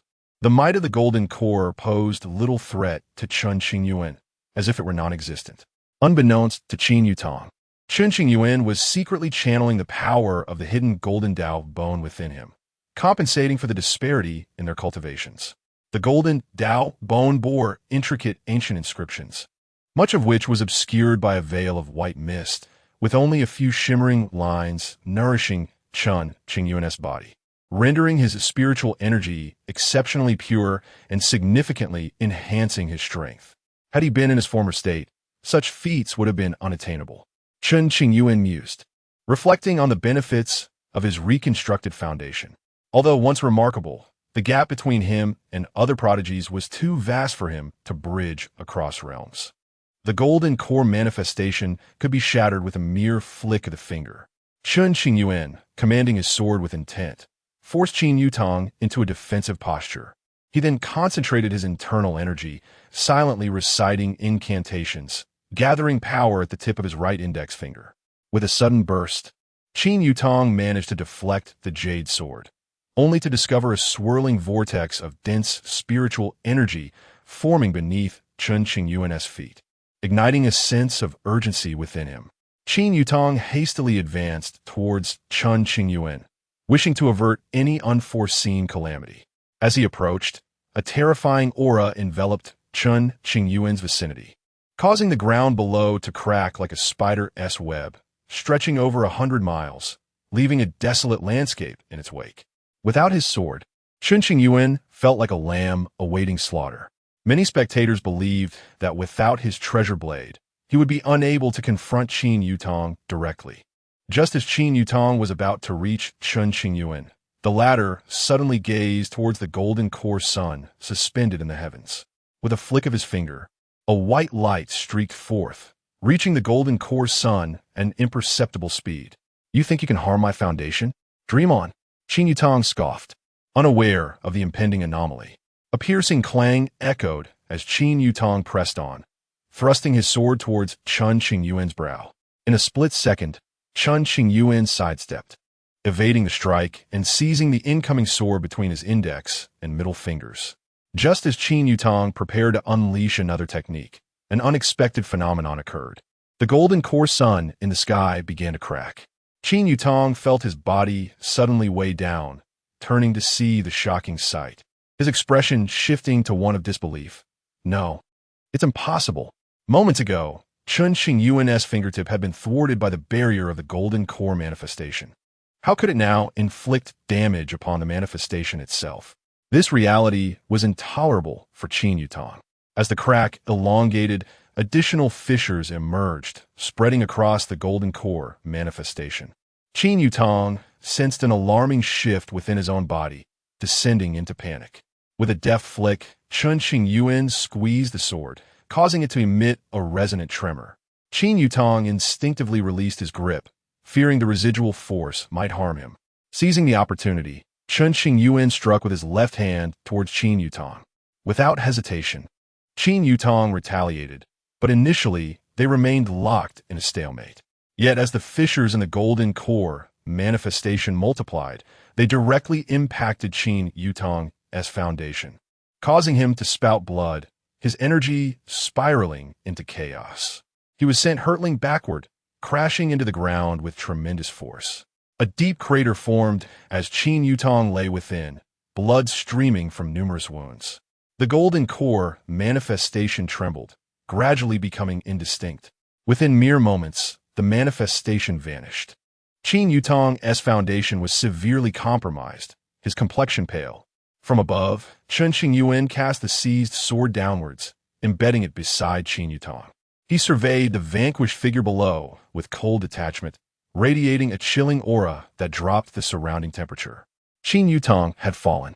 He had been defeated by Chen Qingyuan, whose cultivation was merely at the heavenly spirit stage, and the golden core had suffered fractures, damaging his foundation.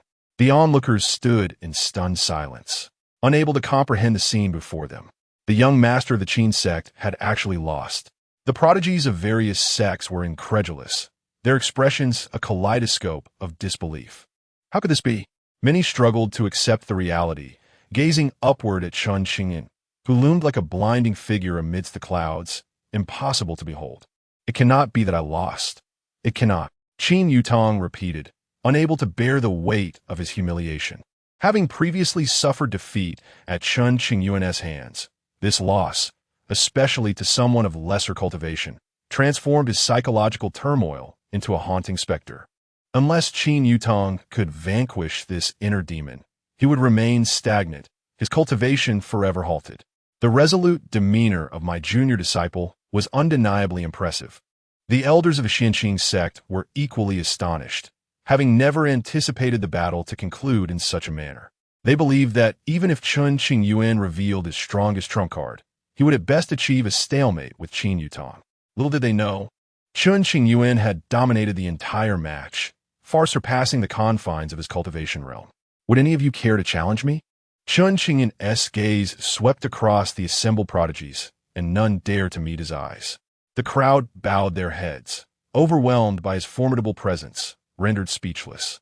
Chapter 57. Unparalleled Elegance. Shocking the world, the extraordinary prowess exhibited by Chen Qingyuan astonished all present.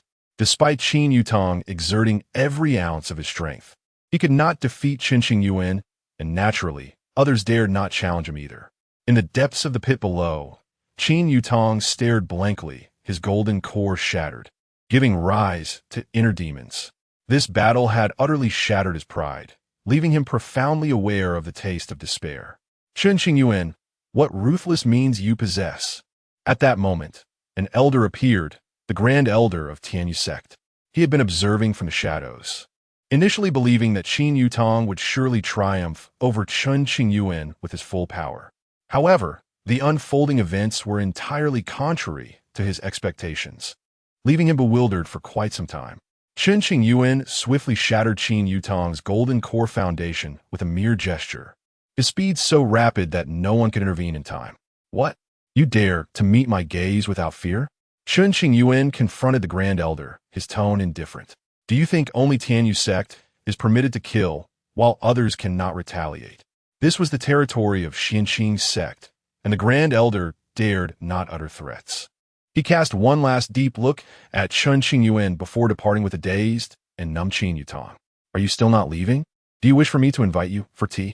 Chen Qingyuan shot a glance at the gathered prodigies from various sects, his voice cold. The tea of Xianqing's sect is not cheap. Can you afford it? His words not only disgusted the over 100 ill-intentioned prodigies, but also once more trampled the dignity of the powerful from various sections. Let's go. The crowd's faces turned pale, and they turned to leave, no longer daring to be as arrogant as before. After they departed, Chen Qingyuan promptly collected the 2 Qingyuan bags left near the mountain gate, the icy indifference on his face vanishing in an instant, replaced by a satisfied smile. Next, Chen Qingyuan retrieved a jade sword that had fallen on the battlefield, returning it to its original owner along with some spirit stones. Thank you, little uncle. You were so cool just now. A female disciple, receiving the jade sword, looked at Chen Qingyuan with admiration, her eyes sparkling like stars. You speak nothing but the truth. Chen Qingyuan replied with delight, offering her a few more spirit stones as a reward. Little uncle, I want some too. Several exceptionally beautiful female disciples approached, grinning and extending their hands. What? What sounds? I can't hear you. Chen Qingyuan feigned deafness, looking up at the sky. To incapacitate the peak of golden core with mere heavenly spirit realm cultivation. Little uncle is truly extraordinary. The disciples of Xianqing's sect murmured in awe, their reverence for Chen Qingyuan deepening further. Little uncle. Many called out to him, chattering excitedly, unable to endure such a scene. Chen Qingyuan concocted an excuse and slipped away. Most importantly, he feared that the spirit stones he had just earned would be snatched away by a gaggle of girls, which gave him a headache just thinking about it. It was better to leave quickly. Truly deserving of being the sole direct disciple accepted by our esteemed ancestor before his passing. His talent is unmatched. Even combined, we cannot compare. An intersect elder lamented. As long as we can protect our little junior to grow, Xianqing sect will surely become renowned and prosperous in the future. The elders began to fantasize about the days to come, filled with anticipation. This young man harbors numerous secrets, Lin Changsheng thought to himself. Both the sword intent Chen Qingyuan displayed and the unique technique that shattered Qin Yutong's foundation were abilities never before seen. Based on Lin Changsheng's deductions, these skills were likely linked to the Tianyuan Forbidden Zone. However, to ensure Chen Qingyuan's safety, Lin Changsheng and others fabricated numerous lies to deceive the world. A certain elder from the Sword Pavilion inadvertently boasted to his disciples, claiming that Chen Qingyuan had practiced swordsmanship under his tutelage for several months as a child, showcasing exceptional talent that was astounding. As he spoke, the elder became convinced of his own words, taking great pride in them. To conceal the truth of Chen Qingyuan's mastery over many arts, The first step was to deceive their own people. Consequently, many disciples within Chen sect were indoctrinated with tales of Chen Qingyuan's arduous training, taking him as their inspiration to strive diligently. In reality, however, Chen Qingyuan had hardly practiced during his childhood. He often tugged on the beard of the sect elder Dong Wenjun, pilfered spirit fruits from the medicinal garden, or crafted slingshots to shoot at the windows of his senior brother's homes. In summary, Chen Qingyuan had no connection whatsoever to diligent study and practice. As the sole successor left by the revered ancestor, coupled with his charming demeanor, his senior brothers and sisters doted upon him, rarely laying a hand on him, and at most scolding him a little. Had it been anyone else, they would have likely faced severe punishment for such mischievousness. In the Fuliu star domain, various sects were astonished by the formidable and unfathomable Chen Qingyuan. Even if the ghost doctor were to heal him, it was said he would have to cultivate anew. Yet, merely a few years had passed. How could he unleash such terrifying strength to incapacitate the young master of Tianyu sect? Once hailed as one of the 10 prodigies of the northern wilderness, Chen Qingyuan's reputation was indeed well-deserved. A skeletal camel is larger than a horse, and the northern wilderness is home to countless stars, with prodigies and monsters abound. Being ranked among the 10 prodigies was no small feat, and few could compare. This battle created a massive impact, igniting a storm of discussion among many. Once ignored by the world, Chen Qingyuan ascended to the stage once more, subtly hinting at a resurgence of his former glory. Across the Fuliu star domain, few peers could stand against him. One extraordinary individual. Those who had once clashed with Chen Qingyuan were left stunned upon hearing of this battle, remaining silent for a long time before finally sighing in despair. Even though Qin Yutong had been incapacitated, Tianyu sect did not send anyone to cause trouble at Xianqing sect. Firstly, in peer rivalry, defeat is simply defeat. There was no reason to seek trouble. Secondly, the matter of the demon cave remained unresolved, and Tianyu sect dared not provoke Xianqing sect further. To address the issues of the underground demon cave, Tianyu sect not only hired a highly renowned formation master, but also sought assistance from other star domains, exhausting their resources. Though their foundation was depleted, if Tianyu sect could weather this crisis, they possessed numerous ways to acquire resources. Relying on the resources from the demon cave, Tianyu sect's overall strength experienced rapid enhancement. As long as they still existed, there was hope. Alas, many within Dongyi Palace, upon hearing the news of Chen Qingyuan's resurgence, fell silent for an extended period, ultimately exhaling a long sigh. Fortunately, Shishue had already stepped into the secret realm. Otherwise, upon hearing this news, her resolve might falter, leading to dire consequences. Yao Su, the master of by Shishue, had been instrumental in facilitating the union between Tianyu sect and Dongyi Palace. However, due to the Demon Cave incident, the alliance had failed. Bai Shishue had entered Yinxue City, and no news had returned since. If she could survive the secret realm of Yinxue City, she would become the saintess of Dongyi Palace, capable of receiving the inheritance and ascending to a higher status. In truth, Chen Qingyuan had never harbored any hatred towards Bai Shishue. At that time, the world believed him to have perished in Tianyuan. He could not allow Bai Shishue to live in solitude until her end. It could only be said that fate had not favored them, and their love was not profound enough. Having severed his ties with Bai Shishue, Chen Qingyuan felt considerably lighter, relieved of one troublesome matter. However, he still wore a frown, troubled by the affairs of Daoyi Academy and the challenge posed by Wu Junyan. Wu Junyan, one of the 10 prodigies of the northern wilderness, was the foremost prodigy of the northern Song star domain.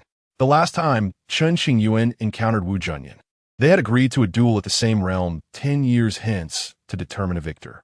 Sigh, why must we engage in such conflicts? I am a person who cherishes peace. Chen Qingyuan sat in his chamber, letting out a series of gentle sighs. Suddenly, a knock echoed from outside his cave dwelling. Chapter 58. The Murong family's gratitude and the new list of the 10 heroes of Northern Wilderness. Chen Qingyuan utilized his divine consciousness to investigate and discovered it was an intersect disciple on duty. He communicated telepathically. What is it?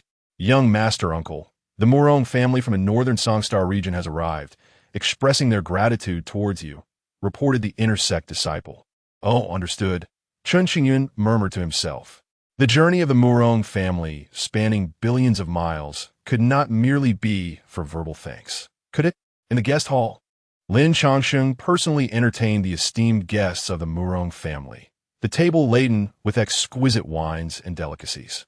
The Murong family held significant prestige in the northern Songstar region, and Lin Changsheng could not afford to be negligent. Thank you for the hospitality of the Xianqing sect, said the Murong family elder. On this visit, we have dispatched a powerful clan elder and over a dozen core members, including Murong Wensi. Is my duty, Lin Changsheng replied with courtesy, wearing a warm smile. Before long, Chen Qingyuan strolled in leisurely. This must be Elder Chen Qingyuan. The Murong family elder immediately rose, lowering his stature and clasping his fists in greeting. I, on behalf of the Murong family, extend our heartfelt thanks for your assistance. Without your influence, the ghost doctor would not have intervened. Thus, the Murong family would have faced tremendous troubles. A clan ancestor from the Murong family had fallen into a state of perilous cultivation deviation, risking his life at any moment. Looking across the surrounding star regions, only the legendary ghost doctor possessed the capability to save him. To heal the elder's injuries, the Murong family had sent numerous individuals in search of remedies. And one team encountered Chen Qingyuan in the dead domain. During that expedition, the Murong family suffered significant casualties, losing the majority of their team. If not for Chen Qingyuan's protection, Murong Wensi would have certainly met a tragic fate. No need for such formality, Chen Qingyuan replied politely. To express their gratitude, the Murong family presented a modest gift, requesting Elder Chen not to take offense. The elder produced a spatial ring and handed it over to Chen Qingyuan. Though unaware of the treasures contained within, the Murong family was a prestigious lineage, so it could not be meager. Chen Qingyuan accepted the ring without hesitation, tucking it away with a radiant smile, and promptly expressed his thanks. The Murong family is truly generous. Since this is their heartfelt intention, I shall shamelessly accept. Ah, you rascal! Lin Changsheng, who had been watching the scene unfold, silently covered his forehead, bemused. Elder Chen is indeed magnanimous, truly a young talent. The clan elder remarked sincerely, admiring Chen Qingyuan. Ha ha! The Murong family burst into laughter, raising their glasses in salute to Chen Qingyuan to show their appreciation. They granted him ample face, leaving Chen Qingyuan somewhat flustered as he hurriedly returned the gesture. After several rounds of toasts, Chen Qingyuan found a spot to cool off under a tree in a side hall. Hey, you didn't say a word to me earlier. Isn't that a bit excessive? Suddenly, a plaintive voice reached Chen Qingyuan's ears. Turning to see Murong Wensi, he noted her flowing light blue gown trailing on the ground, revealing her exquisite figure. Her pale yellow hair was tied with a light red ribbon, her delicate features resembling a celestial being descended to earth. I have nothing to discuss with you, Chen Qingyuan replied, nonchalantly unconcerned about offending her. You arrogant man, scoot over a bit. Murong Wensi lightly kicked Chen Qingyuan's back, snorting dismissively. Why? Chen Qingyuan turned to ask. I find your current position quite suitable for enjoying the scenery, she offered. Isn't it all the same? Chen Qingyuan replied casually. Are you moving or not? Murong Wensi's tone turned frosty at his inaction. A gentleman does not quarrel with a lady. Chen Qingyuan obediently shifted over a meter. Thus, Murong Wensi occupied the space he had vacated, still warm from his presence. Her cheeks flushed slightly, but she discreetly concealed it. After a moment of silence, Murong Wensi feigned indifference. I heard you, despite your heavenly spirit realm cultivation, defeated an opponent at the peak of the Golden Core realm. Is that true? False. Chen Qingyuan answered without hesitation. You clueless man, can you not hold a proper conversation? Murong Wensi took a deep breath to maintain her composure, suppressing her annoyance.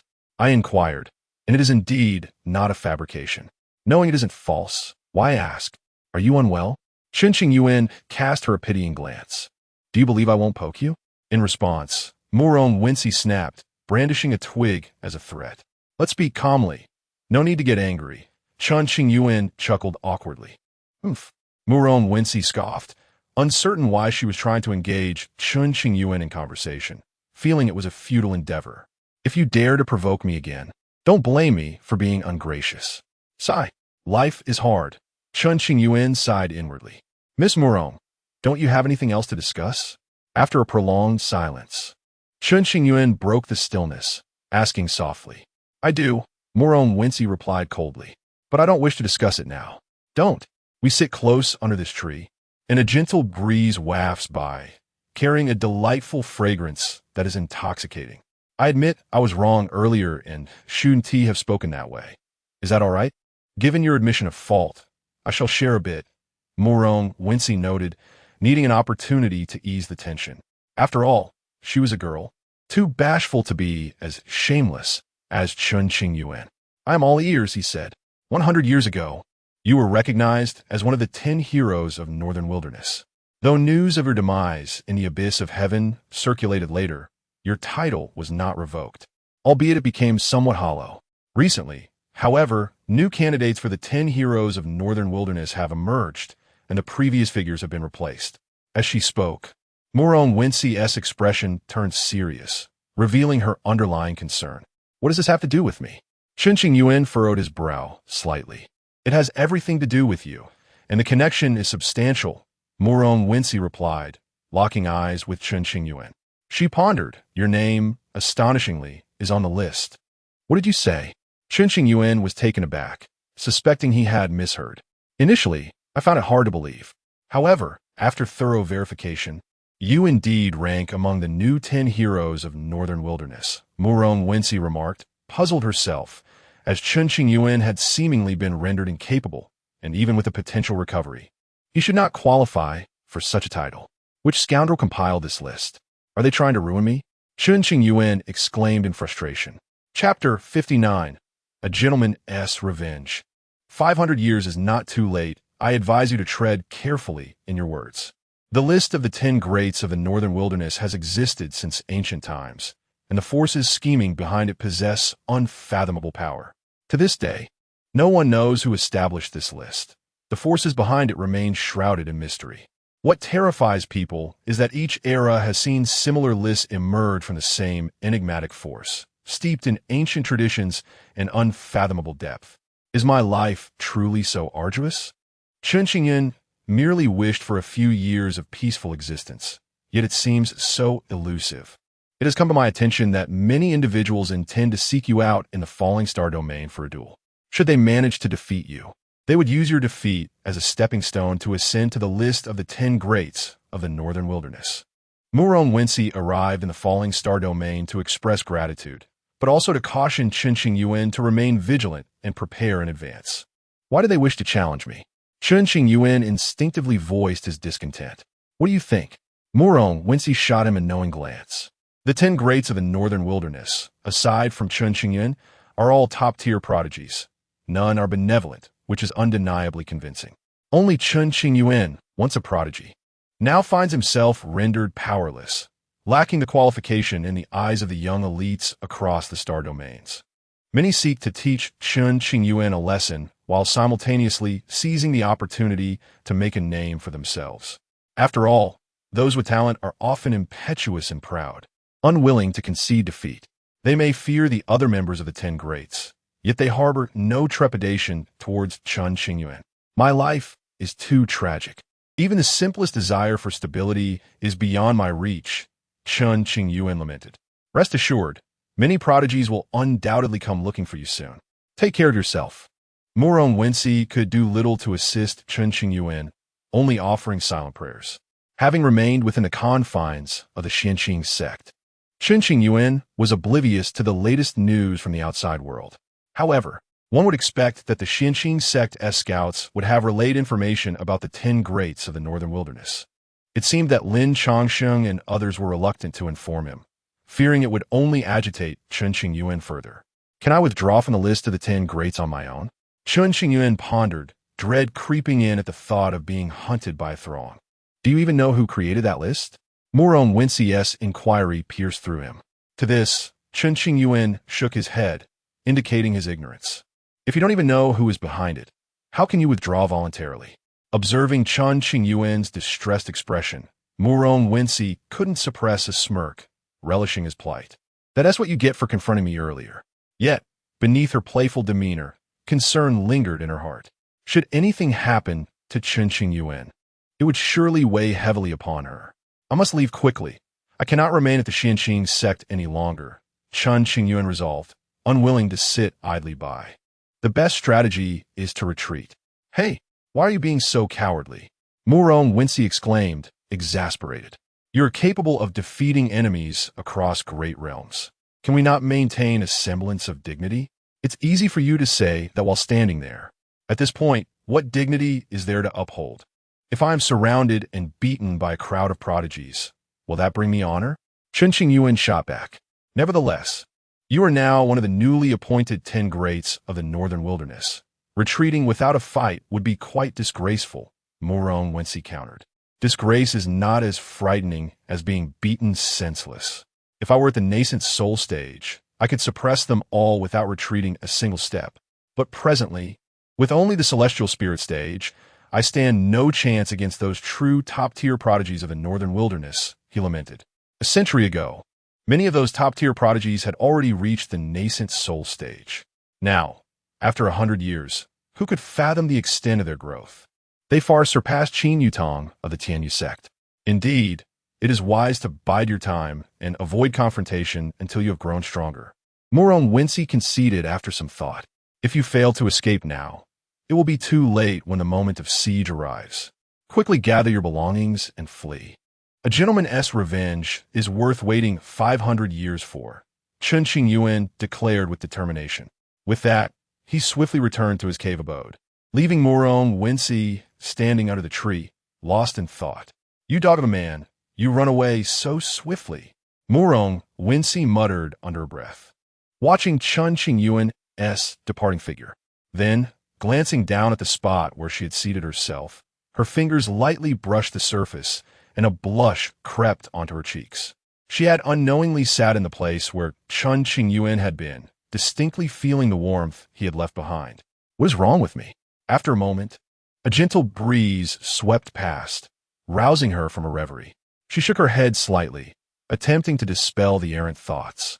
At this moment, within the cave, Chen Qingyuan hastily packed his belongings, preparing to make his escape.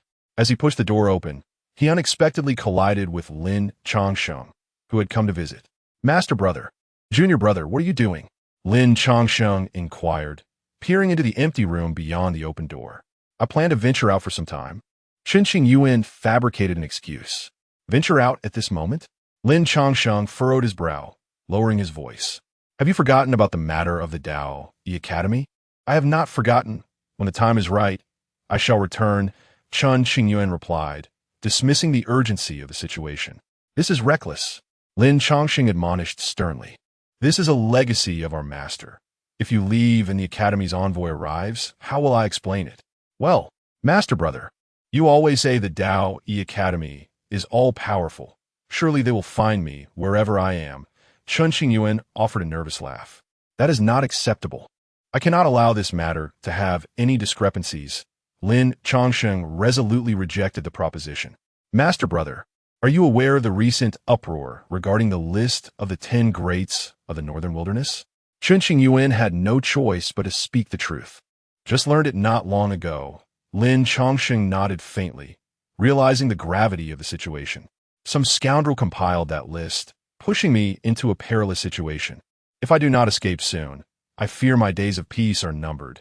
Chen Qingyuan expressed his deep frustration towards whoever was responsible for the list.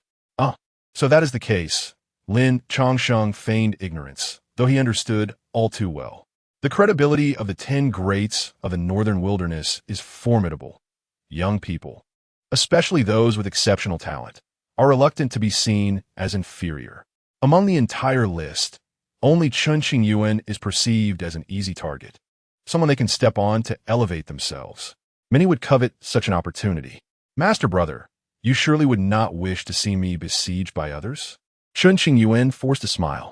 To be honest, I am quite looking forward to it, Lin Changsheng murmured softly, clearing his throat. Chen Qingyuan was taken aback, his eyes widening in disbelief. Chapter 60. My dear, do not let your heart be swayed. Is this something a senior brother ought to say? Do you truly wish for me to leap into the flames? The exceptional talents of Bei Huang are not comparable to those of my peers in the fully used star domain. Many of them are practitioners at the nascent soul stage. It is no exaggeration to assert that Chen Qingyuan's current cultivation is far too weak, rendering him easily subdued by others. Fear not. As long as you remain within the confines of the Xianqing sect, those individuals cannot breach our sanctuary. Lin Changsheng could not afford to let Chen Qingyuan go. If the emissaries from the Daoyi Academy were to arrive, he would have no explanation to offer. Yet, despite this assurance, the danger remained palpable. Allow me a few centuries to cultivate, and I shall return to subdue them all. Chen Qingyuan cared not for momentary embarrassment. He feared only the loss of opportunity for redemption. Practitioners must not fixate on immediate honors and dignity, but rather, they should cast their gaze toward the distant horizon. No, that will not do. After a moment's contemplation, Lin Changsheng shook his head, resolutely declining once more. Senior brother, do not force my hand. The threat in Chen Qingyuan's tone was unmistakable. Oh, what do you intend to do? Lin Changsheng, unperturbed, provocatively inquired. If you do not allow me to leave, I shall incessantly pester Zhao Yanzi and lead your precious son astray. After much contemplation, Chen Qingyuan concluded that this was the only recourse available to him. Very well, do as you wish. Lin Changsheng's heart fluttered momentarily, fearing that Chen Qingyuan had uncovered some misdeed of his own. Regret it not, warned Chen Qingyuan. I shall never regret it, Lin Changsheng affirmed with a nod. Very well. With that, Chen Qingyuan turned and stepped into the room, shutting the door firmly behind him, leaving Lin Changsheng outside. Years later, Lin Changsheng would often reflect upon this day with profound regret, even beginning to miss the benevolent and cultured Lin Pingyan. In the days that followed, Chen Qingyuan frequently engaged in playful banter with Lin Pingyan, imparting his insights on wealth without reservation. Lin Pingyan was no longer the innocent boy of yore. He had developed cunning and guile. Many elders noted this transformation in Lin Pingyan's character, exclaiming it to be impossible. For years, the upper echelons of the Xianqing sect had instructed Lin Pingyan to be merciless, asserting that one must possess certain means to become a leader and guide the sect forward. However, at that time, Lin Pingyan was impervious to such advice and remained unyielding. After years spent with Chen Qingyuan, Lin Pingyan seemed to have undergone a metamorphosis, outsmarting several elders in the process. We cannot allow Pingyan to remain with the junior disciple. It may corrupt the child, suggested one elder. Surely not. Most elders were skeptical that Lin Pingyan could turn to the dark side, for his image as a well-behaved child was deeply ingrained in their minds. In my perspective, should Pingyan truly stray, it may ironically be a fortuitous turn of events. When the time is ripe, we can assess him and consider him for the position of junior sect master, opined Elder Dong Wangjuan, stroking his beard. Though the junior disciple may be greedy, he never engages in outrageous conduct. Even should Pingyan learn from him, he would not cross any lines. There is no need for excessive concern. In light of the situation regarding Lin Pingyan and Chen Qingyuan, the elders convened for a lengthy 3-hour meeting. The esteemed guest from the Morong family had resided within the Xianqing sect for half a month and was now preparing to depart. Before leaving, Murong Wensi visited Chen Qingyuan's residence. Hey, I am about to leave. Will you not come out to bid me farewell? Murong Wensi called loudly at the tightly shut door of the cave dwelling. You have legs of your own. Is my presence truly necessary? Chen Qingyuan's voice drifted lazily from within. Chen Qingyuan, if you dare speak to me in such a manner again, I shall withhold any future news from you. In truth, had it been anyone else, Murong Wensi would have acted long ago. Sometimes she herself was puzzled. Despite Chen Qingyuan's disagreeable nature, she found it hard to loathe him, feeling merely a twinge of annoyance. With a clatter, the door swung open. Chen Qingyuan emerged slowly. What news do you bring? Oomph. Murong Wensi shot him an icy glare, visibly displeased, and fell silent. We are comrades who have faced death together. Cannot we jest a little? Realizing that Murong Wensi was incensed, Chen Qingyuan quickly sought to alleviate the tension, smiling brightly.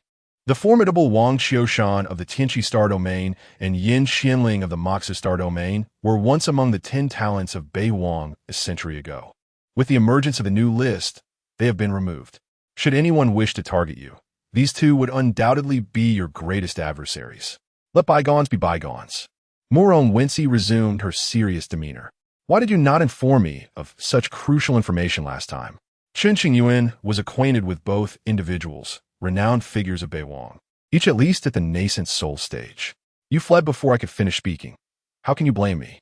Murong Wensi shot him a reproachful look, her tone playful yet vexed. What other significant news is there? Due to Lin Chongqing's obstruction, Chen Qingyuan was unable to leave the Xinqing sect. Otherwise, you have slipped away long ago. There is none, Murong Wensi replied. Very well. Chen Qingyuan turned to retreat into his abode. You. Murong Wensi watched as he decisively turned away, kicking a small stone on the ground, sending it ricocheting toward him. What is it? Chen Qingyuan glanced back at her, feigning confusion. Nothing. Murong Wensi bit her red lip, her expression cold as she turned to leave. Once she departed, Chen Qingyuan abandoned his nonchalant demeanor, muttering to himself, My dear girl, do not let your heart be swayed. It would only bring you misfortune. Chen Qingyuan treated Murong Wensi in this manner to prevent her from developing feelings and to maintain a certain distance. He understood well that he must not hinder her future. After much contemplation, Chen Qingyuan entered the secluded palace where Gongsun Nan resided, a secret known only to him. Sister Ghost Doctor, have you been living comfortably of late? Chen Qingyuan inquired with a charming smile. No one visits the Three Treasures Hall without purpose. If you seek something, just ask. Gongsun Nan, reclining in the courtyard with her eyes closed, teased with a subtle smirk. It is no wonder you are renowned across the realms as the Ghost Doctor. You discern my intentions at a glance. I am truly in awe, Chen Qingyuan flattered. You wish for me to escort you away from the Xinqing sect? Not a chance. Before Chen Qingyuan could express his intentions, Gongsun Nan saw through him directly. Given Gongsun Nan's prowess, it would be a trivial matter for her to uncover recent developments. Please, do not. Chen Qingyuan stepped forward, his urgency palpable. Sister, do you truly wish to see me bullied? Indeed, I do, Gongsun Nan replied with a nod. Chen Qingyuan. Just as Chen Qingyuan prepared to plead further, Gongsun Nan suddenly opened her eyes, chuckling lightly. Young man, it is too late for you to wish to leave now. Just moments ago, I sensed numerous formidable auras converging near the Xinqing sect, most likely aimed at you. Chapter 61. Talented individuals gather at Xinqing sect. Storms approaching through Gongsun Nan's narrative. Chen Qingyuan gradually grasped the circumstances surrounding the Xinqing sect, where many formidable prodigies had assembled. There was no opportunity for him to slip away now. A sense of foreboding began to plague him. Stepping outside at this moment would undoubtedly result in an encounter with those ill-intentioned arrivals. If he wished to avoid conflict, the only viable option was to remain indoors. After departing from Gongsun Nan's residence, Chen Qingyuan shut himself away in his quarters, refusing to see anyone. In the midst of organizing his belongings, he stumbled upon an IOU, the borrower being Murong Wensi. Years ago, during the incident in the dead zone, Murong Wensi had sustained severe injuries requiring spirit stones for her recovery. Thus, Chen Qingyuan had lent her a sum of spirit stones, formalizing it with a written agreement. How had he forgotten to ask her for repayment? It was a lapse in judgment. Recent troubles had clouded his mind, causing him to overlook the matter of repayment. Although the Murong family had expressed their gratitude with generous gifts, such gestures were mere courtesies and could not be conflated with the debt he was owed. Had she forgotten as well? Or was she merely seeking an excuse to visit him again? Chen Qingyuan truly wished to avoid further entanglements with Murong Wensi and sighed heavily. Though he was quite handsome, she should not develop feelings for him. Otherwise, it would be she who would be hurt. After tucking away the IOU, Chen Qingyuan resolved to set aside the matter of repayment for the time being. He would seek an opportunity to approach Murong Wensi regarding the debt in the future. Days later, a disciple on duty arrived at his door, gently knocking. Little uncle, there is someone outside who wishes to meet with you. Who? Chen Qingyuan did not open the door, his voice carrying through. The individual claims to hail from the Moxu star domain and is named Yin Qianling, the disciple replied. Tell him I am in seclusion and cannot meet with guests. Chen Qingyuan declared decisively, his eyelids twitching. Understood. The disciple did not press further and departed. Inside, Chen Qingyuan reclined languidly in his rocking chair, expressing his irritation. What a nuisance, he muttered, entirely disinterested in facing any potential confrontation. Who was Yin Qianling? A century ago, he was renowned alongside Chen Qingyuan as one of the 10 outstanding figures of the northern wilderness, a paragon of talent. This time, however, his name had been supplanted on the new list of 10 outstanding figures by another prodigy. Upon learning that the now incapacitated Chen Qingyuan still held a position on the list, Yin Qianling felt deeply aggrieved and traveled from afar, eager to challenge him. Why did Yin Qianling and many other gifted individuals not seek trouble with the other 10 figures? Because, at present, Chen Qingyuan appeared to be the most vulnerable target. After all, opportunities to elevate one's reputation by stepping on someone like Chen Qingyuan were rare, and he could not let such a chance slip by. Outside the gates of Xinqing sect, a young man clad in azure brocade stood poised in midair, hands clasped behind his back, exuding an aura of nobility. This blue-clad youth was Yin Qianling, the only one among the top prodigies to reveal himself, while the others remained hidden, observing from the shadows. With Yin Qianling taking the initiative, the others could only watch, refraining from stealing his thunder. Please retreat, the duty disciple shouted towards the outside. Little uncle is in seclusion and has no time for visitors. That is of no concern. I can wait until the day he emerges from seclusion. Yin Qianling had anticipated many scenarios before arriving, suspecting Chen Qingyuan might act like a turtle withdrawing into its shell. Through his inquiries, he was certain that Chen Qingyuan remained within the Xinqing sect and had not gone elsewhere. As long as he maintained his vigil near the sect, Yin Qianling was confident that Chen Qingyuan would eventually show himself, unless Chen Qingyuan intended to remain indoors for the rest of his life. This fellow is no ordinary person. My junior brother may be in serious trouble. Within the council hall, the elders had gathered all pertinent information regarding Yin Qianling, their expressions grave. He was the scion of the Morning Sparrow, Sacred Mountain, possessing the cultivation of the nascent soul realm. Such prowess would qualify him for the position of inner elder in many first-rate sects, or even as a leader in third-rate factions. Yin Qianling had once been among the 10 outstanding figures of the northern wilderness, his strength and talent eclipsing countless prodigies. However, due to the emergence of several formidable talents over the past century, the list had undergone slight alterations, resulting in Yin Qianling's removal. Nonetheless, his strength remained formidable. I find it perplexing. Our junior brother has just returned from Tianyuan and recently reconstructed his Tao body and spiritual roots. The forces behind the list should be well aware of the events in the northern wilderness and ought not to have included our junior brother's name. One elder pondered aloud. Do not look at me. I too am baffled and quite distressed. Another elder replied, his brow furrowing. The young, competitive spirit would undoubtedly not yield to our junior brother, seeking to displace him from the list to garner fame for himself. The gathered elders discussed the matter, their brows knitted in concern. In the face of Yin Qianling's provocation at the gates, the Xinqing sect found itself in a quandary. They could not simply expel him and could only feign ignorance.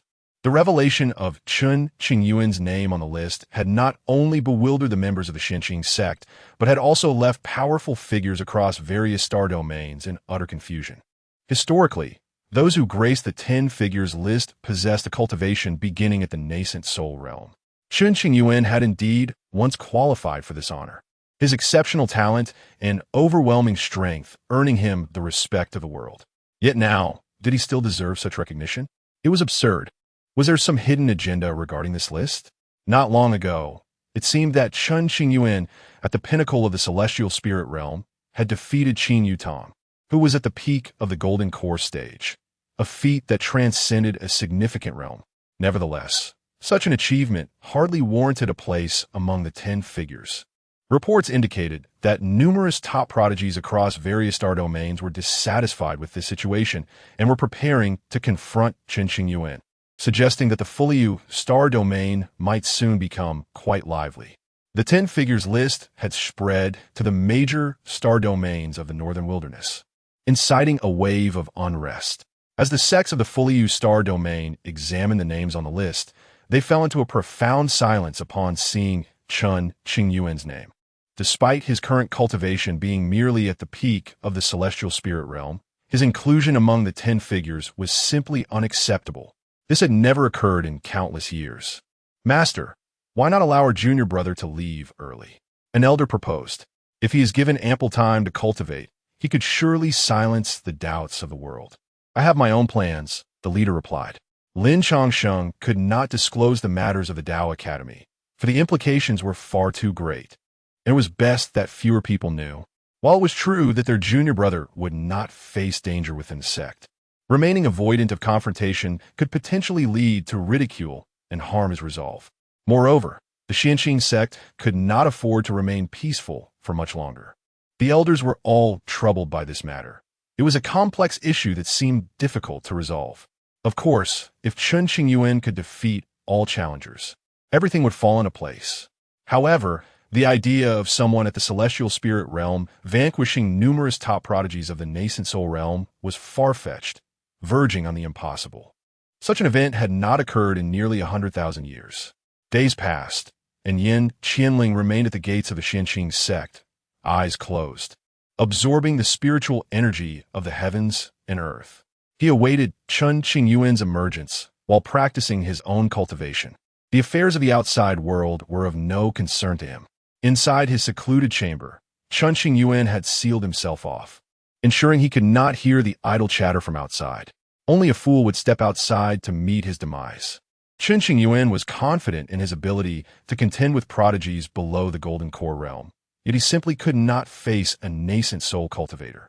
After all, his own cultivation was far too weak, and the disparity was insurmountable.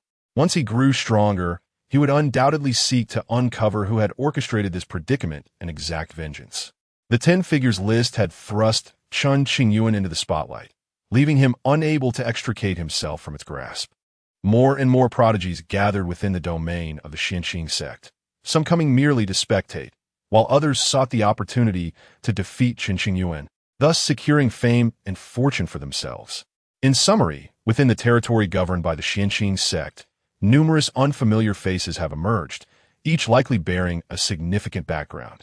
On this particular day, a man clad in a light-colored robe appeared at the entrance of the Xianqing sect, provoking a chorus of astonished gasps from countless cultivators, their hearts surging with excitement, struggling to maintain their composure.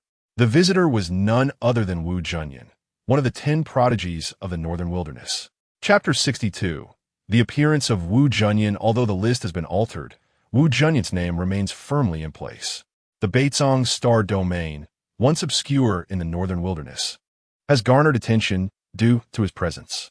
Wu Junyan's life is nothing short of legendary, akin to a myth. It is said that in his youth, he was whisked away by a celestial crane and vanished for 3 long years. Upon his return to the Beizong star domain, he left his peers far behind. His formidable strength left his contemporaries in awe, compelling their respect and admiration. You have arrived as well. Yin Qianling, who had been meditating, opened his eyes and gazed at Wu Junyan from a distance, his expression complex. Wu Junyan merely glanced at Yin Qianling, remaining silent. Despite hearing of Wu Junyan's aloof demeanor, Yin Qianling felt no resentment. Indeed, Wu Junyan's arrogance appeared justified, eliciting no ire from those around him. To think even Wu Junyan has come. Is his visit to Xianqing sect related to Chen Qingyuan? A bystander mused, intrigued by the unfolding drama. Rumor has it that Wu Junyan possesses the legacy of an ancient powerhouse, and since his emergence into the world, he has known no defeat. He is a true member of the Northern Wilderness 10 talents, a figure of terrifying strength. Onlookers were left speechless, captivated by Wu Junyan's presence. The higher-ups of Xianqing sect, upon receiving the news, recognized the escalating commotion that had become increasingly difficult to manage. A prodigy like Wu Junyan would be a guest of honor in any sect, deserving of the utmost hospitality. As long as Wu Junyan lives, he is destined to become a top-tier powerhouse in the future, roaming freely across the realms. What should we do? The elders convened, deliberating the implications of denying him entry, which would be a grave insult. Allow me to handle it. The Grand Elder volunteered. Very well. It is entrusted to you. Lin Chongqing consented. Thus, the Grand Elder, clad in simple robes, approached the entrance of the mountain and clasped his fists in greeting. Young friend Wu, what brings you to our Xianqing sect? I seek to duel with Chen Qingyuan. Wu Zhenyan replied, his tone icy and terse. As expected, the gathered cultivators felt a tightness in their chests, their suspicions confirmed. This situation could spell trouble. The Grand Elder, feeling anxious, pondered for a moment before stating, since you are not here as a guest, we may have little to offer. Wu Zhenyan remained silent, standing atop the clouds, exuding an air of cold pride akin to an insurmountable snow-capped mountain. While Xianqing sect was reluctant to offend a future top-tier powerhouse, Chen Qingyuan's safety took precedence over all else. With Wu Zhenyan's arrival, Xianqing sect became the focus of attention, drawing countless gazes. Meanwhile, within a sealed cave, Chen Qingyuan remained oblivious to the commotion outside, meditating to solidify his foundation, awaiting the opportune moment to break through to the golden core stage. You should know, the Northern Wilderness 10 talents Wu Zhenyan has come. Your list of opponents has grown, Gong Sun Nan teased, disregarding the barrier's power, his tone laced with a hint of schadenfreude. Upon hearing this, Chen Qingyuan's eyes widened, a slight smile gracing his lips. If it were any other talent, he might feel discomfort, but with Wu Zhenyan in the mix, the situation became much more manageable. With a hum, Chen Qingyuan dispelled the barrier and stepped outside. Moments later, he stood at the entrance of Xianqing's sect, drawing many eyes. It's him. Chen Qingyuan had shown himself. Was he preparing to accept the challenge? The spectacle was about to unfold, and anticipation hung in the air. Yet, many were puzzled. Why was Chen Qingyuan, with his mere heavenly spirit cultivation, recognized among the Northern Wilderness 10 talents? Regardless, with his own cultivation now exposed, Chen Qingyuan no longer concealed it with the power of the jade bracelet, presenting himself confidently. Onlookers watched Chen Qingyuan's emergence with excitement, setting up their seats to witness the unfolding events. Yin Qianling's expression hardened, his eyes flashing with fierce determination. Chen Qingyuan, do you dare to fight me? Chen Qingyuan, however, ignored Yin Qianling's challenge. Just a simple duel, is it? He thought to himself, suppressing the urge to voice his dismissal. Ah Wu, you are truly joining the fray. Chen Qingyuan greeted Wu Zhenyan with evident delight. The time for our duel is fast approaching. I came early to ensure you wouldn't slip away. Previously, when Chen Qingyuan ventured into the dead zone, he had been cornered by Wu Zhenyan, leading to a 10-year challenge being established under Wu Zhenyan's insistence.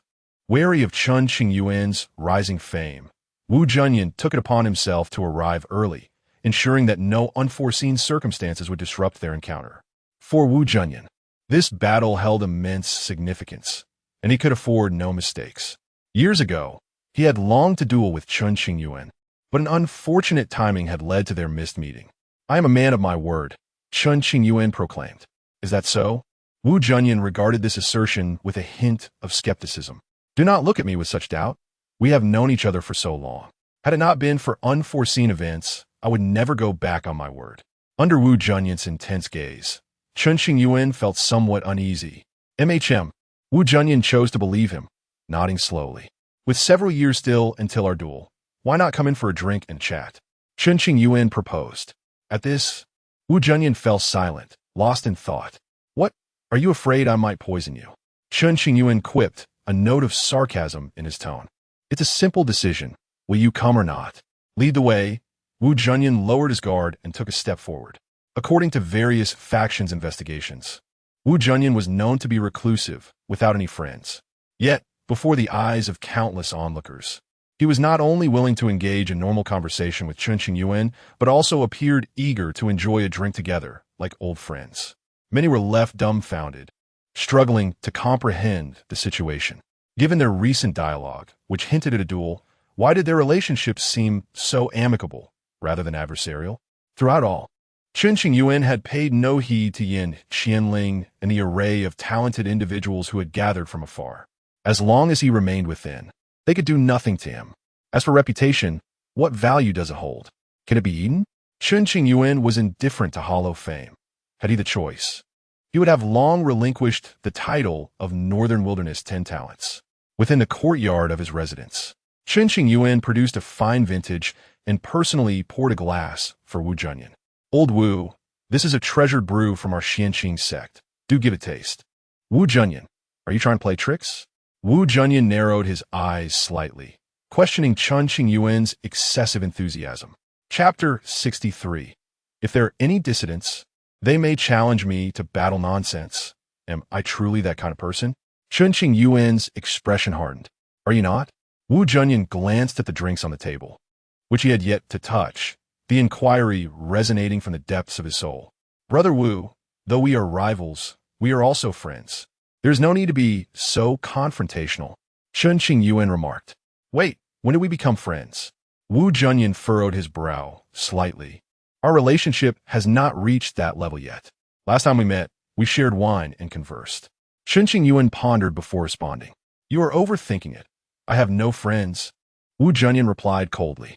Is that so? You have not a single friend? How pitiful. Chen Qingyuan feigned a look of pity, seemingly oblivious to the underlying meaning of Wu Junyan's words. No worries. From this moment forth, we shall be friends. My intention was to maintain distance, viewing you solely as a formidable opponent, helping you understand the nature of our relationship, which has not yet evolved to that of friends. Why do you now pity me? Do you not comprehend human speech? Wu Junyan was momentarily taken aback, gazing intently at Chen Qingyuan in silence. Come, let us drink. Before Wu Junyan could speak, Chen Qingyuan raised his drink and downed it in one go. Noticing Wu Junyan's lack of response, Chen Qingyuan gestured, drink up. Rest assured, there is no poison. After a brief pause, Wu Junyan withdrew his gaze from Chen Qingyuan and glanced at the drink before him. Hesitating, he lifted the cup and took a sip. For reasons unknown, upon hearing Chen Qingyuan declare that they would be friends henceforth, an inexplicable feeling arose within Wu Junyan, difficult to articulate. Since his birth, he had seldom conversed with others, even with his kin, remaining as untouchable as a lofty ice lotus. Old Wu, we must discuss serious matters now. Chen Qingyuan grinned. Wu Junyan, ever economical with words, remained vigilant. In just over 4 years, our duel is upon us. If I am defeated by certain individuals beforehand, and you and I are to face each other at the same level, should you inadvertently lose or end up in a stalemate, would that not allow others to tread upon our heads and gain renown? Chen Qingyuan pulled his chair slightly closer to Wu Junyan. So what? Wu Junyan regarded him with indifference, eager to uncover Chen Qingyuan's intentions. You must go out and handle those individuals at the very least. They must not be allowed to cause trouble for the next few years. Chen Qingyuan articulated his thoughts. I refuse, Wu Junyan countered. Come now. Chen Qingyuan quickly interjected. Those individuals cannot possibly contend with me at the same level. That would be bullying. They are blocking my door, and if I cannot contain my anger and go out to face them, I would likely be defeated. Would it then be worthwhile for you to spar with me? I do not care for such matters. Overwhelming one's opponent due to a disparity in cultivation is the behavior of the weak. To me, true victory lies in defeating you at the same level, solidifying my resolve, and aspiring to the heights of the mountains.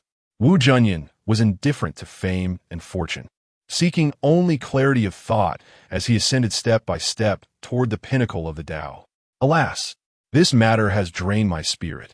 By the time we face each other, my condition will undoubtedly decline significantly, and your chances of victory will increase considerably. Faced with such an obstinate character, Chen Qingyuan had no choice but to grasp at his soft spot. Upon hearing this, Wu Junyan's expression grew grave. If the battle were not fair, even if he triumphed, it would hold no significance. He valued promises above all else. Once a commitment was made, he would fulfill it even at the cost of his life. Thus, he had agreed to a decade-long duel with Chen Qingyuan, and he was willing to wait until that day arrived. The previous century's duel had become void when Chen Qingyuan entered the abyss of heaven. This time, Wu Junyan sought to avoid any unforeseen circumstances. As for entering the abyss, it was not an adventure that Chen Qingyuan willingly undertook. He was compelled to do so. During that time, he felt as if some unseen force was guiding him, compelling him to go. Before our battle, no one shall disturb you. Wu Junyan pondered for a moment before making a promise. Exactly. That is what friends do. Chen Qingyuan replied with a smile. Hard to drink, Wu Junyan stated seriously, taking another sip, as if expressing his inner dissatisfaction. This is the finest brew of our Xianqing sect, Chen Qingyuan remarked. The taste was acceptable before, but not now. Wu Junyan implied that it was not the wine that was unpleasant, but rather Chen Qingyuan's presence that made it so. Wu Junyan was known for his tactful insults, leaving Chen Qingyuan momentarily stunned. Such remarks did not concern Chen Qingyuan. He merely wished for Wu Junyan to resolve these issues. Leaving already? Chen Qingyuan inquired as he observed Wu Junyan preparing to depart. I shall not go back on my word, Wu Junyan replied, stepping out of the courtyard with effortless grace. Truly admirable, Chen Qingyuan praised. To be honest, when interacting with Wu Junyan, Chen Qingyuan felt at ease, free from the need for cunning and scheming. Dealing with a wily old fox would be like walking on thin ice. One must tread carefully. Engaging in a battle with him at the same level would, at the very least, spare him from suffering with a significant chance of victory. In contrast, fighting those who disregarded fairness, where the disparity in cultivation was too great, was akin to receiving a beating. Chen Qingyuan was prepared for a fair battle with Wu Junyan. After all, neither of them would go for lethal strikes, and merely determining the victor would suffice. Outside the gates of the Xianqing sect, Wu Junyan stood upon the clouds, surveying the surroundings with a detached demeanor, proclaiming to all realms, from this moment forth, no peers may challenge Chen Qingyuan, nor block the gates of the Xianqing sect. Should there be any dissenters, they may challenge me to battle. A stir erupted upon the utterance of these words, a clamor of astonishment akin to thunder. What is happening? The esteemed individuals arriving from various realms were bewildered. Is Wu Junyan truly supporting Chen Qingyuan? What is their relationship? Those who sought to ascend by stepping on Chen Qingyuan were filled with questions. In my recollection, Wu Junyan seldom took a stand for others. Those from the North Songstar region were well acquainted with Wu Junyan, fully aware that he was a solitary individual, preferring to walk alone, reluctant to associate with anyone. The most outrageous incident involved a certain sex saintess from the North Songstar region, who painstakingly orchestrated a scheme to confine herself and Wu Junyan in a secluded chamber, igniting an intoxicating fragrance to awaken the primal instincts of men. The saintess harbored no ill intentions. She merely wished to forge a fleeting romance with Wu Junyan, hoping that if he reached the pinnacle in the future, he would remember her for their shared moment. However, to her astonishment, Wu Junyan maintained his composure and clarity of mind. Gazing at the unclad saintess before him, Wu Junyan uttered not a single word, his eyes reflecting purity. He then approached the entrance of the chamber and struck it repeatedly with his fists. Knowing full well that the chamber was fortified, inscribed with countless ancient laws, Wu Junyan did not relent. His hands became bloodied and raw, the internal energies surging within him. Yet he persevered until he shattered the stone door, leaving behind a solitary, desolate figure. There is no wall that does not let the wind through. This incident reached the ears of many. From that moment on, news of Wu Junyan's disinterest in women spread, causing quite a stir. A certain powerful figure remarked, "If this youth does not meet an untimely end, he will undoubtedly stand at the pinnacle of the contemporary world." Thus, it became evident that Wu Junyan was renowned for his aloofness, showing little regard for anyone in the world. However, at this moment, Wu Junyan's actions have shattered the perceptions of countless individuals. What on earth is happening? Many people are beginning to lose their composure, utterly bewildered. In the void, Yan Qianling, once one of the 10 heroes of the northern wilderness, furrowed his brow and turned to Wu Junyan, inquiring, "What do you mean by saying that peers cannot challenge him?" Chapter 64. The day of the duel approaches. Visitors from Daoi Academy, upon hearing the voice, Wu Junyan turned to meet Yan Qianling's gaze, speaking coldly. "I've never heard of any prohibition against peers competing. Are you seeking to protect him?" Yan Qianling, wary of Wu Junyan, responded solemnly, "He is my opponent." Wu Junyan replied candidly, "Before my battle, no one may interfere." "Your battle?" Yan Qianling paused, taken aback. "You have always been among the 10 talents of the North Wilderness, a prodigy of our time. The former Chen Qingyuan might have stood on equal footing with you, but does the current him truly qualify as your rival?" The weak will never comprehend. Wu Junyan dismissed the need for explanation, finding it futile. Chen Qingyuan's expression darkened upon hearing those words. The onlookers, fellow cultivators, widened their eyes in disbelief. Chen Qingyuan is a renowned figure in the North Wilderness, gifted and powerful. If someone of his caliber is deemed weak, what does that make us? Nothing at all. The crowd felt insulted, yet powerless to counter the remark. You are indeed formidable and possess the right to be arrogant. However, there are many stronger than you in this world. This statement, uttered by Wu Junyan, would have crushed an ordinary cultivator under Chen Qingyuan's heel. There are indeed many who surpass me. I concede that. Wu Junyan stood with his hands clasped behind his back, his tone unruffled. At least, you do not. You. Chen Qingyuan gritted his teeth, eager to engage Wu Junyan in a contest. Yet, uncertainty loomed over him, and the hope of victory felt exceedingly slim. Mastering his emotions, Chen Qingyuan chose not to engage Wu Junyan in battle just yet. He resolved to first subdue Chen Qingyuan, and in a few years, when his own strength had grown, he would consider Wu Junyan his next target. Individuals like you only see those temporarily weaker than yourself as rivals, relishing the sense of assured victory. No matter where you go from here, you will never become a true powerhouse. Wu Junyan never bullies the weak. His eyes are set only on greater peaks. In a confrontation with Chen Qingyuan of the same realm, Wu Junyan held no certainty of victory. Everything was uncertain. It was this very uncertainty that compelled him to continually solidify his foundation, striving to grow stronger to face the unknown. Listening to Wu Junyan's assertions, Chen Qingyuan's face turned ashen, and he remained silent. Do not stand too high. Be wary of falling, Wu Junyan continued. After contemplating for a moment, Chen Qingyuan stepped down from the lofty heights of the Xianqing sects gate, descending to the ground near a nearby city, biding his time for an opportune moment. Had he remained, he would likely have faced Wu Junyan's onslaught the very next moment. Having dispelled the interlopers, Wu Junyan found a comfortable spot at the foot of the Xianqing sects mountain, sitting down to meditate. Among his peers, none dared to disregard Wu Junyan's words. In the ensuing 4 years, anyone who dared to provoke Chen Qingyuan or disrupt his life would surely face a dismal fate. When did our junior brother become so close to Wu Junyan? The elders of the Xianqing sect exchanged puzzled glances. Younger matters should be resolved by the young. Once Wu Junyan intervenes, our Xianqing sect falls silent, devoid of any chaos. Many elders sighed, acknowledging Wu Junyan's formidable presence as a top talent among the 10 talents. Is Wu Junyan preparing to battle our junior brother? Can he manage? A sense of unease crept into the hearts of several elders. The first time they felt Chen Qingyuan might falter. The pressure Wu Junyan exuded was overwhelming. Why does our junior brother appear so inferior compared to someone like Wu Junyan? The elder Dong Wenjun lamented, observing Wu Junyan's effortless authority. A single word from him silenced his peers, while Chen Qingyuan attracted those eager to step over him, all fearful of lagging behind. In the subsequent 4 years, the Xianqing sect experienced tranquility, with no peer daring to challenge. Even someone as strong as Chen Qingyuan felt the need to retreat from Wu Junyan's brilliance, granting him a measure of respect. Ordinary prodigies, of course, dared not act recklessly.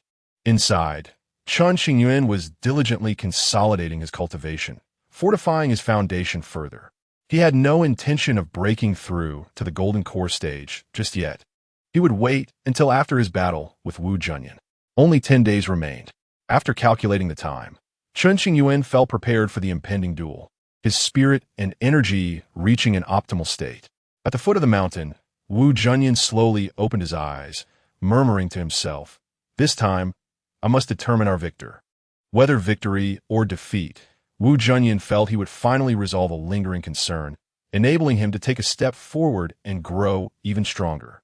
8 more days passed, leaving only 2 days until the duel. Suddenly, a visitor arrived at the Xianqing sect.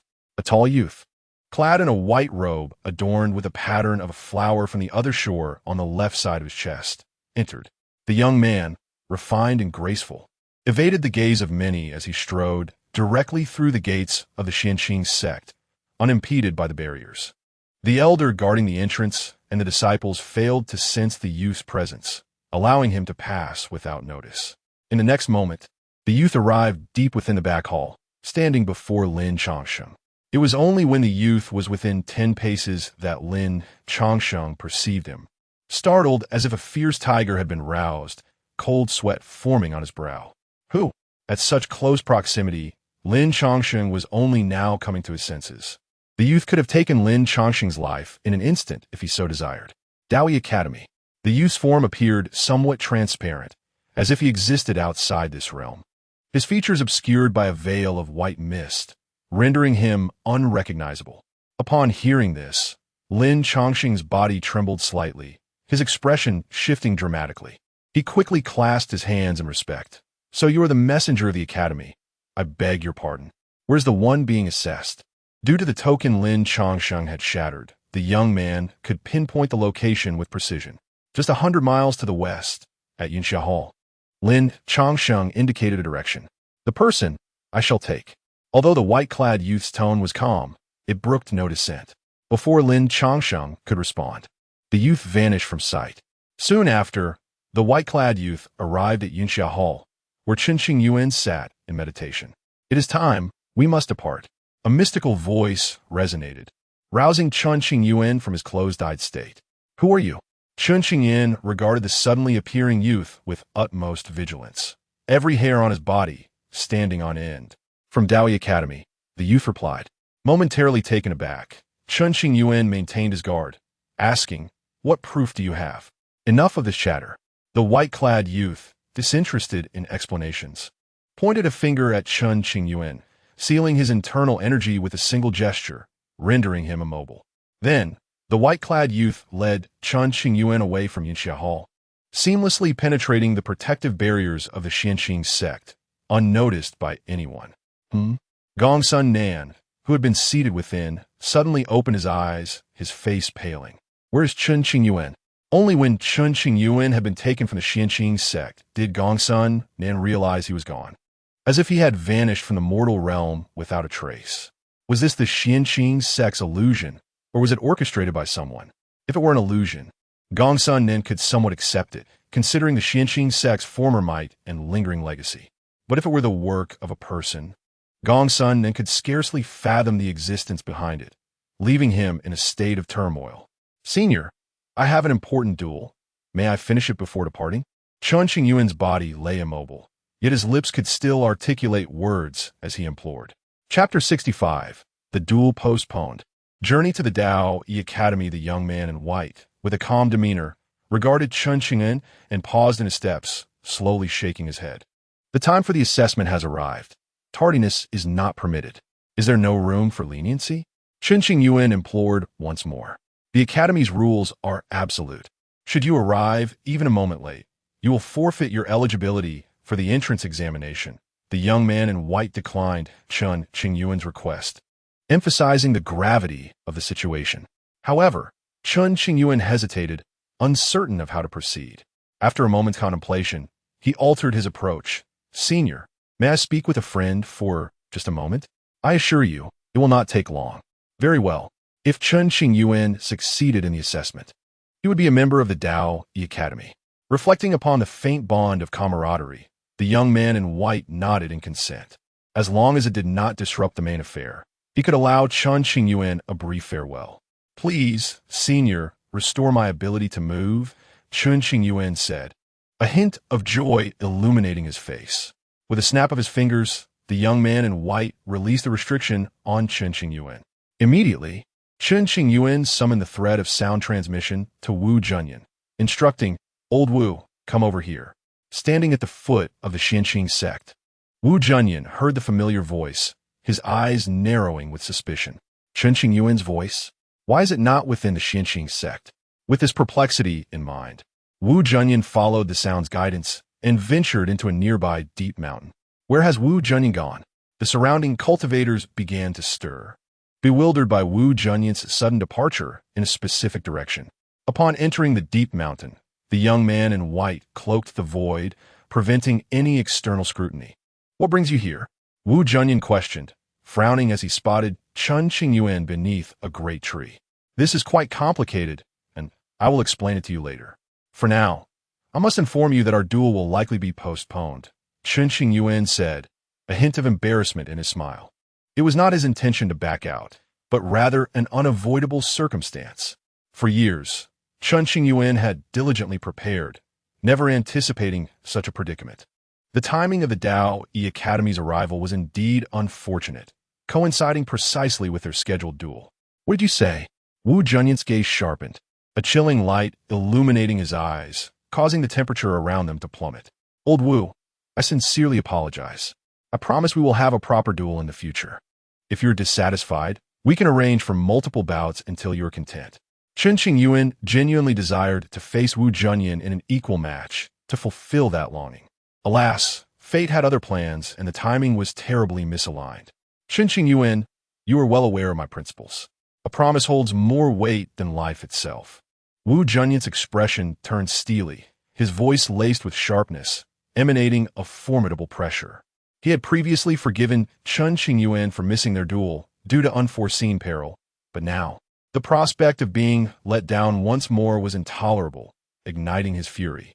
I understand, and I had every intention of dueling you, but unforeseen circumstances arose, alas. Chen Qingyuan admitted, his heart heavy with guilt. Unforeseen circumstances? That sounds like an excuse. Wu Junyan retorted skeptically.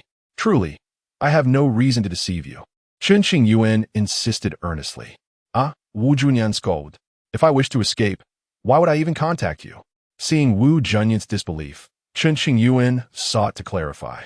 You are cunning and full of tricks. How can I trust your words?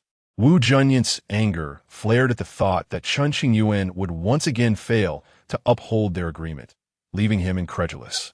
Just as Chen Qingyuan prepared to elaborate, a cold voice interrupted from nearby. Time is up. We must go. Who?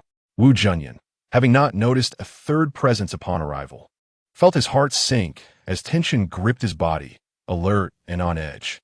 The young man in white had been standing beside Chen Qingyuan, using arcane techniques to conceal his physical form and suppress his aura. Senior, could we have a bit more time? Chen Qingyuan turned to the young man in white. There is no time. We must depart, the young man replied. It was not a lack of compassion, but rather an urgency to reach the Dao E Academy without delay to attend to pressing matters. As he spoke, the young man in white revealed his true form, allowing Wu Junyan to finally behold him. Who are you? Wu Junyan asked, his spirit trembling inexplicably, sending dangerous signals through his being. Despite this, he maintained his composure, betraying no fear on his countenance. The young man in white cast a fleeting glance at Wu Junyan, offering no response. With just a look, Wu Junyan felt an overwhelming weight descend upon him, akin to being crushed beneath countless mountains, nearly toppling to the ground. Old Wu, can you comprehend my predicament now? Chen Qingyuan said with a wry smile, feeling utterly helpless. Such a terrifying figure appearing in the flowing star domain was unfathomable to Wu Junyan, who struggled to keep his head raised, imprinting the young man's silhouette in his memory. His heart tumultuous. I can understand, yet you have still broken your promise. Wu Junyan's initial understanding touched Chen Qingyuan, leading him to believe a peaceful resolution was possible. However, the latter part of his statement tightened Chen Qingyuan's heart with unease. When we meet again, I shall offer you no excuses. The day we encounter each other will be the day of our battle. This is beyond my control. Please do not hold it against me. Chen Qingyuan pleaded, feeling utterly despondent. Wu Junyan gazed deeply at Chen Qingyuan, remaining silent. With a swift motion, the young man in white, unwilling to squander time, pointed at Chen Qingyuan, and he vanished. In the depths of the mountain, only Wu Junyan remained, the inexplicable pressure gradually dissipating. After catching his breath, Wu Junyan looked into the distance, his resolve unwavering. When we meet again, there shall be a battle. Against such a formidable presence, Chen Qingyuan was undeniably powerless to resist. Nevertheless, while Wu Junyan understood the circumstances, his anger still simmered. To him, a promise was sacred and could never be broken. This principle was the cornerstone of Wu Junyan's life. After a brief respite, Wu Junyan silently departed from the flowing star domain, leaving his destination unknown. Cultivators from various star domains awaited Chen Qingyuan's appearance, eager for the anticipated duel with Wu Junyan. However, upon the day of the match, both were conspicuously absent, leaving countless spectators bewildered and at a loss. Senior brother, where has the junior disciple gone? The elders regarded Lin Chongsheng with concern etched upon their faces. Chapter 66. A backdoor? No examination required? Lin Chongsheng sighed, contemplating the gravity of the situation before deciding to disclose the matter of the Daoyi Academy. This issue was of utmost importance. He sealed the surrounding void, permitting only the core members of the sect to enter, lest certain factions eavesdrop. Are you aware of the Daoyi Academy? Lin Chongsheng surveyed the assembly, his expression grave. The elders exchanged glances, shaking their heads in unison. He then began to narrate the unfolding events. Meanwhile, within the territory of the Xianqing sect, numerous foreign cultivators emerged, all seeking to trouble Chen Qingyuan in hopes of making a name for themselves. Despite their considerable efforts to investigate, they remained perplexed as to why Chen Qingyuan refused to engage in battle with Wu Junyan. After much deliberation, they resolved to bide their time. However, even if they waited another 2 years, it would be futile, for Chen Qingyuan had already departed from the Fiancée region. Chen Qingyuan's body moved uncontrollably, led by the young man in white to a shattered void, traversing the starry seas with extraordinary strength, his pace outstripping that of many top-tier sects' grand teleportation arrays. 3 hours later, Chen Qingyuan arrived at a place reminiscent of a celestial paradise. Here, myriad mountains were interconnected, and a gentle mist lingered in every corner, imbuing the locale with an air of mystery. The verdant landscape was dotted with crystal-clear lakes, where ethereal fish occasionally leaped, tracing graceful arcs in the air. In the distance, a grand palace loomed majestically above, suspended in midair, seemingly invulnerable. Stop dawdling, let us proceed. The young man in white released the restrictions binding Chen Qingyuan and strode forward. Oh, Chen Qingyuan snapped back to reality, hurriedly following the young man's lead. As they walked, Chen Qingyuan marveled at the enchanting scenery of this mystical realm, a veritable utopia. Old Wu, it is not my intention to break my word. I shall surely engage you in a fair contest upon our next meeting. He mused inwardly at the thought of Wu Junyan's exceedingly serious gaze. Chen Qingyuan understood that Wu Junyan held his promises in higher regard than life itself. So he never contemplated fleeing, preparing instead for a full-fledged battle. Little did he anticipate that the Daoyi Academy would intervene, causing him to miss yet another opportunity for confrontation. At the foot of the mountain, a staircase of jade stones led upward, each step floating independently in the air, shrouded in thick mist, as if one were treading upon clouds, ascending towards the heavens. The young man in white paved the way, guiding Chen Qingyuan higher. Upon closer inspection, a magnificent palace came into view, leaving Chen Qingyuan awestruck. Above the entrance, 2 large characters were faintly inscribed, Daoyi. The palace and its interior structures were predominantly white, crafted from extraordinarily precious jade. The entrance to the academy stood approximately 30 meters high, with a transparent barrier enveloping the void at the threshold, through which wisps of faint golden patterns flowed, exuding an aura of mystery. At the entrance stood over 100 exceptionally gifted youths, evenly divided between genders. These individuals hailed from various regions, none of whom Chen Qingyuan recognized, certainly not from the Fiancée region or its surroundings. They were fortunate souls destined to enter the Daoyi Academy, having qualified for the entrance examination. Every millennium, the Daoyi Academy selects suitable candidates, ultimately admitting only the top 10, making the competition exceedingly fierce. As Chen Qingyuan arrived, an ancient voice resonated throughout the void. Time's up.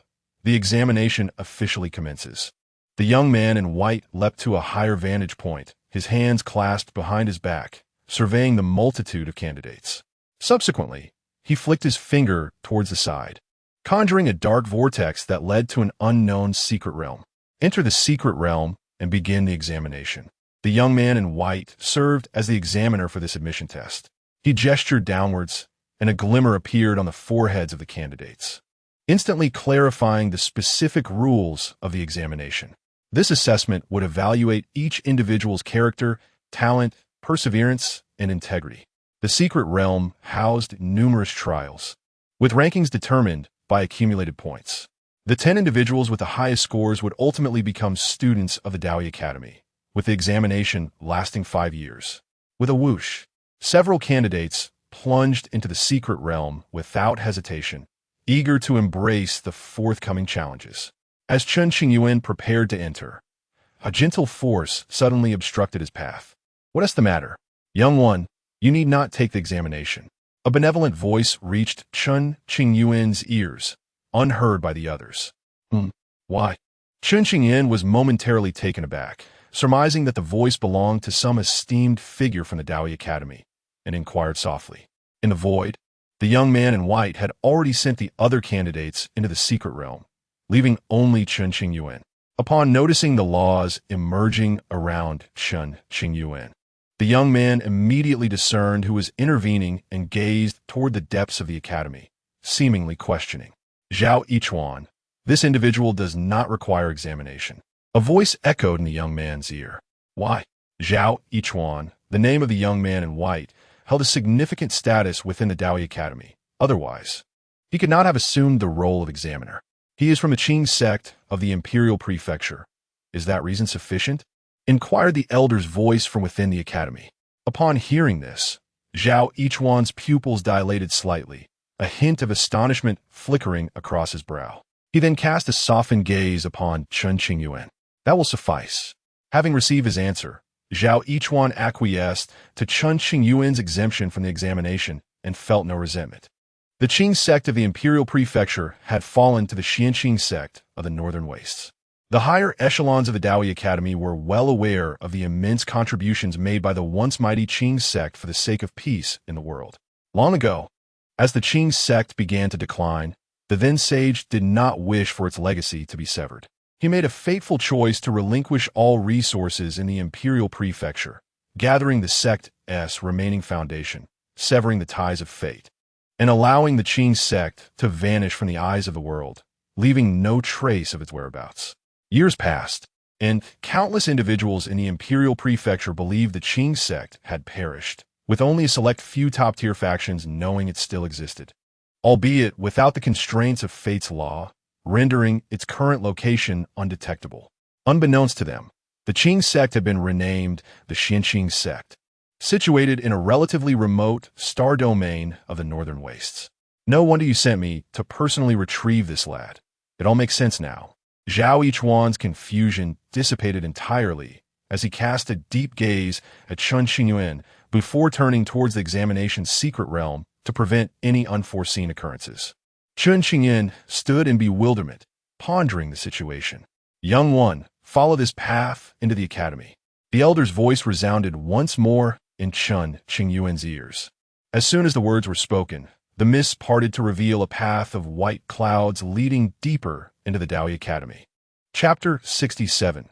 The mysterious elder in black. Chen Qingyuan hesitated momentarily, traversing the path through the Jade Gate barrier, gradually making his way deeper into the Daoi Academy. Along the way, he encountered not a single soul, as dense fog obscured his view, leaving only the road ahead visible.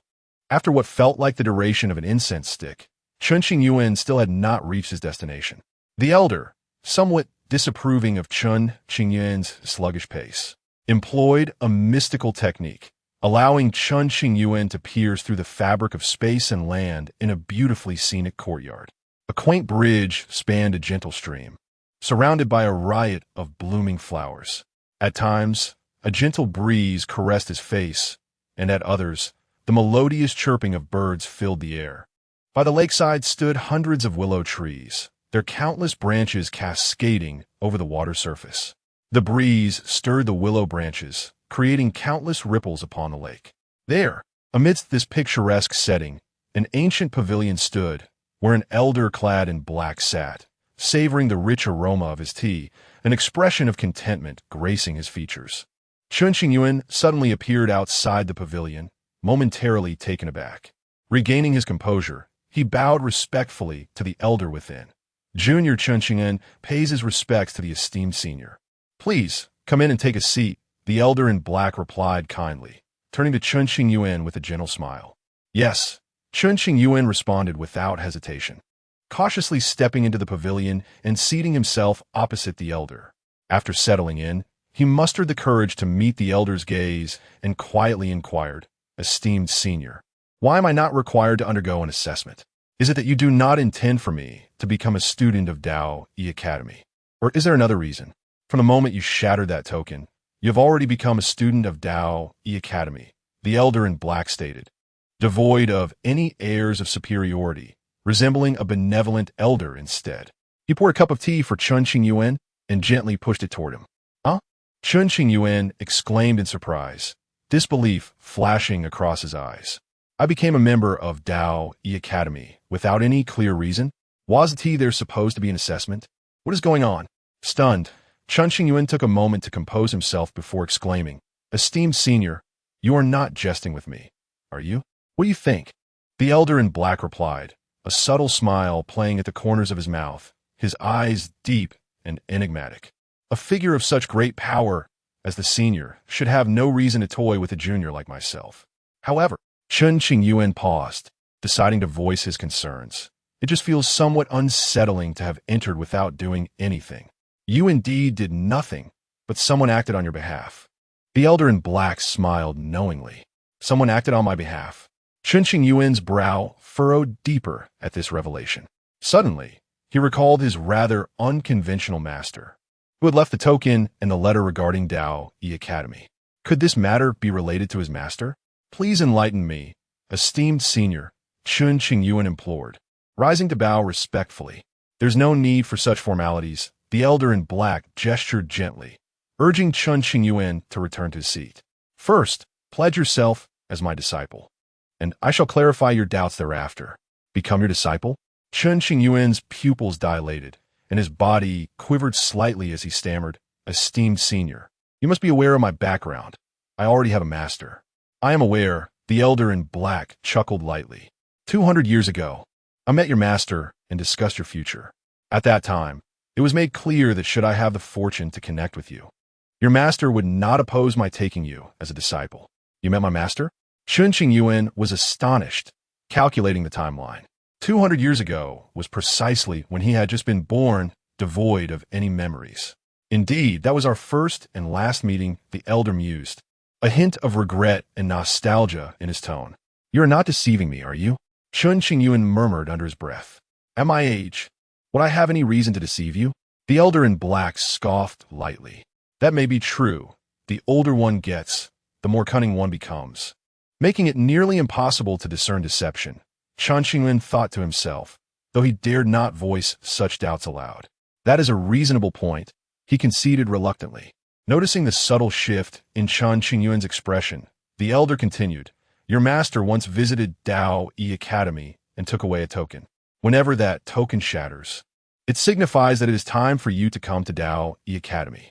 "I understand," Chen Qingyuan replied, having no doubts about this, as it was indeed factual. "This is a letter left by your master and a special Dao imprint from the Xianqing sect. Take a look." The elder in black presented a jade slip and a letter. Curiosity piqued, Chen Qingyuan opened the letter first, recognizing the handwriting as that of his master. He could distinctly identify it from the portrait and calligraphy he had seen. Then, he directed a thread of his consciousness into the jade slip, where he found inscribed the core mystical arts of the Xianqing sect, an unparalleled technique even Dao E Academy could not replicate. The content of the letter was straightforward. "If a powerful being from Dao E Academy wished to take you as a disciple, you should accept without hesitation. It would be beneficial, not harmful." "Have you finished reading?" the elder in black asked, observing Chen Qingyuan's dazed expression. "I have."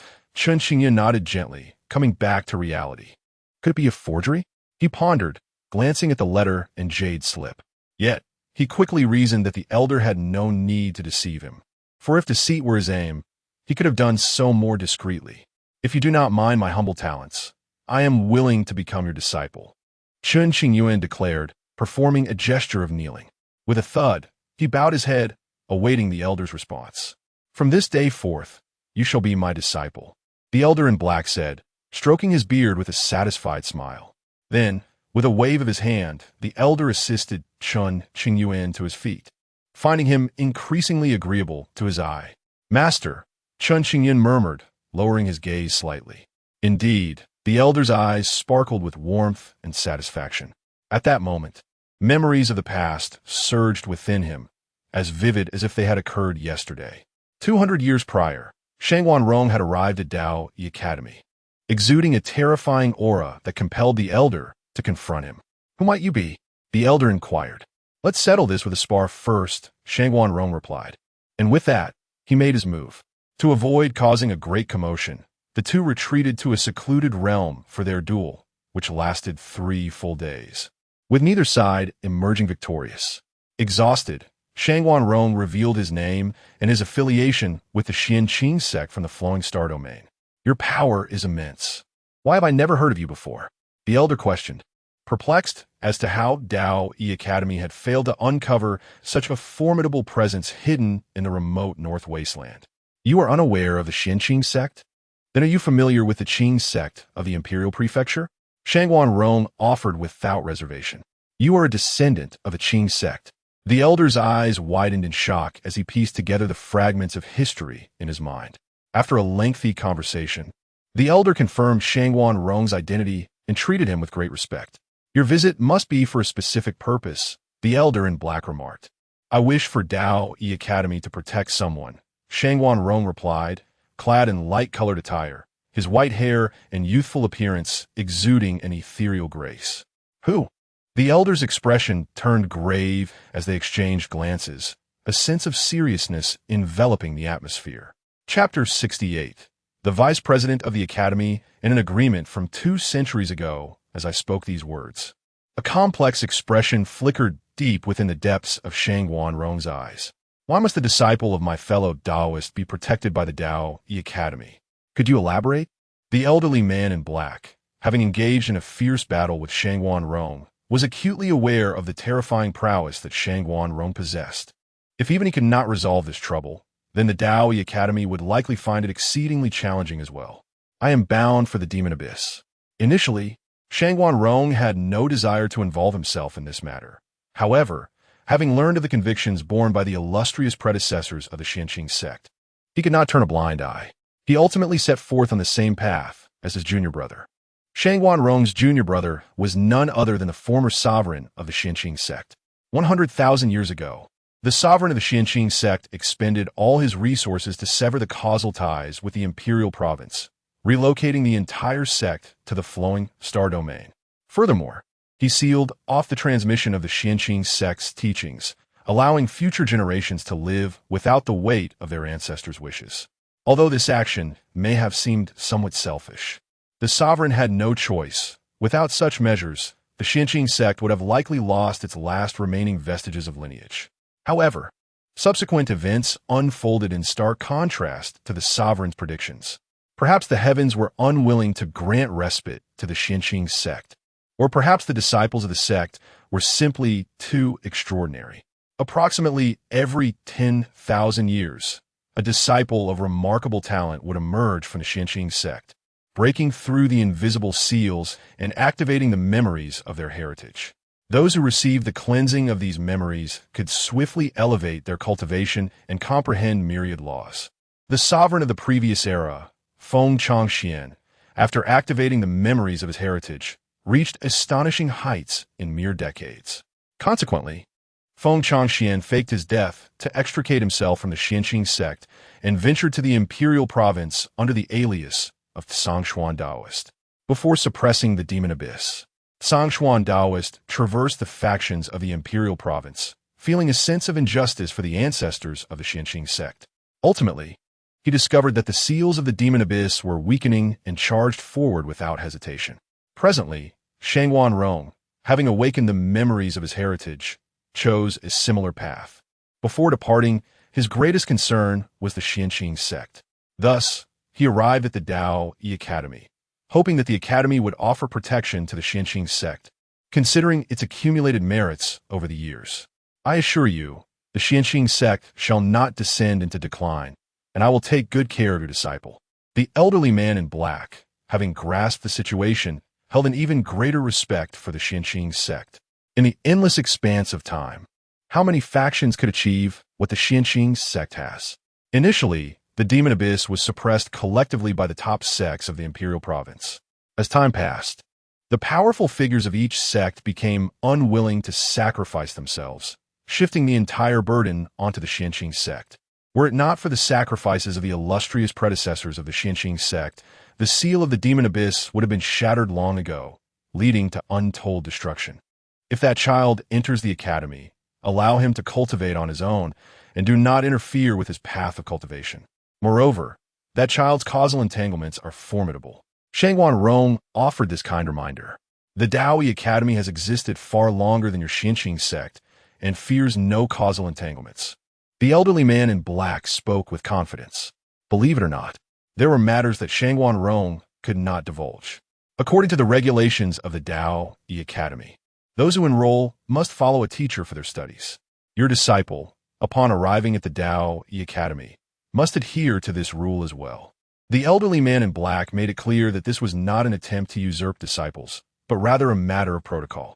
If you are unafraid of the consequences, then take him. I have no objections. Shangguan Rong replied. Although this causal entanglement is daunting, it holds the potential to transform into an extraordinary fortune. Oh, then I am quite eager to meet your disciple. The elderly man's interest was piqued. Subsequently, the elderly man in black and Shangguan Rong conversed for a while longer. Shangguan Rong left behind a letter and a jade slip before taking his leave.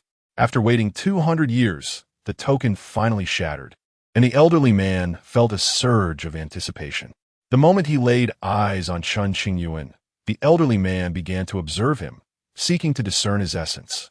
Strangely, whenever the elderly man felt he had grasped Chen Qingyuan's true nature, a layer of inscrutable fog would obscure his vision, rendering the attempt futile. This lad is indeed extraordinary, the elderly man mused, eagerly anticipating Chen Qingyuan's future. Back in reality, Chen Qingyuan found himself with an additional mentor and awkwardly inquired, Master, I do not yet know your honored name. I am called Yu Chenran, the vice president of the Daoi Academy. The elderly man introduced himself. You are the vice president of the academy? Chen Qingyuan was taken aback. His newly appointed teacher had such an impressive background. The title of vice president alone is quite formidable. Humble. Yu Chenran observed Chen Qingyuan's astonished expression, stroking his beard and feigning modesty. Master, are you now able to clarify my doubts? Chen Qingyuan respectfully bowed and asked. 200 years ago, your master, that is to say Shangguan Rong, arrived at the Daoi Academy. Following this, Yu Chenran briefly recounted the events of that time. However, he refrained from mentioning anything about the Xianqing sect's origins as the Qing sect of the imperial province, as the ramifications of such knowledge were immense. Revealing this to Chen Qingyuan would only add to his burdens. For countless years, while the Xianqing sect has managed to suppress the demon abyss, it has also incurred the ire of numerous factions, particularly the demon clans. Should the specifics of the Xianqing sect's origins be exposed, the consequences would be dire. Thank you, Master, for clarifying my doubts. Chen Qingyuan understood the circumstances. It was revealed that his master, Shangguan Rong, had forcefully obtained a token and subsequently left it for him. What does it mean to call you master?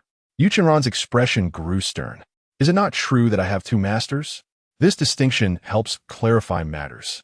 Chen Qingyuan smiled broadly as he explained. Do not be awkward. Omit that second title. Yu Chenran replied with gravity. Yes, master. Chen Qingyuan dared not contradict him. Please, sit and speak. Yu Chenran nodded in satisfaction. In truth, Yu Chenran was somewhat of a playful old man. Initially, he held little interest in Chen Qingyuan, but due to Shangguan Rong's repeated emphasis on the child's significant causal entanglements, Yu Chenran's curiosity deepened, prompting him to take Chen Qingyuan as his disciple. You tell me not to do something, and I shall do it. Such is my stubbornness. Seated upon the bench, Chen Qingyuan gradually relaxed, sipping the tea before him. Suddenly, finding himself with an additional mentor, he reflected on the unpredictability of life. Master, is my grandmaster still alive? This question had long troubled Chen Qingyuan. He could not believe that Shangguan Rong had suddenly passed away, feeling it too peculiar. Yu Chunran gazed into the distance, a grave expression crossing his face, revealing a complex mixture of emotions: admiration, self-reflection, and a hint of worry. Chapter 69. The Profound Heritage of the Academy. I do not know. Yu Chunran replied softly after a prolonged silence. Once one descends into the abyss of demons, life and death become uncertain. Yu Chunran held a deep admiration for the sages of the Xianqing sect, who, fully aware that they were walking into peril, steadfastly adhered to the ancestral edicts, willingly facing death. Master, does the Xianqing sect harbor secrets? Are you aware of them? Chen Qingyuan sensed something unusual about the sect. Unlike other sects, whose venerable ancestors linger in the shadows, the elders of the Xianqing sect had all vanished, leaving behind only tombs. As the new generation of disciples emerged, the elders fell one after another in a remarkably short span. What a curious coincidence. You are not yet qualified to know these matters, Yu Chunran replied, not divulging the history of the Xianqing sect. When you reach that stage, you will understand everything. Even if I were to tell you now, you would not grasp its significance. The founding ancestor of the Xianqing sect developed a secret technique that would activate the memories of inheritance in those with exceptional talent, revealing all knowledge regarding the abyss of demons and the locations of the array eyes. Moreover, the will of the sages from generations past would impart spiritual energy to the inheritors, enabling them to grow in a remarkably short time. Most inheritors of the Xianqing sect only become aware of their ancestral lineage and comprehend everything once they reach the latter stages of the tribulation realm. What stage must one reach? Chen Qingyuan was intrigued by the secrets of the Xianqing sect and yearned to know where his master, Shangguan Rong, had gone, and whether he still lived. At the very least, you must enter the tribulation realm, Yu Chunran replied, having conversed with Shangguan Rong long enough to glean such information. I understand. Thank you for your guidance, master. Presently, Chen Qingyuan was merely at the celestial spirit realm, a far cry from the tribulation realm. Let us not dwell on this further. Yu Chunran changed the subject, revealing a dark ring in the palm of his hand and presenting it to Chen Qingyuan. This is a gift for our first meeting. Take it. Thank you, master. Chen Qingyuan accepted the ring graciously, a broad smile on his face as he expressed his gratitude. Ensure you do not disgrace me. Otherwise, I shall break your legs. This was Yu Chunran's first time taking on a disciple, and, if word of it spread, it would undoubtedly send shockwaves throughout the Academy of Tao. Over the years, Yu Chunran had encountered countless prodigies, but had never entertained the thought of taking on a disciple, until now. By becoming Chen Qingyuan's master, Yu Chunran would have ample reason to protect him. Though he believed himself inferior to the numerous heroes of the Xianqing sect, he could not allow its legacy to suffer indignity.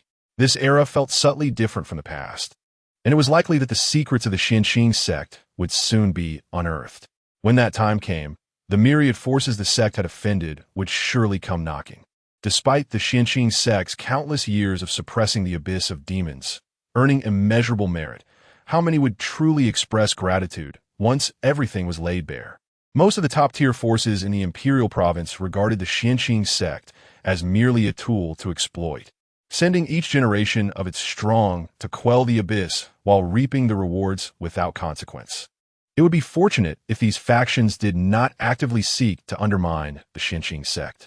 Yes, I will certainly not bring shame upon my master, Chen Qingyuan vowed, clasping his hands respectfully. Begone. Yu Chunran waved his hand, indicating that Chen Qingyuan could leave. Master, where am I to go? Chen Qingyuan had just arrived at the Academy of Tao and was entirely unfamiliar with the surroundings, leaving him at a loss as to where to go. I almost forgot. Yu Chunran suddenly remembered, pointing his right index finger toward the void beside him, where a passage materialized, its destination unknown. You may depart now. Very well. Please enjoy your tea. With that, Chen Qingyuan stepped into the circular passage and found himself in a remarkably elegant location. It was an estate, surrounded by 3-meter-high walls constructed of white stone, coated with a smooth layer of white paint, devoid of any gaps. Through the open gate, one could see over a dozen bamboo houses, a serene pond on one side, and several willow trees growing by the water's edge, beneath which sat stone tables and chairs. The bamboo house at the farthest end stood 3 stories high, likely serving as a place of rest, while the other bamboo houses each had their respective purposes. Cloud Shi Residence. A finely crafted plaque hung above the entrance. Every corner of this place seemed to exude an air of scholarly elegance, isolated from the world like a paradise. Young one, you shall reside here from now on, and in 5 years I shall assign you a duty position. Yu Chenran's voice echoed in Chen Qingyuan's ears, advising him to hasten his cultivation, lest he face dire consequences later. If the other candidates were to discover that Chen Qingyuan had taken a shortcut, they would certainly seek an explanation.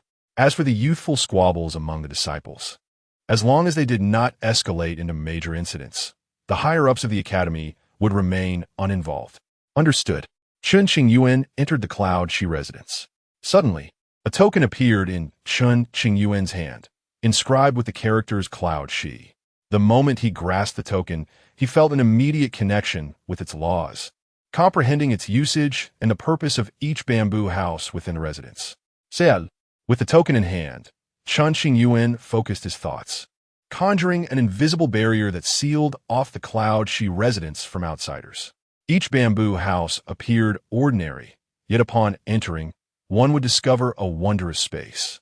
Every cultivation chamber within the Academy of Tao operated on such principles, with their intricate laws beyond the comprehension of the average person. The library, let me explore it. Following the stone pathway, Chen Qingyuan approached a simple thatched bamboo house, using the token to unlock its restrictions before pushing the door open. Buzz! As he opened the door, a white vortex manifested before him. Chen Qingyuan hesitated briefly before stepping forward. Instantly, he was met with an unforgettable sight. Before him stretched an interminable corridor, 3 meters wide, flanked by towering bookshelves. One shelf contained yellowed ancient tomes, another held jade slips, while yet another displayed fragments of texts. The books here encompassed the histories of the northern wilderness and the imperial province, detailing the lives of top-tier powerhouses as well as the remarkable deeds of ordinary cultivators. Books on weapon forging, techniques on the Tao, insights on formations, methods of puppet crafting, and alchemical practices were all present.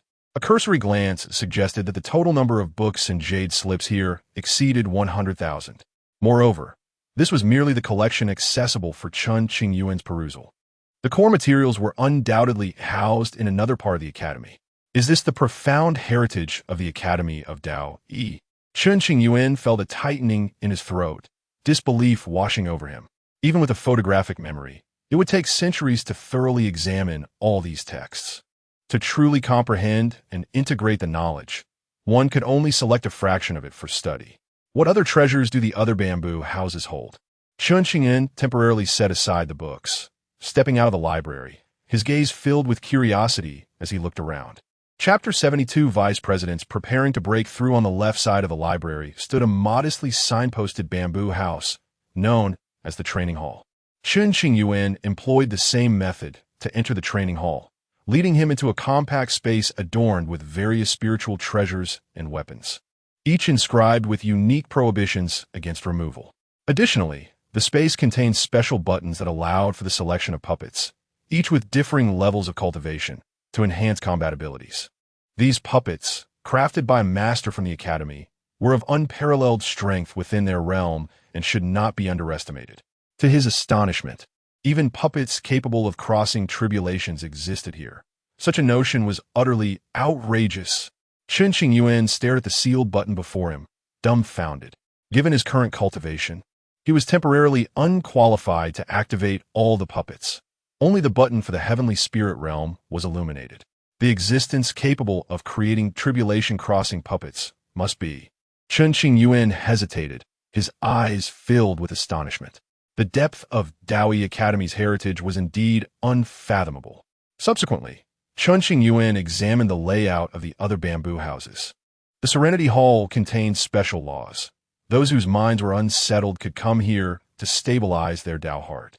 Regular meditation sessions in the Serenity Hall greatly benefited one's Tao heart and even enhanced spiritual power. The Cultivation Hall was rich in spiritual energy, protected by a robust defensive barrier that ensured tranquility. The artifact refining hall housed numerous precious ores and tools for weapon forging. As he walked through these halls, Chen Qingyuan was genuinely astonished. This was true wealth and opulence. He had previously been far too modest in comparison. Upon entering the cultivation hall, he noticed a transparent barrier below, revealing a supreme spiritual vein, explaining the purity of the spiritual energy within. Moreover, the hall was inscribed with a powerful spirit-gathering formation, significantly accelerating the absorption of spiritual energy by practitioners. Here, at last, Chen Qingyuan ventured into the only three-story loft. It was a welcome change, ordinary tea rooms and kitchens, along with wardrobes and wooden beds. The partitions within the room were adorned with various flowers, occasionally filling the air with their fragrant aroma. Even a pig residing here could easily awaken its spiritual intelligence and embark on the path of cultivation, Chen Qingyuan mused. After resting for several hours, Chen Qingyuan entered the cultivation hall and began seclusion. Those gifted individuals selected from the northern wilderness were engaged in combat assessments within the secret realm, including several young prodigies of the nascent soul realm.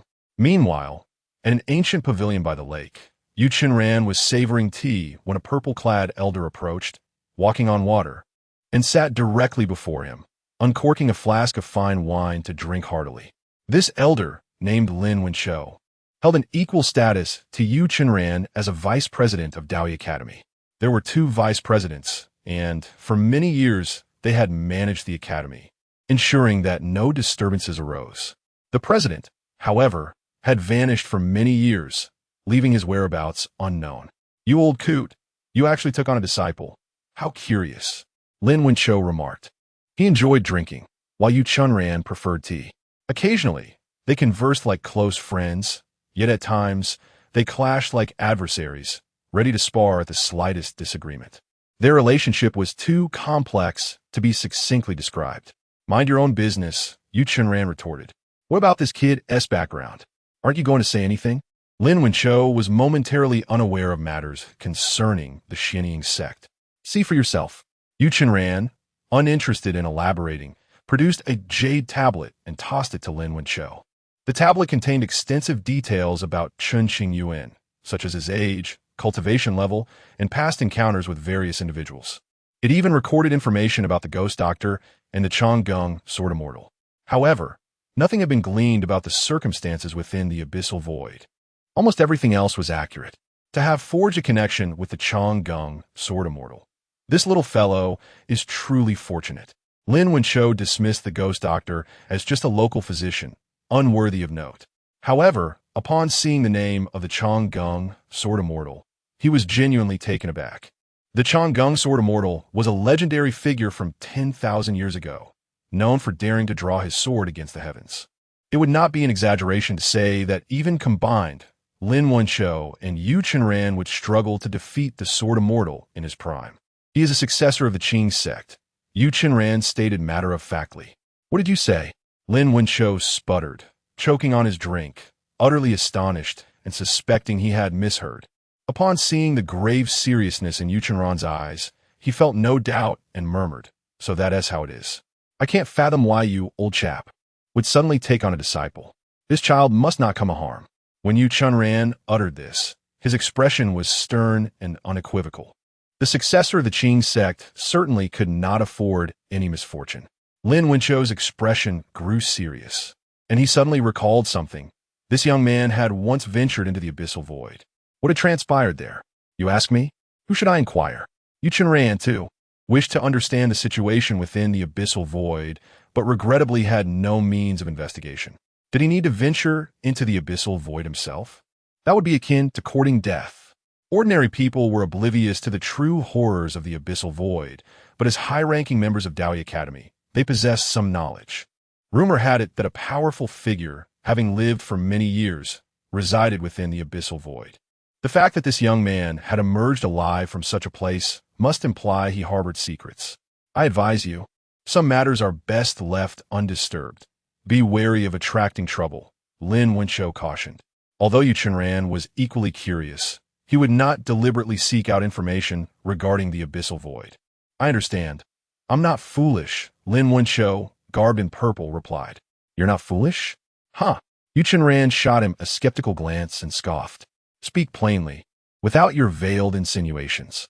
Lin Wenqiu, now irked, pointed an accusing finger at Yu Chen. "I'm currently preoccupied. I have nothing more to discuss with you. Your presence here is quite bothersome. Begone." When conversing with an old friend, Yu Chen displayed no pretense of politeness. "I refuse to leave. Let us see how you handle me." Lin Wenqiu huffed, puffing up defiantly. At Yunzi residence, in the cultivation hall, Chen Qingyuan sat cross-legged in midair, producing the precious medicine gifted by the ghost doctor, determined to advance his cultivation further. Countless threads of pure spiritual energy swirled around him, readily integrating into his being at his beck and call. With a solid foundation, it was time to take a step forward. The supreme Tao bone within him trembled slightly, bringing forth a sensation akin to flesh being torn apart. Refining the precious medicine and absorbing the spiritual energy, Chen Qingyuan's body was undergoing a transformation, and his aura was gradually shifting. Chapter 71, 3 Golden Pills, an unbearable trial before long. A luminous moon appeared behind Chen Qingyuan, transitioning from transparency to substance. After several more hours, the moon began to shrink, taking the form of a fist-sized golden pill. Clearly, Chen Qingyuan had successfully condensed a golden pill, significantly enhancing his power. However, he did not cease his cultivation. He continued with unwavering determination. A resonant hum emanated from the golden Tao bone within him, radiating an intense force of law, enveloping Chen Qingyuan's body and manifesting a layer of mysterious Tao patterns upon his surface. This is not my limit. Chen Qingyuan could distinctly perceive the immense potential still residing within him, specifically originating from that enigmatic Tao bone. Thus, he persisted in solidifying his foundation, exploring a golden pill path he had never encountered before. A month later, a slightly dark red orb materialized at the center of his brow. Gradually, the red orb floated behind him, exuding the aura of the golden pill realm. 2 golden pills. Yet, this was still not the extent of Chen Qingyuan's capabilities.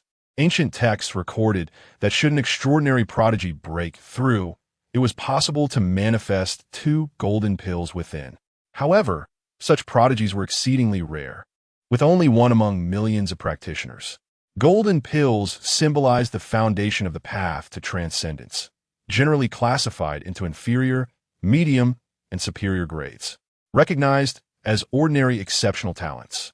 One could easily condense a superior golden pill, much like Qin Yutong, who had once battled Chen Qingyuan. In addition, there are also inferior, heavenly, and sacred grades. To forge a golden pill of inferior grade or above is immensely challenging, requiring not only extraordinary talent, but also testing one's character, will, and fortune. A century prior, Chen Qingyuan possessed a heavenly grade golden pill foundation, with hopes of eventually reaching the great transcendence realm. Regrettably, in the eyes of the crimson-clad maiden from the abyss of heaven, even the heavenly grade foundation bore flaws, leading her to incapacitate Chen Qingyuan, forcing him to start anew without leaving any lingering issues. At this moment, the 2 golden pills that Chen Qingyuan had condensed remained in a peculiar state, not yet fully formed, leaving him uncertain of the ultimate level they could attain. Just as he thought this was his limit, an extraordinary occurrence transpired. The golden Tao bone seemed to be activated, causing Chen Qingyuan's body to tremble slightly as a powerful force surged through him. Clang! A faint sound of Tao resonated from within his bones, echoing in his ears. Suddenly, Chen Qingyuan opened his eyes. Deep within them lay something akin to the laws of time itself. Buzz! The golden Tao bone elevated Chen Qingyuan's innate talent to unprecedented heights, allowing him to surpass his own limits. Days later, the 3rd golden pill was formed, shimmering with a radiant luster. 3 golden pills floated in unison above Chen Qingyuan's back. Return! Chen Qingyuan formed seals with his hands and murmured a command. All the golden pills returned to his body, becoming an inseparable part of him. Simultaneously, the vague laws surrounding the pills grew increasingly clear as Chen Qingyuan diligently resisted the pressure of the golden pill's laws, determined not to allow his Tao heart to waver.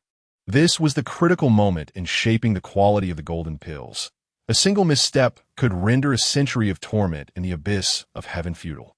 In the past, the crimson-clad maiden had guided Chen Qingyuan in mastering numerous Tao techniques, imparting to him the true path of the golden pill.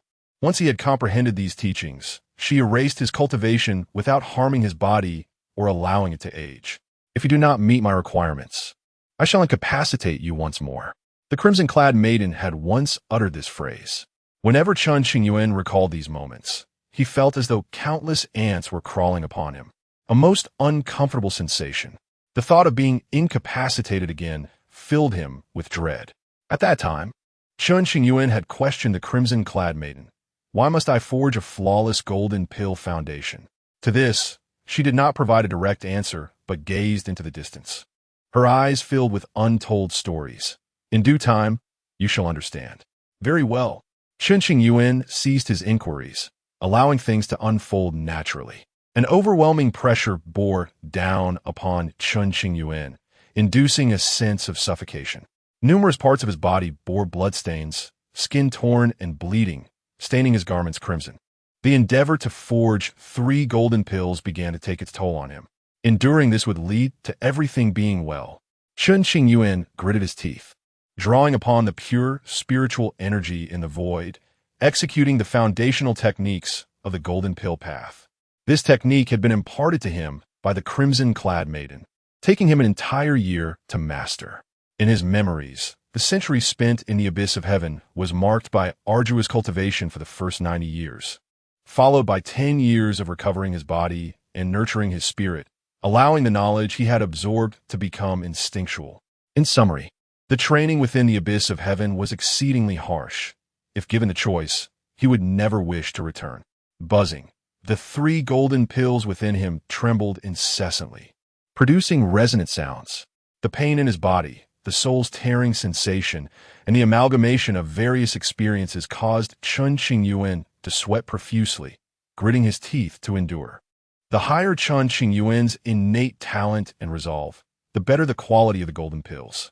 The quality of the 3 golden pills was breaking free from constraints, ascending from inferior to medium, and swiftly rising to superior.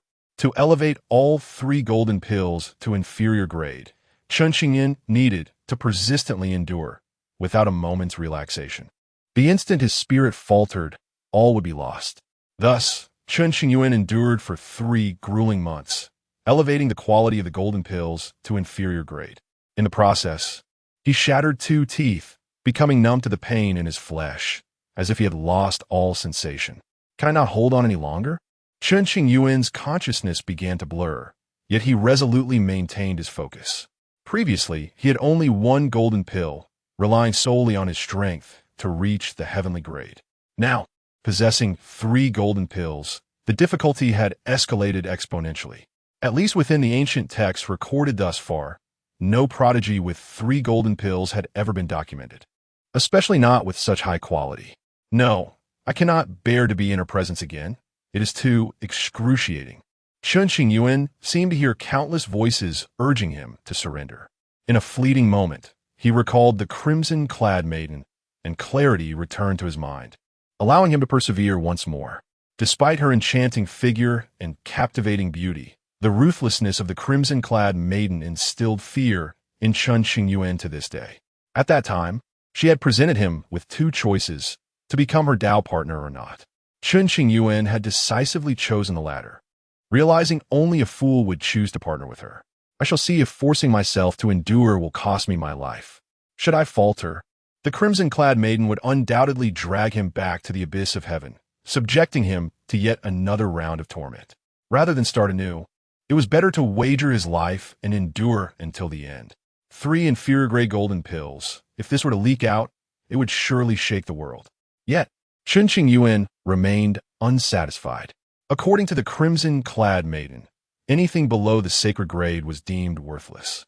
Chen Qingyuan could only strive onward, seeking a glimmer of opportunity, even if it meant risking his life to reach the sacred grade of golden pills. As for whether he would succeed, that depended on his own fortune. Chapter 72. I am unworthy to be this saintess in the northern wilderness, within the flowing star domain. The battle between Chen Qingyuan and Wu Junyan concluded abruptly, leaving countless spectators bewildered. After some investigation, it became apparent that Wu Junyan had long departed the flowing star domain, with no apprehensions remaining. Various prodigies began openly challenging Chen Qingyuan. Do you not dare to fight, Chen Qingyuan? The 10 heroes of the northern wilderness are merely a fade. How can a timid individual like you deserve a place among them? Many voices echoed with scorn, and these disparaging remarks reached the higher echelons of the Xianqing sect. Some disciples of the Xianqing sect, unable to contain their anger, sought to address the issue. However, the elders swiftly quelled such actions, stating, "They are all top-tier figures of the younger generation. You are not their match." Though the disciples were incensed, they recognized the truth of the matter, loathing their own weakness. Persevere in your cultivation. One day, you shall surpass those individuals and stand at a higher pinnacle. Utilizing the external pressure, the elders encouraged the disciples within the sect to profoundly recognize the significance of strength. Of course, there were a few exceptional disciples in the Xianqing sect who had not been dispatched to engage in combat. There is simply no need for it. Those challengers were targeting Chen Qingyuan specifically. If the younger disciples of the Xianqing sect lacked the ability to subdue all challengers, defeating one or two would amount to little more than humiliation. Chen Qingyuan is not present at the Xianqing sect. You may all retreat. An elder proclaimed.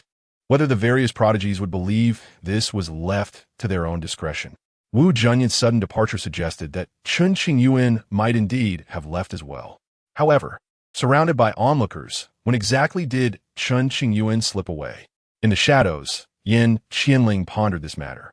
Given what he knew of Wu Junyan, it was improbable for him to vanish without a trace. Something must have transpired. Having reached a conclusion, Yin Qianling exited the flowing star domain, preparing to seek a suitable location for secluded cultivation to elevate his own power further. Chen Qingyuan, you may evade for a moment, but can you truly escape for a lifetime? Before leaving, Yin Qianling cast a lingering gaze towards the direction of the Xianqing sect, murmuring, "One day, we shall meet again, and I shall see the capabilities of you, one of the 10 heroes of the northern wilderness." Meanwhile, at the Tianyu sect, since the battle between Qin Yutong and Chen Qingyuan, Qin Yutong's golden core foundation had been shattered, leaving him in a daze, utterly devoid of his former vigor. What is the situation? Sect Master Qin Yang inquired solemnly, addressing the dozen or so physicians before him. The young sect master's golden core is shattered, and he harbors inner demons. We are at a loss. One physician lamented, stepping forward to speak. Is there truly no chance for recovery? Qin Yang, having nurtured Qin Yutong for years, could not accept that his potential had been extinguished before it could flourish. If the ghost doctor intervenes, there may still be hope. The physicians nodded in agreement. Qin Yang fell silent. It was said that the ghost doctor had a good relationship with the Xianqing sect and had previously intervened to aid Chen Qingyuan. If he wished to solicit the ghost doctor's help, it seemed a faint hope. Damn it! Qin Yang dismissed the physicians, glaring at the dazed Qin Yutong lying on the bed, seething with anger. When Qin Yutong sought trouble with Chen Qingyuan, Qin Yang had not intervened, believing that with Qin Yutong's strength, nothing would go awry. Little did he anticipate such an outcome. On another front at Dongyi Palace, the sect's higher-ups were deliberating important matters when suddenly, the sound of a bell echoed, prompting everyone to rise and gaze in astonishment at the same direction. The bell of Yinsno City. Has someone from Dongyi Palace finally passed the trial of Yinsno City? Is it that girl, Shishue? The ancient bell signified the recognition of the ancestral will. Bai Shishue had entered Yinsno City for quite some time, had it not been for her soul lamp still burning. The people within the sect would have presumed her dead. Let's go and see. Sect Master Du Ruosheng, clad in a blue gown, swiftly made her way towards the secret realm of Yinsno City. In Yinsno City, at its terminus stood an ancient black bell. Bai Shishue, adorned in a flowing white dress, stood before it, her expression devoid of joy, her gaze intricate with emotions, shame, regret, anguish, and a hint of longing. During her trials, Bai Shishue had faced perilous situations several times, struggling to escape. With her innate talent, she could only be deemed excellent, falling short of even the average prodigy standard. After over a century of cultivation, Bai Shishue had yet to ascend to the golden core realm, relying on medicinal pills for assistance. In the face of death, a mysterious light surged from within her, safeguarding her foundational essence from calamity. She sensed a familiar aura, the Taoist breath of Chen Qingyuan. In that moment, memories she had forcefully sealed away flooded her mind. I have left a mark of the law within you, harmonizing with your body, which will gradually transform your constitution and protect you once. A century prior, Chen Qingyuan had spoken these words in a calm tone, yet had cost him dearly. Bai Shishue's mind conjured the image of their conversation. Brother Qingyuan, why do you refuse to assist me in enhancing my cultivation? Your talent has not reached the pinnacle. It requires more time to stabilize your foundation. Pursuing rapid breakthroughs will yield no benefits for the future. Brother Qingyuan, you are the foremost prodigy of this age. While I am but an ordinary disciple, do you truly wish to become my Tao partner? I do. Why? It is fate. Initially, Chen Qingyuan had regarded Bai Shishue merely as a stranger resembling a dearly departed friend. Over time, Bai Shishue developed feelings for him and followed closely. As their familiarity grew, so did their affection. Before long, Bai Shishue was taken as a direct disciple by Yao Susu, an inner sect elder, despite her lack of qualification. Yao Susu's willingness to accept her was solely due to Chen Qingyuan's influence. Both sects acknowledged their relationship and established a verbal betrothal, promising to marry on an auspicious day in the future. Shishue, I may have to venture into a perilous place. I do not know if I will return alive. Must you go? Yes, it is imperative. I will wait for your return. If I should fall, you must live well. Do not speak so, no matter what happens. I will wait for you, be a millennium or 10,000 years, until we grow old. A century ago, before Chen Qingyuan prepared to journey to the abyss, he met with Bai Shishue. When I return, we shall officially wed. If I do not return, you may find a suitable match and live well. Chen Qingyuan was compelled by an inexplicable force to undertake the journey to the abyss. Without the bond of a Tao partner, they had not shared a bed. During their time together, Chen Qingyuan frequently employed spiritual herbs to solidify her foundation, significantly enhancing her innate talent. If you perish, I shall guard your grave, steadfast and unyielding. Bai Shishue had said, her eyes glistening with tears. However, when a moment of trial arrived, Bai Shishue had faltered. Upon Chen Qingyuan's return, he did not blame her. He understood, yet could not forgive. This love was fated to remain unfulfilled. All that I am is thanks to him. Casting a fleeting glance back at the treacherous trial, tears shimmered in Bai Shishue's eyes, her heart aching. The year news of Chen Qingyuan's fall spread. She was heartbroken, and her master, Yao Susu, unable to bear witness to her pain, forcibly sealed portions of her past memories, leading her to gradually recover. Having stabilized her foundation, she now had the qualification to strive for higher realms and behold more splendid vistas. Only now did Bai Shishue comprehend the true meaning of this truth. If not for the assistance of Chen Qingyuan, Bai Shishue's foundation would undoubtedly have numerous flaws, rendering her incapable of passing this trial. Shishue, you have truly succeeded. At this moment, the senior members of Dongyi Palace arrived. Observing Bai Shishue's tear-filled eyes, the crowd was perplexed, yet their faces radiated an undeniable joy. Especially her mentor, Yao Susu. According to ancestral customs, those who pass the Yinshua city trial are to be regarded as the holy maiden of Dongyi Palace. Yao Susu was exceedingly exhilarated. Once Bai Shishue ascended to the role of holy maiden, her status as a mentor would also be elevated, enhancing her own prestige. Master, I am unworthy of being this holy maiden. Gazing at the assembly of high-ranking officials, Bai Shishue acknowledged her own limitations with a self-deprecating smile. What? The expressions of the crowd shifted dramatically. Chapter 73. The matters of the abyss remain unresolved, a peculiar dream child. Do you comprehend the words you utter? Yao Susu approached Bai Shishue, her face etched with concern as she inquired anxiously. I do, Bai Shishue replied slowly, her spirit in disarray. To pass this trial was not due to my own prowess, but rather sheer fortune. In this world, luck is also a component of strength.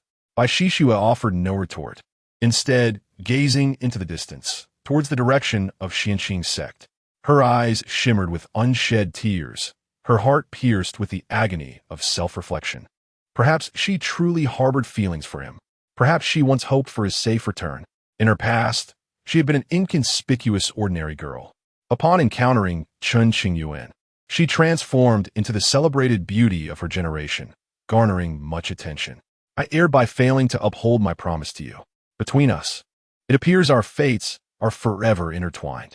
Could it be that Bai Shishua's memory was flawed, hence her lack of reaction to Chen Qingyuan's return? That was not the case. Rather, it could be said that her affection for him was tainted with too many ulterior motives. When Bai Shishua first met Chen Qingyuan upon his return, she felt a flicker of shame and guilt. Yet, upon realizing that he had become a cripple, that flicker vanished, leaving her expression utterly indifferent, as though he were a stranger. Had all the memories of their shared moments been sealed away by Yao Susu? That seemed implausible. To seal away memories of a specific individual without harming their body or foundation would require powers beyond that of an intersect elder. She could likely dominate the world if she possessed such abilities. In other words, the fault lay with Bai Shishua herself, not with anyone else. She was fully aware that Qin Yutong did not genuinely care for her, yet she consented to the union, driven by the desire to ascend within the ranks of Tianyu's sect and reap the benefits. Master, have there been any recent updates regarding Chen Qingyuan? Bai Shishua turned to Yao Susu, her voice trembling slightly as she spoke his name. Yao Susu hesitated, unsure of how to respond. Standing beside them, sect leader Du Ruoxing interjected. According to reliable sources, Chen Qingyuan remains one of the 10 talents of Beiwang. Recently, he battled Qin Yutong and, utilizing his celestial spirit cultivation, rendered Qin Yutong incapacitated. He is currently recuperating. Upon hearing this, Bai Shishua's delicate form trembled slightly.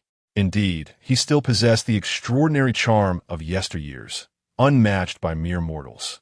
I have severed our ties. Perhaps it was destined to be. A person like me is unworthy of standing by his side. Moreover, it was my own failure to hold steadfast. I deserve this outcome. Reflecting upon this, Bai Shishua laughed, mocking herself for her naivety and lack of loyalty. The harrowing experiences in Yanshuiqing had instilled in her a profound understanding of how well Chen Qingyuan had treated her in the past. Alas, all of that was now but a memory, irretrievable. With a sudden thud, Bai Shishua collapsed, her vision darkening as she fainted. After enduring countless tribulations and internal torment, she could bear no more. Take her away to rest. We must ensure she suffers no harm. Du Ruoxing commanded upon witnessing Bai Shishua's fall. Elders hurriedly checked on her condition and transported her back to the sect for treatment. From this day forth, Bai Shishua would be the holy maiden of Dongyi Palace. Her status elevated above many elders. Those disciples who had entered the sect alongside Bai Shishua were astonished to learn of her new, exalted position. Once an ordinary inner disciple, she had swiftly ascended to the role of holy maiden. Truly remarkable.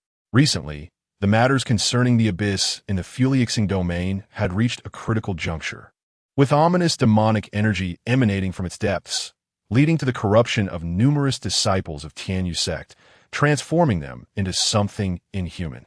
In a ruthless decision, Tianyu's sect eradicated all corrupted disciples to prevent further calamity. Quickly, notify the leaders of all sects to convene at Tianyu's sect to discuss the abyss. Commanded sect leader Qin Yang, his urgency palpable. Given the current trajectory, the abyss could erupt within a few years, with catastrophic consequences.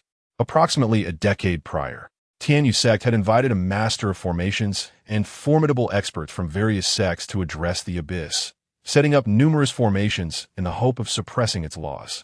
Yet, it had proven largely ineffective.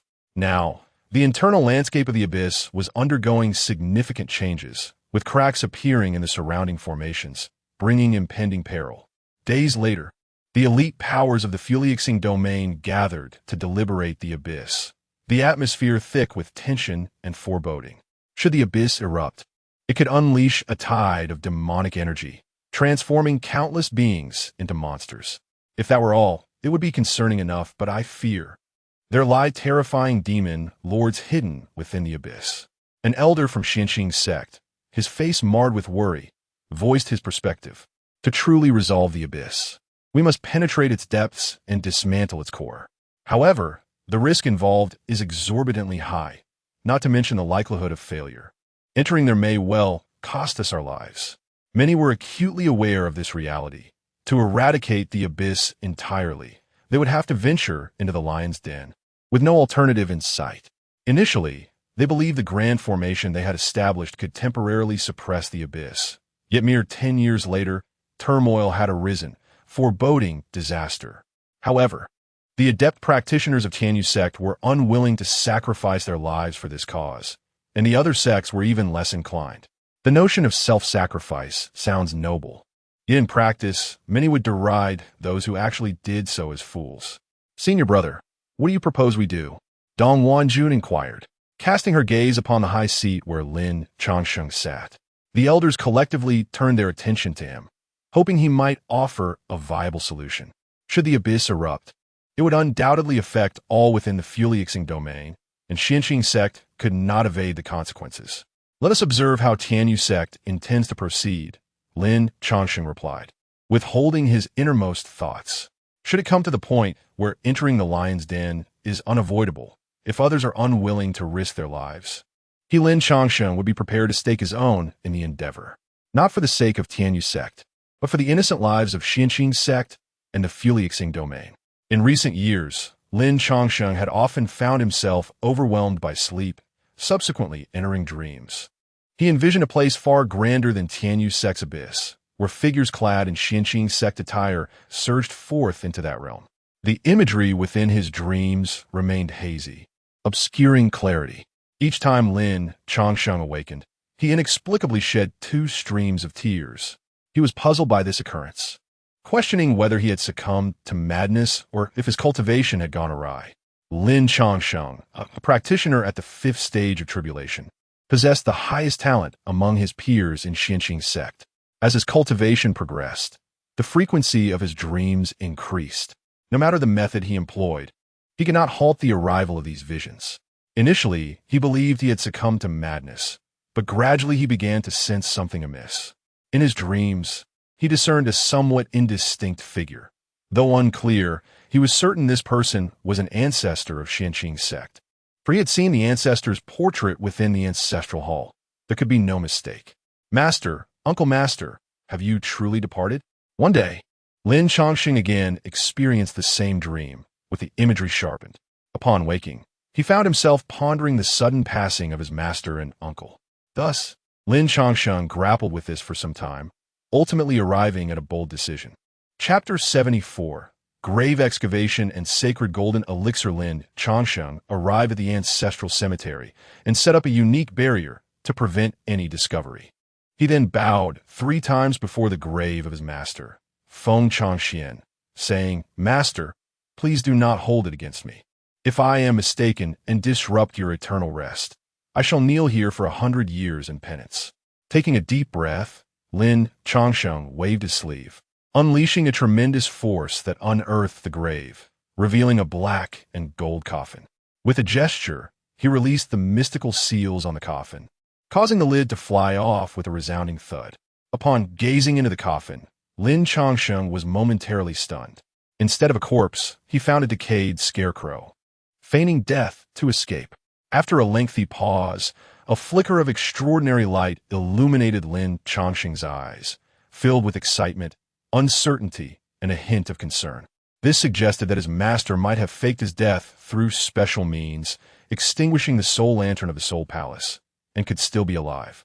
Reflecting on this, Lin Changsheng turned to the grave of his uncle, Shangguan Rong, and said, "Uncle, I have wronged you." Upon opening the coffin, he discovered it contained not flesh, but merely a withered stalk. For the next hour, Lin Changsheng opened the tombs of ancestors who had died suddenly in the history of their sect. Out of 10 coffins, 9 were empty, while 1 contained genuine remains. Lin Changsheng respectfully returned the true remains of the ancestor to the coffin, bowing 3 times in apology. What could this mean? After restoring the cemetery to its original state, Lin Changsheng sat in a daze, unable to comprehend these revelations. Remarkably, it was the first time someone had excavated graves and verified the authenticity of the ancestors' remains since the Xianying sect relocated to the Flowing Star domain 100,000 years ago. Initially, the manifestations wielded formidable mystical powers, rendering the sect members oblivious as they laid their forebears to rest magnificently. However, as years passed, the power of the laws diminished, revealing their true forms. Some ancestors took on stone forms, others wild grasses, and some even a fishbone, likely remnants of a meal. Could this be connected to the dreams I've been having? Lin Chongsheng often dreamed, sensing that in a few years he would inherit the will of his sect's ancestors. By then, he would understand everything. For now, he sat in bewilderment, gazing at the sky and sighing deeply, hoping fervently that his uncle and master were still alive. In a mysterious space in the northern wilderness at the Daoi Academy, Chen Qingyuan continued to endure, suffering excruciating pain, with neither body nor soul granted a moment's respite. At this moment, he resembled a bloodied figure, his flesh torn open, exposing stark white bones. A sight both horrifying and ghastly. 3 golden pills had reached the earth grade, advancing towards the celestial grade. Chen Qingyuan had no other option but to persevere. The Tao bones within him gradually improved his body and the 3 golden pills. As long as he could withstand the pressure, all would be well. Whenever he felt he could no longer endure, he recalled the torment inflicted by the girl in red, reigniting his fighting spirit and enabling him to endure a little longer. I would rather perish on the path of refining the golden pill than return to that woman. Embracing this conviction, Chen Qingyuan endured, managing to last for over 5 months. Eventually, a stream of mystical light surged from within him, elevating the 3 golden pills to the celestial grade, unleashing a formidable aura that distorted the very fabric of the chamber. Yet, celestial grade was insufficient. The former Chen Qingyuan would have been satisfied, but the girl in red had stringent demands. Anything less than sacred grade was deemed a failure. Chen Qingyuan had to elevate the quality of the golden pills to sacred grade to avoid being dragged back to the abyss. A second failure would drive him to despair. If you're truly reliable, then spare me from death. I shall handle everything else. Chen Qingyuan attempted to communicate with the golden Tao bones within him, determined to make a final effort. The laws inscribed upon the golden Tao bones flickered in response, and he retrieved a considerable amount of high-grade spirit stones, absorbing the pure spiritual energy drifting in the void. He was gambling. As he spoke, Chen Qingyuan spat out a mouthful of blood, forcibly enhancing the quality of the golden pills. In an instant, terrifying phantoms and ancient Tao diagrams emerged behind Chen Qingyuan. In a fleeting moment, he felt his soul being propelled outward by the golden pill's power, drifting away in a state of extreme vulnerability. In the next moment, the golden Tao bones played a crucial role, drawing his soul back into his body and stabilizing his foundation. At the Daoi Academy, by the lakeside pavilion, 2 vice presidents, while enjoying tea and wine, simultaneously sensed a change in the laws of heaven and earth. They exchanged grave glances before calculating with their fingers. Have you discovered anything? After a prolonged silence, Yu Qinran asked his old companion solemnly. Nothing traceable. Lin Wenqiu, clad in purple, shook his head, his gaze deep and tinged with worry. The transformation of the heavenly laws, coupled with the uncertainty of its cause, was troubling news. Let's hope this does not herald any great upheaval. Yu Qinran sighed heavily. The president has been missing for 5,000 years. We know not when he will return, Lin Wenqiu pondered. With storms on the horizon, this era was unlike any before. The Daoi Academy might no longer remain in the shadows. 5,000 years ago, the Academy's president detected a trace of abnormality and instructed the 2 vice presidents to safeguard the Academy before vanishing without a trace. During this time, the vice presidents and several instructors had ventured out multiple times in search of the president, yet none found any sign of him. Given the president's capabilities, it seemed unlikely that anyone could defeat him.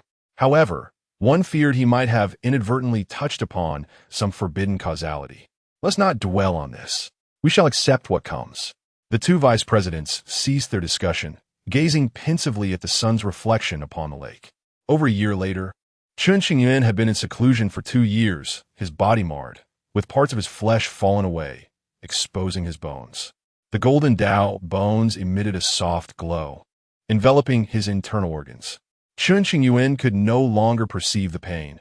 Only a vague consciousness remained to endure. Every moment felt immensely prolonged.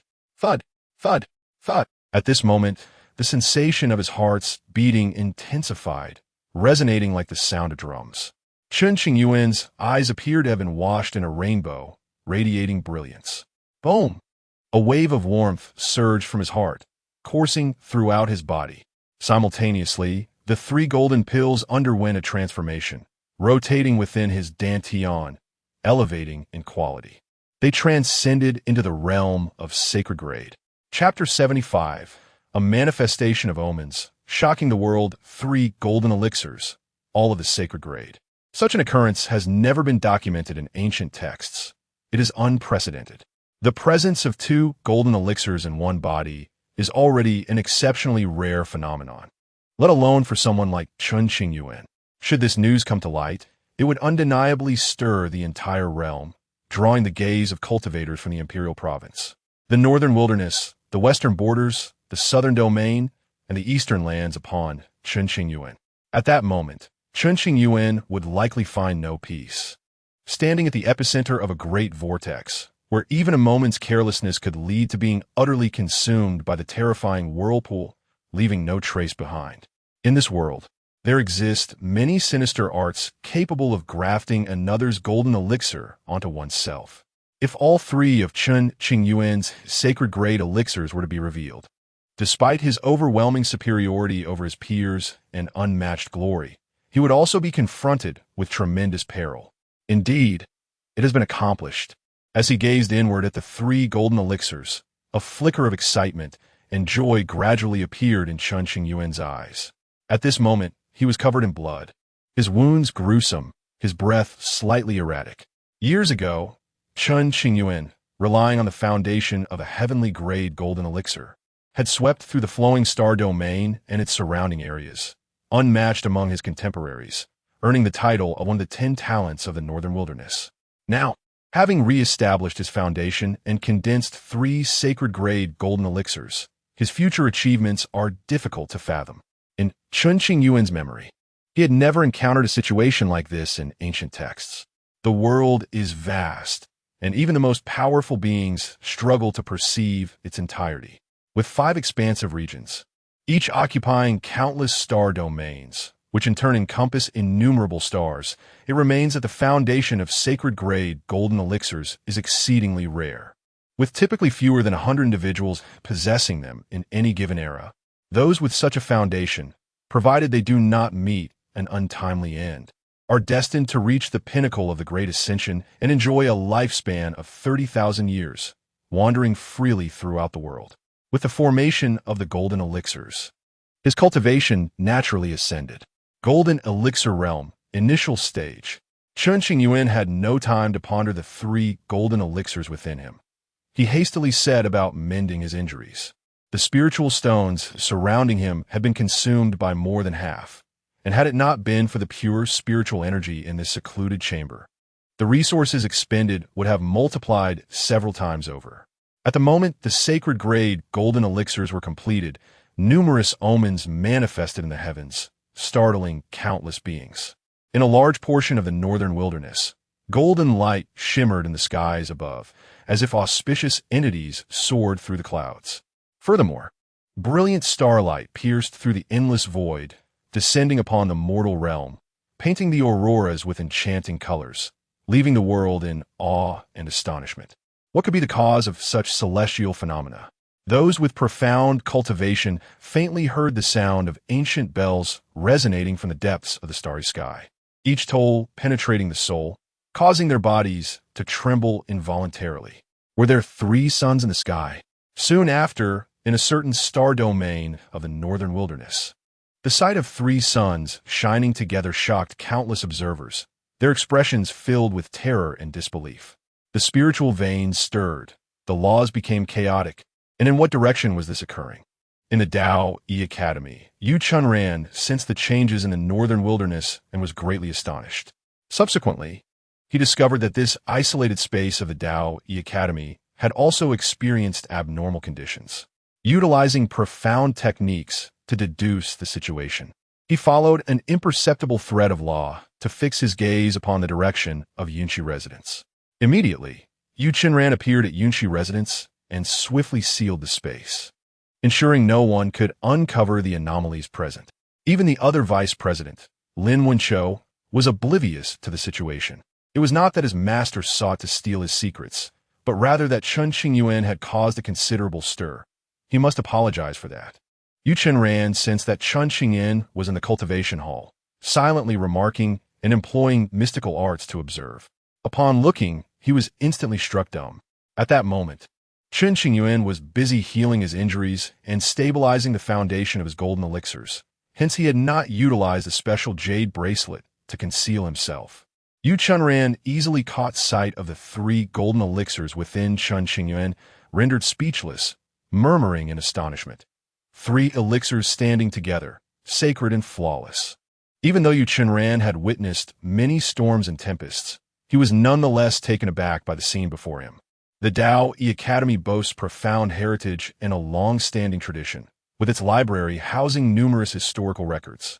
However, despite having perused various significant ancient texts, Yu Chenran had never come across any mention of 3 sacred-grade golden elixirs. Is this lad even human? Yu Chenran remained in a daze for a long while, unsure of how to react. In that instant, his eyes reflected both shock and envy.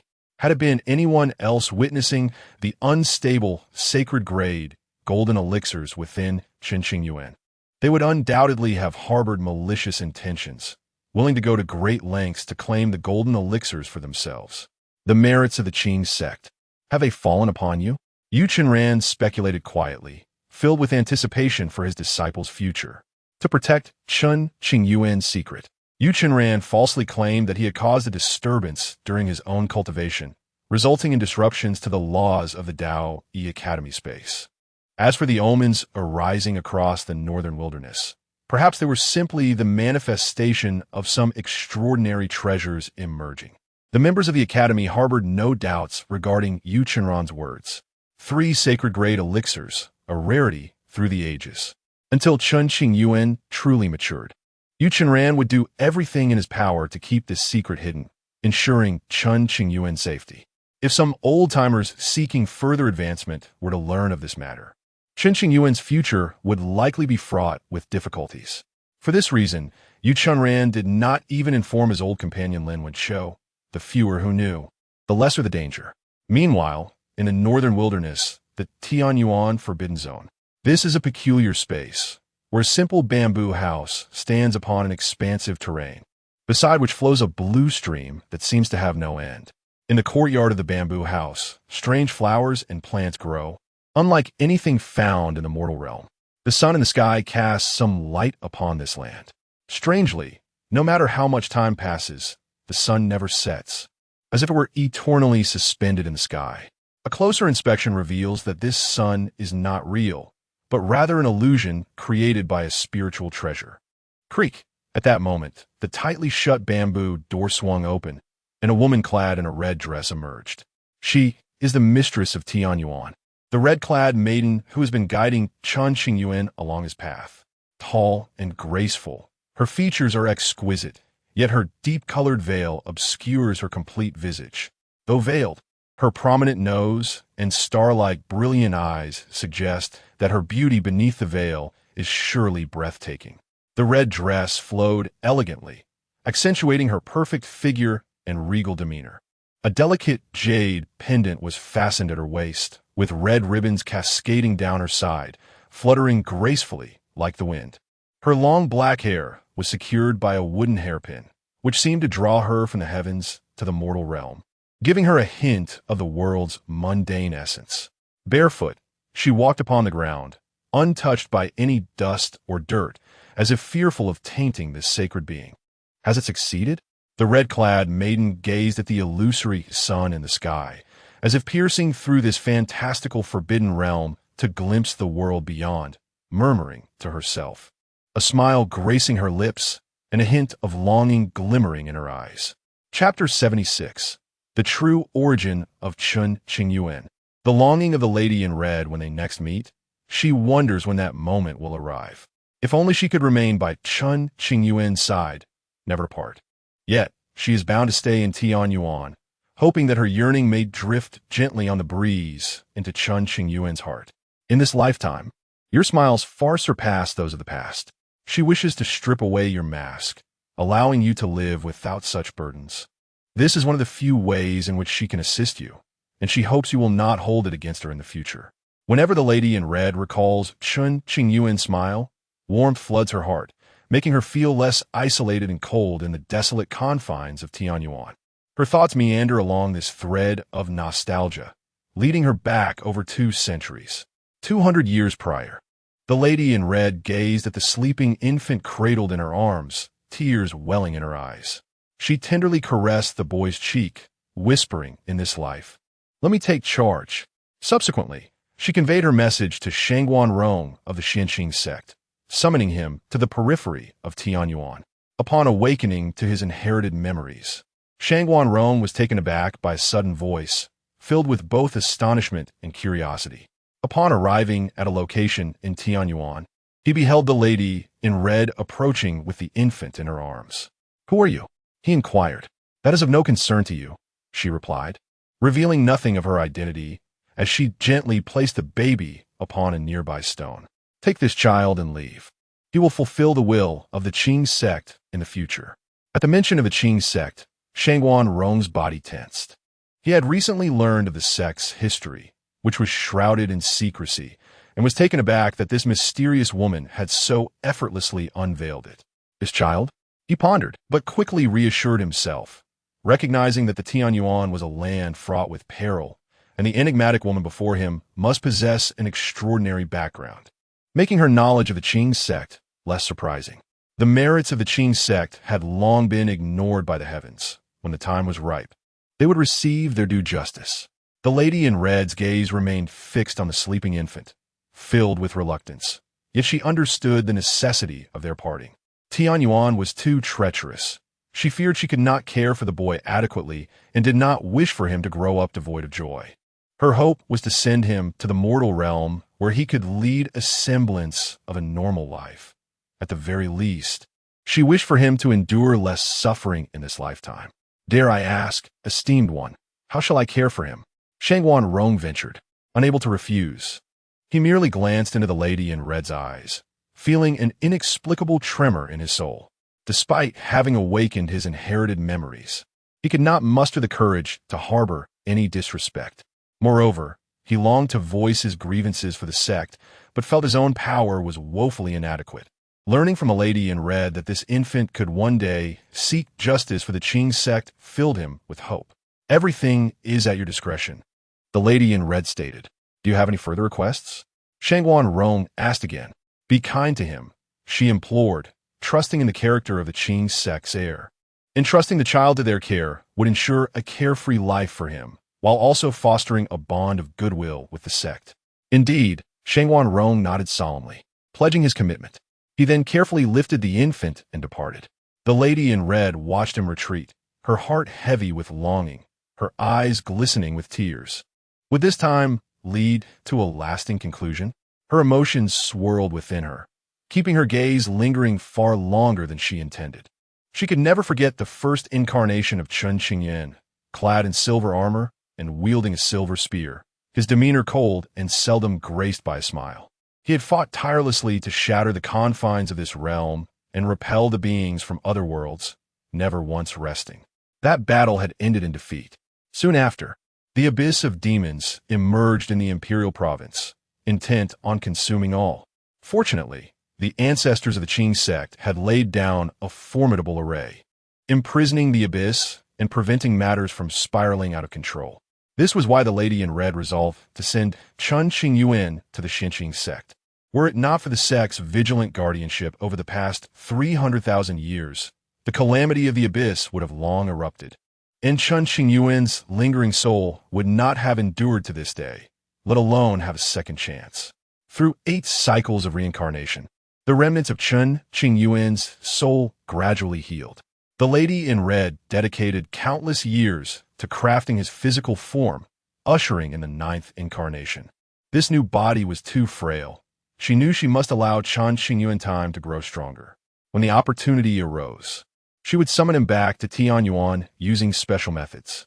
This would grant her the chance to be alone with Chen Qingyuan, a moment she had long awaited, filled with joy. Moreover, she would devote herself to helping him rebuild his foundation, allowing him the strength to accomplish what he could not in the past.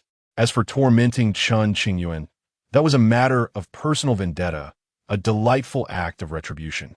If she did not seize the opportunity to tease him now, there would be no chance later. Each time she playfully bullied Chen Qingyuan, her heart brimmed with joy, appearing as an icy lotus to the world, while secretly reveling in her delight. Would she ever be able to leave Tianyuan in this lifetime? Within the confines of Tianyuan, the lady in red slowly closed her eyes. Yearning for the moment she would reunite with Chen Qingyuan. Having lived for so many years, she had fused with the laws of Tianyuan, rendering her unable to leave even a step. Should she attempt to force her exit, she would inevitably provoke the karmic consequences of time itself, resulting in divine retribution and her demise. Regardless, as long as you are alive, there is hope. The lady in red's eyes sparkled with anticipation as she turned and returned to her bamboo cottage. In the northern wasteland, extraordinary phenomena persisted for several days, causing a significant upheaval. Many factions speculated that some rare treasure had descended, dispatching numerous experts to investigate, yet they found no leads. Others believed that a prodigy favored by the heavens had been born, searching for individuals who met the corresponding criteria. In short, chaos reigned in the northern wasteland, and the younger generation's rivalries intensified. Unbeknownst to Chen Qingyuan, the central figure in these events, time flowed unceasingly. His adoptive master, Yu Chenran, remained vigilantly stationed outside Yunshi residence, patiently awaiting his return. It was not until the 4th year of Chen Qingyuan's seclusion that he finally solidified his Tao body and cultivation. Fully aware of the significance of the 3 Dan sacred quality, Chen Qingyuan swiftly concealed the true nature of his golden Dan with a jade bracelet, crafting the illusion of a heavenly quality golden Dan. Upon emerging from his retreat, he discovered Yu Chenran standing at the entrance of Yunshi residence. "Master, what brings you here?" he exclaimed. "Let us speak inside," Yu Chenran replied, surveying Chen Qingyuan and realizing that he indeed bore the aura of a heavenly quality golden Dan, silently acknowledging the secrets this young man harbored that had evaded his keen perception. Seeing the gravity etched on Yu Chenran's face, Chen Qingyuan nodded slowly, welcoming him inside. Chapter 77. The Third Agreement. Never regret inside the room. Chen Qingyuan poured a cup of tea for Yu Chenran and quietly inquired, "Master, do you have something to say?" The human heart is inscrutable. Unless absolutely necessary, one should not reveal their true self. Yu Chenran did not directly address the matter, but subtly advised him. Upon hearing this, Chen Qingyuan's eyelids flickered slightly. He was not foolish. He understood the implication behind Yu Chenran's words and felt a flicker of anxiety. Surely, his master would not conspire against him. "Stop your wild imaginings. If I intended to harm you, would I have waited until now?" Through Chen Qingyuan's gaze, Yu Chenran discerned something and playfully kicked him, chiding, "Hey, I'm not thinking anything of the sort." "That makes sense," Chen Qingyuan replied. His spirits lifted as he smiled broadly. "TCH." Yu Chenran rolled his eyes at him, huffing, "Your thoughts are transparent to me. However, I must admit, when I first saw you, I was taken aback and felt a twinge of envy.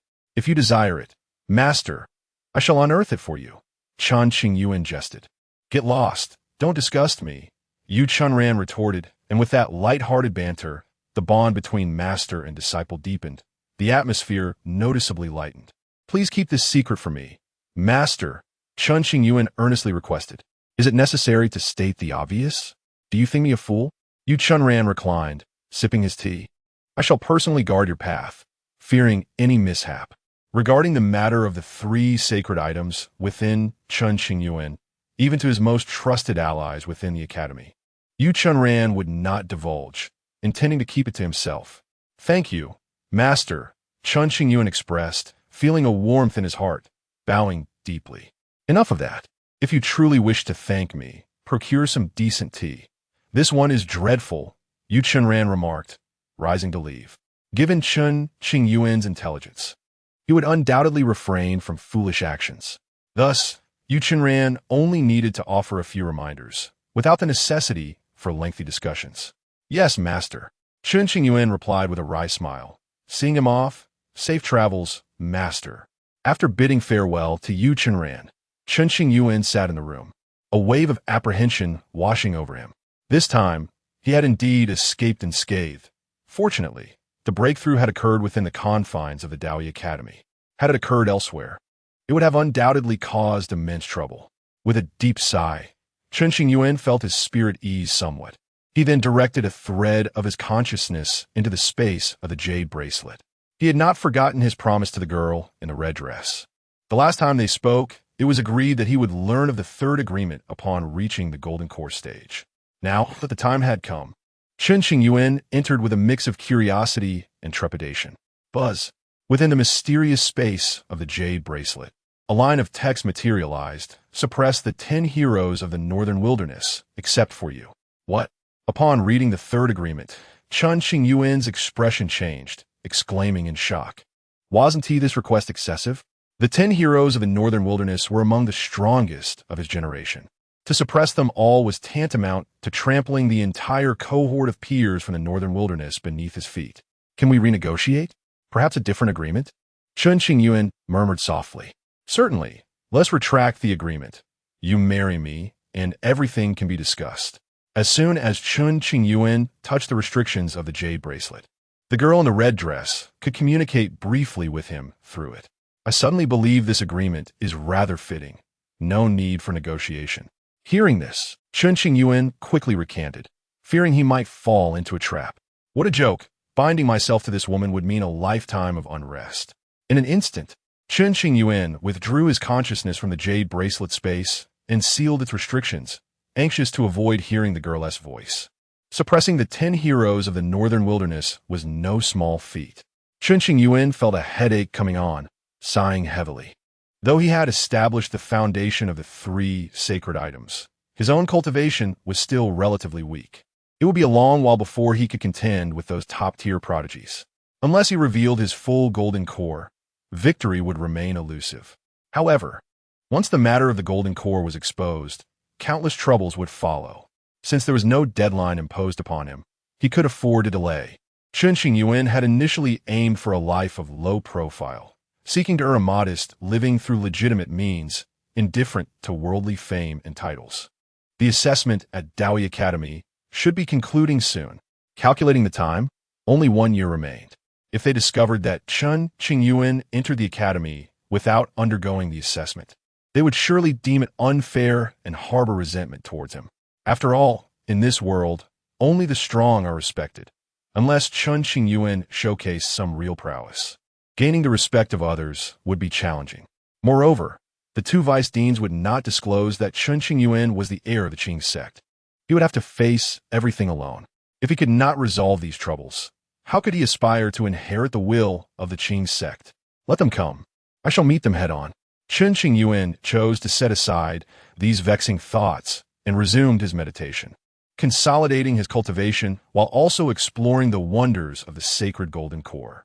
Time passed swiftly, and in the blink of an eye, a year had gone by.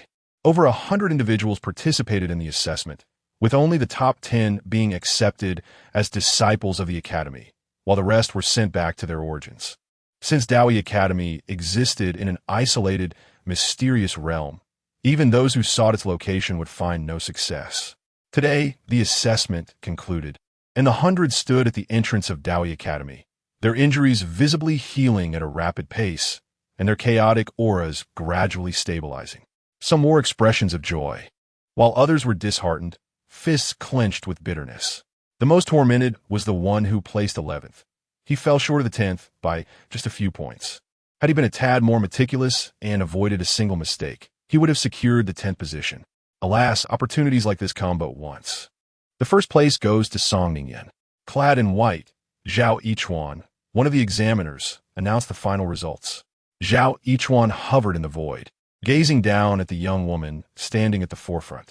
Song Ningyan, with her mid-yuan Ing cultivation, donned a dark long dress. Her looks were exceptional, her gaze icy, and her demeanor solitary, shunning conversation with others. You have the right to choose your teacher. The first place always enjoyed certain privileges.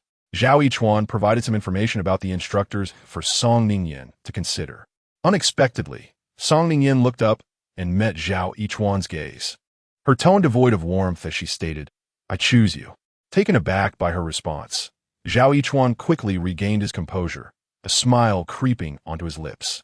"Very well, but do not regret your choice."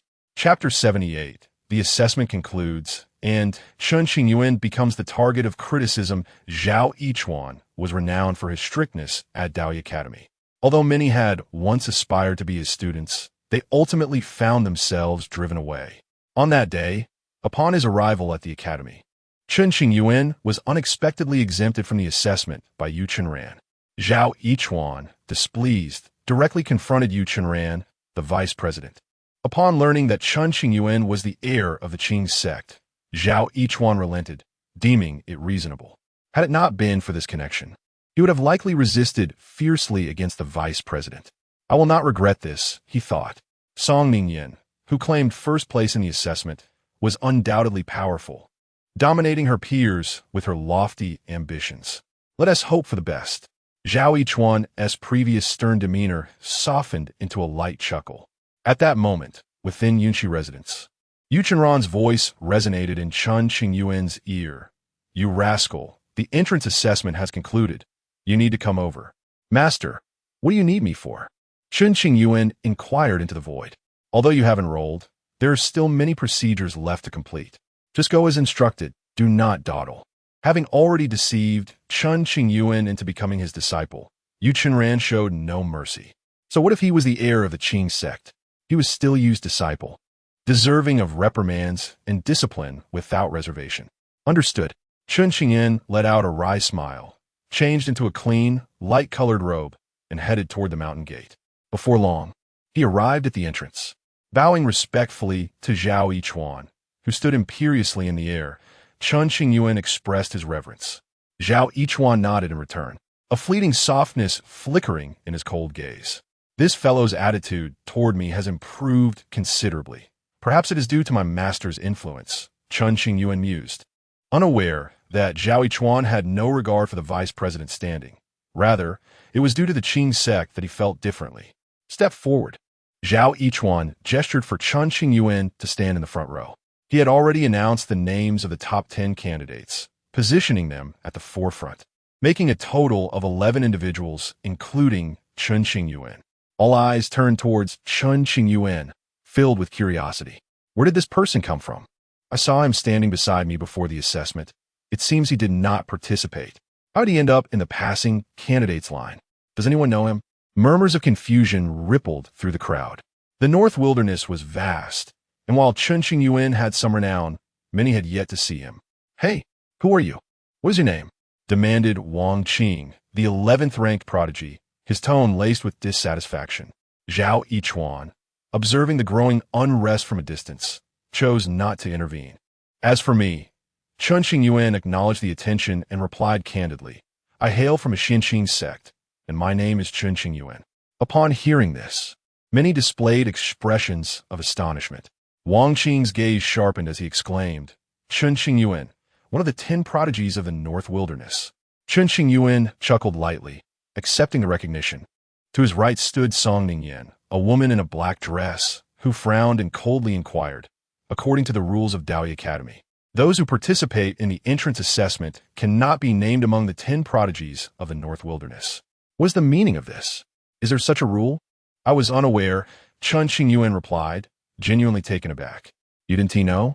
The crowd regarded him with peculiar expressions, baffled at how he was oblivious to the Academy's regulations and yet did not partake in the assessment. For countless years, it had been a rule that students of Daoyi Academy and those who underwent the assessment could not be included in the 10 prodigies. Given the remote location of the Xianqing sect, It was understandable that he was unaware. Moreover, his master, Yu Qingyuan, had never informed him of this. I truly did not know, Chen Qingyuan said, bewildered, adding, I was rather curious about which scoundrel selected me as one of the 10 prodigies, disrupting my peaceful days. Yet, he wondered, what did the 10 prodigies have to do with the Academy's assessment? Hearing his comments, many began to believe Chen Qingyuan's ignorance was genuine, and several gazes turned toward him with admiration and a hint of sympathy. You are finished, Song Ningyan remarked, scrutinizing Chen Qingyuan with a slight smirk. What do you mean? Chen Qingyuan, confused, asked. I merely commented on the 10 prodigies. What is so final about that? Can you not articulate your words clearly? As he was about to press further, Zhao Yichuan, from his elevated position, interjected, the scoundrel you speak of is me. Huh? Chen Qingyuan froze at those words, his body stiffening. His expression shifted dramatically as he locked eyes with Zhao Yichuan, his voice trembling slightly, saying, Senior, what do you mean? The recent lists of the 10 prodigies have been curated by me, Zhao Yichuan stated, his demeanor unyielding. With that confirmation, Chen Qingyuan felt as though he had been struck by lightning, his mind blank, utterly dumbfounded and momentarily paralyzed. Historically, the list of prodigies from the North Wilderness had been issued by Daoi Academy to inspire the new generation to strive for growth. Those with ties to the Academy were disqualified from the list, ensuring that students remained out of public view to uphold ancestral traditions. For centuries, Chen Qingyuan had been an anomaly, both a 10 prodigy and a student of the Academy. 200 years ago, Yu Qingyuan had recognized that the Xianqing sect in the Flowing Star domain was the long-lost Qing sect. However, he never disclosed this to anyone, nor did he mention the connection between the Xianqing sect and the Academy. As a result, Zhao Yichuan, impressed by Chen Qingyuan's talent a century prior, had selected him as one of the 10 prodigies. Initially, Zhao Yichuan had not considered Chen Qingyuan for the latest list. It was Yu Qingyuan who insisted on his inclusion. Thus, at that time, the still nascent Chen Qingyuan inexplicably became one of the 10 prodigies, leading many to see him as a stepping stone. Such is the fervent love from a master. Yu Qingyuan sought to instill sufficient pressure on Chen Qingyuan to expedite his growth, preparing him for the responsibilities of the Qing sect. So that is how it is. Chen Qingyuan pondered for a long while before enlightenment dawned upon him. Senior, I apologize, that was not my intention. Snapping back to reality, Chen Qingyuan hastily expressed his regret. Do not worry, I've been scolded by many. Zhao Yichuan replied with a faint smile, sending a chill down Chen Qingyuan's spine, instilling a sense of foreboding. Shortly thereafter, Zhao Yichuan summoned some individuals, preparing to escort the eliminated candidates back. Once they departed from Daoi Academy, they would no longer have the opportunity to become disciples of the Academy. Senior, I contest this. Wang Qing, the 11th ranked, summoned his courage and proclaimed loudly. Zhao Yichuan cast a glance at Wang Qing, his presence commanding and authoritative. Why does he not need to undergo the assessment? Moreover, according to the Academy's rules, the 10 prodigies and the Academy are incompatible. He should not be allowed to enroll. Wang Qing pointed an accusatory finger at Chen Qingyuan, venting his frustrations. All who participated in the assessment possess exceptional talent and strength, many of whom rival the 10 prodigies. Some even surpass them, he continued. Yet, due to the connection with the Academy, they are barred from the selection. Does the Daoi Academy need to explain its actions to you? Zhao Yichuan stated from his elevated position, his tone leaving no room for argument. Not all. Wang Qing dared not confront Zhao Yichuan head-on. Instead, he directed his ire towards Chen Qingyuan. I merely believe that this individual, having not participated in the assessment, cannot command respect. It is not that I am unwilling to partake in the evaluation. What does this have to do with me? Chen Qingyuan felt a sense of frustration as he was scrutinized by hundreds of unfriendly gazes. Chapter 79. Can face be used as a meal? Chen Qingyuan became a student of the Daoi Academy without undergoing an assessment, which seemed profoundly unjust to others. Those who did not qualify accepted their defeat to the top 10 with grace, feeling a sense of inferiority. However, convincing them to respect Chen Qingyuan was an impossible task. Wang Qing, bold in his demeanor, voiced the thoughts of the crowd, fixing an intense gaze upon Chen Qingyuan. making him feel distinctly uncomfortable. "What do you want?" Zhao Yichuan inquired in a neutral tone. "I wish to spar with him. If he can best me, I shall willingly concede," Wang Qing declared, recognizing that this opportunity was singular and must be seized. He was unwilling to accept his defeat, and encountering Chen Qingyuan was akin to grasping at a final lifeline.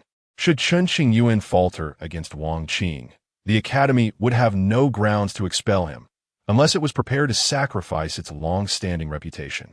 Even if Wang Qing were to lose, he deemed there would be no significant loss. Should he emerge victorious, even if he did not gain entry into the Daoyi Academy, he could still leverage Chen Qingyuan as a scapegoat. In essence, Wang Qing's strategy was astute. Regardless of the outcome, he stood to gain. "And you, Chen Qingyuan, what is your perspective?" Zhao Yichuan did not dismiss the proposal, but rather transferred the decision-making power to Chen Qingyuan. The youthful desire for competition, as long as it stayed within reasonable bounds, was not inherently negative. "His discontent is of no concern to me," Chen Qingyuan replied nonchalantly. "Are you frightened?" Wang Qing taunted. "Uft." Chen Qingyuan shot him a derisive glance and replied, "Why should I engage with you? Provide me with a reason. Prove your worthiness to be a member of the Daoyi Academy, so that we may all accept you." Wang Qing realized he could not shoulder the burden of this affair alone.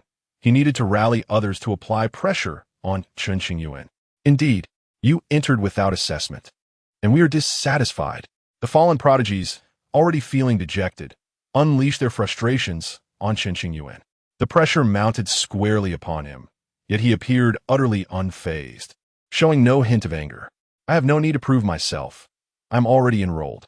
If you are displeased, take your grievances to the higher-ups of the Daoyi Academy." Chen Qingyuan was not one to be easily provoked into a foolish confrontation. What benefit would it serve him? What use was face if it could not be consumed? "You." Wang Qing was momentarily at a loss for words. By all logic, should not Chen Qingyuan be eager to validate himself through a duel? Why was he not adhering to the expected script? After a prolonged silence, Wang Qing finally stammered, "You lack the courage to face me, yet you claim the right to be a disciple of the Daoyi Academy? Do you think I am as foolish as you?" Chen Qingyuan could no longer contain himself, articulating his thoughts candidly. "What do I gain from defeating you? Engaging in battle with you would merely be granting you an opportunity, and I have no desire to do so. What can you do about it?" Many instructors of the Daoyi Academy observed the unfolding spectacle, noting the stark contrast between Chen Qingyuan and previous students. The latter would have eagerly risen to such provocations. Wang Qing was left speechless, unable to formulate a rebuttal. "You think to provoke me into a fight with just a few words? Are you out of your mind? There are so many watching. If everyone who disdains me demanded a duel, I would be utterly exhausted. Furthermore, should I lose, it would mean you could ascend to the Daoyi Academy upon stepping over me. Do you believe such an opportunity comes without cost?" Chen Qingyuan revealed his true intentions. It was time to consider the monetary aspect. Ideally, he would prefer not to engage in such machinations, yet the Xianqing sect was in dire financial straits. At least on the surface, he had personally funded the tasks and constructions within the sect, often providing pocket money to his senior brothers, all while supporting a large group. "What do you mean by that?" Wang Qing asked, his expression serious, trying to grasp the underlying implications. "Are you genuinely foolish, or merely pretending? I offer you another opportunity to join the academy, yet you must be willing to pay a price. Should I lose, this position shall be yours, and you could find solace in some benefits." Chen Qingyuan laid it all out plainly. His reasoning was sound, rendering Wang Qing speechless. After considerable contemplation, Wang Qing found it impossible to harbor any animosity toward Chen Qingyuan. Not only he, but also the other fallen prodigies felt similarly. Had they been in his position, they would never have relinquished their chance to enroll. If you're willing to fight, then you would effectively become a stepping stone. What benefits do you seek? Wang Qing was determined not to miss this chance. "That depends on you. This is a rare opportunity for entry into the Daoyi Academy. I wonder how valuable it is in your estimation." Chen Qingyuan could not specify an exact figure, as this was the Academy's domain, and he knew better than to overreach. Upon hearing this, Wang Qing fell silent, deep in thought. Meanwhile, Zhao Yichuan observed the sudden shift in dynamics. appearing calm on the surface while feeling ripples of concern within. How is it that Chen Qingyuan resembles a cunning old fox, devoid of the youthful fervor one might expect? I find this lad quite appealing. He is no fool. No wonder Vice President Yu took him under his wing early on. He is certainly no easy mark. But can he prevail? If he loses, not only would he disgrace himself and Vice President Yu, but it would also tarnish the reputation of the Daoyi Academy. In the shadows, a group of instructors engaged in lively discussion regarding the matter, tinged with a hint of apprehension. Should Chen Qingyuan triumph, all would be well.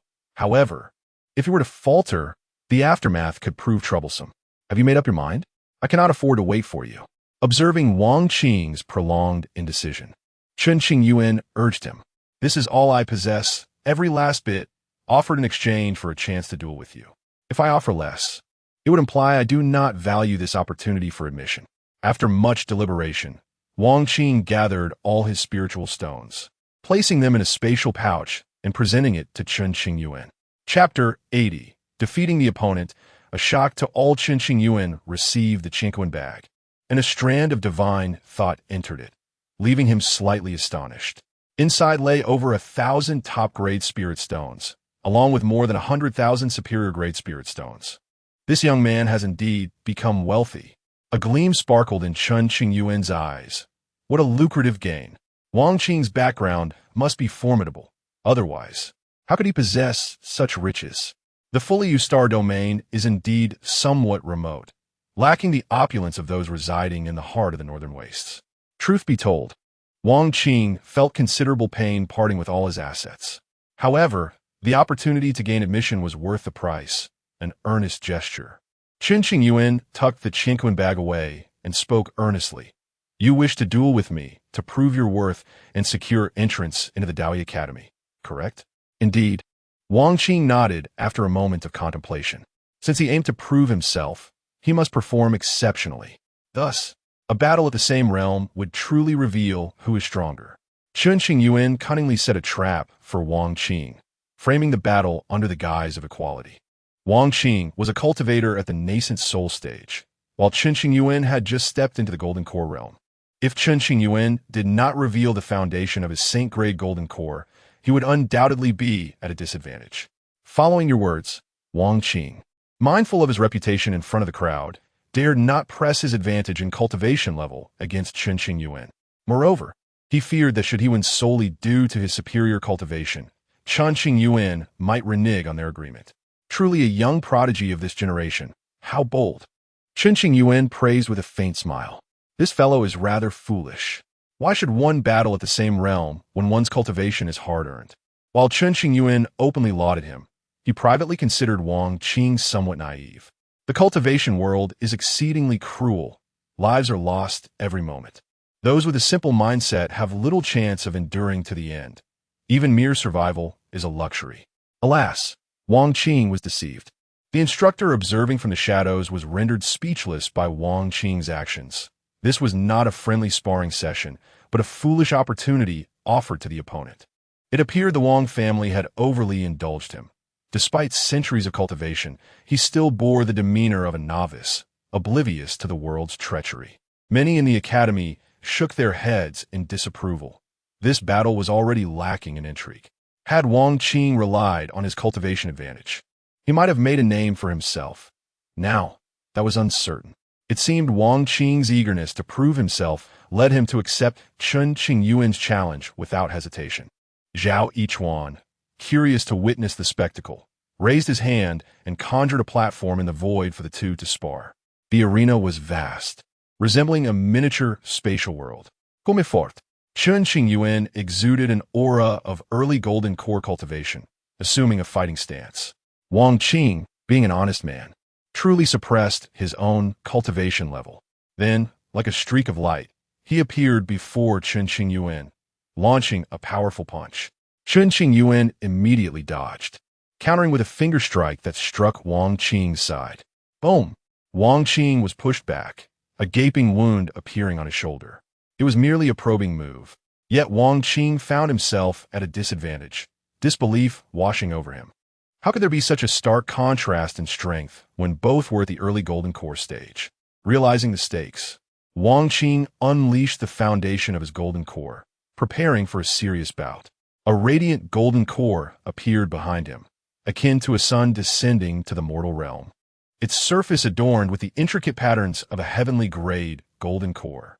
Wang Qing's innate talent was indeed extraordinary, qualifying him for the Daoyi Academy's examination. Yet, Chen Qingyuan soon revealed his own heavenly-grade golden core manifestation, engaging Wang Qing in close combat. With the jade bracelet gifted by the red-skirted maiden, Chen Qingyuan concealed his true capabilities, undetectable even by the most formidable beings. After exchanging dozens of moves, Wang Qing seized a fitting opportunity and unleashed a divine ability, the Taishan Song Mountain Seal. He struck with his palm, revealing a Taoist diagram depicting a mountain peak. Upon activating the technique, the palm seal projected into the void, merging with the heavenly-grade golden core manifestation, crashing down like a towering mountain upon Chen Qingyuan. The giant mountain descended with incredible speed, leaving Chen Qingyuan with no avenue for escape. In an instant, the space around him darkened, a terrifying pressure bearing down on his very soul. I intended to spar a while longer, yet who knew you would be so impatient? Chen Qingyuan mused internally, deciding to cease the jest and treat the battle with seriousness. Outwardly, he appeared to possess a heavenly-grade golden core foundation, but in truth, he was a saint-level cultivator. Even without manifesting the saint-level phenomenon, he could wield power far surpassing that of a heavenly grade. With a solid foundation, the might of his techniques was significantly amplified. Furthermore, his physical capabilities experienced tremendous enhancement, including the efficiency of spiritual energy utilization, the speed of drawing from the world's spiritual essence, and heightened comprehension. Break! Chen Qingyuan formed his right hand into a sword, thrusting it upward. Whoosh! The sword, like a startled swan, cleaved the Taishan Song Mountain Seal into dust. Wang Qing was struck by a backlash from his technique, staggering backward as his internal energy surged tumultuously. Seizing this moment, Chen Qingyuan appeared before Wang Qing like a specter, his invisible sword poised at Wang Qing's brow. Everything transpired too swiftly for Wang Qing to contemplate or evade. I concede. Wang Qing felt the chilling intent of the sword at his brow. Though reluctant, he bowed his head in respect. Chen Qingyuan relaxed his grip, and the condensed 3-foot sword dissipated. Offering Wang Qing a smile, he stepped down from the platform. After this battle, those who had harbored discontent towards Chen Qingyuan fell silent. To be accepted as an exceptional disciple by the Daoyi Academy was no small feat. The crowd was astonished. They had anticipated a fierce struggle, only to witness a swift conclusion. Their gazes towards Chen Qingyuan transformed into expressions of trepidation, tinged with undeniable awe. Is there any brother here who wishes to test their mettle? Chen Qingyuan, eager for more battles if there were riches to be earned, surveyed the group of eliminated candidates with a smile. Silence enveloped the crowd. Who would dare challenge Chen Qingyuan? Should the battle not be confined to equal realms? I would indeed be willing to try. A voice emerged from the crowd. That will not do. You seek to prove you are not inferior to him. How could you take advantage of a disparity in cultivation? Chen Qingyuan unequivocally rejected the suggestion. To have you wield your nascent soul cultivation against me would render the contest meaningless. Though Chen Qingyuan's cultivation level was indeed inferior to those present after the recent bout, no one dared to underestimate him. Back among the crowd, Wang Qing gazed at Chen Qingyuan with no animosity, only a lingering dissatisfaction. Should fate allow him to cross paths with Chen Qingyuan again, he vowed to battle once more. Even now, Wang Qing remained perplexed as to why he had lost. Their cultivation levels were equal, yet he had succumbed so easily. This enigma eluded both him and the onlookers, including the aged figures from the academy. This young man is far from the simple figure he appears to be, Zhao Yichuan mused, scrutinizing Chen Qingyuan with newfound understanding. Chapter 81. Could he be a bastard? Chen Qingyuan demonstrated his prowess, leaving the crowd with little dissent. Although his current cultivation fell short compared to others, it was well known that he had ventured into the Tianyuan Forbidden Zone to recultivate. Given sufficient time, he would swiftly catch up. As the matter drew to a close, Zhao Yichuan addressed the void. Instantly, several men clad in white emerged, gesturing towards the direction of the unsuccessful candidates. With a gentle force, the hundreds of eliminated individuals were whisked away, departing from the Daoi Academy's small realm. You dare to profit on the day of enrollment at the Daoi Academy. You're the first in countless years, Zhao Yichuan remarked with a smirk as he descended and approached Chen Qingyuan. Under Zhao Yichuan's scrutinizing gaze, Chen Qingyuan felt an ominous premonition. Moments ago, he had insulted the individual responsible for announcing the North Wilderness 10 heroes, only to discover that it was Zhao Yichuan himself. Had he known that the list originated from the Daoi Academy, he would have refrained from such words. Now that the words had escaped his lips, Chen Qingyuan had to find a way to make amends, lest he find himself at a disadvantage. Senior, I had no intention of profiting. This was merely to avoid complications and ensure that those who fail the assessment would no longer pester us. While speaking, Chen Qingyuan produced a Qiankuan pouch, presenting it earnestly to Zhao Yichuan. Now that the issues have been resolved, I willingly offer the unexpected spirit stones to you, Senior. Zhao Yichuan cast a glance at Chen Qingyuan, perceiving him as a clever little fox. The academy is not so petty. Keep it for yourself, he replied with indifference. Accepting the Qiankuan pouch would imply that he and Chen Qingyuan were in collusion, leading to future obligations.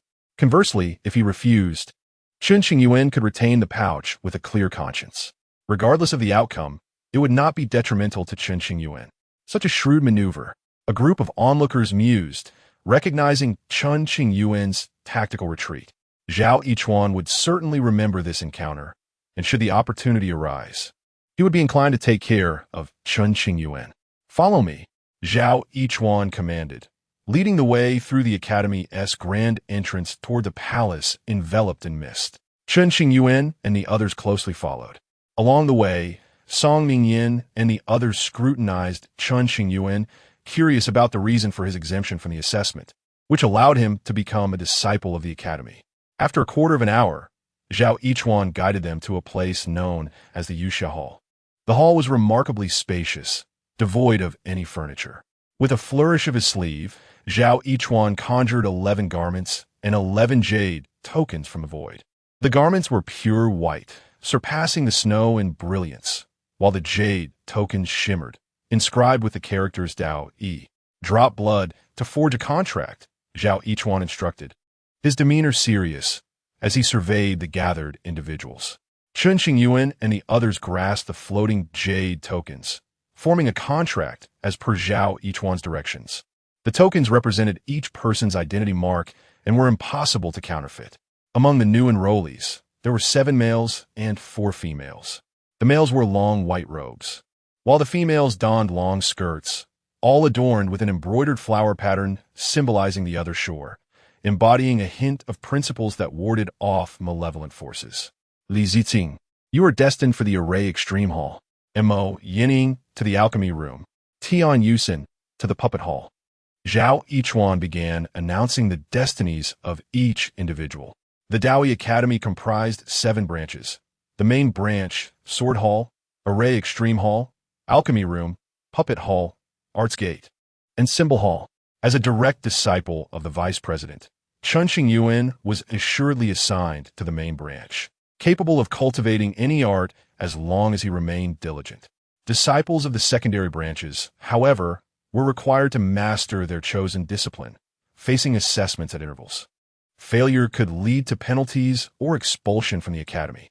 Soon, the elders of each branch took their new disciples away.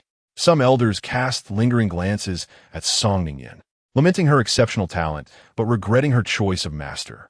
Many elders began to wager among themselves, speculating on how long Song Mingyan could endure.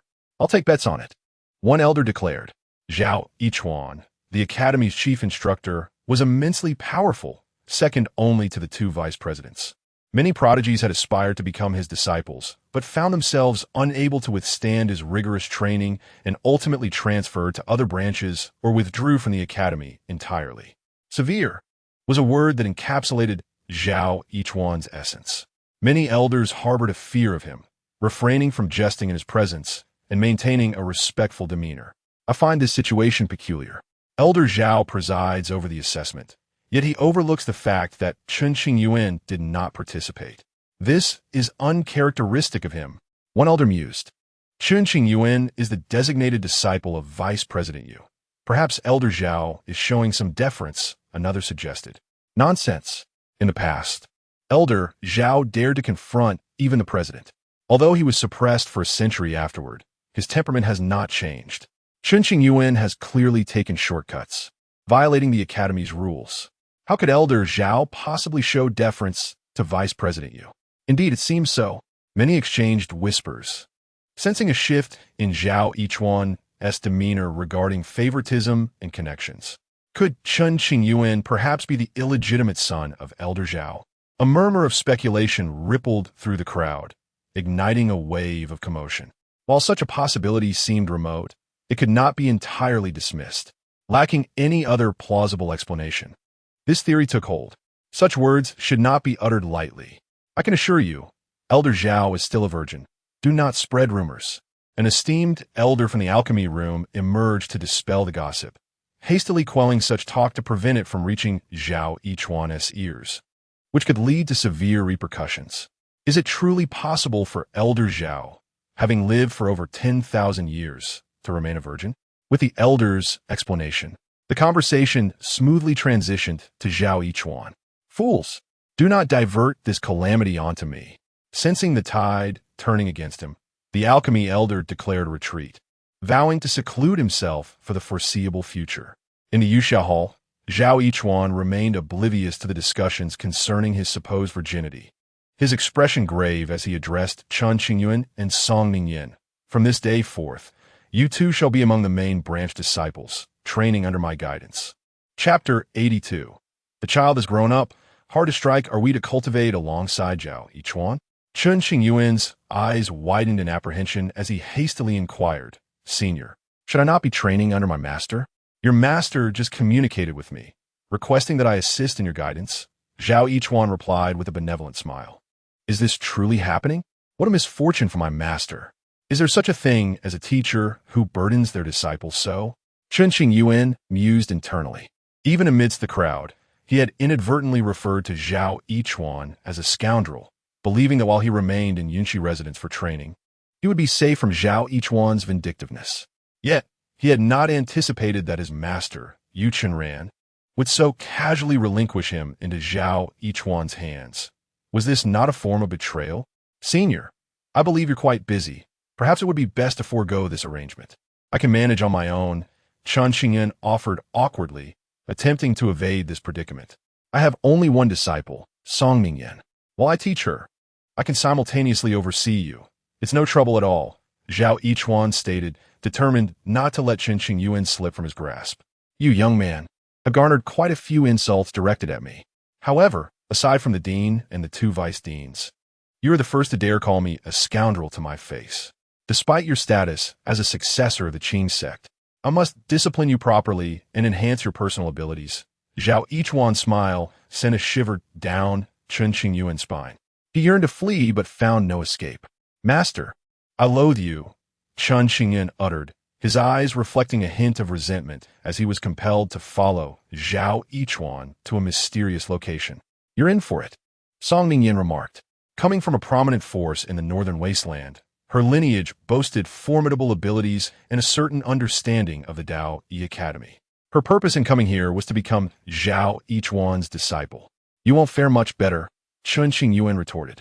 The two had donned the Academy's attire, white robes and skirts, pristine and unblemished. Who is your master? Even now, Song Ningyan was unaware of Chen Qingyuan's standing within the Dao Yi Academy. From their previous exchange, she gleaned that his master held significant influence. Otherwise, how could Zhao Yichuan be so accommodating? I shan't tell you, Chen Qingyuan replied, maintaining his guard against her. Suit yourself. Song Ningyan narrowed her eyes slightly, ceasing her inquiries. After half an hour's journey, they arrived at a wondrous space dominated by an ancient tower. The tower stood 33 stories tall, with each level embodying unique laws, forming one of the foundations of the Dao Yi Academy. Follow me, Zhao Yichuan instructed, unlocking the tower's restrictions, hands clasped behind his back. The first level of the tower was shrouded in darkness, resembling an endless void. Zhao Yichuan snapped his fingers, dispersing the shadows and illuminating every corner with radiant light. Soon after, a black river surged forth, engulfing the space around them. Holding onto one of them, Zhao Yichuan prevented Chen Qingyuan and Song Ningyan from being consumed by the dark waters. This is the Black River, a means to enhance your mental strength. Reaching the river's end signifies your mental prowess has reached an acceptable level. The river roared, swirling with countless vortices. To traverse to its terminus required formidable mental strength. Good luck, Zhao Yichuan said, releasing his grip. With a splash, both Chen Qingyuan and Song Ningyan plunged into the water simultaneously. The laws of this space had been activated by Zhao Yichuan, sealing their powers, rendering them akin to mere mortals incapable of employing any techniques, let alone soaring into the air. I wasn't prepared. Chen Qingyuan mentally screamed as he was instantly submerged, his body sinking relentlessly. Meanwhile, Song Ningyan was equally taken aback by the trial she faced upon entry. It was utterly tormenting. Yet, she had no time to ponder such matters. She needed to find a way to succeed. As Chen Qingyuan descended, it felt as though he would never reach the bottom. Stay calm, he admonished himself, closing his eyes to attune to his surroundings. Gradually, his descent slowed until at last he halted. An invisible force of mental energy enveloped him, shielding him from the tower's oppressive laws. In this moment of immense pressure, he sensed his mental strength being incrementally enhanced. Outside the tower, Zhao Yichuan stood in white attire, his expression impassive. You threw them into the tower shortly after their arrival. Is that not too demanding? Vice Dean Lin Wenqiu questioned, disapproving of Zhao Yichuan's actions. The heirs of the main lineage must possess the strength to surpass their peers. Only by enduring this trial can they truly become core disciples of the Dao Yi Academy. Such expectations are not excessive, Zhao Yichuan replied solemnly. They should at least understand the significance of entering the ancient tower, Lin Wenqiu remarked with a wry smile. The tower is fraught with danger. Without adequate ability, one may face life-threatening perils. Countless prodigies have perished within its confines over the years, figures of great renown in any realm. When they reach the pinnacle, I will inform them.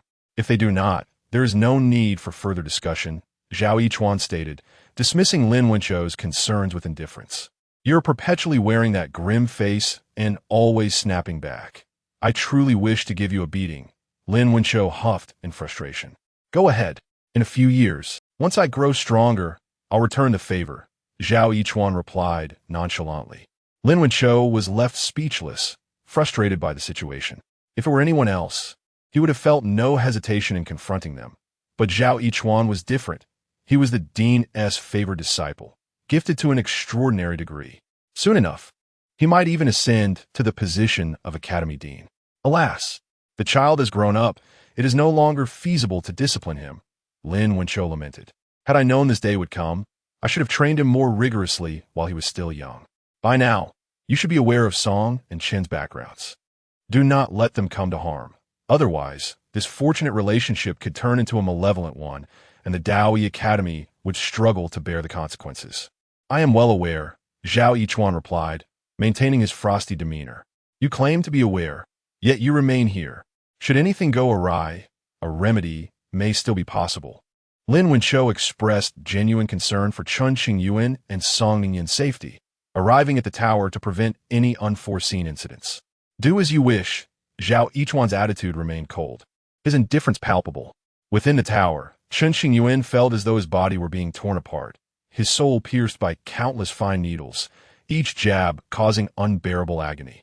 The threat of death loomed ever closer, and he dared not slacken his resolve, enduring the excruciating pain while honing his mental strength. Chapter 83. Proving oneself. The ancient tower is an immensely significant structure within the Dao Yi Academy, comprising 33 levels, each imbued with distinct principles. For countless years, only a handful of individuals have managed to ascend to the pinnacle. Reaching the summit signifies unparalleled talent, luck, unwavering resolve, and profound insight. It has been over 10 millennia since a figure of such caliber has graced the Dao Yi Academy. It is worth noting that anyone who becomes a disciple of the Academy is already a remarkable prodigy in their own right, barring unforeseen circumstances. The next dean is expected to be Zhao Yichuan. In his youth, was unable to reach the tower's apex, only managing to ascend to the 30th level at best. As the pain gradually subsided, Chen Qingyuan, engulfed by the river, adapted to the prevailing principles, significantly enhancing her mental fortitude. After half an hour, she resurfaced, finally able to discern the path ahead. Her achievement as the top candidate in the assessment should not have led to misfortune here. Casting a glance around, she found no trace of Song Ningyan, who presumably still struggled beneath the waters. Chen Qingyuan gazed forward, unable to see the river's end, only feeling an overwhelming pressure from the inexhaustible principles bearing down upon her. This space constrained Chen Qingyuan's cultivation, and to delve deeper, she needed to resist this immense pressure with her mental strength, as all other means proved ineffective. With a splash, she began to swim, albeit at a slow pace. With each movement, the pressure from the principles intensified. After a brief interval, she found it necessary to pause and rest. Moments later, Song Ningyan emerged from the water, gasping for air, her hair drenched and only her head above the surface, her expression one of urgency and anxiety. Enduring in the dark river had nearly suffocated her spirit. Fortunately, she quickly discovered a way to break through the water's surface, experiencing a sudden alleviation of pressure. This rival had advanced ahead of her. Song Ningyan spotted Chen Qingyuan 100 meters ahead. A wave of pressure from her competitor surged within her. With a grave expression, she adjusted her state and prepared to proceed. Proud by nature, Song Ningyan had never bowed to her peers and her family, overshadowing many talented individuals who dared not raise their heads. Upon arriving at the Dao Yi Academy, she also passed the assessment with flying colors. She was well aware of Zhao Yichuan's notorious strictness, having heard of disciples who had perished due to his rigorous training methods. Nonetheless, she chose to become his apprentice. According to reliable sources from the Song family, Zhao Yichuan was likely to become the next dean. Should Song Ningyan earn his recognition, the future would undoubtedly be favorable for her. Everything she did had but one purpose: to prove herself. Traditionally, the Song family was dominated by males, with females primarily used for alliances. Song Ningyan refused to become a sacrificial pawn within her family. She had only one path to pursue: to surpass her contemporaries and change the outdated views of her elders. Yet this road was fraught with challenges. I shall not be defeated by anyone. With gritted teeth, Song Ningyan pressed onward. To become the head of the Song family was to gain the agency to dictate her fate. Thus, disregarding the objections of some elders, she resolutely came to the Dao Yi Academy, determined to grow stronger in the shortest span of time. With formidable strength, she would no longer be subject to oppression. A curious sensation washed over her. It seemed the discomfort had diminished. Chen Qingyuan, with her back to Song Ningyan and maintaining some distance, swam on. After a while, Chen Qingyuan sensed a familiar essence within the principles governing this place. Upon reflection, she suddenly recognized the resemblance to her past experiences in the abyss. Chen Qingyuan had endured a century in the abyss, suffering greatly. Certainly, those days were filled with agony, yet she had emerged with profound gains. The tutelage of the girl in red had unveiled to her the true nature of a human purgatory.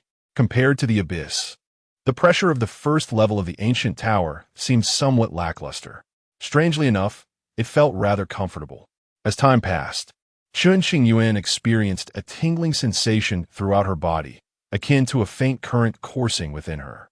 Initially, she felt a considerable weight upon her chest, as if countless mountains pressed down upon her. However, that pressure could no longer hinder her progress. How could this be? Behind her, Song Ningyan observed Chen Qingyuan's speed increasing significantly, the distance between them widening in disbelief. What unfolded next would leave Song Ningyan even more astounded, even questioning herself. Chen Qingyuan reflected on her past experiences, her mental strength surging to new heights. She then felt her body grow exceedingly light, gradually surfacing above the water. In the next moment, she was fully airborne, her feet resting upon the dark river's surface. Witnessing this spectacle, Song Ningyan's body trembled slightly, and she halted in her tracks, momentarily forgetting to advance. Her eyes brimmed with disbelief, her expression a tapestry of emotions. After a long pause, as Chen Qingyuan's figure gradually faded into the black mist, Song Ningyan snapped back to reality, startled and murmuring to herself, "Is Chen Qingyuan's mental strength truly this formidable? No wonder she was an exception among the Dao Academy's disciples. She is indeed extraordinary." Soon, Song Ningyan dispelled her errant thoughts and gritted her teeth to forge ahead. After more than 10 days, she traversed the river shrouded in thick black mist and finally beheld a colossal stone platform. The circular platform measured approximately 500 meters in diameter, surrounded by steps. Song Ningyan's mental state had deteriorated significantly. She could barely discern a figure seated upon the platform, its outline blurred and somewhat indistinct. With indomitable will, she dragged her utterly exhausted body from the water onto the icy steps. Slowly rising, she ascended step by step toward the higher ground. Upon reaching the stone platform, she finally discerned the figure she had glimpsed earlier. It was none other than Chen Qingyuan, leisurely brewing tea while reclining against a large stone. "At last you've arrived. Care for a cup of tea?" Chen Qingyuan turned to the fatigued Song Ningyan, offering a faint smile. "This first cup is on the house." Song Ningyan intended to respond, but found herself speechless, her mouth opening, yet no words emerged. With a thud, she collapsed, utterly drained. "What a disappointment," she muttered under her breath, while Chen Qingyuan continued to savor her tea. It took Chen Qingyuan 3 days to reach the stone platform, where her restrictions were lifted and her cultivation restored. Based on her estimates, only when Song Ningyan arrived at the platform would Zhao Yichuan appear. Thus, during the 10 days of waiting, Chen Qingyuan spent the first few solidifying her mental energy and the remainder enjoying tea and delicacies she had brought along. Outside the ancient tower, Zhao Yichuan had already learned of the inner happenings and swiftly made his way inside. With a hum, the void above the stone platform began to distort as Zhao Yichuan manifested. Chapter 84. The second level of the ancient tower. A battle of suppressed cultivation. Zhao Yichuan flicked his fingers towards the unconscious Song Ningyan, safeguarding her spirit to prevent any lingering repercussions. He then turned his gaze to Chen Qingyuan, saying nothing, but a flicker of unusual emotion crossed his eyes. Outside, the Vice President Lin Wenqiu wore a look of astonishment, well aware of the events unfolding within the ancient tower. The inheritors of the Qing sect in this era were indeed remarkable. Chen Qingyuan's performance left Lin Wenqiu profoundly impressed. Within a mere 3 days, he had traversed the first level effortlessly, even breaking the record set by the Dao Academy. Initially, Yu Chenran was reluctant to share this news with Lin Wenqiu, but he could not withstand Lin's persistent inquiries. Reluctantly, Yu Chenran divulged everything. Within the entire Dao Academy, only 2 vice presidents and Zhao Yichuan were privy to Chen Qingyuan's true background. Lin Wenqiu couldn't help but recall his own experience entering the ancient tower, which had been no easier than that of Song Ningyan. Inside the ancient tower, on the stone platform, with Zhao Yichuan's intervention, Song Ningyan soon regained consciousness, her physical injuries having healed significantly. "You needn't have endured so much suffering. Had you not hastened your pace before reaching that level of spiritual realm, would you wish for death?" Zhao Yichuan admonished sternly. "Disciple has erred. I ask for your punishment, master." Song Ningyan, unwilling to concede defeat to Chen Qingyuan, had exerted all her strength to resist the oppressive laws of this place, ultimately causing a backlash on her mental energy. Had Zhao Yichuan not appeared in time, it would have taken her months to recover. "Only when you meet my requirements will you be worthy of becoming my disciple."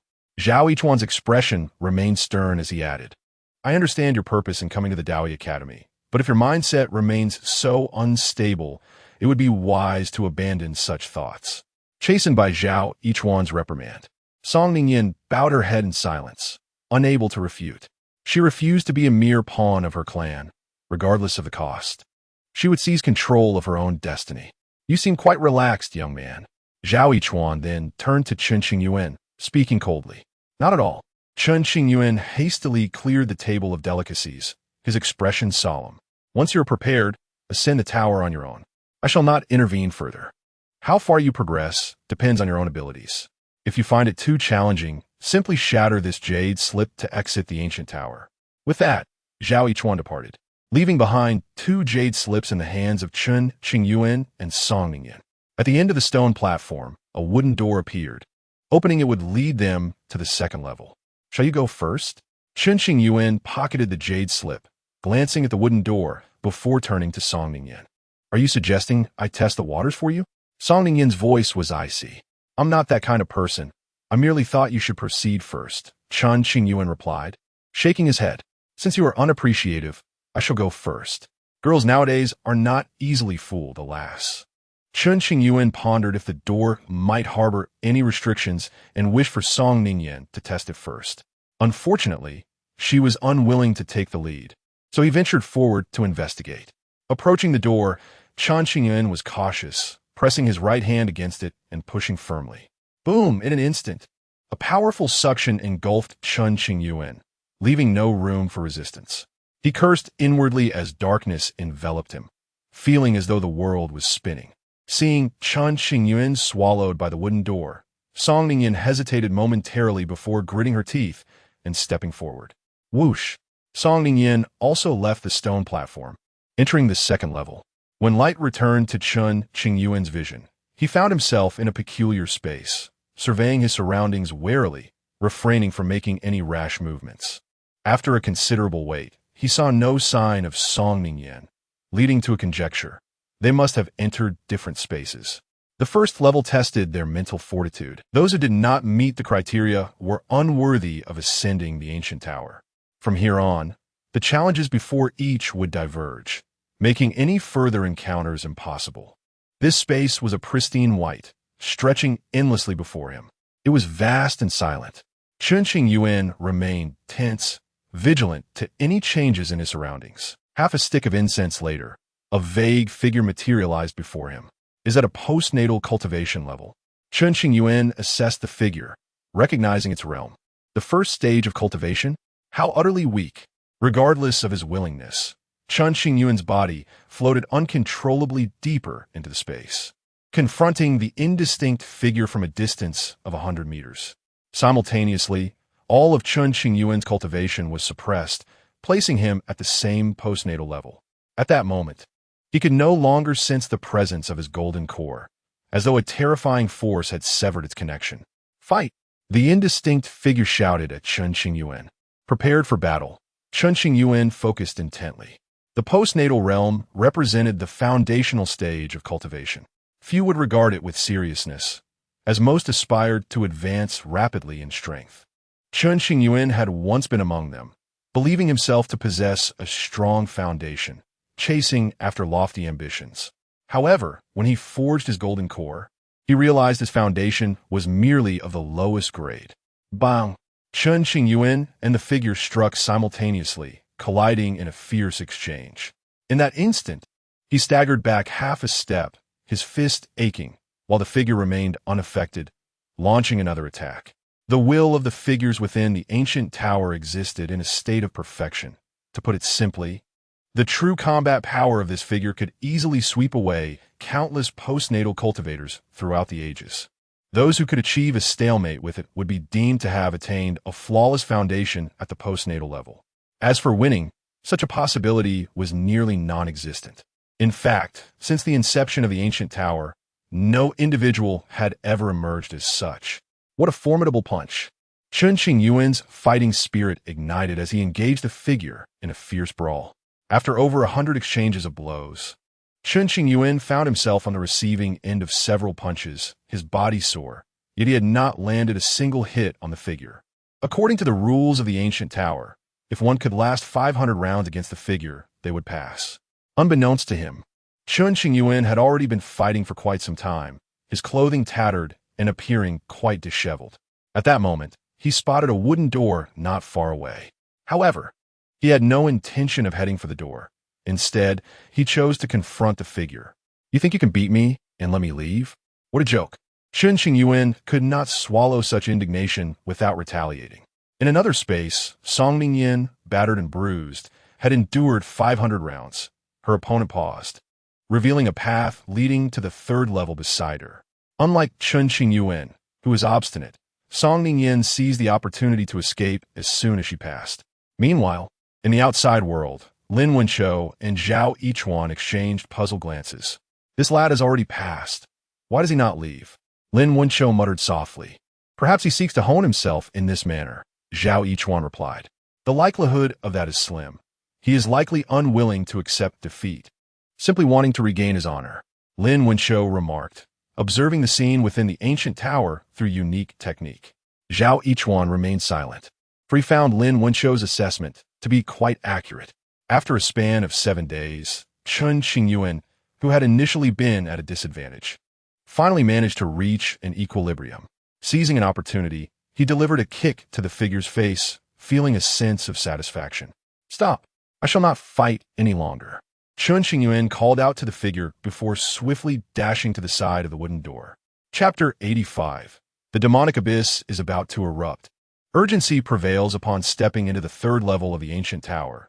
Chen Qingyuan found his cultivation suppressed to the innate realm, facing an opponent of equal strength. Come on. Chen Qingyuan took the initiative, unleashing the utmost potential of his innate capabilities. Thus began his trials within the ancient tower. Song Ningyin temporarily outpaced him, having reached the 5th level, while Chen Qingyuan was determined not to retreat after enduring 500 rounds of punishment. He resolved to retaliate before ascending to greater heights. Outside the tower, Zhao Yichuan and Lin Wenqiu stood vigil, closely monitoring the situation within. They were acutely aware of the developments inside. The heir of Qingzong truly possesses exceptional talent and a solid foundation. At this rate, he may ascend to the 30th level, rivaling your prowess, Lin Wenqiu praised. This is merely the beginning. The path ahead is fraught with challenges. Let us not jump to conclusions, Zhao Yichuan countered, his demeanor deceptively composed, though internally astonished by Chen Qingyuan's performance. Shall we place a wager? Lin Wenqiu raised an eyebrow. Boring. I refuse to gamble. Zhao Yichuan dismissed the suggestion without hesitation. You truly lack excitement. Cannot you find any interest beyond cultivation? Fine wines, enchanting beauties, power, and wealth. Lin Wenqiu mused, incredulous at Zhao Yichuan's singular focus on cultivation. In his eyes, Zhao Yichuan was almost abnormal, a man burdened by an obsession with his practice. In a vast expanse of time, Zhao Yichuan had retained his innocence, nearly unrivaled in the North Wilderness. Matters of the mortal realm are mere stumbling blocks on the path of cultivation, he firmly believed, having excluded all else from his life. Alas, what is the purpose of your relentless efforts in cultivation if you possess no interests? Lin Wenqiu inquired. To grow stronger, Zhao Yichuan replied resolutely. And then? Lin Wenqiu pressed further. To pursue a higher path and to glimpse distant horizons, Zhao Yichuan declared with unwavering conviction after a moment of contemplation. Very well, I lack your level of enlightenment, Lin Wenqiu remarked, shaking his head as he savored a sip of exquisite wine, a look of enjoyment gracing his features. Meanwhile, in the Fuliu star domain, within the depths of the Tianyu sect, lay a colossal formation, its center brimming with countless spirit stones to prevent the depletion of spiritual energy that could lead to the formation's collapse. At the heart of the formation rested a massive demonic abyss, with dark energy already seeping forth from the array, threatening to spiral out of control within 2 years. We have done our utmost, yet we cannot find a solution, one elder lamented. From my perspective, the turmoil of the demonic abyss cannot be halted. While there remains some time, we must gather our resources and relocate the sect to another star domain. What shall we do? The high-ranking members of various sects gathered, having exhausted all options to quell the demonic abyss.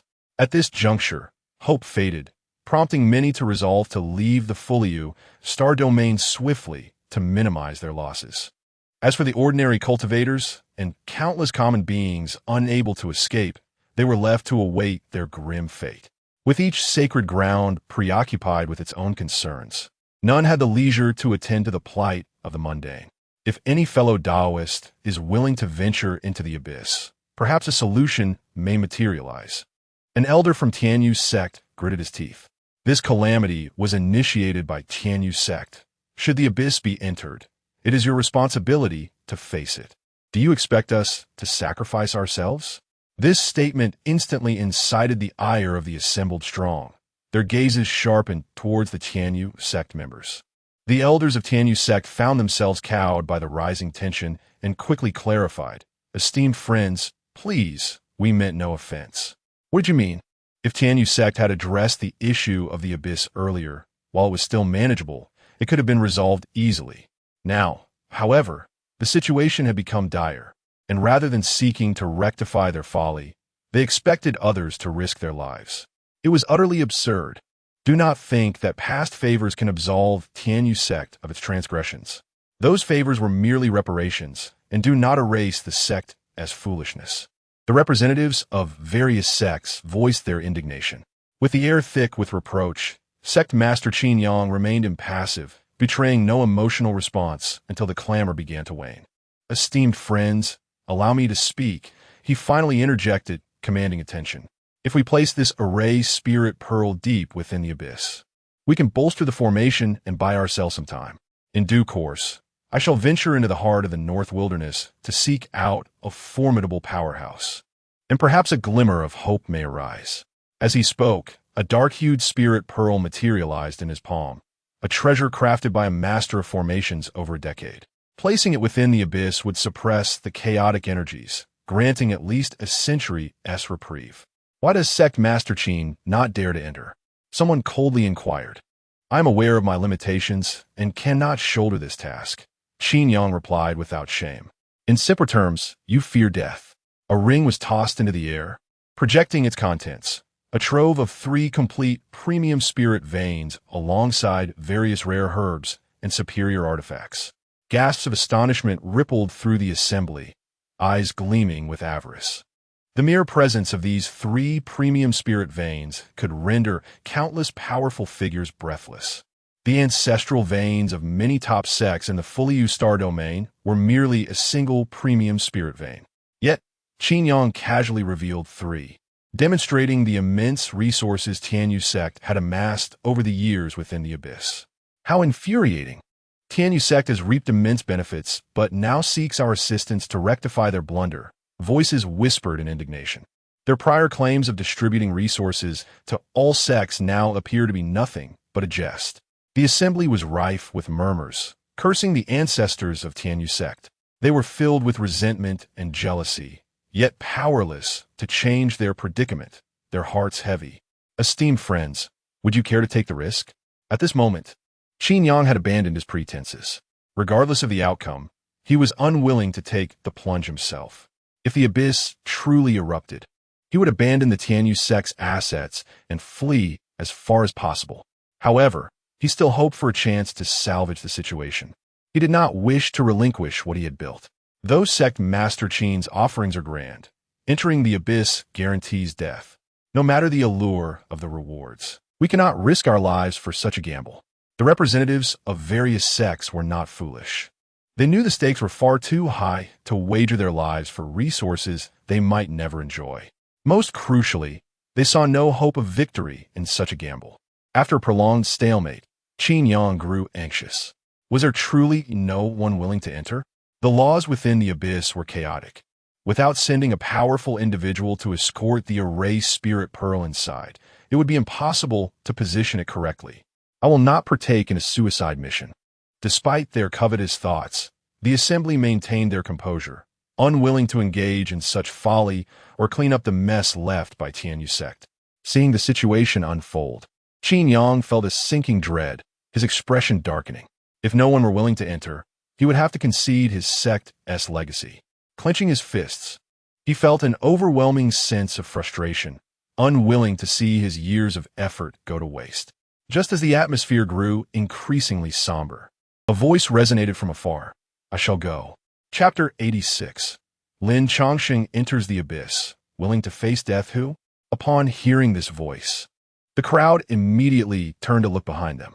The newcomer, clad in a light-colored long robe, appeared to be a middle-aged man, tall and imposing. It was none other than Lin Chongsheng, the leader of the Xianqing sect. Master, why have you come?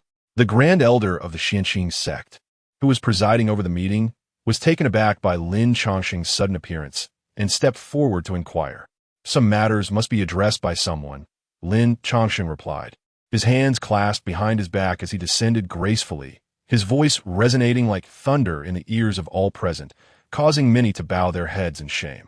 You are the pillar of our Xianqing sect. You must not take any risks, the Grand Elder, dressed in gray robes and appearing quite aged with half-white hair and wrinkles etched upon his face, stated firmly, opposing Lin Chongsheng's intentions. I have made my decision. Lin Chongsheng had already prepared for the worst before arriving and had settled all affairs within the sect. That is unacceptable. The Grand Elder stepped in front of Lin Chongsheng, speaking earnestly. If you truly intend to proceed, let me take your place. My demise will not significantly impact the Xianqing sect, but if something were to happen to you, it would plunge the sect into chaos. Lin Chongsheng placed a reassuring hand on the Grand Elder's shoulder, offering a steadfast gaze. He then subtly gestured with a finger, rendering the Grand Elder temporarily immobile. Master. The Grand Elder rolled his eyes toward Lin Chongsheng, his voice trembling. Everything at home has been arranged. Even if I do not return, there is no need for concern. Lin Chongsheng spoke softly. That does not matter. You are the leader of our sect, and you cannot risk your life. The Grand Elder remained resolute in his disagreement. Lin Chongsheng chose not to respond further and walked directly to Qingyuan. Give me the items, he commanded with a glance. Is Master Lin truly willing to take such risks? Qingyuan expressed his skepticism. Not only Qingyuan harbored doubts. All the powerful figures present shared similar sentiments, finding it hard to believe. If you do not trust me, you may accompany me inside to see for yourself. Lin Chongsheng said coldly. I am aware of my limitations and deem it unnecessary, Qingyuan retorted, unfazed by Lin Chongsheng's words. After all, Lin Chongsheng was heading to face death, and he could tolerate a few complaints. Items, Lin Chongsheng reiterated, and this time, Qingyuan did not hesitate, handing over the array spirit pearl and the spatial ring containing resources.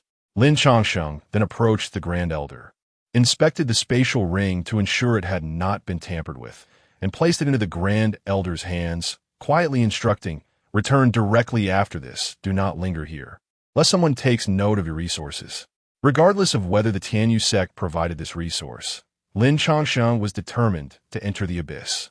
His arrival had coincided with the opportunity to acquire resources which he could not simply disregard. Senior brother.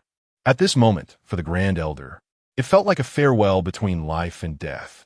He no longer addressed Lin Chongsheng as the sect leader, his eyes revealing the sorrow of brotherhood.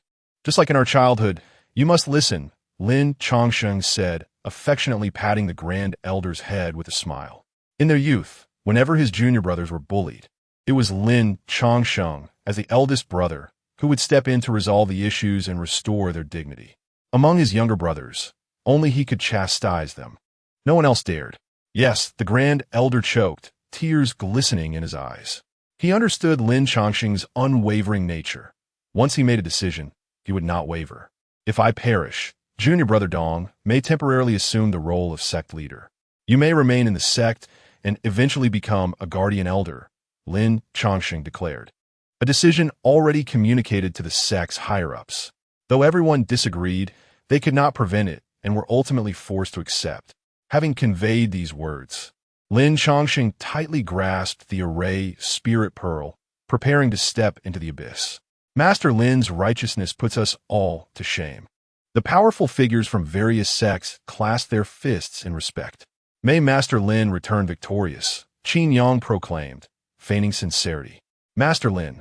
The powerful figures voiced various expressions of admiration and heartfelt wishes for a successful journey. My entry into the abyss is not for you. It is for the countless beings in the flowing star domain. The lives existing in this territory are innocent and should not suffer due to the actions of foolish individuals. Lin Chongsheng remarked pointedly, causing the members of the Tianyu sect to redden in embarrassment, yet they had no words to retort. Open the array, Lin Chongsheng called out as he reached the entrance of the abyss. Immediately, the powerful figures unleashed their techniques, creating a small passageway above the array. Instantly, a surge of demonic energy rushed forth from the array. Lin Chongsheng struck out with his palm, dispersing the demonic energy, and stepped into the formation. Seal. As Lin Changsheng entered the array, the others quickly sealed it to prevent any leakage of demonic energy. Once inside, Lin Changsheng lifted the restrictions placed on the Grand Elder, allowing him to move freely. Senior brother. The Grand Elder turned, gazing at Lin Changsheng within the array, tears streaming as he called out, his voice hoarse. Return home, Lin Changsheng said gently. The Grand Elder, despite his unwillingness, pricked his palm with his nails and complied with Lin Changsheng's orders, hastening back to the Xianqing sect to avoid attracting the attention of any thieves to their resources. As he departed, the Grand Elder cast a lingering glance at Lin Changsheng's figure. For him, this might be their final meeting, and the pain in his heart was beyond words. As he turned to leave, the Grand Elder felt an unbearable ache in his heart. Nevertheless, for the greater good, he had to maintain his composure and return home swiftly. Lin Changsheng looked down into the abyss, which was shrouded in darkness, resembling an endless chasm with no visible bottom. Having prepared himself, Lin Changsheng dove headfirst into the abyss. In an instant, an overwhelming wave of demonic energy surged toward Lin Changsheng, attempting to engulf his mind and transform him into a soulless demon. Lin Changsheng employed his calming technique, maintaining his composure, and kept the dense demonic energy at bay, protecting his body with a barrier. Is this man truly unafraid of death? Only when Lin Changsheng truly entered the abyss did the powerful figures believe it was not merely an illusion. They could not comprehend his actions, internally deeming him a fool. The path of cultivation is fraught with difficulty, especially for one of Lin Changsheng's caliber, who had reached the tribulation stage. Should the abyss erupt, it would not harm him. At worst, he could leave the flowing star domain. He seems to consider himself a savior. Now that Lin Changsheng had entered, some among the onlookers no longer needed to wear their masks of feigned concern, sneering quietly. If Lin Changsheng can indeed place the erased spirit pearl in the correct position, it will greatly aid us, providing ample time regardless of whether we resolve the abyss or relocate from the flowing star domain. The crowd did not intend to owe Lin Changsheng any favors. When favors surpass certain boundaries, they are overlooked by the masses, for they neither can nor wish to repay them. Chapter 87.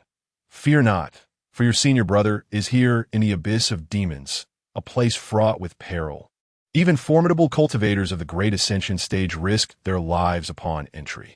Lin Changsheng, a fifth-stage cultivator in the tribulation phase, stands as a remarkable presence within the Fuliu star domain, yet appears insignificant amidst the bustling cities.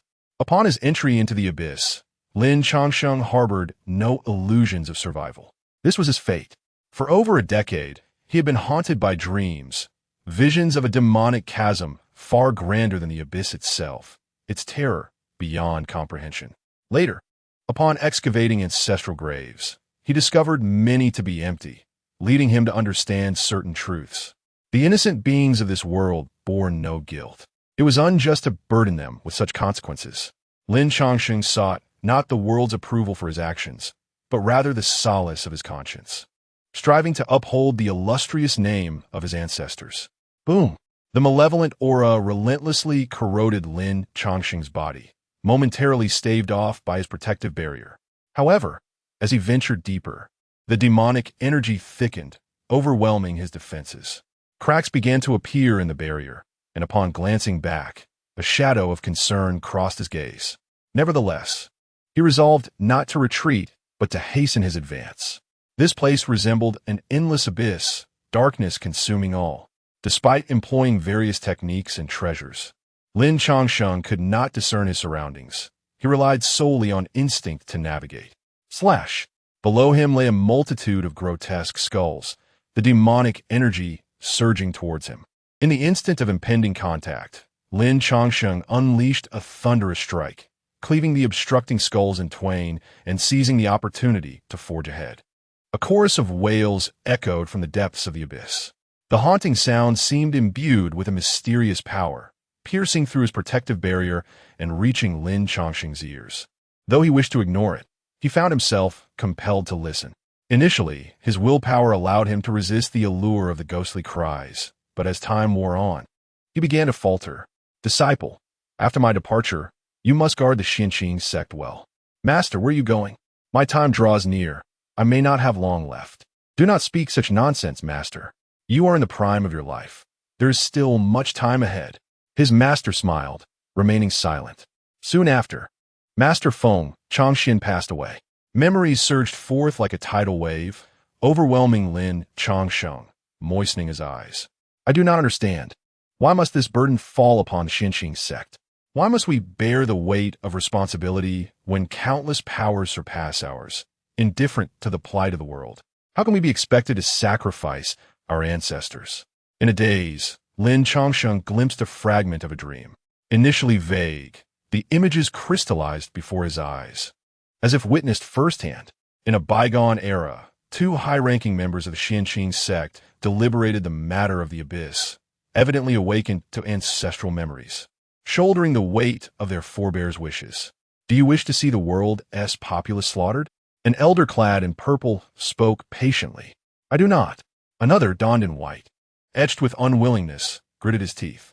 We do not act for others. We act for ourselves. Should chaos erupt from the abyss, this homeland will be transformed into a land of demons, and our friends and kin will not escape unscathed. The elder in purple gazed into the distance, a grave tone in his voice. Senior brother, I fear.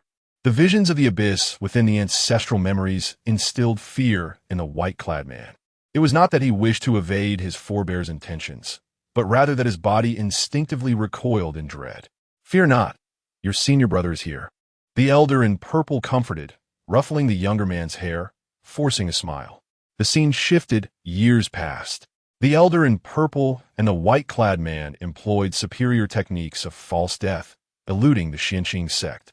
They journeyed to the imperial province, embarking on this fated path. Senior brother, if we do not return, will there be a next life? The white-clad man, seeking to alleviate his inner turmoil, broke the oppressive silence with a question. Perhaps we have uttered such words in a previous life. The elder in purple jested. How unfortunate. We met our demise in the last life, and now we must face it again. Upon hearing this, the white-clad man grew distressed, pouting in dissatisfaction. The elder in purple laughed heartily, riding the winds with resolve. Senior brother, our esteemed ancestor passed away inexplicably. Did he not also venture into the abyss? The white-clad man pressed on. Perhaps. The elder in purple replied, his gaze distant and complex. They were aware that this journey led to certain death, yet there was no turning back. Let us strive for the peace of our future descendants. Within the abyss, Lin Changxing's vision blurred, obscured by tears. When he blinked, the images of his ancestors had vanished. Then, an eerie voice echoed in his ear. What significance does your endeavor hold? The sinister forces within the abyss